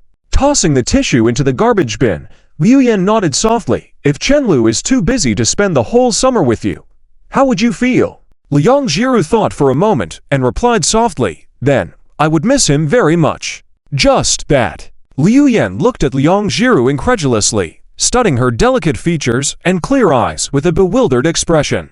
After a brief pause, she sighed deeply. You're lucky your boyfriend is Chenlu. Easily bullied. She dared not imagine the situation with another person. Liang Jiru was indeed fortunate. Most importantly, she knew how to appreciate it. Seeing Liu Yan no longer wiping tears, Liang Jiru, not knowing why, quickly pushed the water glass on the table toward Liu Yan. Have some water. Liu Yan was about to speak, but Chenlu slowly opened the office door. Zhang Chao is sobbing so hard he can't catch his breath. Go check on him. I won't believe a word either of you says from now on. Liu Yan said coldly, but then obediently walked out. Inside Zhang Chao's office, as soon as Liu Yan entered, Zhang Chao gleefully approached her. Oh, you really cried, she said with a straight face. Zhang Chao tried to take Liu Yan's hand, but she moved away. Red-eyed, he chuckled lightly. Just done crying. I asked for leave tomorrow. Let's go out. Let's also visit the aquarium. Chenlu is so clueless, always choosing crowded times to see the exhibits. Tomorrow will be perfect. He silently cursed Chenlu. That hurt. I don't want to talk to you, Liu Yan said, but Zhang Chao managed to grasp her hand successfully. Once I've saved enough money, we'll get married. By then, I won't care what car my father wants. He won't be able to dictate anything to us, Zhang Chao said, patting her lightly. You just focus on being a housewife. Liu Yan patted him back. Only a blind woman would marry you. Return that necklace quickly. The two of them playfully exchanged pats, and before they knew it, their hands were intertwined, leaning in towards each other, indulging in conventional behavior. My girlfriend is amazing. Chenlu held Liang Jiru's hand, high-fiving her. It's said that you would rather tear down 10 temples than ruin a marriage. You've done a great deed.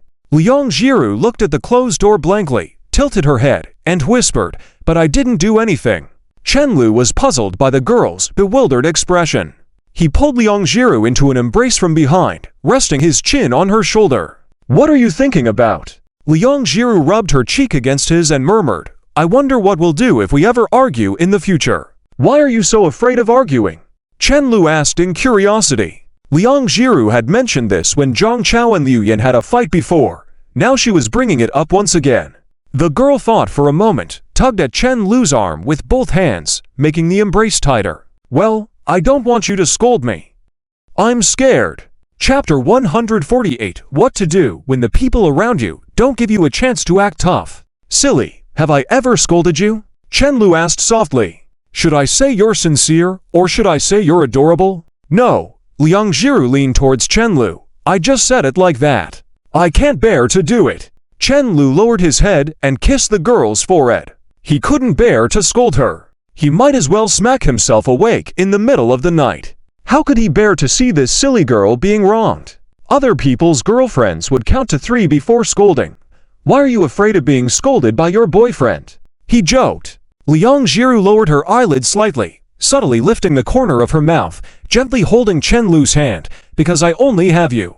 Other girls have their parents to rely on, but she has nothing.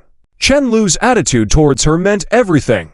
Because she never had it before, she was now incredibly afraid of losing it. She had seen the light and couldn't bear to retreat into the darkness again. Safety doesn't come in 1 or 2 days. Leave it to me. Let's take it slow, Chen Lu said as he unknowingly entwined his fingers with the girls. That evening, when Liu Yan brought back some oden, surprisingly, she also brought a portion for Liang Jiru. Chen Lu quickly grabbed a skewer, eating while smiling foolishly. Is this silly girl's charm too strong? Will I be overshadowed by this silly girl in the future? Chen Lu took a deep breath and kissed Liang Jiru's cheek next to him firmly. Liang Jiru didn't complain, just smiled at him.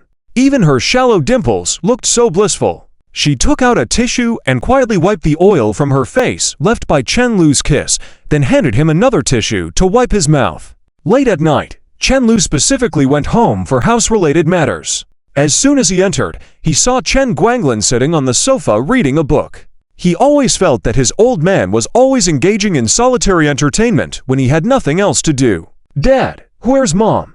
Chen Lu asked. Chen Guanglin nodded towards the kitchen. "Son is back." Wang Zhao came out of the kitchen with 2 plates of watermelon.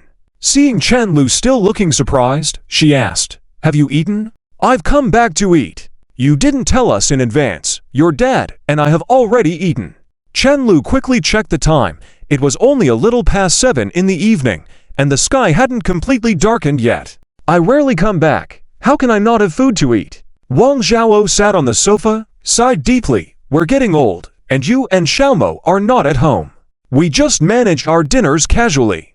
This is how it is when one gets old." Chen Lu sat down next to Wang Zhao, sniffed, and then loudly said, "Mom, you two must have just come back from hot pot, right? Or tomato soup base. I treat you like my own mother, and you're playing tricks on me. Is that fair?" Chen Guanglin quickly interrupted Chen Lu's tease. Wang Zhao felt guilty as her acting was exposed, so she picked up a piece of watermelon and fed it to Chen Lu. Chen Lu, looking disdainful, lounged on the sofa, chewing the watermelon, and grumbled, "Then I will go to my girlfriend's house later to have a meal. I'll let Jiru cook for me." "I knew you were just talking big. If you really have the skill, make Jiru your wife." "A few days ago, I went to my colleague's grandson's full moon party, and he's 2 years older than me. We're not of the age to get married yet. Your dad and I got married first before getting the certificate. What era are you living in, Mom? What era are we in now?" Chen Lu felt like his old mom was probably going through menopause. She's worrying more each day. Just a few light banter, and Chen Lu sighed. "Ah, this is dull. All those scenes about showing off wealth in dramas are fake." Not one person around him lit up with excitement when he earned money. Even his girlfriend didn't care if he made money or not. He didn't know whether to be happy or not. Feeling a little desolate, Chen Lu stood up, ready to leave for the entrance. "Where are you going?" Wang Zhao asked curiously. "I'm going to my future mother-in-law's place to have a meal." Chapter 149. Chen Lu was about to drive over after sending a message to Liang Jiru saying he was coming to have dinner. As the car left the neighborhood, he saw a few scattered raindrops hitting the car window, quickly becoming more and more dense. "What kind of weather is this year? Where did all this rain come from?" Chen Lu muttered, and just as he did, his phone in his pocket rang. His ringtone had recently changed from Canon to Scarborough Fair because people around him always said they felt unsafe hearing that. Glancing at the screen, he saw it was from Peng Lian, so he answered, "What's up?" Chen Lu asked. "Brother Lu, someone just resigned from my area, a senior in his 4th year," Peng Lian said, deliberately emphasizing the last sentence. Chen Lu nonchalantly responded with an HM. Peng Lian continued, "He's from the same province as me. I joked and asked if he was going back home to take over the family business, and he said he's looking for a job in Hang City, and the discussions are almost done." Chen Lu smirked. "Where are you now?" "At the office." "Then wait for me to arrive." After hanging up, Chen Lu sent a message to Liang Jiru. "Chen Lu, I'll go back to the office for a while. I'll come over later. You and Auntie go ahead and eat. Kiss. JPG Liang Jiru." "It's okay, I'll wait for you." It seems Liang Jiru still hasn't learned to use emojis. Chenlu chuckled, sighed, and drove through the rain curtain. Half an hour later, Chenlu slowly pushed open the glass door of the company. Since it was already past working hours, there was only Peng Leian sitting there facing to computer screens and busy with something. Outside the large French windows, only sporadic lights were visible, with only a row of lights on in the office, not covering all areas, making it somewhat forlorn. "Why are you still in the office?" "I didn't ask you to work overtime." Chenlu stomped his feet, wiped his wet hair with a tissue, then felt it wasn't dry enough, so he grabbed a face towel from Lin Miaomiao's desk. He pressed it against his hair, absorbing quite a bit of water in an instant. It sure worked well. "There's something I haven't finished yet," Peng Leian earnestly said without looking back, showing an abnormal persistence in this matter. When the program group wasn't as busy, he'd take paid bathroom breaks frequently. When they were busy, he was always the last to leave the company. "It must be him, right?" Chenlu suddenly asked coldly. Peng Leian vigorously nodded. "When that position was released, there were only a few of us in the program group. You just distributed bonuses yesterday, and he's resigning today. Quite a coincidence." He then smirked at Chenlu. "Brother Lu, you made a big fuss about giving out a lot of bonuses during the Kixi festival, and then you specifically transferred the money to each person just to let him feel at ease when resigning, right?" He now felt that Chenlu's mention during Kixi festivities about as long as you don't resign in this period, you can get extra bonuses had a deeper meaning. After inquiring about Peng Leian's suggested candidate, Chenlu had issued bonuses to the art team and a person named Li Yang in advance last night. When he was almost at his limits, he finally took the bait, knowing the fish would run, and pleased that he had a good time. "From now on, you will lead the program group while helping me handle things separately," Chenlu said as he walked behind Peng Leian lazily. "In the next few days, 30,000 yuan will be transferred to your account. All the bonuses that person would have received now belong to you." Peng Leian was taken aback. Why so much? Actually, he was already ecstatic when he got the 2,000, and he spent it on several 648 purchases. Previously, each person only received 2,000 because there was still a mole. Now that the mole is gone, we'll definitely give out the bonuses as originally planned. Your 20,000 plus his 10,000 add up to a total of 30,000 yuan, Chenlu explained as he looked through the contract that Li Yang signed when he joined. His tone was steady. People never earn money beyond their own cognizance. Li Yang is the clearest example, lacking vision. He left with more than just 10,000. Then he joked, "He couldn't even see that my company will be among the Fortune Global 500 in the future. He has no vision at all." Peng Leian slightly smiled, feeling that Chenlu was indirectly praising him, so he grinned. "Brother Lu, are you serious about letting me join you?"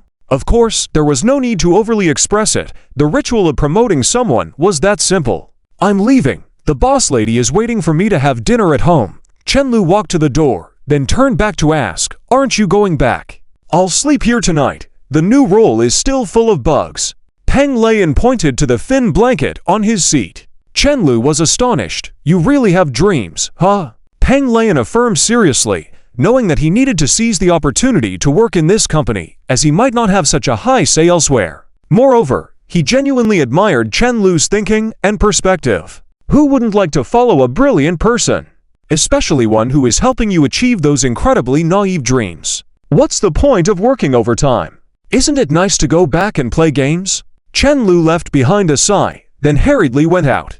As the car reached the entrance of a small alley, Chenlu parked across the street slightly to the side because there was no place to park nearby. Just as he was about to park, he saw a figure standing alone at the entrance of the alley, motionless. In the rain curtain, the long-haired girl stood there alone, with streams of water falling along the edges of her umbrella, accumulating on the ground with the flowing water. Whenever a car passed by her and the car lights shone on her, she would immediately look up, then with a somewhat lonely expression, she would lower her head again, standing quietly there. The car was also very quiet as Chenlu saw the silhouette repeatedly becoming clear and blurred as the windshield wipers scraped across it. Chenlu paused for a moment, then quickly got out of the car and ran into the rain. Without thinking, he knew it was his girlfriend, Liang Jiru, being this silly. "What are you doing here?" he hurriedly asked, his words mixed with the sound of rain, reaching Liang Jiru's ears. The girl raised her head, and the umbrella also lifted, saying softly, "Waiting for you."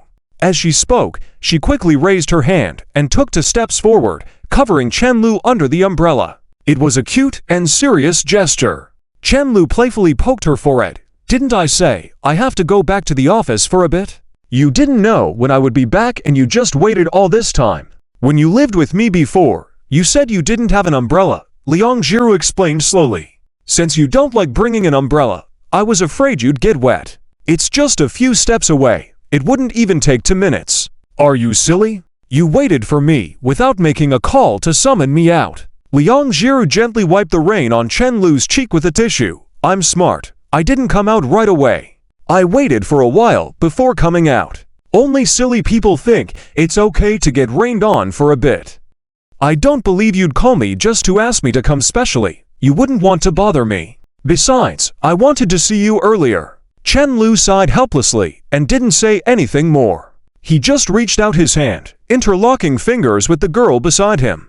How can this silly girl be so thoughtful of him? The two walked side by side in the rain, huddling under the same umbrella. Unintentionally, they slowed down their pace, showing they didn't plan to just walk for 2 minutes. Chapter 150. What's different about kissing on a rainy day? It was hot all day, but when it started raining, even the air turned chilly. Water droplets splashed onto Chen Lu's face, making her shiver involuntarily. But Liang Jiru's arm was warm.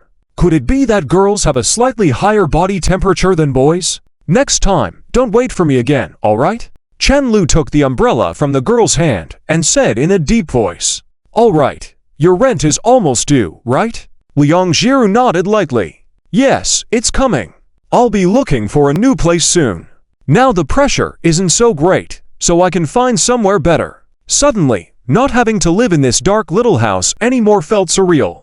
Although she had gotten used to it, she couldn't get used to her mother always living in a place like this. Now that thorn in her heart had finally been removed, and her mother wasn't too old. There was time to work hard to give her mother a good life. Lost in thought, she looked at the intertwined hands of the two people and couldn't help but smile. And there was time to be with Chenlu. She suddenly felt very happy. "Do you want to go see houses on the weekend? We can buy one that we can move into directly," Chenlu continued. "Huh?" Liang Jiru was visibly stunned. "You really want to buy one? What's with that response? Do you think I would lie to you?" Chenlu extended his hand to catch a few raindrops, then let them slide through his fingers. "Pick one out, and we can buy it outright when the time comes. A house with basic furnishings that Auntie can move into right away." Liang Jiru blinked at him.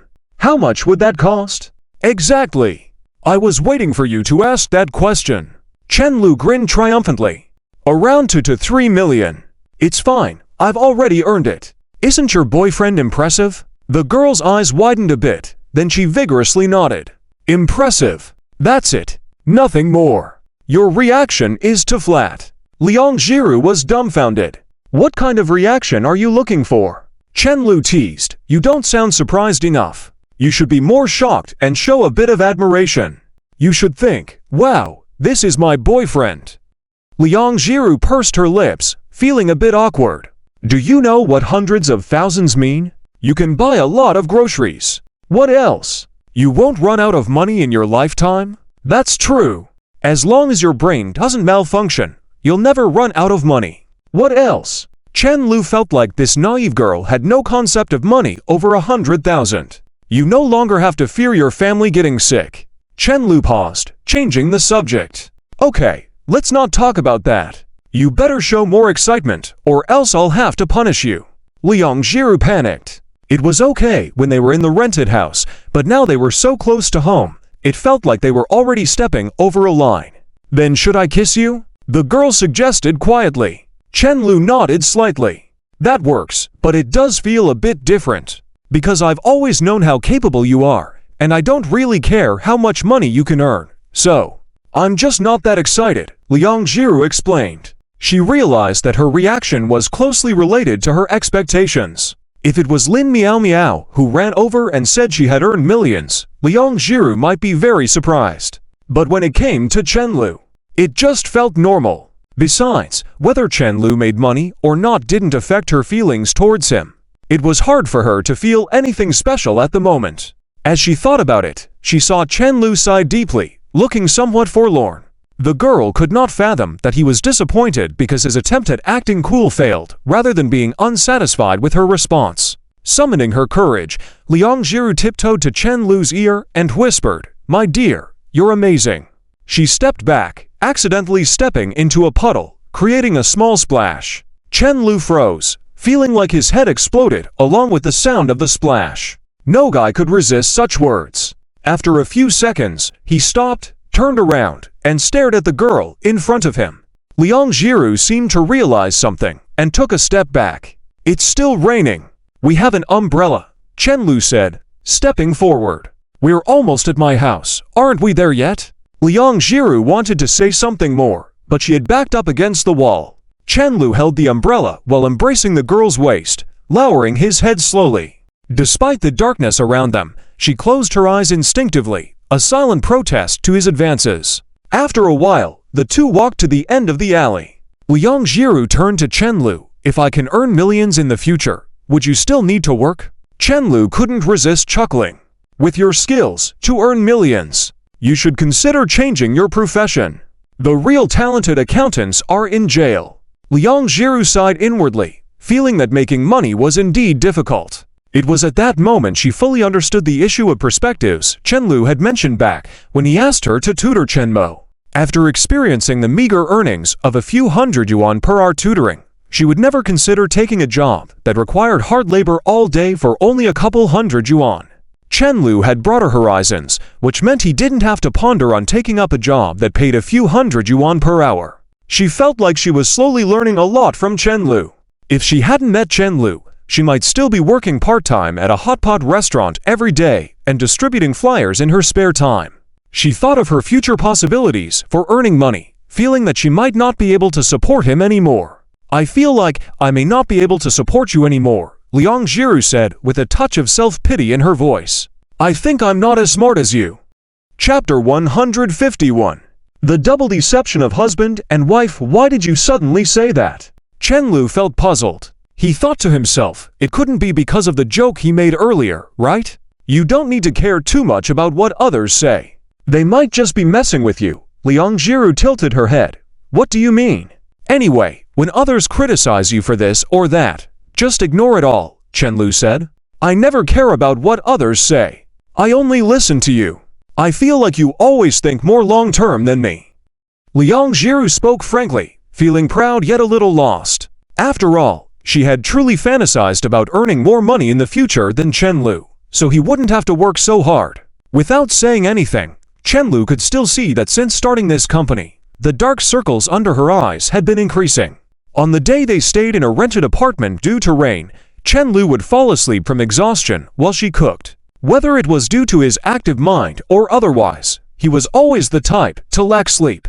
It's hard to say. Maybe you had too much pressure before and didn't have the chance to calm down and think. Chen Lu chuckled. "You've improved a lot now, haven't you?" "Really?" Liang Jiru looked at him in surprise. "Of course. Before, you would choose to earn a little money over self-improvement, only looking for dead-end jobs. Now, whether it's tutoring or painting, if you continue to cultivate them, they will eventually bear fruit, even if you just treat painting as a hobby." Liang Jiru nodded in understanding, earnestly saying, "I also want to earn more money." Chen Lu playfully spun the umbrella, saying, "It's up to you. Even if you stay at home all day like a couch potato, I don't mind." Considering it from another perspective, if Liang Jiru were to run this company and he stayed home all day, well, that's another story. It actually sounds pretty nice, a beautiful and gentle wealthy wife. Who wouldn't want that? However, Chen Lu quickly dismissed his whimsical thoughts. He couldn't bear to see Liang Jiru tire herself out every day. He may appear relaxed on the surface, but in reality, he's constantly thinking about the business. Entrepreneurship isn't that simple. "No way," Liang Jiru firmly refused. "That would just make things worse." She seemed to despise the idea. "Fool," Chen Lu mocked. "If it were me, I'd be thrilled. No need to work a day job. Just play games lazily during the day and tease you when you come home. Well, if you want, when I start making money in the future. Maybe it's not impossible," Liang Jiru said softly, "but you can't be too lazy. You have to at least take care of the kids and continue loving me." Chen Lu almost stumbled in surprise. After regaining his composure, he said, half jokingly and half resignedly, "Haven't you let me off the hook either?" "Hemph," I said in the future. Liang Jiru sighed. "This man must be thinking every day about when he can take advantage of me. The audacity." Hearing this, Chen Lu coldly snorted in his heart, thinking, "Not only that, I might even cook you, you foolish frog." Despite not living far from Liang Jiru's house, the two took a very long time to reach the front door. "When I mention the house later, remember to play along with me," Chen Lu whispered, motioning for Liang Jiru to open the door with the key. As the girl adeptly turned the key, she felt a bit overwhelmed by the surreal experience. Being a well-behaved child from a young age, this felt a bit too exciting for her. "Auntie, I'm here to mooch a meal from your place." Chen Lu walked in and loudly complained, "My mom didn't feed me." "Here you go, saved just for you."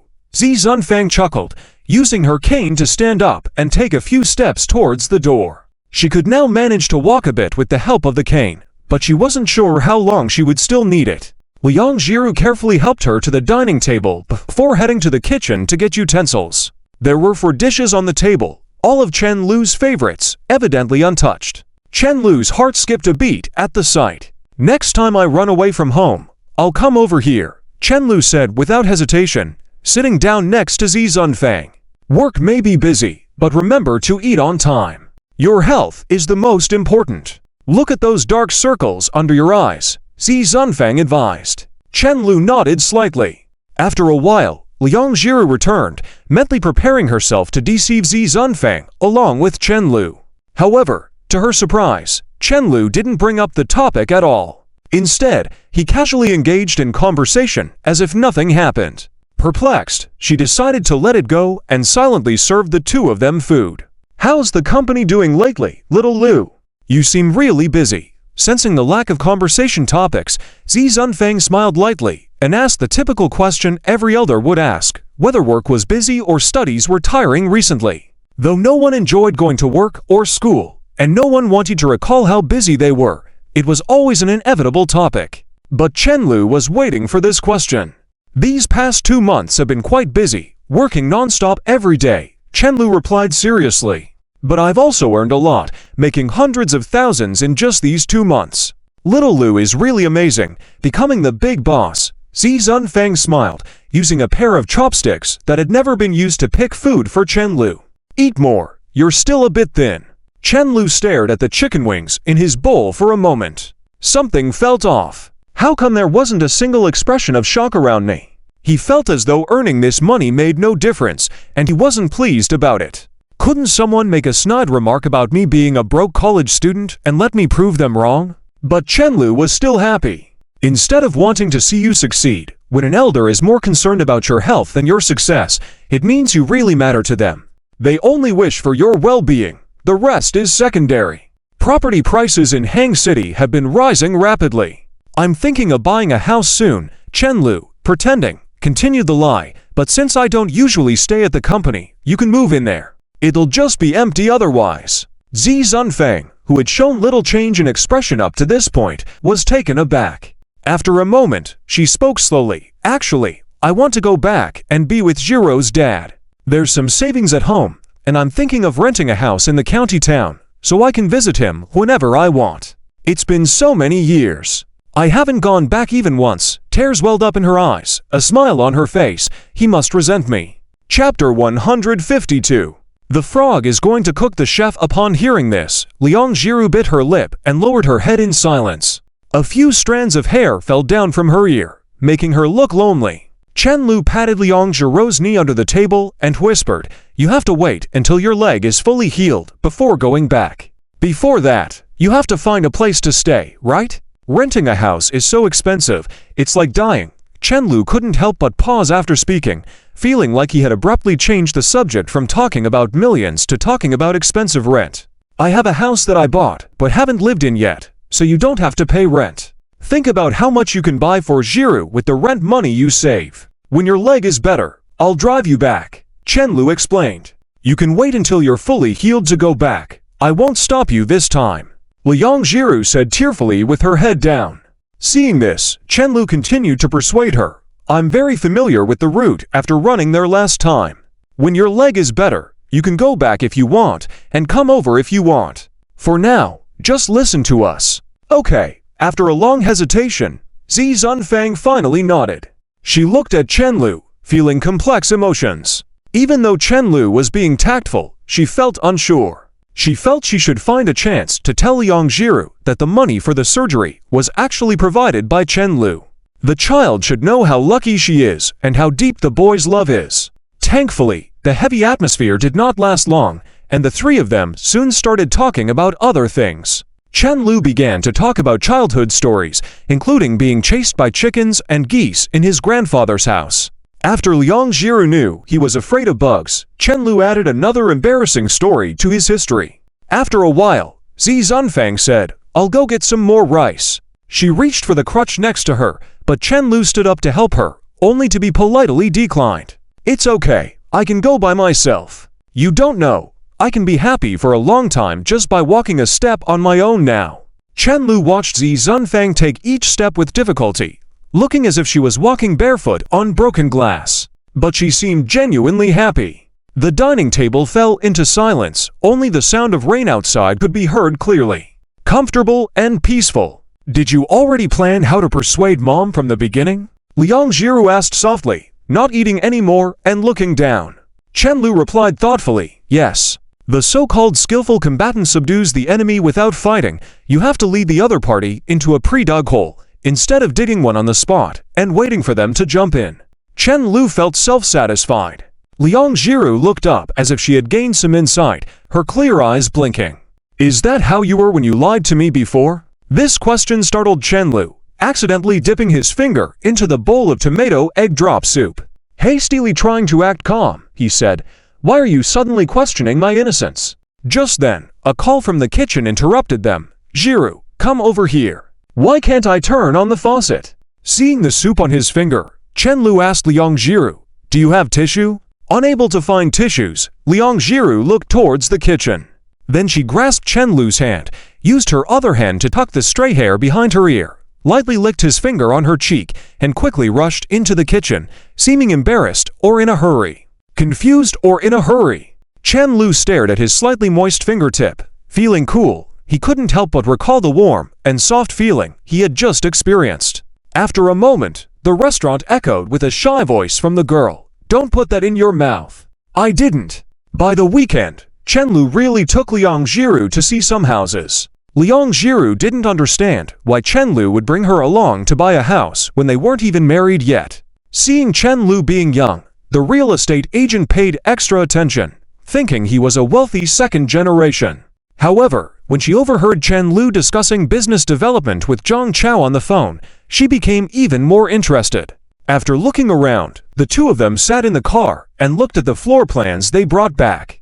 "I thought you would choose a place near the school," Liang Jiru said softly. "The houses near the school are too expensive. The houses here are cheaper, the environment is nice, and there's a park nearby," Chen Lu explained, stifling a laugh to himself, thinking, "How could I fool her into living with me if I bought a house near the school?" In any case, this house wasn't purchased as a marital home, so there was no need to scrutinize it. When he eventually marries this silly girl, he should buy a big flat or a villa. "Should we get a first-floor unit or one with an elevator? I'm afraid Auntie won't be able to get back if there's a power outage after she goes out," he continued.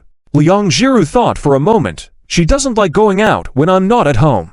Chen Lu responded, "Then let's get one with an elevator. The first floor and the top floor aren't ideal. This is your house, stop considering us." Liang Jiru felt a bit embarrassed. Chen Lu still focused on the floor plans, comparing them meticulously, but said seriously, "This is ours. Let's just go with this two-bedroom unit with simple furnishings." "I'm too tired to keep looking." Chen Lu slumped in the seat, feeling satisfied. The house was a 10-minute drive from Chen Lu's house, farther from the school. He was very pleased with this and saved a significant amount of money that could be used for the company's operations. Just right. "It's late now. Are you hungry?" Liang Jiru asked softly, leaning closer. Chen Lu glanced outside the car, intending to see if there was anything good to eat. "A bit. Let's eat outside."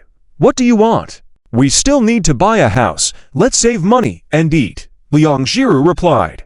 Chen Lu chuckled and tapped the girl's head. Silly, you can't save enough to buy a house by saving like this. In the end, the two settled for a bowl of cheap ramen each. In the afternoon, inside the rental house, Liang Jiru sat at the table, focusing on her painting while Chen Lu sat nearby, legs crossed, working on the speech he needed for the end of the month. Both of them were silent, but they enjoyed this feeling. They would look up when feeling tired, peek at what the other was doing, and quickly regain their drive. Occasionally, they would make eye contact, Liang Jiru always the first to turn her head. Chen Lu, after spending half a day writing less than 500 words, frustratedly tugged at his hair. After venting his frustration internally, he earnestly continued writing. He saw this as a good opportunity for promotion. School publicity couldn't be neglected. Who knew how much traffic it could bring to the game later on? In this age where traffic is king, they had to ride on all the heat they could catch. When necessary, he could also be a promotional tool. Be it through good publicity or controversial publicity, as long as there was excitement. It's only when no one is talking that things would be quiet. For mobile games, heat means money. That's why many game developers are willing to spend money to encourage various forms of secondary creation. Would I be able to make money through painting in the future? Meow Meow said I have talent. Liang Jiru suddenly asked. Yes, the people from the art group all say you are talented. Chen Lu nodded. He had actually asked about this before. But if you want to make money through painting, you have to promise me to find a new hobby, he added. Liang Jiru pouted. Finding a new hobby was such a hassle. She genuinely felt that being with Chen Lu was good enough. Why couldn't a hobby be her boyfriend? Chapter 153. Let's sleep together. When free subjectively speaking, time has never moved forward at a uniform pace. When you are happy, it passes by like a fleeting moment.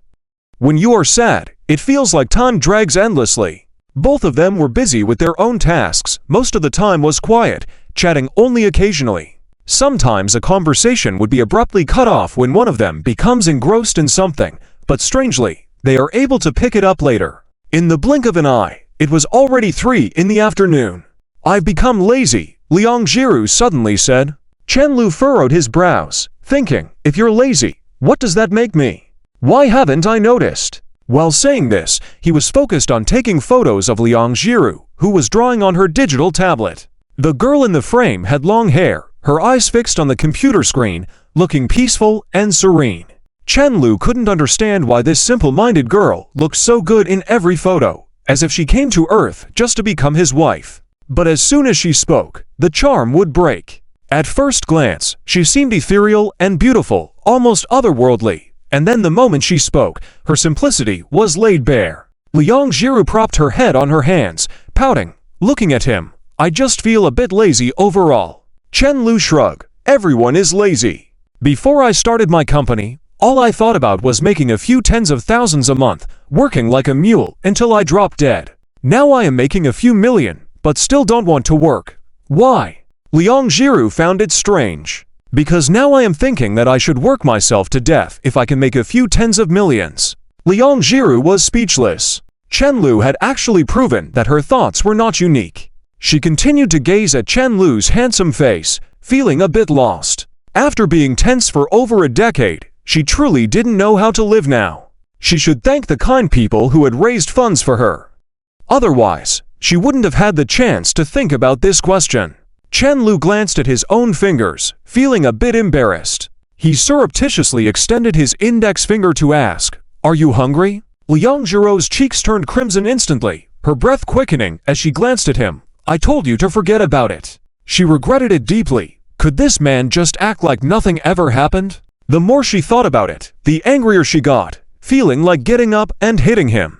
But then she remembered that her thoughts a moment ago were a bit like a scoundrel. Feeling somewhat embarrassed, she simply rested her head on the table like an ostrich. Then why don't we switch? Let me eat yours. Chen Lu continued. No, don't hit me. It hurts. Don't touch my waist. After Chen Lu wailed for a while, he lazily lay on the couch, and Liang Jiru nuzzled up against him like a cat, her cheek against his chest, quietly listening to his heartbeat.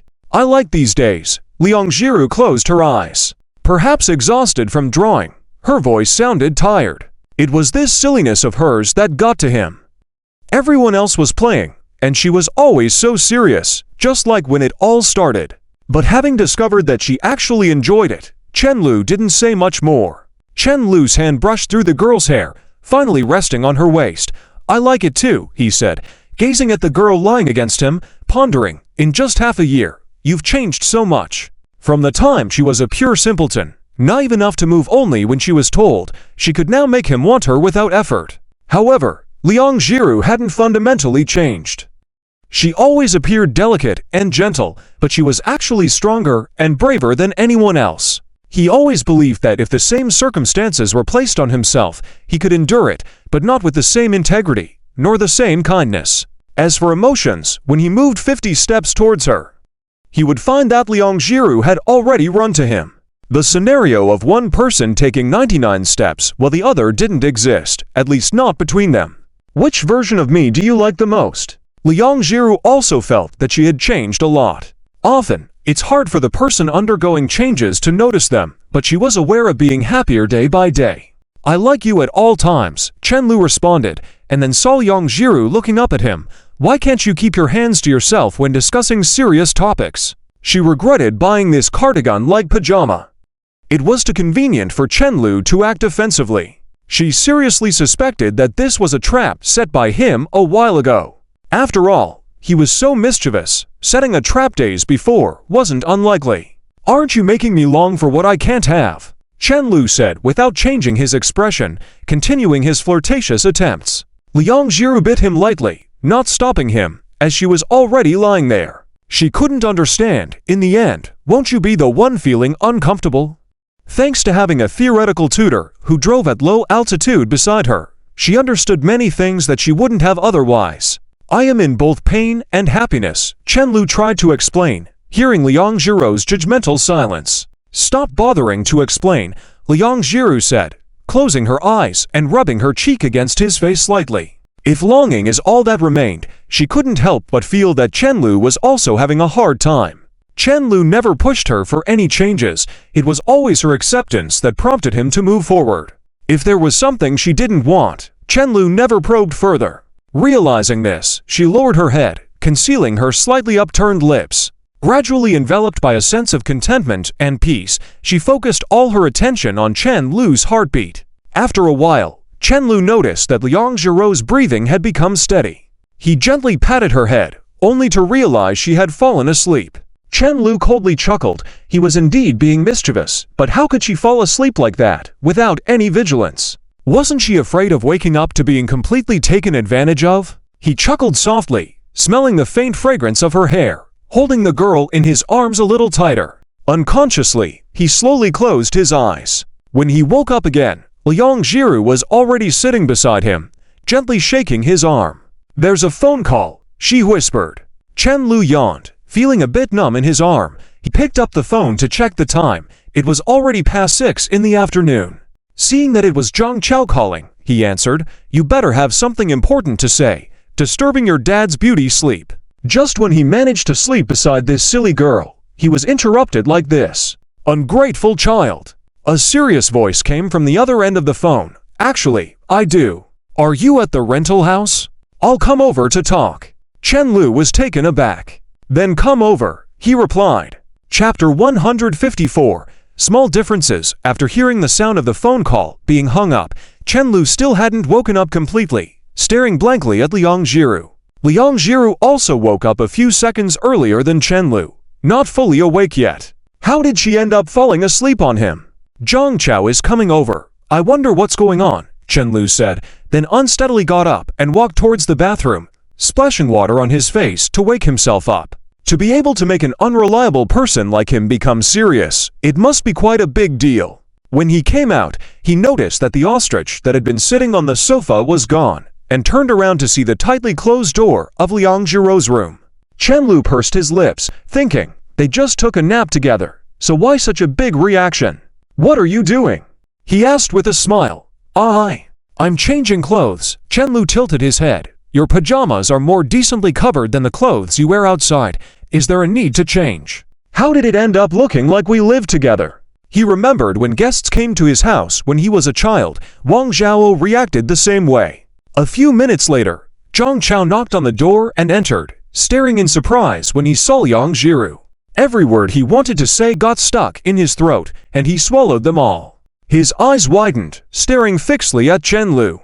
Seeing Chen Lu and Liang Jiru both looking tired and sleepy, his eyes widened even more. Chen Lu could tell from Zhang Cao's expression what he wanted to say, so he could only helplessly say, "Let's talk in my room." Zhang Chao slowly closed the bedroom door, showing a look of disbelief to Chen Lu. "What the hell is with your progress speed? I can't believe you're faster than me." He couldn't help but shout loudly, his hands already gripping Chen Lu's neck. Living in hardship as brothers is one thing, but it's another when a brother drives a Land Rover. Chen Lu waved away his hands dismissively. "You've misunderstood. She just took a nap here during her break. She doesn't have a dorm, and going home is too far." Zhang Chao still glared at him. "No cohabitation? No cohabitation. No funny business? Really? We just took a nap together." Chen Lu yawned and smirked at him. "Do you really think I'd believe your nonsense?" Zhang Chao didn't buy a half word of it, sitting on the edge of the bed with a serious expression. "What if your mom suddenly comes to check on us?" "Impossible." Chen Lu couldn't be bothered with this. The more he explained, the more complicated it became. It was better to let Zhang Chao speculate on his own. "My strength relies on your imagination." "So what's the matter? Why do we need to talk face to face?" Chen Lu asked. Zhang Chao let out a deep breath. "Someone from Penguin Studios personally came over, but you weren't in the office at the time. I just casually showed them around." Chen Lu raised an eyebrow, rather fresh indeed. "Whether you take it seriously or not, they didn't even inform us in advance, they just sent someone over." "What's the matter?" "In simple terms, they want to recruit our studio," Zhang Chao said, "especially you. We can discuss investment in the future, but not other terms," Chen Lu straightforwardly replied. Their plans were progressing step by step as intended, so how could they suddenly change course and work for someone else? Zhang Chao seemed relieved at Chen Lu's response, but continued speaking. "Let me finish. The conditions they offer you are incredibly generous. Even if they are, I'm not interested. Things are fine the way they are now." Just as well, Zhang Cao's solemn expression finally broke into a smile, as he stood up and spoke softly. "Then I'll just decline this directly." Those two seemed to be staying at a nearby hotel. Although he would support any choice Chen Lu made, he was truly worried that Chen Lu might agree. After all, if that happened, his dream of creating his own game would come true, but in the future, he wouldn't be able to create a game according to his own dreams. Working for others requires considering profit, while doing it for oneself means that once successful, there's no need to worrying about so many factors. Chen Lu shook his head. "Since we've refused, we should talk to them about the possibility of investment and collaboration." "What do you mean?" Zhang Chao didn't quite catch on. "We can't let them walk away empty-handed, or else they might take advantage of us." Chen Lu smirked, understanding how the business world was like a battlefield. It's survival of the fittest, where smaller companies must have the self-awareness and wisdom to survive in order to compete. Chen Lu could guarantee that if they let this opportunity slip away, it wouldn't be long before a competitor with higher quality and more substantial funding would enter the testing phase. What would a small studio like theirs do then? Zhang Chao seemed to catch on. "So they can just come over and take advantage like that. Aren't they supposed to be reasonable?" Chen Lu looked at him as if he were a fool, smirking. "Do you think I'd let them freeload off us like that? We'll soon find a good use for them." Seeing Chen Lu's expression, Zhang Cao's worries dissipated, giving him a pat on the back. "Are you a Zhuge Liang? You didn't inform them of my moves, did you?" Chen Lu asked. "No, I thought it wouldn't be good to inform them that you were slacking off as the leader, so I just said you were busy. I just made up some excuse to come and find you," said Zhang Chao. "That's good. Tonight, you have dinner with them alone and tell them I'm out of town negotiating partnerships with other companies.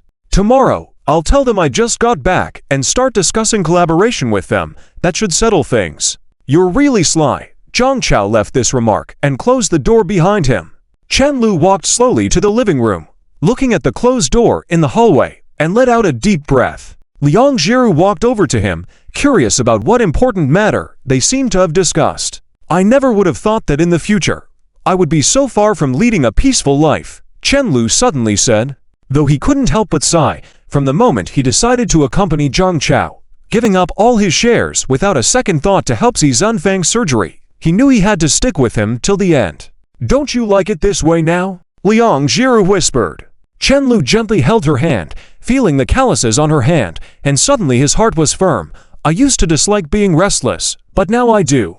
Liang Jiru pursed her lips, pulling Chen Lu to the mirror in the bathroom. "Look at your dark circles." Chapter 155 Even Cat's Jealousy. "What's wrong?" Still looking handsome, as always, Chen Lu said teasingly with a serious face. Well, his hair had grown a bit longer, but it was no big deal. Liang Jiru pouted. "I'm showing you my dark circles." This person was treating her like a fool. How could he change the subject like that? Although she also thought he was still handsome, she didn't bring it up. It's not too bad, not severe. Although Chen Lu always noticed the dark circles on Liang Jiru's face, he didn't really care about his own appearance. Even though he was starting to look like a panda, he didn't think it was serious. Recently, their company was turning into a zoo. Everyone had dark circles on their faces. Yes, their income had surged, but they were truly busy. "Have you been particularly tired recently?" Liang Jiru asked softly, gently holding his cheek, her eyes full of concern. Including this afternoon, Chen Lu had fallen asleep countless times as soon as he lay down. Even though she didn't understand how to run a company, she could see that Chen Lu's relaxation was only on the surface. Sometimes she would wonder, even though people around her often said she was silly, she could easily notice any changes in Chen Lu. "It's fine, just been a bit busy lately." Chen Lu held her hand on his cheek. "Otherwise, where would the new house come from? I don't want you to work so hard. Chen Lu seemed to understand something suddenly and curiously asked, "So when we were on our way to your place earlier, was that when you said you wanted to support me?" "Yes." Liang Jiru hugged Chen Lu's waist, holding him tightly. "If it's not your dream, then don't overwork yourself, okay? I'll graduate in 2 more years, and then we can earn money together. Earlier, my mom also said that our family doesn't need betrothal gifts. If you just want to provide me with a better life, then don't bother with this. I'm afraid you'll overwork yourself. If I'm overthinking it, just forget what I said." The girl's words were clumsy, nervous, and lacking confidence. Chen Lu looked at the two of them in the mirror for a moment and asked softly, "What do you think counts as a dream?" Liang Jiru looked up at him. "I don't know. I'm not that ambitious. My dream is for your dream to come true." Hearing this, Chen Lu was momentarily stunned, then smiled and kissed the back of the girl's hand. This naive girl seemed unaware that the more she said such things, the more he wanted to work hard for her. What man could bear to let a girl like her suffer? Let her graduate and then work long hours like other university students? Not a chance. I will definitely find a way to give you a better life. I can't let you suffer after marrying me, can I? Liang Jiru looked serious, her tone firm. "If you're willing to marry me, even if I have no money, I'll still marry you." For her, who had lost loved ones, nothing was more important than good health. "Fool." Chen Lu lightly tapped her forehead, and then walked slowly towards the living room. He knew Liang Jiru was serious. If this had been before, he might have hesitated a bit. But now, with everything showing that he had the ability to provide her with a better life, there was no reason to retire. The slightly narrow bathroom became spacious again, but also quiet. Liang Jiru quietly looked out the door and sighed deeply in her heart. She suddenly didn't know what to do.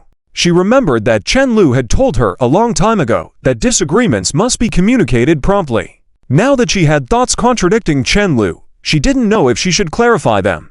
Just as she was feeling confused, Chen Lu walked back with a curious expression. "What's wrong?" he asked softly. Liang Jiru shook her head.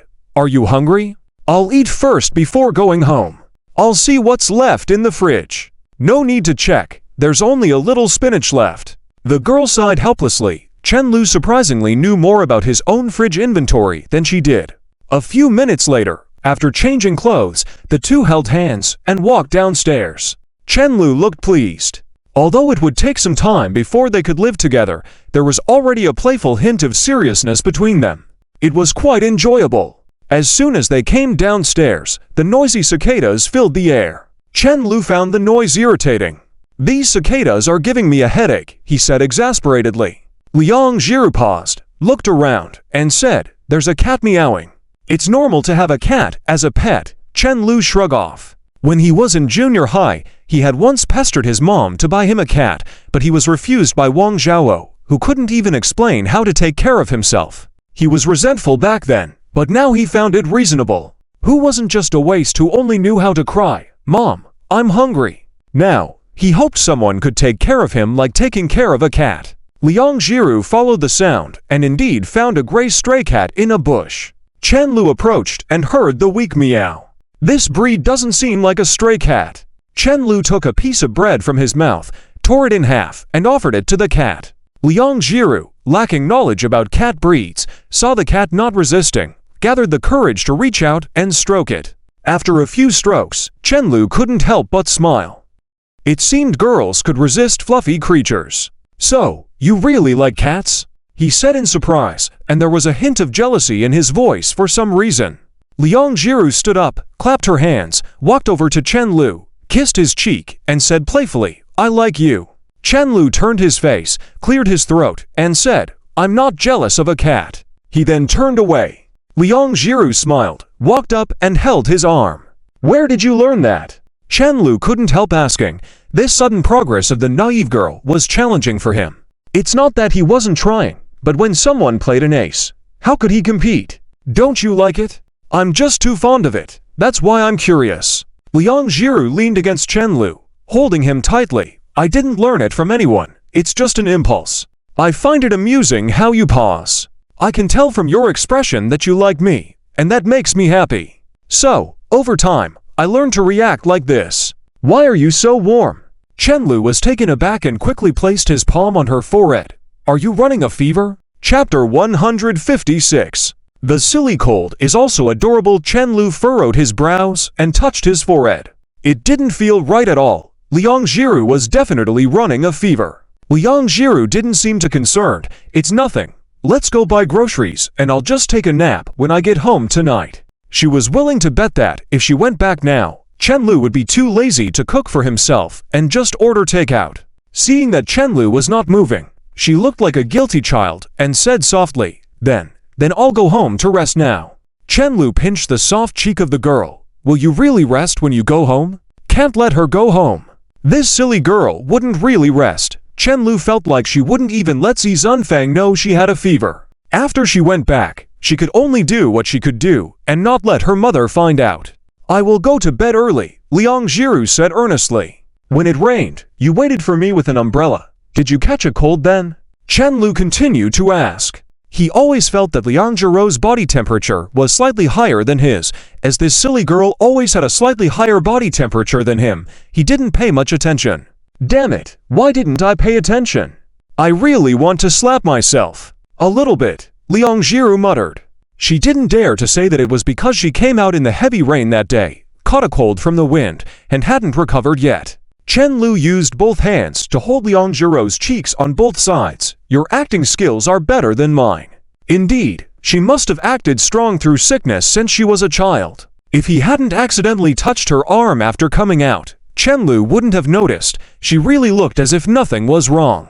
"You have been detained, Miss Liang Jiru," Chen Lu suddenly said. "You either let me take you to the hospital to check, or go upstairs to rest." Liang Jiru unconsciously took 2 steps back. "I can't explain to my mom. It didn't rain today." Chen Lu didn't answer her. He instead directly called a certain person. "Hello, what's up?" A lazy voice came from the phone. "1 week of paid leave. Do you want it?" Chen Lu got straight to the point. "Tell me, how can I help you?" Lin Miao Miao responded without hesitation. Chen Lu nodded satisfactorily. Communicating with smart people saved effort. "You suddenly got appendicitis and needed to be hospitalized. Liang Jiru will be with you in the hospital tonight. Remember." "Are you kidding me? You want me to betray Jiru to be your scapegoat? Do you know my relationship with Jiru?" The tone on the phone became serious. "She's my only best friend. We met just when school started. She is the best friend I've ever had in my life. Plus 7 more days, but can't be continuous rest periods. Gotta go. I have acute appendicitis." Lin Miao Miao hung up after saying this. After hanging up the phone, Chen Lu fought back a smile, shrugged at Liang Jiru, and pointed to the corridor. When he saw Liang Jiru's cute expression of shock upon realizing she was betrayed by her best friend, he struggled even harder not to laugh. But he couldn't laugh now. Otherwise, this silly girl would definitely try to act cute to get away with it. I don't want to go to the hospital, Liang Jiru said hesitantly. The one place she hated the most was the hospital. Chen Lu approached and held the girl's hand. Then just go upstairs and rest assured. With Lin Miao Miao as a cover, Auntie won't worry about you. And your boyfriend will take care of you. Isn't that nice? The girl turned her head nervously to look at him. I'm sick now. You can't bully me. Last time you slept here, I didn't bully you, did I? Liang Jiru felt relieved and slowly climbed the stairs. It seemed that she was feeling a bit warmer, or maybe it was because she suddenly relaxed. She felt a bit weak. She completely understood why people say happiness makes people weak. Without Chen Lu, she could continue to work part-time even with a fever. Now, she just wanted to lie in Chen Lu's arms and take a nap peacefully. Feeling a little spoiled would be even better. After returning to the room, Chen Lu went to a nearby pharmacy and bought a thermometer and fever-reducing medicine. Liang Jiru buried her head under the covers. Feeling cold, she curled up and closed her eyes. Each breath was warm. Half asleep, Chen Lu sat next to her again. She clearly remembered that Chen Lu had just left not long ago. Take your temperature. Didn't you say there was spinach in the fridge? I'll make you some noodles. With a light smile, Chen Lu said, I never cook for Chen Mo, but today I'll do it for you. Liang Jiru emerged from the covers, her hair slightly messy but still couldn't hide her cute and pretty demeanor. She smiled gently at Chen Lu. Okay? After Chen Lu left, the girl closed her eyes again. She didn't pay attention to the time. She knew Chen Lu would remember better than her. Sure enough, the sound of chopping vegetables in the kitchen quickly stopped, followed by hurried footsteps. Let me check your temperature. Chen Lu slowly rolled the mercury thermometer in his hand, trying to find the angle where he could read the mercury clearly. He didn't like using electronic thermometers. He didn't trust them. In fact, he didn't like using mercury thermometers either. They were too troublesome. How much? Liang Jiru asked softly. Maybe because she had been lying with her eyes closed for a while, her voice seemed drowsier than when she came downstairs. 38.4 degrees. Chen Lu carefully put away the thermometer. Couldn't help but pinch Liang Jiru's cheek. Now I know why you act silly. Getting sick and still not resting has made you silly. Take your medicine quickly. It's cold, the girl said pitifully after taking the medicine. If I hug you, you won't be cold, said Chen Lu. Okay. Liang Jiru didn't refuse and obediently made room for Chen Lu. Not feeling like being flirtatious with the sick Liang Jiru, Chen Lu lay honestly beside her, covered her with the blanket, and held her in his arms. Liang Jiru's skin was slightly warm, like a little warm baby.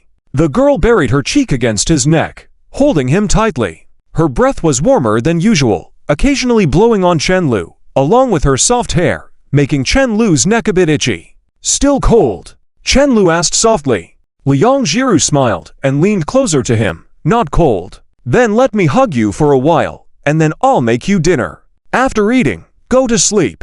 Chen Lu said and saw the corners of the girl's mouth curl up. Couldn't help but ask, why are you smiling? Being sick? I feel so happy, Liang Jiru replied. Chen Lu was a bit speechless. This silly girl was easily content. My birthday is coming soon. I remember better than you. Liang Jiru hugged him tighter. Maybe feeling a bit ill, her actions were more intimate than usual. Less than 13 months until my next birthday. I'll be 20 then. Chen Lu smiled and kissed the girl's forehead. Chen Lu slowly prepared to leave after noticing Liang Jiru fell asleep. Just as he was about to get up and go to the kitchen, he realized that Liang Jiru was still hugging him. The girl clung to him like a giant octopus. One leg was even pressing on his, entwining him completely. Feeling his prey suddenly struggling, the sleeping octopus girl woke up and grabbed him back, wrapping her around him. Being held by the girl like a teddy bear, Chen Lu dared not move, staring at the ceiling dumbfoundedly, blinking. Clearly, he hadn't fully comprehended the situation. Feeling somewhat incredulous, he realized that he had a bunch of plans that hadn't been put into action yet. The plan to sleep with this silly girl on the same bed was so easily realized. Just like that. Report to the organization. It seems I've infiltrated the enemy in a strange way. Chapter 157. The bomb defusal expert. The sun had already completely set, and dusk was gradually enveloping the surroundings. As the sky darkened, it seemed like the whole world had slowed down. This was particularly evident in this old neighborhood, where the children who were playing downstairs had all returned home. Looking around, all the windows with old burglar bars were lit up, except for one window that remained dark. After Liang Jiru embraced Chen Lu, he didn't move again. Naturally, he didn't have the time to get up and turn on the light. He quietly watched the hazy night outside, feeling a bit complicated. He never imagined that his first time sharing a bed with a girl would unfold like this. He didn't have any other thoughts aside from worrying. In this moment, he didn't even know how many times he had touched Liang Jiru's forehead, afraid that her body temperature might rise. Liang Jiru slept soundly, showing no guard in front of him, even though she scolded him for being a rogue every day. Girls were such strange creatures. Chen Lu sighed inwardly and reached out to touch the girl's forehead again. Surprisingly, she felt so soft in his arms, and it was really comfortable to hold her. Maybe his movement was a bit too much this time, as the girl in his arms lightly hummed and slowly opened her eyes. "Do you still feel uncomfortable? Are you hungry?" Chen Lu whispered. A little. Liang Jiru seemed not fully awake yet, speaking in a dazed manner, not knowing which question she was answering. She hadn't even realized that she was clinging to Chen Lu like an octopus. She snuggled closer to him and asked, "What time is it now?" "It's past 8. Still want to sleep?" "If you don't want to sleep, sit up and have some water. I'll make you some food," Chen Lu offered. "I don't want to sleep, nor do I want to eat," Liang Jiru said in a deep voice. "What do you want then?" Chen Lu found it strange. Liang Jiru seemed to have fully woken up, smiling as she kissed Chen Lu's neck gently. "I just want to stay here with you," she said softly. Chen Lu took a deep breath. Liang Jiru's body temperature had already gone down, but her breath on his neck was still warm. "Has it been a long time since someone took care of you when you were sick?" "This is the first time after I remember," Liang Jiru added after a moment. The dim room fell quiet, and in the darkness, Liang Jiru only felt Chen Lu holding her tighter. He expressed everything he wanted to say through his actions. Liang Jiru smiled and hugged him tightly in return, as if they both wanted to merge into each other. After a while, Liang Jiru earnestly asked, "Will I infect you?" She was a bit sweaty, and a few strands of hair clung to her cheek. She wasn't as close to him as before. "I won't catch anything from you. But even if I did, it wouldn't be bad. I could experience what it's like to be taken care of by you," Chen Lu said straightforwardly. "Even if you're not sick, you can still experience it," Liang Jiru retorted. "I'll remember your words," Chen Lu replied. "But the final say goes to me," Liang Jiru supplemented quietly, feeling that Chen Lu might have some ulterior motives. Now that she was sick, he couldn't act like a rogue, but who knew what would happen in the future? If she really took care of Chen Lu like a patient, he might want to bully her even more. After all, he definitely had some special quirks, according to Meow Meow, something about role-playing. Chen Lu's smile froze, and he playfully poked Liang Jiru's forehead. "You're getting naughty," he teased. "You have the final say, huh? You're being mischievous now." "I'm not." Liang Jiru adjusted her posture, lying on her side obediently with clear and watery eyes looking at Chen Lu. Softly, she said, "I want to sleep a little more. Will you help me fall asleep?" She didn't know why, but today she felt like being a bit coquettish. It's as if she wanted to make up for the experiences she missed out on in the past few years. Feeling that she had gone a bit too far, she reached out and touched Chen Lu's stomach, realizing she was being too demanding. "If I fall asleep, you eat the meal. I'm sure you haven't eaten yet." "Okay," Chen Lu said helplessly, surprised that Liang Jiru even remembered to remind him to eat. Then Liang Jiru buried her face in his body suddenly and said in a barely audible voice, "Could you help me undo that clothing?" "What should I undo?" Chen Lu asked, knowingly. "You know exactly what I mean," Liang Jiru replied, feeling a bit pitiful and embarrassed, with a hint of playfulness and guilt. "Are you trying to seduce me?" Chen Lu raised an eyebrow, not fully understanding the girl's motivation. After a deep breath, Liang Jiru was on the verge of regret and said, "Girls usually undo this before going to sleep. It's uncomfortable to sleep in it. Just undo it. You don't need help taking it off?" Chen Lu asked thoughtfully, looking harmless and willing to help. Liang Jiru stayed silent for a moment and then bit Chen Lu's arm forcefully. Chen Lu grinned through the pain, but he obediently extended his arms like he was delicately defusing a bomb. Without a doubt, the teeth were placed on his neck. He was willing to bet that if he made any slightly inappropriate move, he would definitely be bitten hard. For the first time in his life, he felt that the darkness in the room was a bad thing, as it made it hard to see anything. Liang Jiru was so embarrassed, she buried her face deep to avoid looking at him. Chen Lu tilted his head slightly and cautiously reached around the girl, feeling her smooth skin on her back. His heart raced at the touch. After a moment of groping, he finally managed to undo the clasps on her clothes. It wasn't an easy task, especially when doing it by touch alone.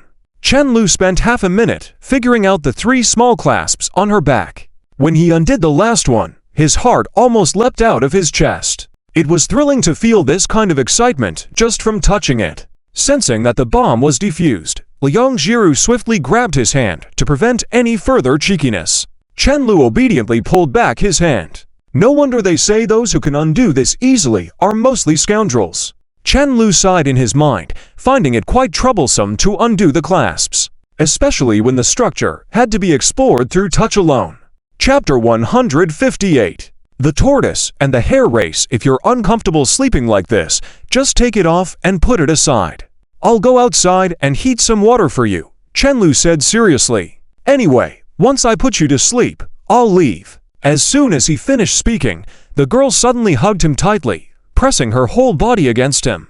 I don't want you to leave, Liang Jiru softly said, her voice unexpectedly a bit weak, as if being sick made her tone strangely soft. Sigh. Chen Lu took a sharp breath. How come this silly girl was getting more and more coquettish? Who could resist this? Fine, I won't leave. I'll heat the water for you and come back to keep you company, he said. I don't want that either, Liang Jiru said, holding him tighter. With the absence of any restraints, Chen Lu felt like the distance between them had softened. If you're like this, I can't help but behave like a rogue, Chen Lu said.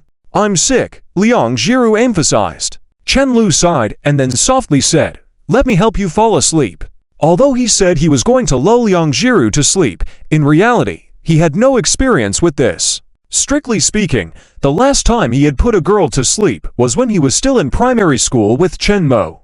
But Chen Mo was a unique individual. She could fall asleep with a pile of unfinished homework, while consoling a sick Chen Mo didn't require much effort either. The two of them quietly gazed at each other in the darkness. Even though they couldn't see clearly, they could still sense the relaxed smile on each other's faces. After Chen Lu let out a breath, he admitted, I really don't know how to put someone to sleep.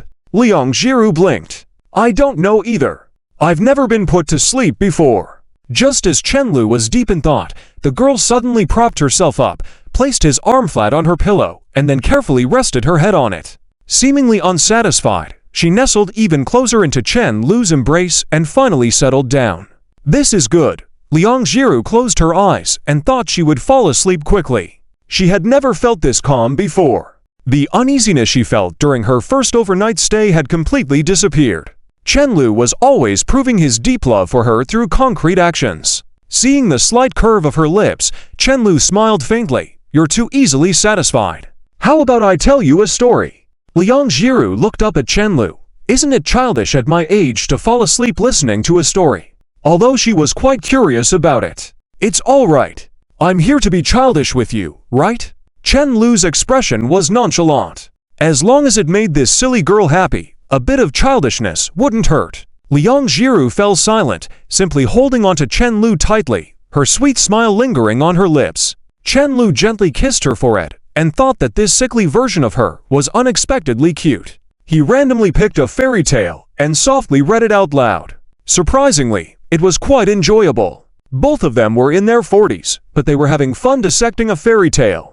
Whenever he teased the plot, Liang Jiru would smile. What does the big bad wolf usually eat? Chen Lu asked. Meat, she replied. So, while it's eating meat, does it also make friends with the forest animals? Chen Lu continued. Liang Jiru snuggled deeper under the covers. I suddenly feel the story you're telling is getting dark. Who on earth could think of such things? She felt her boyfriend had a slightly twisted mind. Chen Lu smiled at her. Actually, it's quite a normal plot. For instance, while I'm your boyfriend, I'm also contemplating how to consume you whole. Rogue. Liang Jiru lightly kicked Chen Lu under the covers with her foot. Chen Lu recoiled slightly, feigning composure. Don't move. You've been thinking naughty thoughts all this time, Liang Jiru teased. I haven't. My body has a mind of its own, Chen Lu cheekily replied. After all the close contact they had, Liang Jiru couldn't understand many of Chen Lu's reactions. She timidly asked, Is it uncomfortable for you like this? Not really, Chen Lu stubbornly responded. If you're really uncomfortable, then can I help? The girl whispered softly. Chen Lu was taken aback. He realized he no longer needed to figure out where Liang Jiru learned it from. Before his brain could process, his mouth jumped in. Is that a true offer? Pouting, Liang Jiru looked at him and lightly hummed, and you said you didn't. You. After regaining his composure, Chen Lu found himself at a loss for words and could only threaten her. I warn you. If you continue like this, you'll regret it. Liang Jiru hid entirely under the covers, showing only half of her face, her clear, beautiful eyes fixed on him as she said, I'm still sick. Chen Lu was completely baffled. This was the first time he had stepped into a pit that Liang Jiru had prepared. He experienced the embarrassment of being outsmarted without being able to do anything about it from start to finish. This silly girl was progressing way too fast. He had been the dominant one all along, and now things seemed a bit off. Chen Lu suddenly realized that Liang Jiru was also becoming smarter. If he continued like this, he would soon become the rabbit from the tortoise and the hare race. Then his reputation as a frog expert would be ruined. Reluctantly changing the subject, Chen Lu continued reading the story honestly. When he wanted to say something again, he noticed that the girl beside him had fallen asleep. Even in her sleep, a faint smile remained on her lips, almost imperceptible. To her, the content of the story was inconsequential. Simply hearing Chen Lu's voice made her feel at ease. Chen Lu quietly lay down next to the girl, slowly closed his eyes. After a while, he suddenly opened his eyes again. He just couldn't fall asleep. He reluctantly sat up, tucked the sleeping girl in, and finally, with a heavy heart, returned to his own room. The next morning, the curtain of rain that had unexpectedly fallen at some point during the night had made the morning unusually cool. Liang Jiru, as per her biological clock, got up on time, finished her morning routine, and walked into Chen Lu's room.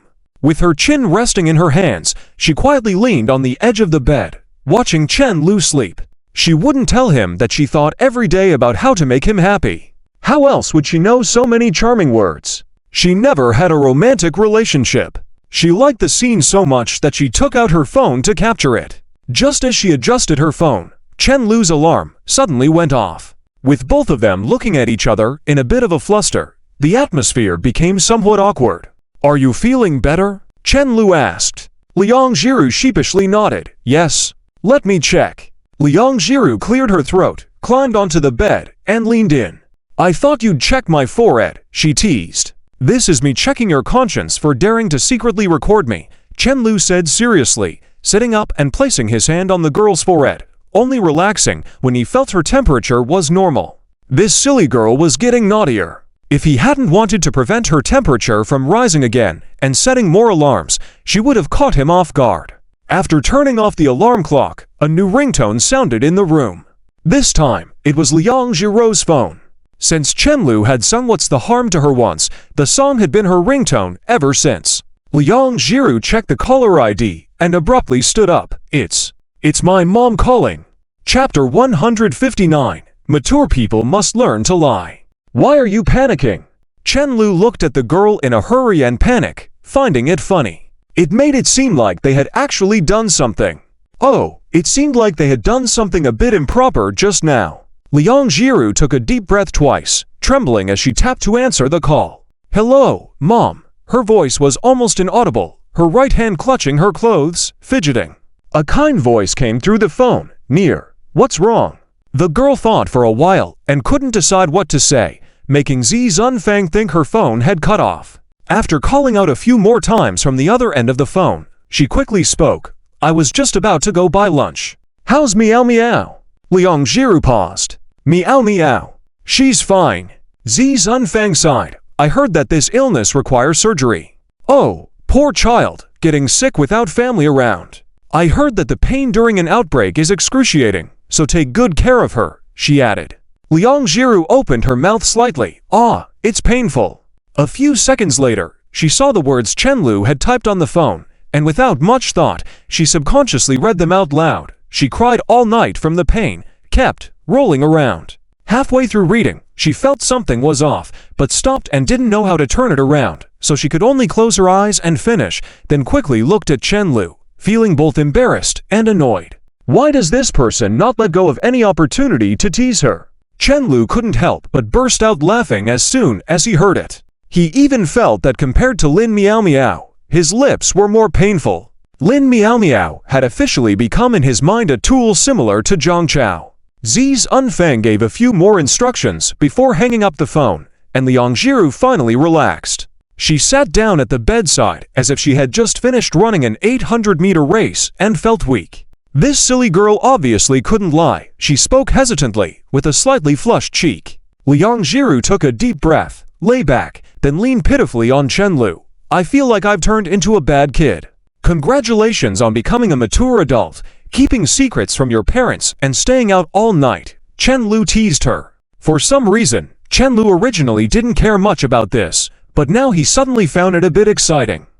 You say that? Liang Jiru bit his shoulder, then buried her face in his neck. You've corrupted me. Though she only stayed back to avoid worrying Zi's Unfeng, she still felt like she did something wrong.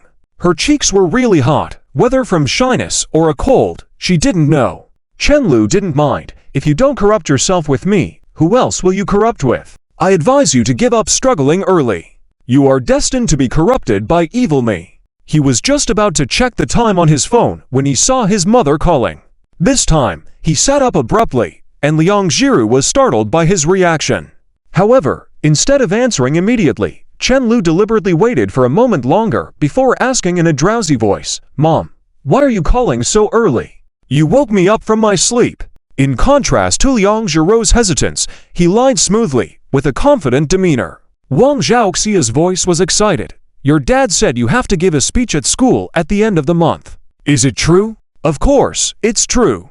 The school hasn't even provided a speech draft, and I've been worried about it these past 2 days. Perfect, Wang Zhao praised with a light laugh. Even if your son makes millions, you're not as excited as you are now. Chen-Lu responded disdainfully. Just as he was speaking, Liang Jiru's hand sneaked to his waist, seemingly ready to tickle him.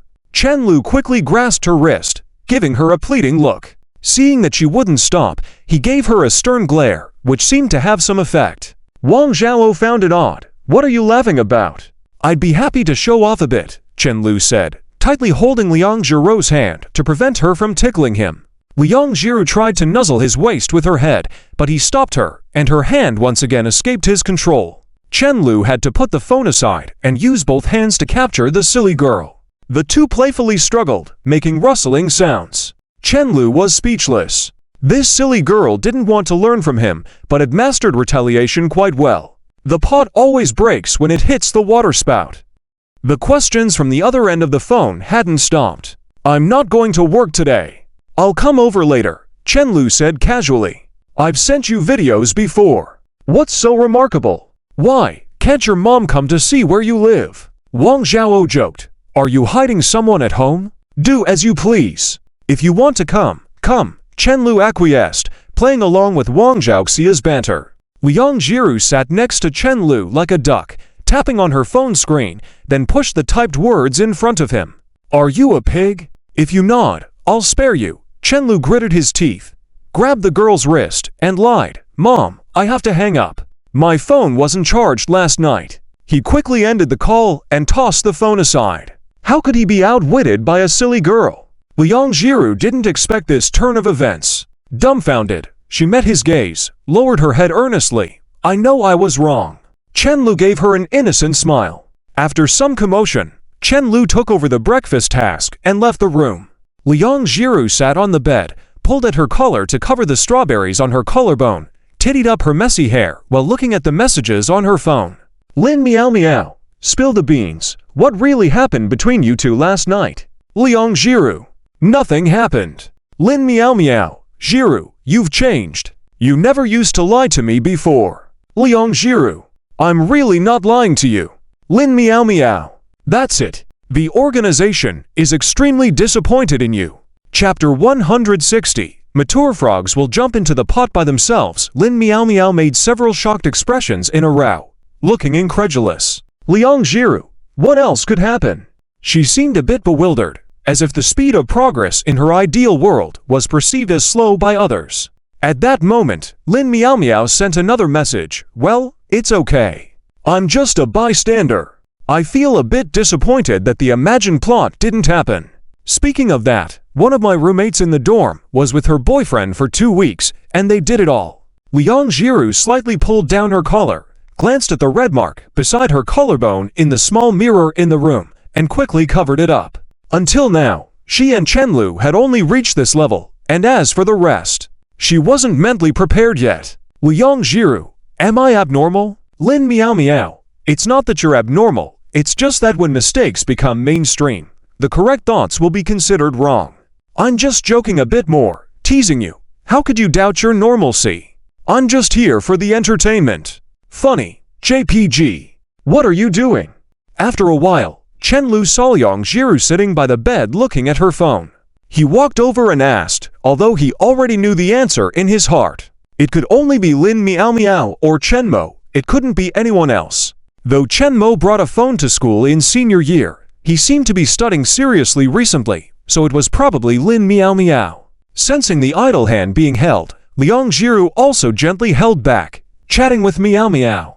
She probably didn't tell you anything serious, Chenlu joked. Liang Jiru agreed in a somewhat embarrassed manner. Chenlu didn't need to look at the chat page to guess what this social terrorist might have said, probably asking about last night. They say birds of a feather flock together. You have to be careful not to be influenced by her thoughts. Liang Jiru tilted her head. Meow Meow is black. No, she's yellow.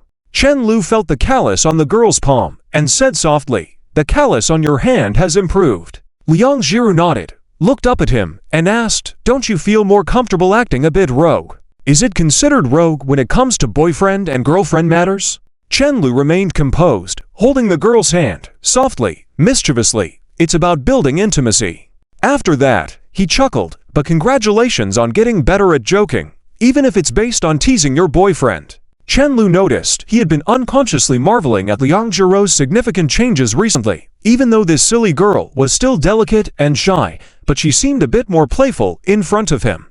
It was reasonable. She was, after all, a 19-year-old girl who had been repressed for too long. Aside from her gentle and shy nature, she naturally should have some youthful liveliness. He had also changed. Liang Jiru had changed him through her actions, making him more and more confident in his unwavering feelings for this silly girl. Looking back, he should have realized her feelings for him from her reactions long ago, but he couldn't believe it at first. Until the moment before he confessed, he still had doubts. I wasn't joking. When Chenlu's thoughts were in turmoil, Liang Jiru suddenly said seriously. The girl found it strange. I really want you to feel more comfortable when holding my hand. Before being with Chenlu, she was not willing to waste time and money on maintaining her hands. Chenlu. He took a few deep breaths as quietly as possible. Should he just marry this silly girl now? He couldn't take it anymore. A marriage certificate was just a piece of paper. He must deceive her into becoming his wife immediately. Liang Jiru looked at Chenlu, who had a strange expression, with some confusion, and asked curiously, are you feeling unwell? Chenlu stood up and walked to the door, cleared his throat, and said loudly, it's nothing, let's have breakfast. After breakfast, the items Chenlu had ordered online arrived just in time.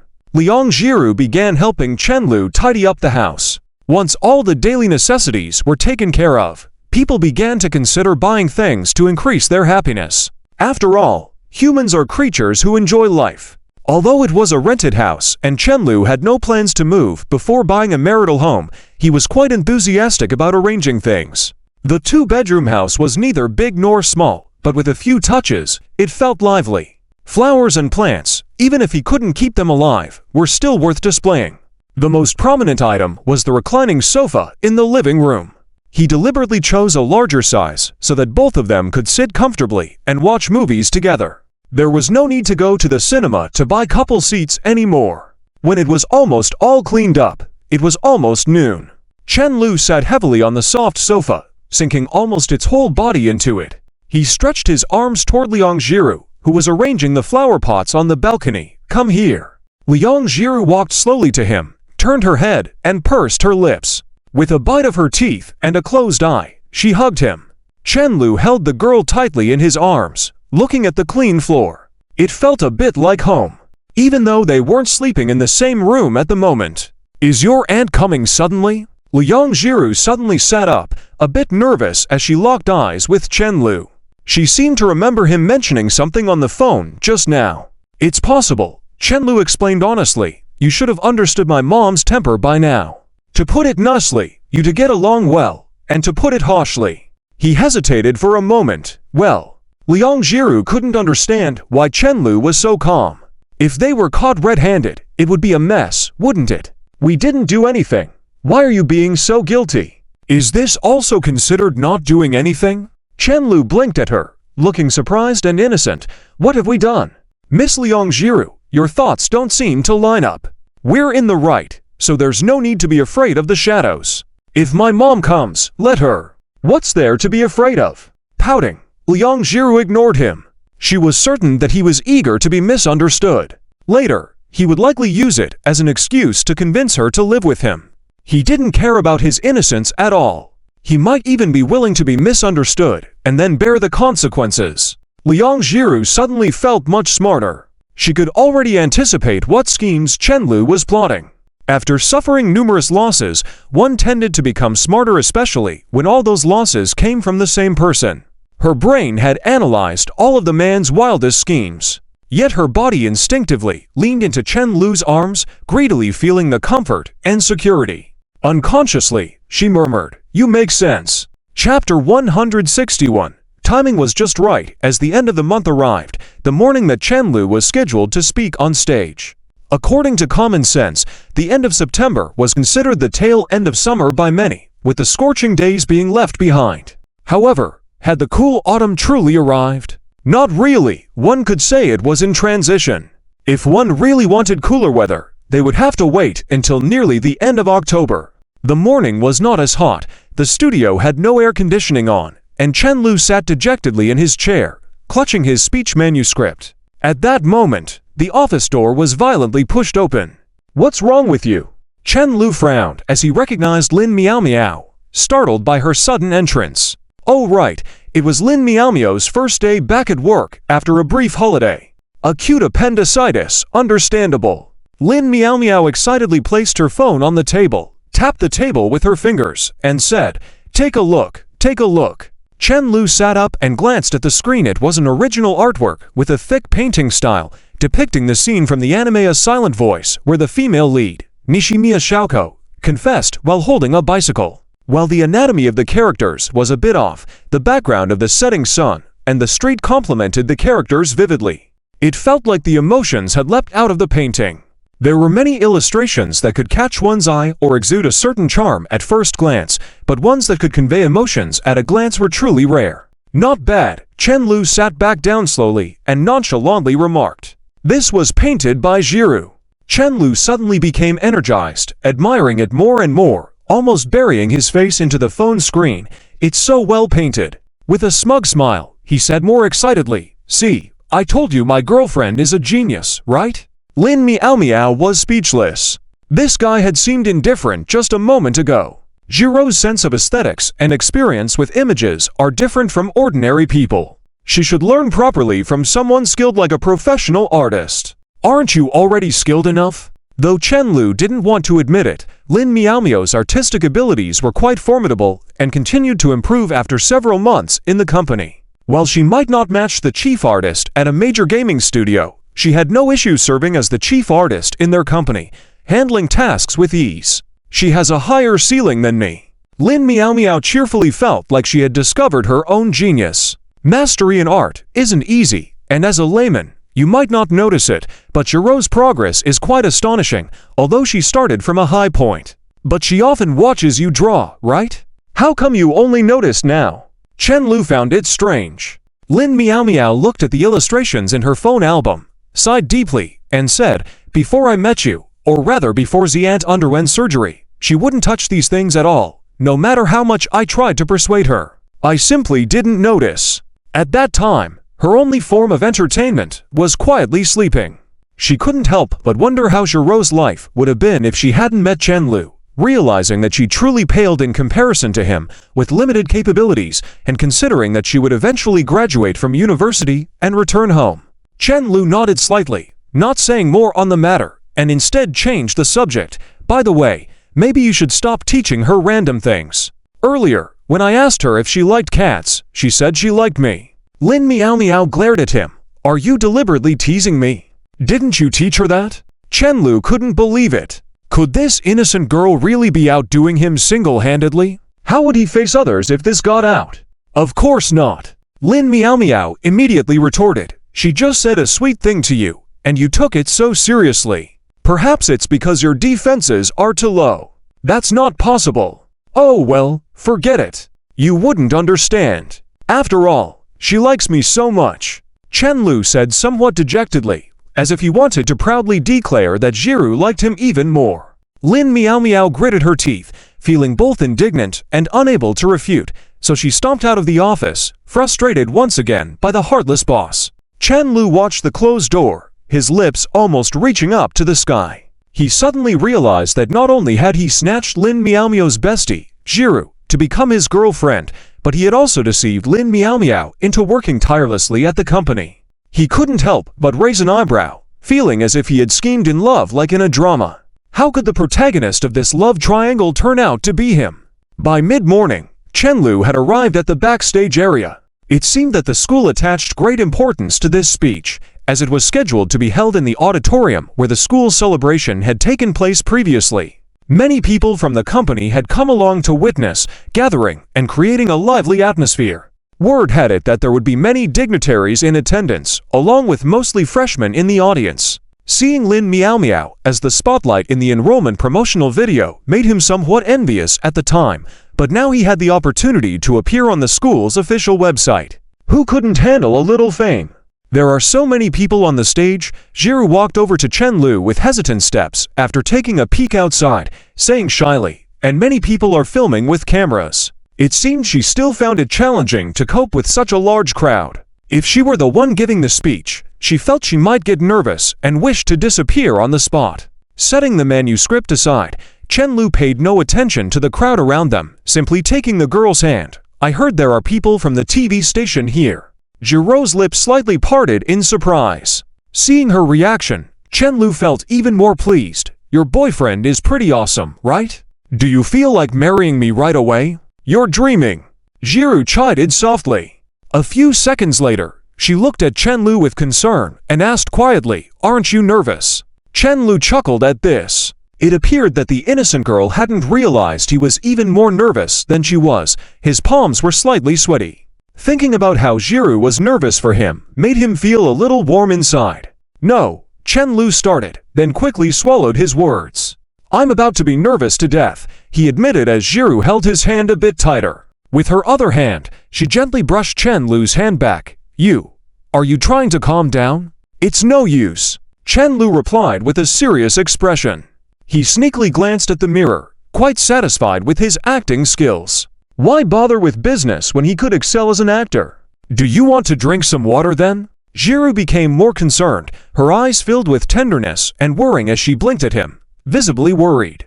"That won't help," Chen Lu shook his head slowly. Then, with a solemn expression, he looked into Jiru's eyes. "I know a way. Are you willing to help me?" Jiru nodded vigorously. Touched, Chen Lu typed a message on his phone. "Honey, you can do it," showing it to the girl in front of him. "It's fine even with many people around. Come to my side and whisper it to me quietly." Jiru blushed crimson as soon as she saw it, peeking shyly at him, and protested, "You're not nervous at all." "Look, my hands are shaking." Chen Lu raised his hand in front of Jiru, continuing his act. "We're not even married yet." The girl blushed even more, but still spoke in a barely audible voice. Chen Lu was not pleased. "Just now, I asked if you wanted to marry me, and you said it was a dream. Can't I satisfy my longing for affection? You're the only one who can help me now." Imagine how embarrassing it would be for your boyfriend to make a fool of himself in front of so many people later. Just the thought of it makes life unbearable. Okay. Following Chen Lu's instructions, Jiru felt as though she couldn't go on living just from the thought of it, so she gritted her teeth, leaned towards him, and whispered in his ear, "Honey ...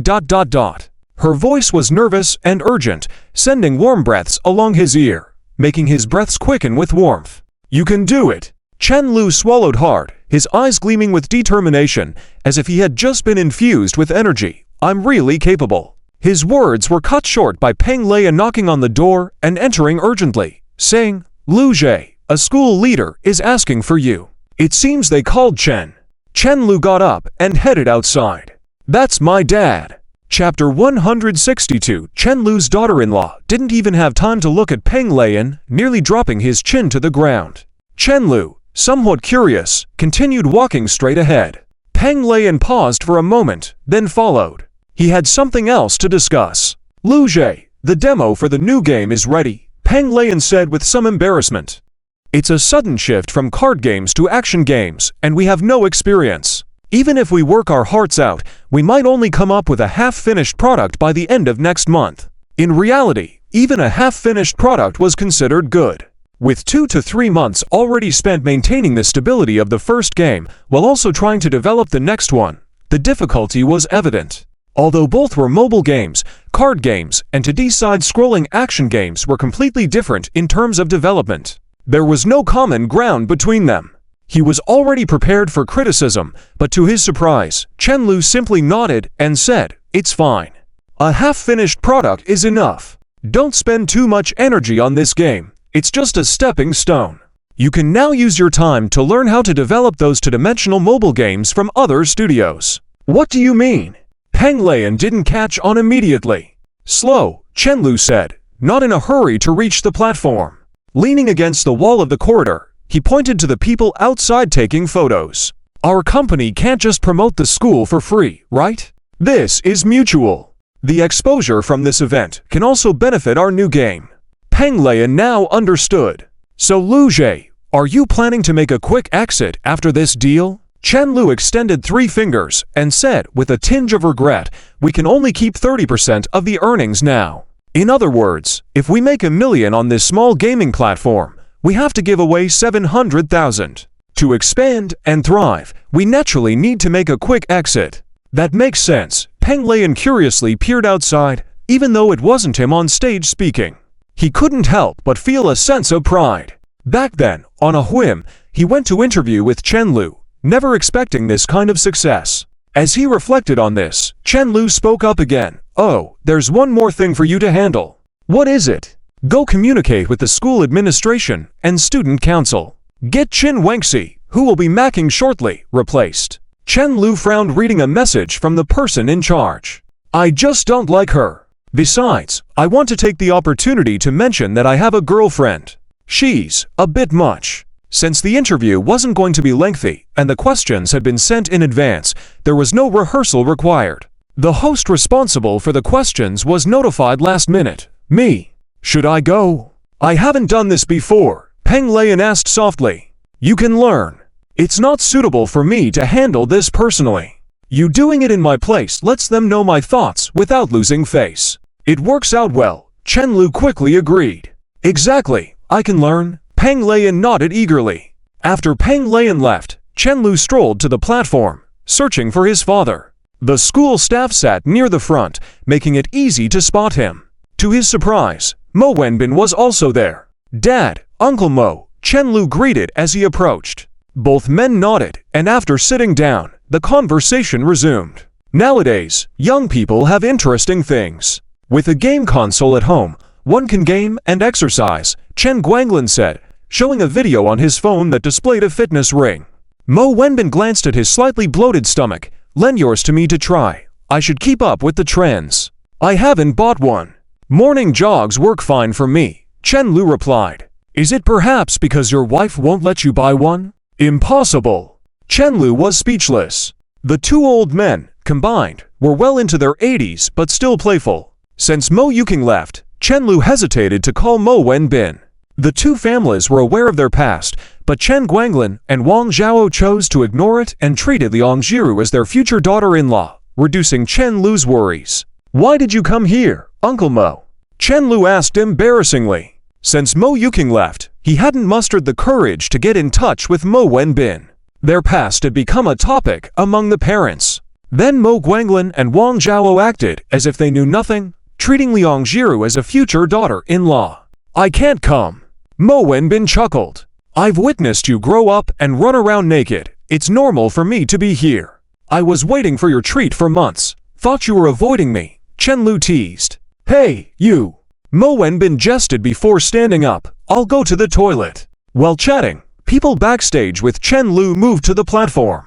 Liang Jiru glanced at Chen Lu, then joined Lin Miao Miao to sit amongst the students. Chen Lu patted Chen Guanglin's shoulder. Dad, your daughter-in-law is there. See that? You can't find a girl better looking than your daughter-in-law throughout the whole school. Liang Jiru stood out prominently. Even in the aisles between rows of seats, her presence drew countless gazes. Chen Guanglin coughed. Stop talking nonsense, daydreaming all day. This boy was good at talking, but hadn't gotten around to marrying someone.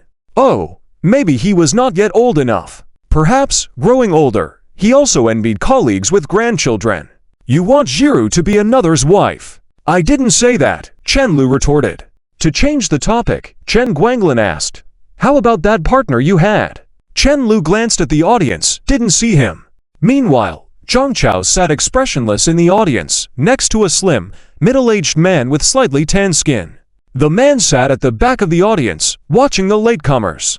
When Zhang Chao arrived, he remained silent. Zhang Chao, seemingly stubbornly, looked elsewhere and asked, why are you here? Just taking a look, the middle-aged man appeared indifferent. Aren't you the one speaking at this event? Doesn't matter who goes. They both conversed, each with an impassive expression, their dialogue awkward and cold. The man nodded, pulled out a lighter, and lit a cigarette from his pocket. Zhang Chao hesitated, slipping his hand into his pocket, but did not make the effort to light up. Although he suspected that his father had arranged for him to attend the event just to see him, it was still awkward for him. He found it strange how serving tea to his mother at home was fine, but it felt awkward with his father. They fell into an awkward silence, with only the occasional puffing of smoke breaking the stillness. Don't smoke too much. My mom nags me about it on the phone every day. After some time, Zhang Chao suddenly spoke out. The two continued looking ahead, subtly conversing without making eye contact throughout. The man grunted, and noticing Mo Wenbin's silhouette, he stood up, saying, let's go for dinner sometime when you're free. Don't make your mom worrying. With that, he walked away without a word, not bothering to greet anyone. Both men used the same approach to hide their true feelings and words unspoken.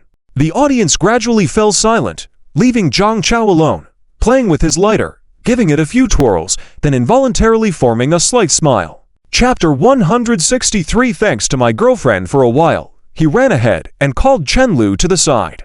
My dad is coming, Zhang Chao said with a cigarette in his mouth, straight to the point. Chen Lu looked around again. It's pretty good. Where is he?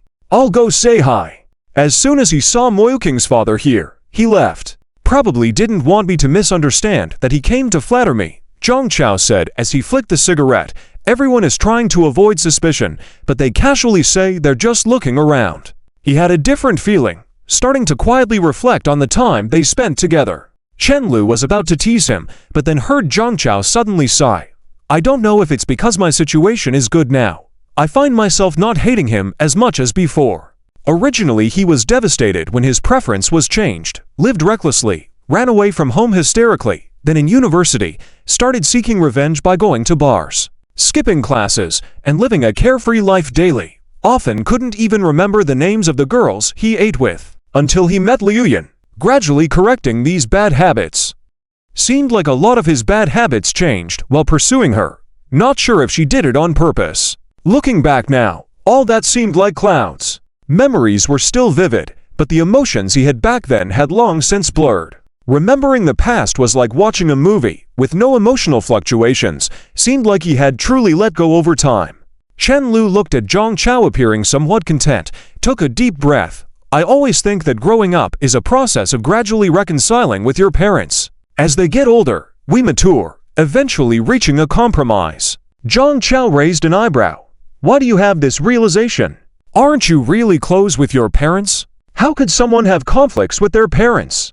He was skeptical. Not entirely. I used to not understand why they never cared about me, grew up with little parental oversight, even doubted I was their biological child. I felt neglected, ran away from home specifically. I began understanding them more after seeing your situation.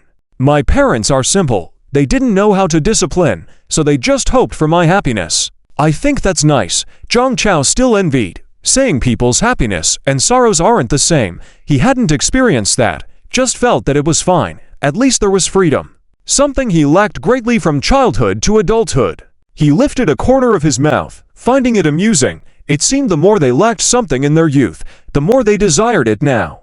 He relentlessly pursued what he thought was freedom, while Chenlu just wanted to feel secure with the people around him.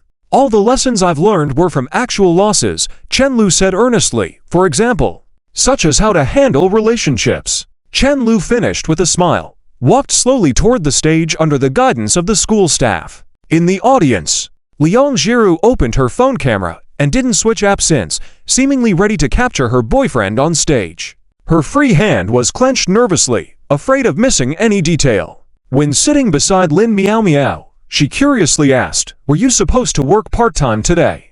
Liang Jiru's gaze was fixed on the stage, not moving. "I'm on leave. Clearly my boyfriend is more important." This silly girl really took leave, so exaggerated. Lin Miao Miao clicked her tongue disapprovingly, angrier the more she thought about it. "Can't you to live without teasing me? Is torturing me part of your game too?" She had never been so keen to get out of being single. It was too painful. The next moment, her pupils shrank. "Look, your boyfriend is on stage."